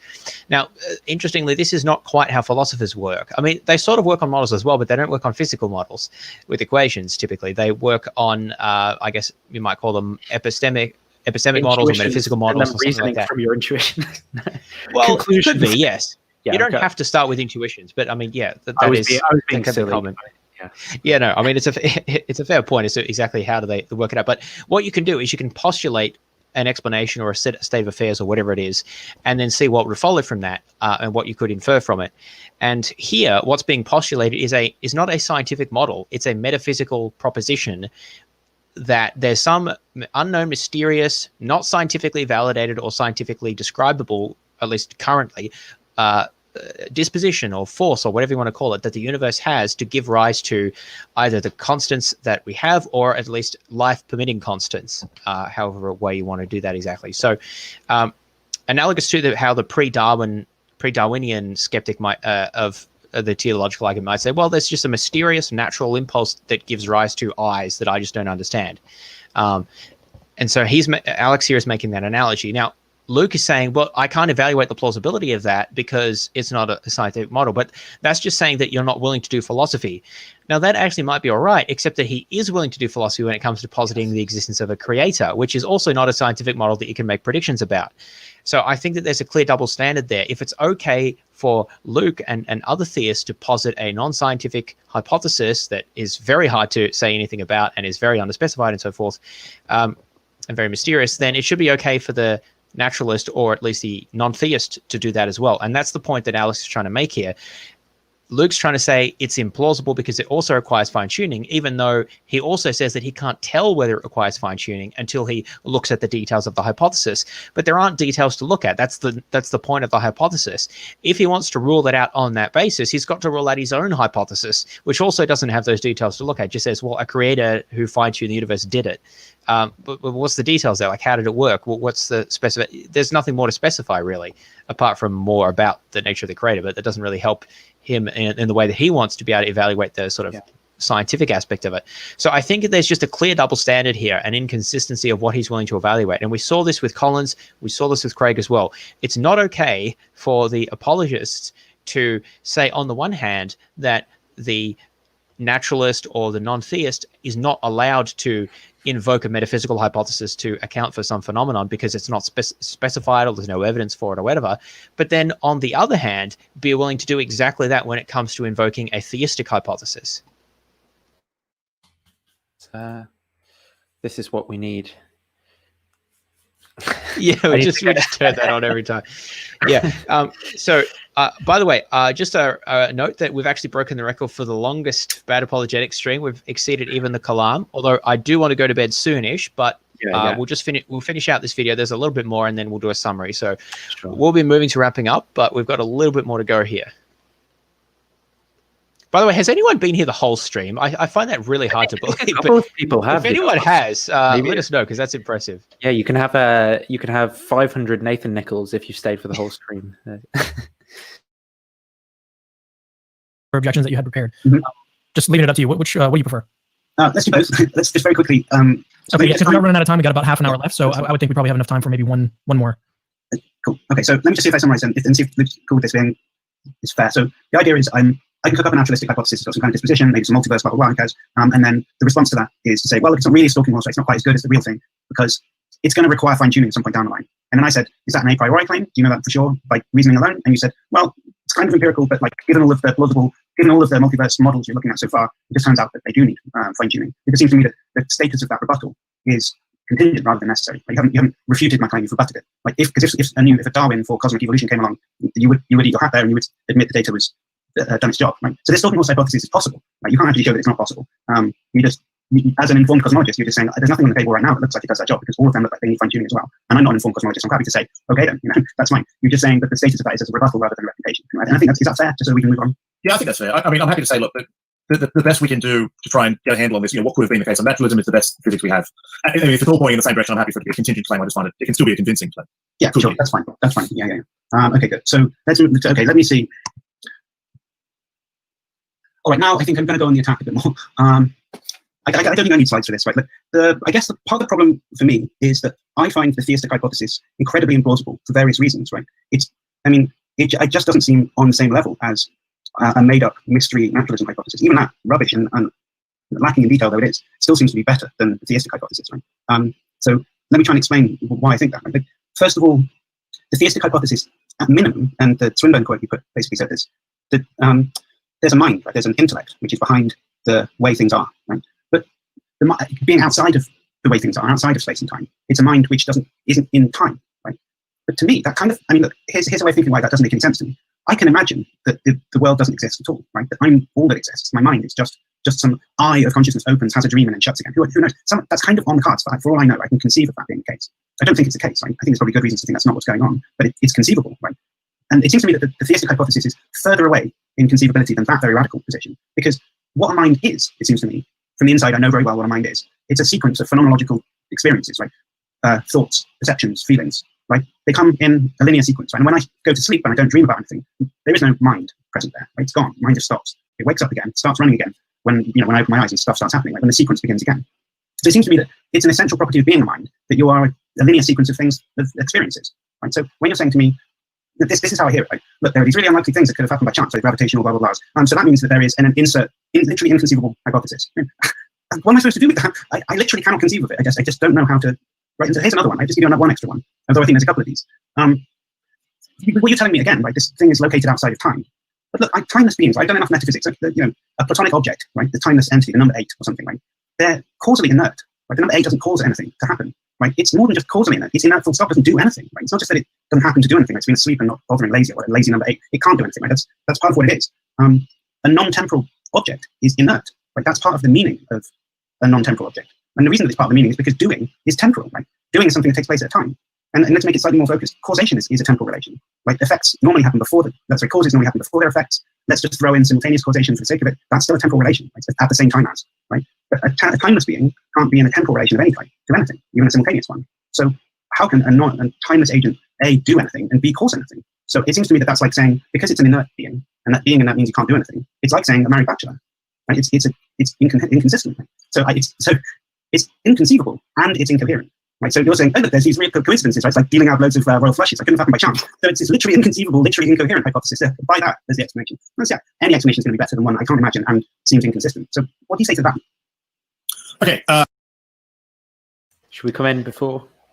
Yeah, look, so there's a fairly long back and forth about this, talking about the coherence of the theist hypothesis. And Luke mentions he's not a theologian, which in itself is interesting, because if it's only theologians who can actually understand theism well enough to defend this, then should these arguments not actually...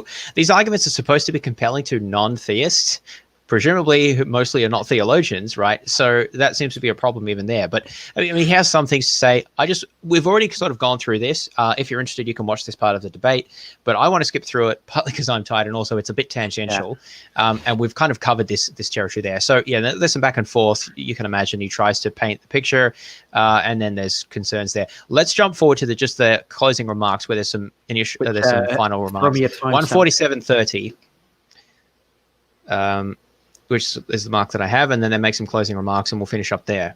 Let's do it. There, we'll move into closing thoughts, and then we'll close out today. Very quickly, I think there's two moves you can't make. If you're faced, so the way the argument's presented, you do. You're stalking off. The way the argument is presented, you have to ask the question: what's the probability that a good God would want to create a universe like this? And if you look at the problem of evil, you might want to say, all right, we have no idea whether God would allow all this evil. And then what you can't say then is, well, actually all the good stuff, that's totally what God's after, and then run that way. So those two seem to be clashing. So that is a problem. It's the one Neil Manson raises in this paper. So my argument would be, I don't take the skeptical theist case against the problem of evil. In particular, it depends what you're skeptical of. I mean, whether something you see in the universe is good is going to depend on whether you think you know what good is and what you think is really going on out there. So you could disagree, with the details of, you can think you know what God thinks is good and evil without thinking that you know the specific reason for the stuff around, and then you're in a middle way between these two. So all I'd say for that one is yeah, there is some theology to be done on my side. I just don't find it. If you're trying to weigh the two up, remember it's the naturalism side is so bad. That's the fine-tuning argument that actually worries about would God want to create a universe that has conscious agents, moral agents, and I just don't find that anywhere near as improbable. So that would be my short answer to that. So we're right we've got about 10 minutes left. Why don't we do this? So Alex, why don't you... Let me comment on that before we hear their closing remarks. So there's an interesting little aside there that he was just discussing there, that there's an I think I mentioned this in my book, actually. There's an inconsistency between a response to the problem of evil, and that response to the problem of evil, called skeptical theism, is basically to say that we're not in a position to know what sort of universe God would create and what reasons he might have for allowing evil and so forth. So there's sort of being skeptical about our ability to know those sorts of things. There's a tension between that response to the problem of evil and saying that we know the sort of universe that God would want to create to bring about, morally good states of affairs and so on. It's very hard to say that we can have that sort of knowledge to say that God fine-tuned the universe, but not the sort of knowledge about, what sort of states he would want to create. Those seem to be pretty much directly in conflict. Now, that's only relevant if you advance a skeptical theist defense to the problem of evil. There's other possibilities as well. But again, it points to the notion that you really do have to be, the theist has to be quite cautious here about what arguments they make in their theology and so forth, because it's easy to advocate inconsistent positions. We've already at this point mentioned how your philosophy of, so it's the relevance that issues might have for moral arguments and for issues of divine simplicity. And so what did you say?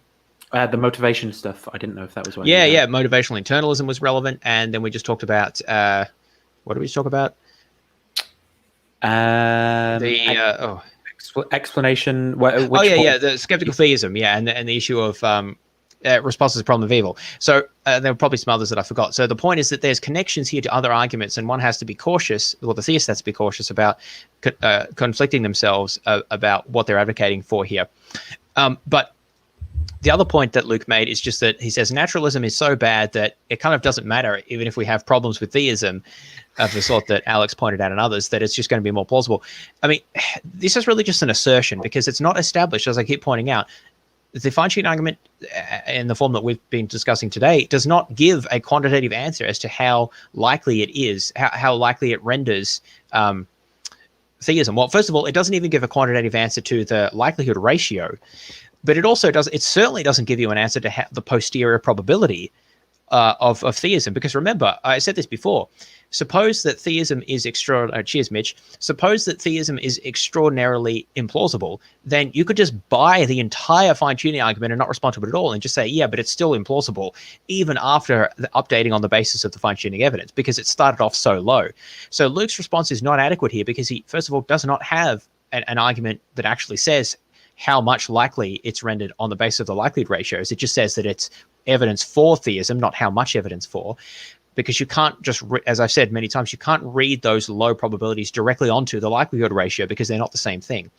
Second of all, even if there is a very high likelihood ratio, which means a big update, it doesn't follow that theism is going to have a higher posterior probability than naturalism, because it depends on its prior probability and how that compares to naturalism's prior probability or some other position.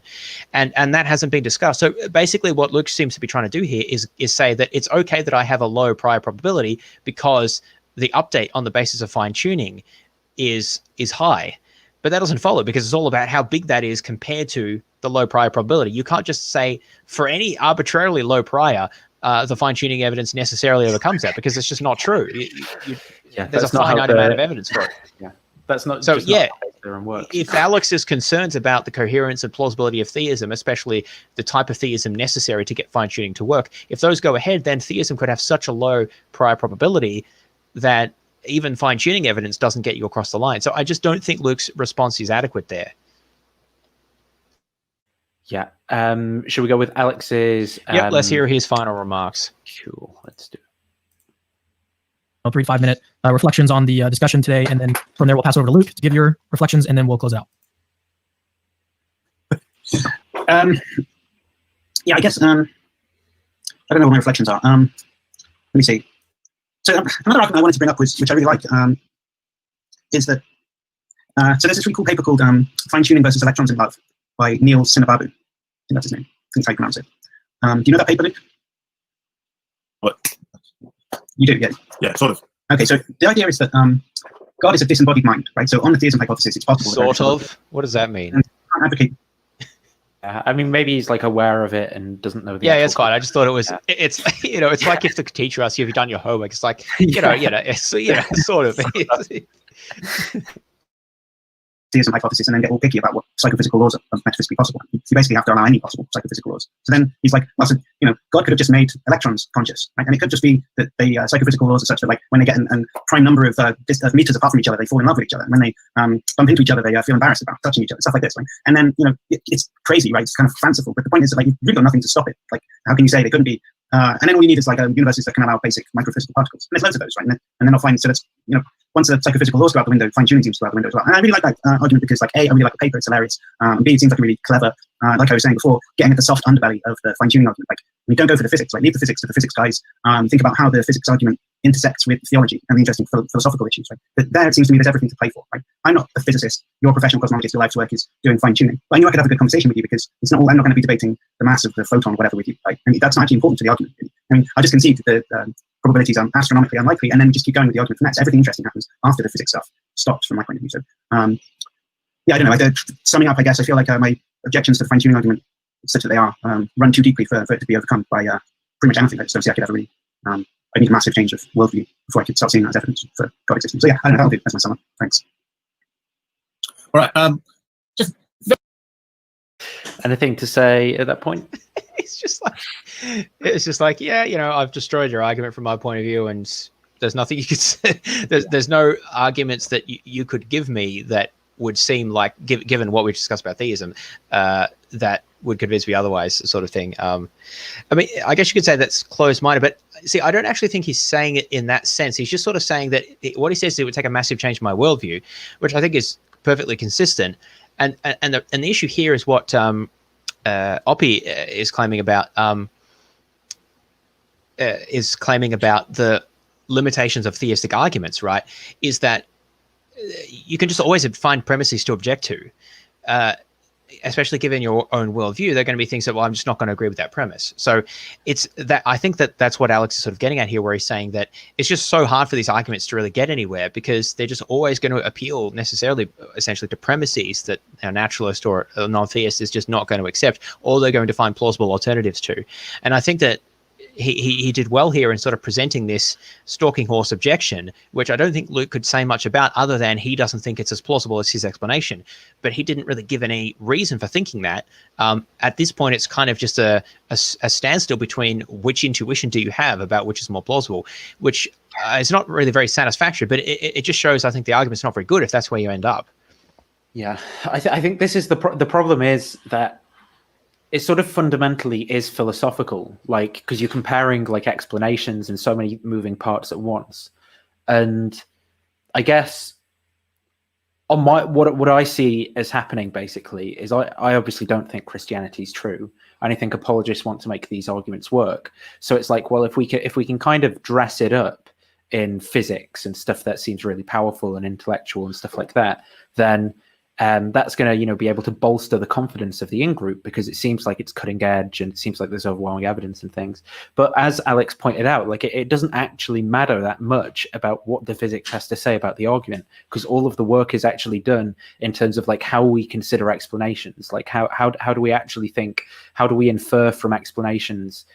Sorry, how do we infer from evidence what like a good explanation is? How do we like compare these explanations and stuff like that? And it doesn't seem, I don't know. I definitely have to I'd have to sit and think about this, but I've got like an idea brewing somewhere that it just feels like it falls back on presupposing like one of us is going to be a naturalist and one of us is going to be a theist. The theist presupposes like Christianity, so interprets it that way, and the naturalist presupposes not Christianity, so just interprets it the other way. And the best touching point that these two worldviews have to actually dialogue is like, well, for example, the theist can say, well, this is just more expected under theism, right? Because God was intended to do that. And then the naturalist can say, well, I'm not convinced by that because that's just so much more of a complicated, like cluttered ontology and complicated explanation of all these moving parts going on, and that it's just not good enough. Like that's so wild that the evidence just isn't good enough to compel me to think that that's the explanation going on behind it. And that's like, well, you just had an impasse at that point. Like maybe you're not going to convince each other, but I don't. Yeah, I mean. And I think it shows that these arguments aren't good, and that they're not good because they can't appeal to anything that it's very hard for them to appeal to anything that the non-theist agrees with the theist about that will lead them to change their mind. They will just interpret facts differently. I mean, I think in a more defensible, superior way, but even making a softer claim is just that they're not persuasive because they don't convince anyone who doesn't already accept the conclusion, essentially, or is not already strongly predisposed towards that. And I think it's so Alex said at the start of this, when he was like, if you're not familiar with cosmology or physics or whatever, it can be quite like intimidating or daunting at first. But I think that is the rhetorical like intent behind it from where I'm sitting. Maybe I'm wrong. Maybe I'm attributing like things to just like the ideological opponents of myself or something, but that's kind of the way that I see it, because I just don't see it as succeeding unless you're a theist and you already like accept that God would have all these intentions and so it like. But if you were just neutral, I can't see how you'd ever get to that. Like if you were Hume's Adam, who doesn't have these sort of preconceptions of all these ideas of cause and effect and stuff, but going a bit further, this like historical idea of what God is and stuff, and you were just sat with God at the start of the universe before he created, why would you predict that would be the outcome that would kind of happen? Like why? It just seems, my intuitions at least, and that's not a good way of going about it, it's just that if I was like just sat there with God without any presuppositions and we were like, oh, here, what's the best thing to do here? It wouldn't be like create a physical world and have evolution by natural selection bring about like primates on some random rocky planet in the middle of nowhere because that's just the best possible thing to do. Like, yeah, I mean, again, it seems to me that without any I don't want to use the word presupposition now, it's kind of loaded, but without any pre-knowledge of what God would create, it just seems you'd expect him to create heaven. Why would he create anything else? You can ad hoc reasons for it, but it just seems that those are going to be ad hoc. So this is one of the reasons that I think it's hard to understand why God why God creates anything, and if he does create something, why isn't it just heaven? And the type of universe that we have just doesn't seem to fit very well with other things that theists want to say about God, like that he's all-powerful, all-knowing, and that he likes, for some reason that's not really been explained, embodied agentic life.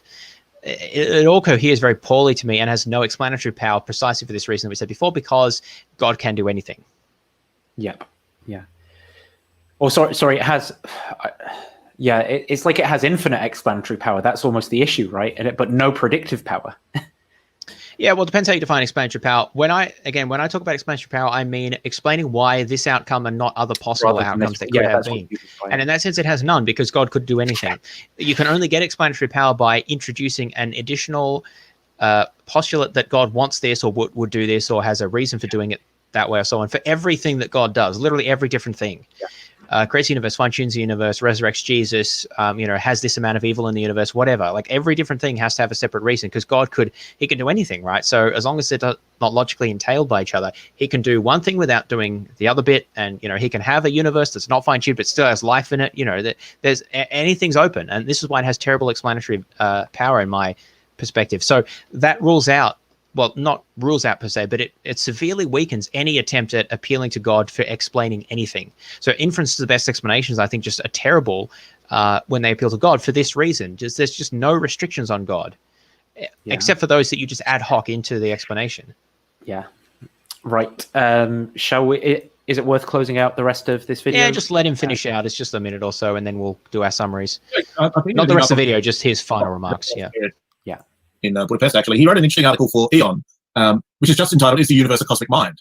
And so that's another idea that sounds like our electrons in love. So his idea is, all right, theism. His main objection is you just run into the problem of evil and then you're finished. What if we just sort of made the universe itself a mind, and it would be an imperfect mind because it's made out of matter, but it's fundamentally, that sort of stuff at the bottom.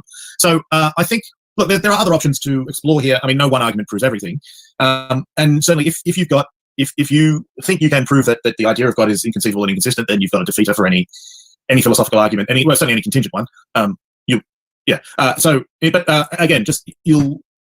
think if you really think hard about the problem here for me really is naturalism. I think there's a problem here with naturalism that fine-tuning sort of exposes. If you're going to say, as some naturalist has, not necessarily Alex, if you're going to say the ultimate laws of nature are just the stopping point for any explanation about reality, then if you want to think through that systematically, you've got to start thinking through how could the universe have been on naturalism. And I think once you do that, well, this is I'm sorry to interrupt, but it's just I've not really heard anything against like the kind of necessary explanation that Oppie wants to go with, like, oh, like it's just necessary, it couldn't have been otherwise. And then it's like I've not heard anything really to overcome that. I mean, Craig briefly said something like Craig's response didn't actually appeal to that. He said that there's no more fundamental theory, but that's not what the necessarian like Oppie is arguing for at all. They're not saying there's more fundamental theory. They're saying that that this is there might be a more fundamental theory, but whatever it is, there's something that's necessary, and that's just what it is. What the theist says is that God created the universe and God is necessary.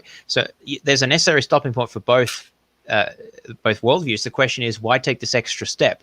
I don't think it adds any explanatory value to it at all, and I think it's less plausible for a bunch of reasons that we've discussed. So this is why I just say excise the God hypothesis. We don't need it. Yeah. And yeah, Luke doesn't really address this here. He just sort of says that you need to give a reason for it, but like you don't if it's necessary. Yeah. So I think the people who object though are going to say, well, just having these like brute facts of the natural laws or whatever, like that's just really bad explanation. Just saying there's these necessary brute, and I agree. It feels really unsatisfactory, right? Because it's not nice, it's not neat. But it's just better than the theistic one. Like it's really a lot better than the theistic one. Why is it satisfying to say God exists necessarily, but not that the constants have the necessary values? I mean, I think that maybe there's an intuition there, but it's just not clear what justifies that. It just seems that people are used to the idea that God is necessary to me. I don't actually see why. Maybe unless you buy an ontological type argument, maybe, I'm not sure. But there does. So perhaps that's it, but I'm not. The thing is, if you buy an ontological argument, why do you need the fine-tuning argument? It's just the idea that it doesn't, it's not satisfactory to me in the sense that, like, I suppose it's not intuitive. It doesn't make me feel special. It doesn't make my life feel significant, right? It doesn't. I'm genuinely serious. Like it makes the universe the centerpiece rather than me, and my life and my moral endeavors. And So I just, and it doesn't seem to unify things in the same way. So I genuinely just don't, like, I'm unsatisfied by it, but I can see if I just take a step back and compare these explanations that it's like a better explanation as far as they go than the other one, even if it is unsatisfactory. Yeah, remember, if God is necessary, all his attributes or properties have to be necessary as well. And we think about all of those that have been piled on throughout this discussion here, which I think are quite implausible, that, like, you could say, well, why couldn't there be a creator who's not morally good? Or why couldn't there be a creator who is not divinely simple? Or why couldn't there be a creator who wants to create a different universe, or that doesn't want to create embodied agents, or who doesn't want to embody himself in the incarnation? You know, all of these things need to be separate aspects that just either inexplicable, that God just chose them for no reason, or that they stem from his necessary nature. And either of those is not satisfactory explanation. And I think that theists just get used to these ideas and don't see that there's actually there's no explanatory value there. It's either just postulated to be necessary or stemming from things that are necessary, or it's just he just chooses them for no reason. And I think actually Craig goes down the latter route. He just says, yeah, God just chooses freely. It's just for no reason. And he doesn't have a problem with that. He doesn't think that's ad hoc. But, you know, I mean, I think that it is. And it's just the naturalist is just not in a worse position for saying that, you know, the initial conditions and the constants or whatever are just necessary. I just don't see how that's worse.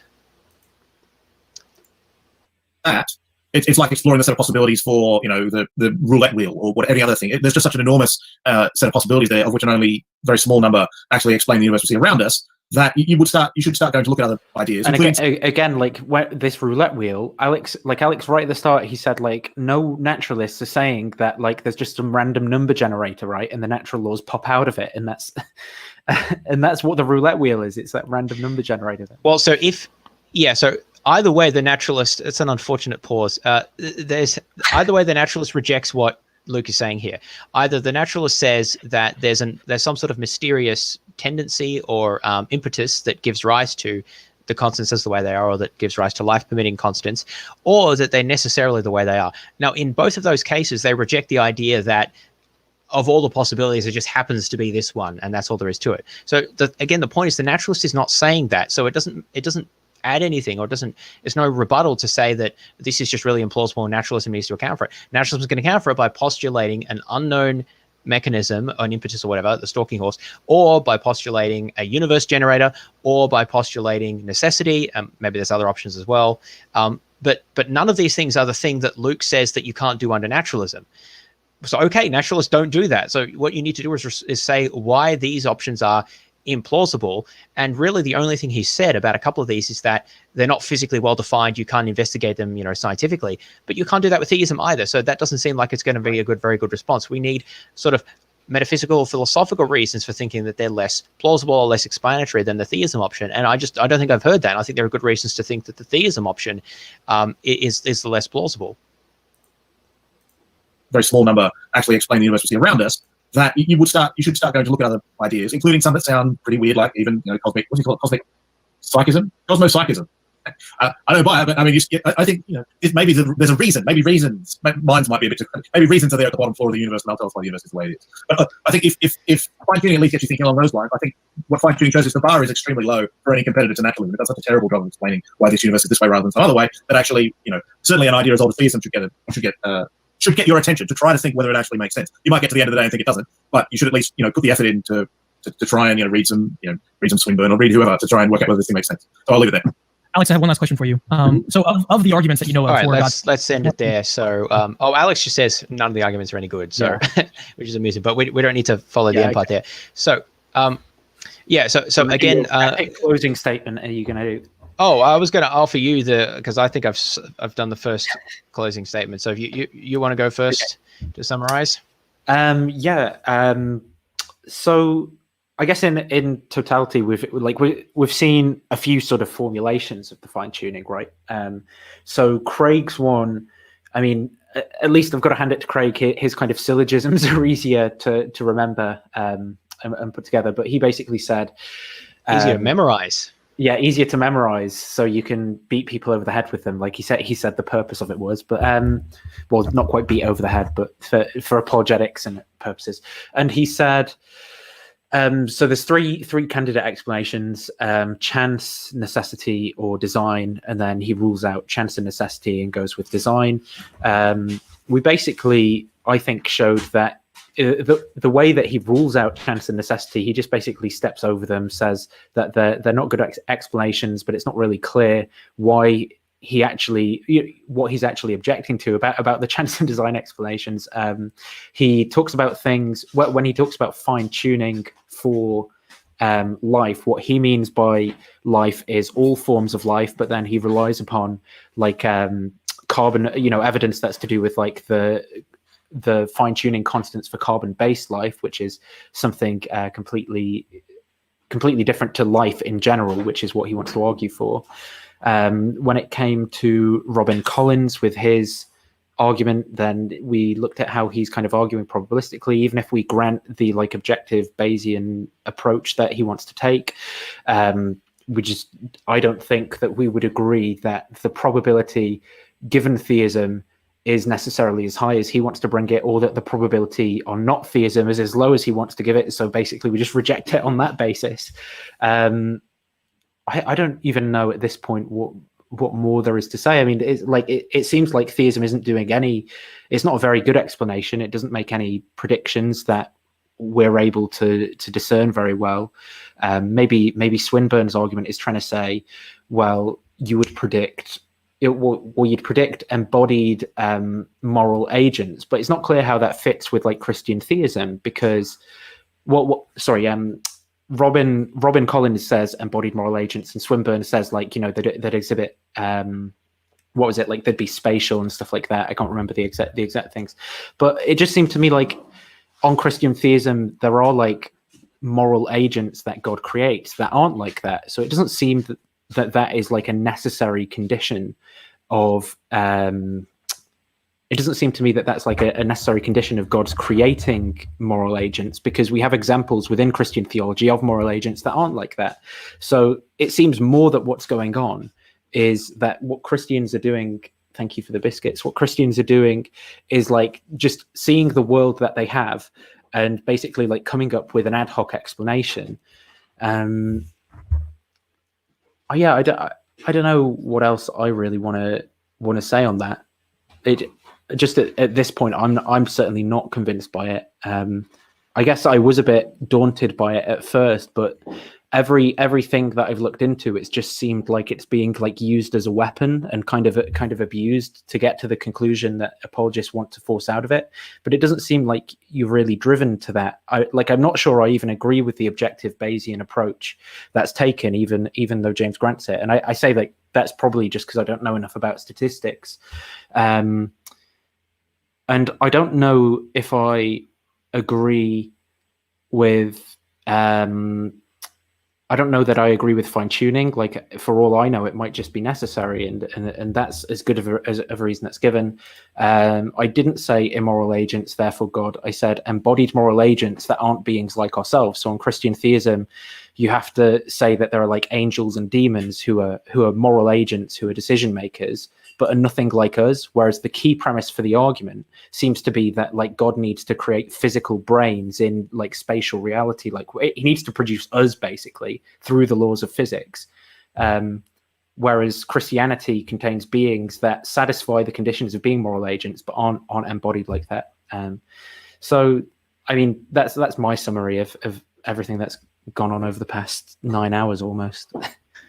Yeah, and I mean, those are the main issues that I would identify as well. Let me just sort of put them in my own words to just summarize a bit some of the other issues we've discussed, well, those and others. So let me just reframe and restate the argument that the Collins' version of the fine-tuning argument, which is essentially, remember, the first premise there is that that the universe would be fine-tuned for the existence of embodied life is very, very unlikely under single universe naturalism. The second premise is that it's not that unlikely under theism. And then, let's actually use Alex's formulation, which I think is better. The third one was so there's a third unnecessary premise here, I think, about independent motivation. But Alex mentioned a premise about just using likelihood inference. So if if one statement is more likely under one theory than another, then that favors the theory that renders it more likely. So basically that's just a sort of a probabilistic likelihood ratio inference there. And then the conclusion is that the observation of fine-tuning provides evidence in favor of theism over naturalism. Yeah, here we go. If E is more probable on one hypothesis than another, then the evidence supports that one hypothesis over the other. Very, very concise. So that's basically just a fairly standard principle of evidential inference, I think, there.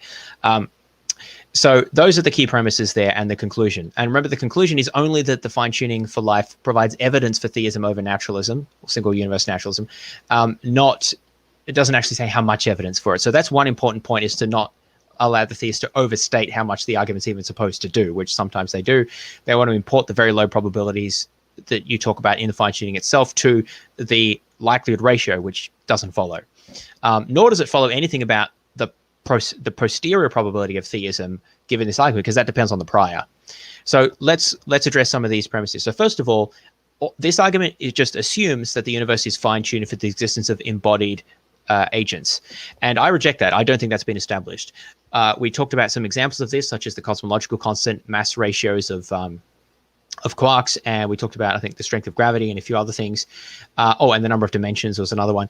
In all of these cases, I think that we don't know enough about what the universe would look like if the constants were different, because there's 25 or something of these constants. They can be varied. As far as we know, they could be all sorts of different values, and we don't know what the universe would look like if they had these different possibilities. We talked about many different types of exotic life that, as far as we know, could exist if the universe had different constants, and indeed there's probably many other possibilities that we can't even imagine. And so there's no reason to limit ourselves just to looking at carbon-based life that lives on rocky planets around stars, which is mostly the type of life that physicists talk about when they talk about fine-tuning, and that is what is appealed to in most of these examples. So for most of these, I'm just going to say, why do we need carbon? Why do we need stars? Why do we even need a universe that lasts for billions of years? We don't know the time spans. We don't know the substrate. We don't know that it needs stars or carbon or anything else. That's not been established because we don't know what the universe would look like if the constants were different, and we don't know what conditions would be that life would be able to exist under. So I just reject that it's been established that the universe is fine-tuned for any type of embodied agents. I agree that if the constants were different, it's very likely that, overwhelmingly likely, in fact, that we wouldn't have carbon-based life living on rocky planets, but that's not the type of life that God has any particular interest in creating. It's embodied agents. And then, so the question is, in what universes could embodied agents exist? And the answer is we have no idea, because we don't know the conditions under which embodied agents could exist. So I fundamentally just am not convinced that fine-tuning has been established based on exotic life and based on our limited knowledge of the possibilities here, based on the huge parameter space. Also, some specific examples of fine-tuning I find lacking. Specifically, we talked about the cosmological constant, because we don't know that it's even a constant. We don't know the nature of it. Predictions have been wildly wrong here. We don't know what is the cause or the underpinnings of dark energy. So I think we should just wait and see what the science has to say about that before really saying much about whether this is fine-tuned or not. And there's some other more speculative parameters as well that could be discussed. There are some that are better well established. But so there's issues for some particulars, and then there's a broader point that I don't think we can know where life will be possible. Did you want to drop in at that point? Just that. Another thing is sometimes I'll talk about independently varying some of these constants for the fine-tuning as well, in a way that I just don't know if we can actually do. And the thing is that one of the things you talked about, James, in your book as well, was that they seem to think that adding more and more of these constants in is something that's going to somehow make their argument stronger. But actually what it does is it increases the number of possible combinations, right? And that doesn't guarantee that those combinations are non-life permitting. Like, maybe more of those combinations are actually life permitting than not. Yeah, it gives you more degrees of freedom for changing things such that life could be possible. So I actually think that it weakens the argument, which is interesting. I think it's the exact opposite of what they're saying. Basically, the bigger the space, the more ways there are to get things that could be life permitting. So maybe if you just tweak cosmological constant, then you don't have life, but because the universe rips apart very quickly. But perhaps if you tweak some other things as well, then you can get life that exists in the very short time that the universe isn't ripped apart in. And again, this is just the point: is why do you assume the universe needs to have to be around for billions of years for there to be embodied agents? You're just assuming our time spans are relevant. If things are different, then time spans could be totally different as well. So I think that it's really just lack of imagination and anthropocentric reasoning that assumes that we can make inferences about this, even in those extreme cases of the cosmological constant. So that's all about, is the universe fine-tuned for embodied life? I'm not convinced that it is. And I think we need a lot more knowledge about these things to be able to determine that. But let's put that to the side now and then actually look at this argument. So how plausible are these two premises, even just granting fine-tuning? And I don't think either of them are that plausible. So is it plausible that that life-permitting universe is extremely unlikely under naturalism? Well, I guess this is what I was sort of talking about with the first premise, partly. But even if it would be unlikely under a single universe naturalism, there are still other possibilities. There's the possibility that there's some unknown impetus. So there's some force. Maybe force isn't the right word here because that may be implied a physical way, but there's some impetus. There's some, I don't know, principle that we don't understand that gives rise to universes in the way that are life permitting, or the specific constants that we have. That's the stalking horse example. Or perhaps they're physically necessary, in which case there's not even a question about why they are. That's just the only possibility, metaphysical possibility. Or perhaps there's a multiverse, which could be produced by a mechanism that doesn't have to be one that's physically known. So the objections about that are irrelevant. It could just be a universe generating entity of some sort that we don't currently know, but we can just postulate that produces universes that with different constants, and therefore we exist in the one that allows us to exist. So the point is that I don't buy premise one because there are other explanatory options available to naturalism that can account for fine-tuning, even if we accept it, that don't render it extremely unlikely under naturalism. So I don't think that that premise has been established. And I don't think the responses to that are very satisfactory. They mostly rest on saying, we don't have scientific reasons for believing that the constants are necessary or that there could be a multiverse, but we don't have to. They can just be postulated as metaphysical postulates to account for the phenomenon, just like the theist is doing. Let's look at premise two. How plausible is it that it's not very unlikely that the universe would allow for embodied life given theism? Well, I don't accept this either, and we've discussed a number of reasons why. It's not clear why God would have any reason or desire to create embodied life. What is the significance of being embodied? We discussed issues there about it seems to require very specific assumptions of ethics and of your meta-ethics, like motivational internalism we discussed, for example, and maybe a consequentialist view if you think that predicting the future is necessary for being a moral agent. That seems to imply a sort of a consequentialist view of ethics. So there's some specific assumptions there that you need to make. You also can't run a moral argument along the lines of Craig's in concert with that, because the whole God's creating a moral state of affairs outside of him doesn't work at all. There's the issue of how this is supposed to fit with the idea that God is self-sufficient and sort of all good, because the idea is somehow that God, sans the universe, is not as morally good a state of affairs as God with moral agents in a physical universe. That is, that the moral state of affairs has somehow been improved with God creating the universe. It just doesn't seem right at all under traditional theism. So I don't know how to square that circle. Maybe they've got something to say, but again, there's implausibilities that mount when you consider this theistic hypothesis here. Also, there's a further question. Why doesn't God just create a universe that has embodied life in it, but isn't fine-tuned? He just miracles into it in existence. Or he could make rocks or electrons that have experiences and can be moral agents. That's the paper we mentioned there. God is not constrained by any physical impossibility, so he can do anything. Therefore, I think that there's a massive range of possible universes he could have created, physical and non-physical, with laws and without laws, and all of them seem to be just as equally consistent with what we think he'd create as any of the others. And so I actually think that it's not clear that a life-permitting, like a fine-tuned life-permitting universe is not unlikely. That is, I think it could be quite unlikely under theism, depending on what assumptions we make. Now, the more assumptions you build into theism, as Alex pointed out, the more plausible premise two becomes, but the lower the prior probability of that brand of theism is going to be. So that's the other aspect. Even if you accept both premises of this argument here, it doesn't really say how probable theism is rendered relative to single universe naturalism, because, or just naturalism, depending on the form of the argument, because the argument just doesn't say anything about that. It just says it renders it more probable. It doesn't say how much more probable, nor does it say anything about the probability of the posterior probability of theism. So if we have reasons for thinking that theism is extremely unlikely, especially the type of theism postulated in premise 2, and it has to be the same type because otherwise you're just equivocating.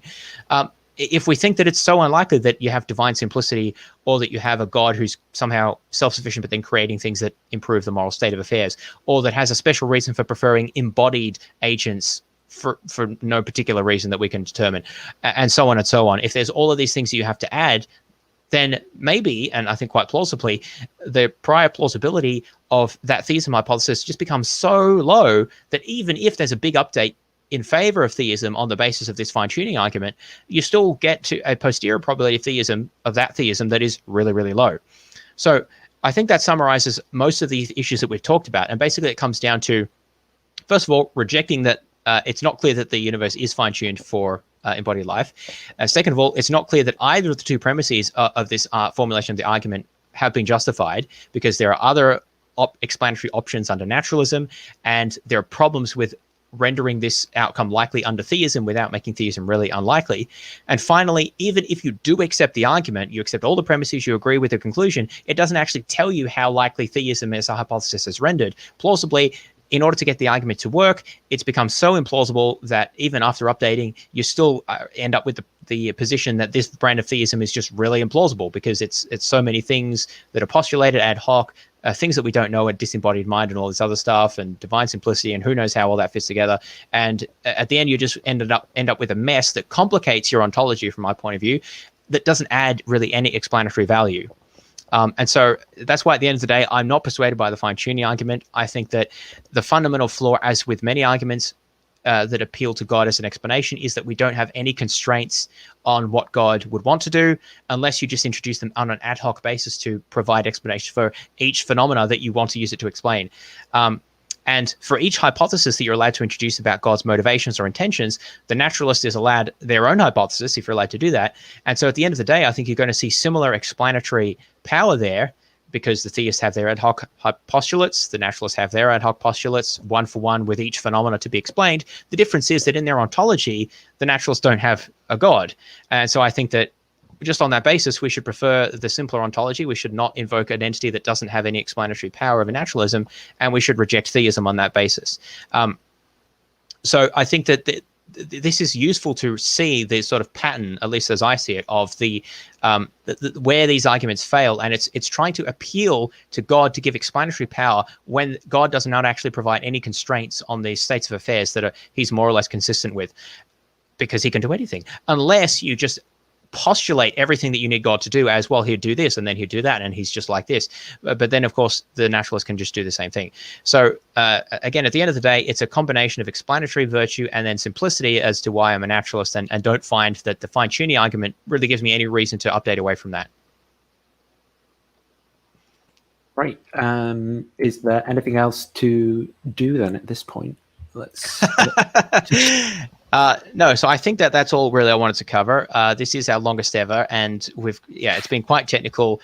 We've gone through quite a lot. Hopefully this has been useful. Obviously we haven't discussed every single aspect of this, but we have covered quite a bit, and I think we've gone into more detail than typically you'll find here. I just wanted to say that one aspect, sort of more sociological here, is that the use of of science in the fine-tuning argument sort of upsets me or annoys me, in the sense that, and we've said this before about the cosmological argument, what I like to see is people learning science because it's interesting to expand your knowledge of the world, and so forth. And instead, in the fine-tuning argument, I typically see it just used as a hammer to hit people over the head with, because it's complicated, it's physicsy, it's hard to understand. It seems, really, like Alex said, it's like a hedgehog. It's just sort of hard to approach. So, and that, I just sort of dislike, because I really value science and I want people to understand and learn more about science, and not just sort of used as a tool to hit people over the head with, without necessarily being that interested in for its own point of view, for itself. Now, I do want to say I don't think Luke does that at all. He clearly does really care about it. I'm not sure about certain other proponents of this argument, but I do think that it can be abused in this way, and that's an aspect of apologetics that I dislike, when science is weaponized in this way. Yeah, I agree with that. I don't like. I think it should be okay to be like, I don't get this or whatever, but I do see like parts of it just being like pulled out and used as like apologetics weapons. And this is something I always find with like IP or Cameron, like the digital physics argument, for example, where it's all talking about quantum mechanics. And like, if I ever get the chance, I just want to be like, I want to give him like an x cubed equation, right? And just be like, could you just sketch this x cubed equation for me, like before we do this? Because I genuinely don't think like it's like we're talking about all this really, really high level like science and stuff. And I just don't think that like the basics are even there. And it's not to say like you couldn't have these like true facts at that high level, but I think it just shows that this isn't like about doing science for science's sake and like building up knowledge and getting to it for the fact, like obviously Luke knows a lot more physics than like I do, for example, but in the general like what is he generally going on amongst apologists is like there's just these random like factoids, and then if you actually like want to just talk about like physics for physics sake or biology for biology's sake, there's like only like in this one random area there's like these really high level facts that have been memorized. Interestingly, there's pretty explicit evidence that these factoids or statements come from specific apologists. I've mentioned this before because Craig used this term, God is timeless sans the universe, which is a very specific and a bit of an unusual way to say it, right? I mean, I'm not saying it makes sense. It's just that that's a very particular turn of phrase. And then you see Braxton using that exact phrase. Well, I mean, it doesn't take a genius to see where he's got that from, right? And that's just one example that comes to mind. You see this repeatedly. I see Cameron doing this quite a lot, saying things from Craig, probably from others as well. Oh yeah, thanks, Mitch. I'll mention that in a second. So that it's fine to get ideas from other people and to state those, but it's when they just become sort of catchphrases and sort of memes that you just sort of throw at people rather than things that help you to think. And that's when, and not to say that atheists don't do that as well, they absolutely do. And we'll talk about that at some point in the future. But I mean, that doesn't, you know, tu quoque is not really a good objection. Just because atheists can do it doesn't mean that it's not bad when theists do it. Yeah, so these arguments, and like Josh said, arguments and objections should help us to find the truth and to truth seek and to understand and learn better. They shouldn't be weaponized as ways to hit people over the head with. And I think the fine-tuning argument is especially prone to that. So I'll just mention my book. Yeah. So we've got two reasonable, unreasonable faiths here. Nice. Yeah. So you can get this on Amazon. This is a refutation of a response to Craig's argument. So I do talk about fine tuning in here, not quite in as much detail as we got into in all respects, because Craig doesn't go into all of the aspects that say Collins does or Luke did. But there's still most of the things we talk about are in here to varying degrees. There's also a lot on the Kalam, moral argument, resurrection, and a few other things as well. I think it's pretty cheap. And I think the thing is that you don't have to be familiar with Craig to profit from the book. Obviously, if you come with that background, then you're going to get a bit more out of it. But I do explain all the arguments before responding to them. And I think, like, if you want an introduction to what Craig thinks, I think this is actually not bad, because it's the first, and to my knowledge, only book-length response to Craig's Apologetics. So instead of reading like 10 books that he's written or a million blog posts, whatever, I think this is actually a pretty good introduction to, I think, the key issues. So I'll advocate it on that grounds. Oh, by the way, one last point that I actually wanted to make.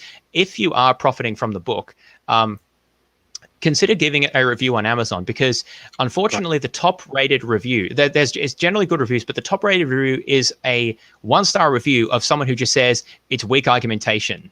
And like, that's all they have to say. And for some reason, it's got like 6 upvotes. And it annoys me because I don't mind legitimate criticism, but this is just vacuous criticism, right? And I don't know why it's got so many upvotes. So I'm kind of suspicious about it, because the guy who made this review, if you click on their profile, it says that they've liked these authors. And it's like every Christian apologist under the sun.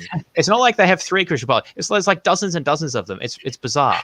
So I feel like there may be something going on there, but I can't prove anything. All I'm trying to say is not that you should put a review up if you don't make things up. I'm saying, but if you have benefited from it, I would appreciate some positive reviews there, because I don't like the fact that there's this weird 1-star review that's actually not informative at all. Anyway, so I would appreciate that. If you have benefited from the book, consider doing that. Yeah, not Bill Craig reviewed the book. Look, if you don't like the book, feel free to give it a 1-star. Like, that should be your honest review, but give it a substantive review. And I just don't like it that's it really bugs me, because it's just not substantive criticism. It's just anyway. And you've got like 950 subscribers or something now. So there's like 78 people watching this. So if 50 of those, go over to your channel, James Fogel, and subscribe, and then Yep, you can subscribe to my hit- channel. I've got some interesting videos there, and I'll be putting more up in the future, including some shorter summaries of the videos we're doing here. That's on the to-do list. Yeah. So check that out. Awesome. Shall we end it there then? Yeah. Did you want to mention your Patreon before we finish? I can do. I sort of like shilled it throughout, but yeah, just that. There's my Patreon. If you guys enjoy this and you want to support the channel in some way, if God's weighing it on your heart, do pray about this beforehand. And just there's several tiers. So the lowest tier is just like £3 a month, or I think it's like $4 a month or something like that. And that's basically like the price of a cup of coffee. So if you benefit from some of the things that are happening on the channel, if you enjoy it, then the more of you that kind of support me in that way, it can kind of like maybe free up some of my time in future to create better content. So especially theists who disagree with me and think I'm a moron. Well, I can't read all these books and educate myself if I've got to work all the time. No. So yeah, I appreciate people who want to go over and do that. Yeah, so recommend that, guys. I've signed up for support, so do that. And I think it is important because remember that we're up against people like Craig and other people who do this full time. They have universities behind them. We're just schmoes doing this in our spare time. So like it does make it harder to spend the time reading the books and to get access to the materials and so forth. So I that's not an excuse to do it badly or anything. I'm just saying that, it is relevant when you're thinking about this, when it's like, oh, why haven't you spent all this time reading all these theologians? Well, because I try to focus on the things that are most relevant. So, there is that fact there where there is a big difference in terms of how much money is on these different sides. And surprisingly, it's actually not on the Satanist side. It's actually the Christians are the ones that have the money. We don't. We really don't. Yeah, that's anyway, the thing. So I appreciate converting support. It's like, deconverting, like Satan will be this is something I genuinely thought as a Christian, like, atheist YouTube channels must do really well because Satan's like, trying to get them addicted to like the technology and he's under the power of the air. No, it's not true. There's like if you're watching this and you're an apologist, stay an apologist, get that seminary degree funded by people's tithes because, it's difficult on your own. Anyway, so your support is appreciated when it's possible. Thanks, guys. Hopefully you found this valuable.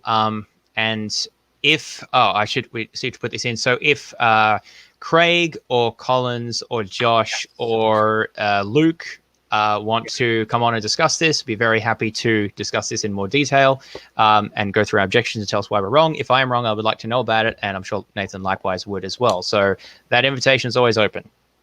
Yeah, definitely. Right. So I'll end it there. Thanks, everyone. Thanks, guys. See you next time.